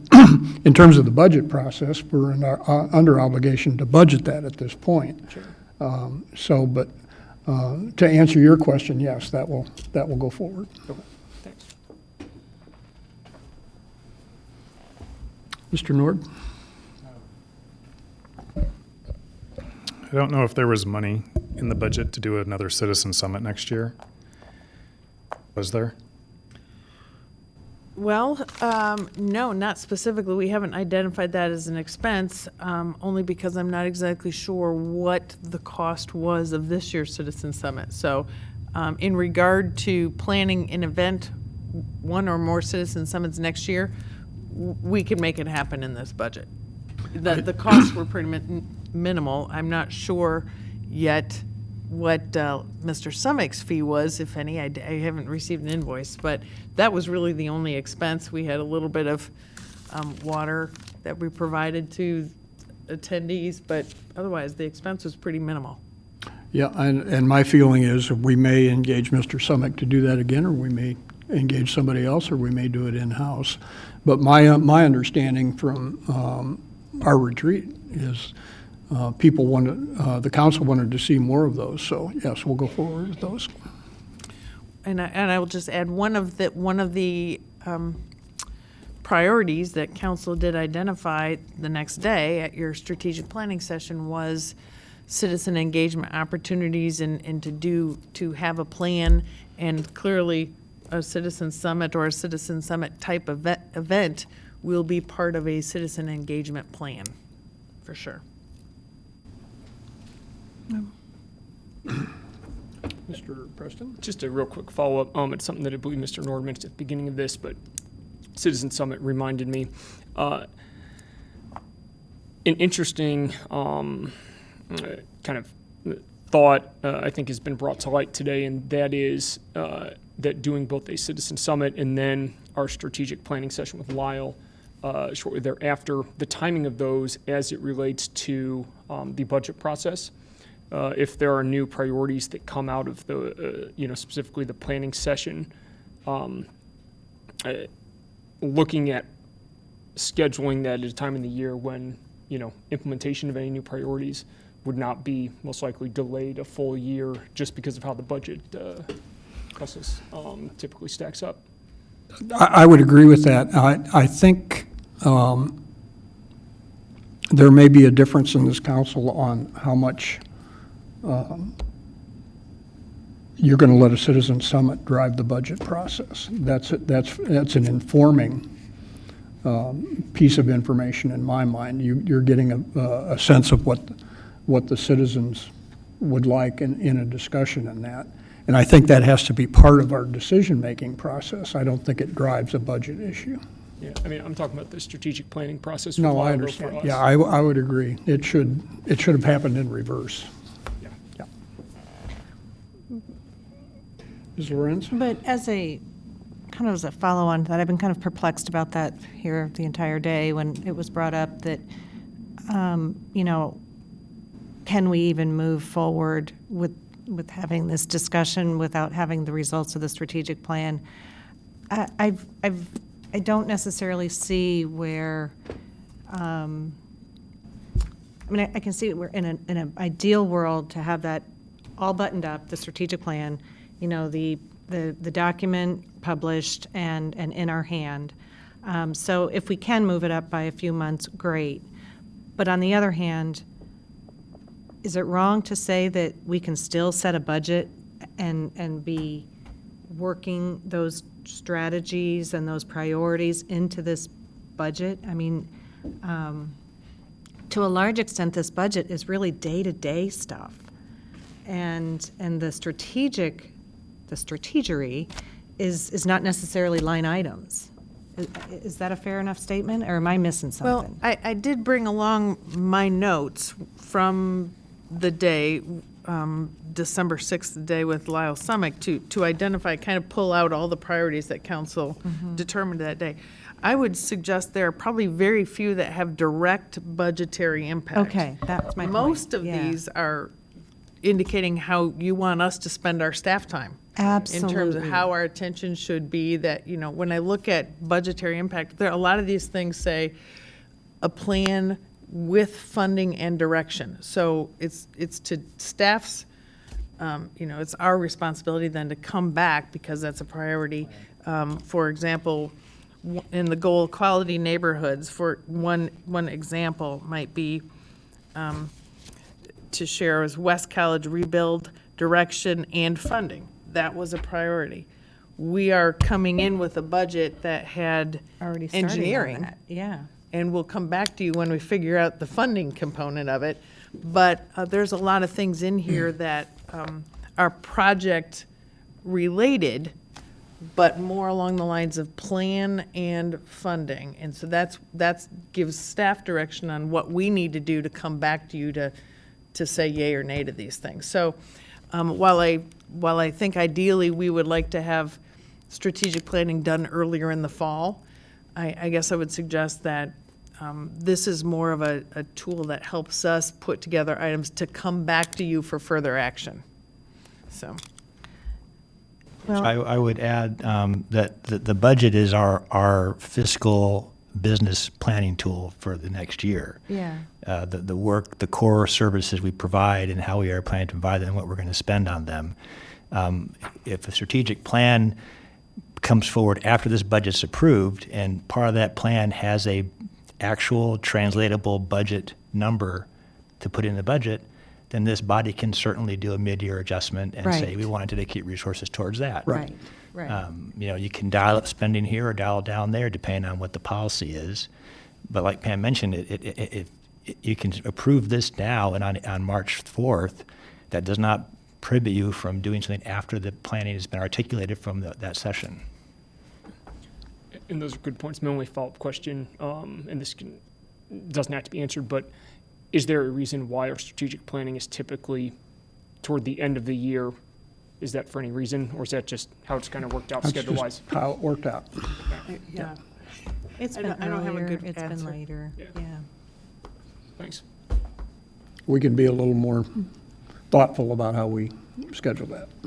But good points by staff, so thanks for that. But again, I think, and staff can correct me if I'm in the wrong path here, but we're approving a budget for the next year. If we have a strategic retreat, let's say in July, and we come up with a whopper of a budget item that we think needs to be dealt with, I think that's probably looking at the following year budget. I don't think we can ask staff to pivot that quickly unless, we've got the funds to do so. We have contingency. And so generally, it's, generally, we're planning 400,000. ahead. We're not looking at, although we do come up with actions for the next year. As Pam said, most of them are budget neutral. Thanks. Further? Sorry. Keep going. It's not a, no, it's a comment more than anything that may stir up some rebuttal. But, so, what we are doing today is, other than a couple of these things, is we are putting forth a set of guide rails and approved funding for all these people who have stayed late today. Thank you, and their staff. And I would like for our council to embrace this budget and trust in our department heads to manage the funds that we are authorizing for them to do their day-to-day business, and for us to spend our time in the coming year on the bigger policy issues. I would really like for us to stay above the weeds and really focus on what I like to call the big rocks. The big things that are coming, economic development, maybe some policy changes on motor fuel tax, maybe some policy changes around parking. Those are all things that I think happen. Those are the difficult discussions that happen with this body. And that's where I want us to stay.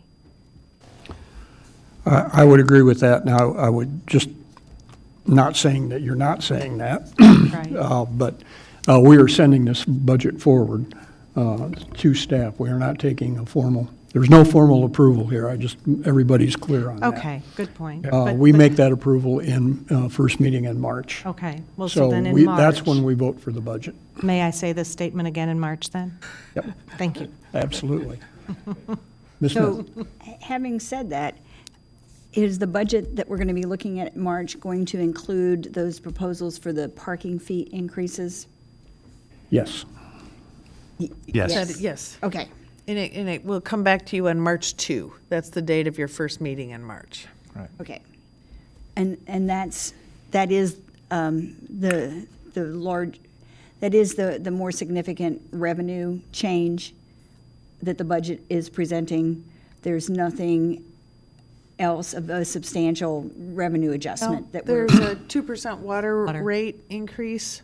But that was from a previous No, that's recommendation. approved. That is This one new baked in here, that too. they're recommending. Yeah, we approve that every year.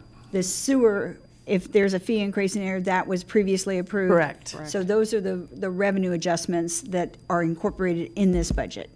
And the only other thing are the increases on some of the Parks and Recreation and Children's Discovery Cultural Arts fees, which are highlighted on page 3-something. 332. Yes. I don't think we have to go back to those. Right. And so we would come back to council with any pertinent ordinances that might be required for any of those.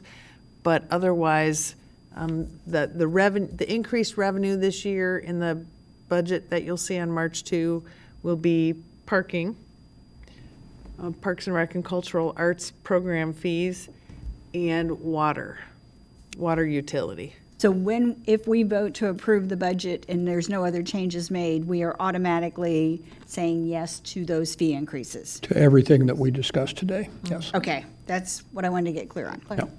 And from a personal, professional point, if I have a sense that there isn't going to be a change if you agree with those changes, we're going to move forward and lock this budget down with that in mind. Assuming that on March 4th, or the first meeting in March, you're going to say, yes, that those are good to go. And not, no, I didn't want to put that in there this time. I'd rather hear that now. If you want us not to do 2%, you don't want us to do a certain fee increase. If we know that now, it helps us prepare the budget for March 4th. Right. So if we're looking at those parking fee increases, does this budget include any provision for maintaining the machines that are charging? For the Yeah, you read my mind. The part of, one of the things that we would like to do in fiscal year 2021 is do an assessment of our parking management system, including the equipment and such. So we will likely do some sort of consultation, get maybe an RFP of our deck management system, our on-street and our surface parking in terms of everything we have available in Uptown, and get an expert review of whether or not our equipment is appropriate for our use and our needs, and some advice on how to move forward. So that analysis is part of the cost side of the budget? Correct. That is already in there as an offset to the parking fee increases, in a sense? In a sense, yes. Okay. Mr. McCarthy and then Mr. Nord. Yeah, before we get done here, I just want to say thank you to town staff for all your hard work. Once again, this has been a very thorough summary in 9-ish hours. That's taken you months and months to do, and once again, you've shown us how knowledgeable and professional you are, how seriously you take this process, and how focused on providing the best service and value for our residents you are. And we thank you for all of that hard work and information and all the work you'll do between now and the final budget time. So thanks very much. Thank you. Mr. Nord. Regarding approving the budget and simultaneously increasing fees, I would like to see those pulled apart, just so the public has the foreknowledge of some fees will be increased, so they have the opportunity to come and have public comment, and we can hear from them. You know, that it's not going to be portrayed as these increases were buried inside of a budget. You know, I just like those decoupled. Well, they will be incorporated, unless council tells us otherwise now or within the next couple of days. They will be incorporated into the final budget document. Does council want to have a special public hearing? Or a different Isn't that what this opportunity? is? Because the public hearing on the actual budget happens the night that council adopts the budget. So, Make sure we're on the same page. There will have to be two separate actions for any fee increase. Just because we're putting it in the budget will not actually increase the parking fees. That's just So it'll be a putting separate it in the ordinance. budget. We'd have to come back with a separate ordinance to increase those fees, which would match what the budget is. So we're not increasing the fees just by accounting for Approving the that in budget. for Parks and Recreation fees, the program fees, I think, do go up when the budget's adopted. Do we adopt a separate ordinance for that? Typically, no, those would be budgetary Right. and those are generally done at the discretion of the department. Right. So So, not on so not on Parks and Rec? correct. Okay. I guess Yep. Are you done, Mr. Nord? Then if it's going to be combined, I'd just like it to be very obvious in the information we put out to the public that these specific things will be increased.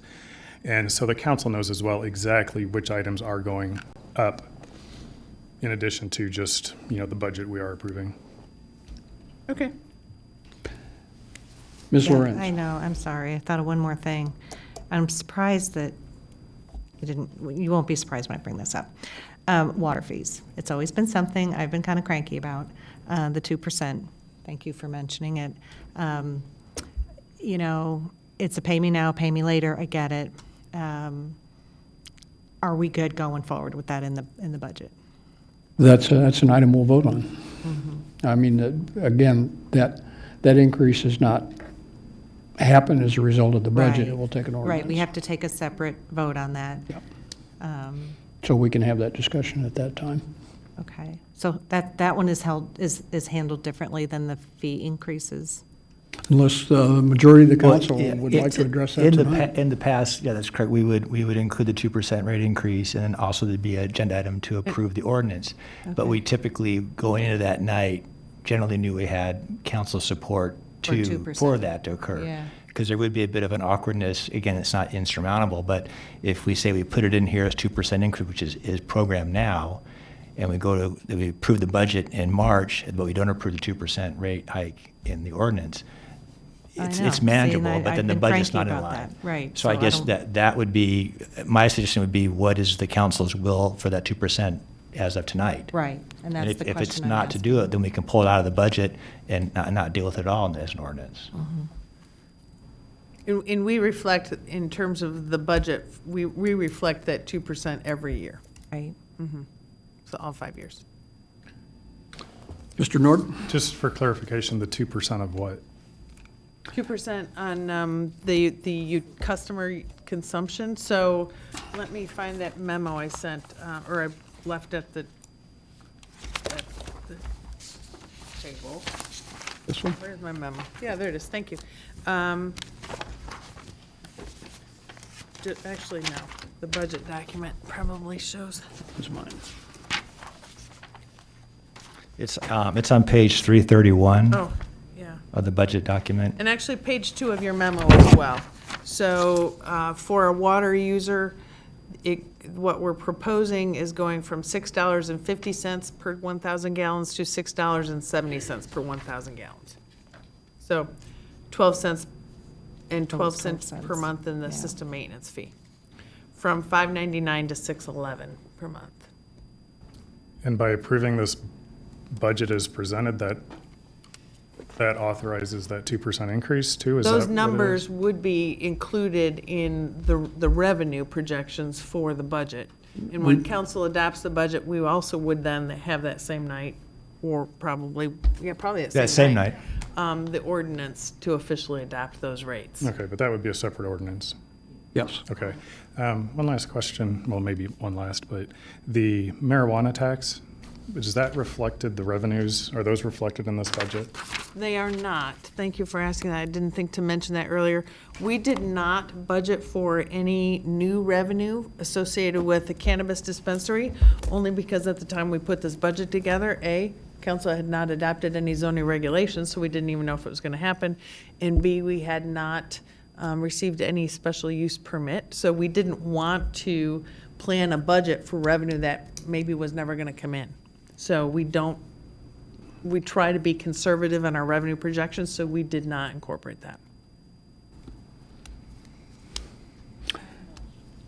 Ms. Smith? Just as a procedural matter, as this is a working section, and I notice we don't have any recorder sitting here, if the public is interested in following this, they would have had to follow the live stream or the podcast, because there's no minutes of this session, is there? Well, we will prepare some minutes, just like we do of other work sessions. And will those be something that we vote on at our next council meeting? Yes. Okay. Well, if not the next council meeting, the next one of the next 2 meetings. Okay. Further discussions, comments? Last shot here? Yeah, this is Mr. just Nord? more procedure for going forward. At the budget meeting we have, if we want to change something on the budget, do we have to have a dollar amount to go along with that change as well? Well, that's an interesting question. I guess if you wanted to change something in the budget, if you could just communicate with me what you think we should change, then we can react to that. Like if do you want to eliminate a service, then we would figure out the cost of that service and tell council what the savings would be to the budget if we cut a service, that sort of thing. If you wanted to add something, we would use our expertise and try to figure out the cost of staffing to add something. Sure, it's just been a question that several of us have asked about what happens next if we want something, if we don't want something. We've been told there's an opportunity in March to make that change, and I'm just wondering. No, March is way too late. And whenever we approve this budget would be the last time. Do we have to be prepared to have a number to go along with increasing or decreasing something? Well, I guess the question would be if. So then there is no maybe chance to If you change have it an idea later. of something that you want to save, like say, tell staff, you want us to cut our budget by 100 grand, like, tell me the number and we would figure out how to do that, if that, if that's helpful. It is. I mean, it kind of says that today is the day. What comes before us next time really doesn't have the opportunity for us to make the change. Correct. When we come back to council in March is to adopt the actual budget because our fiscal year is April 1, so we have to have a budget adopted by April 1st. April 1, yeah. That was the point of this budget hearing, and I think Mr. Hune was very, very clear in the fact that if we have changes in mind, we should address those tonight. That's why we're here.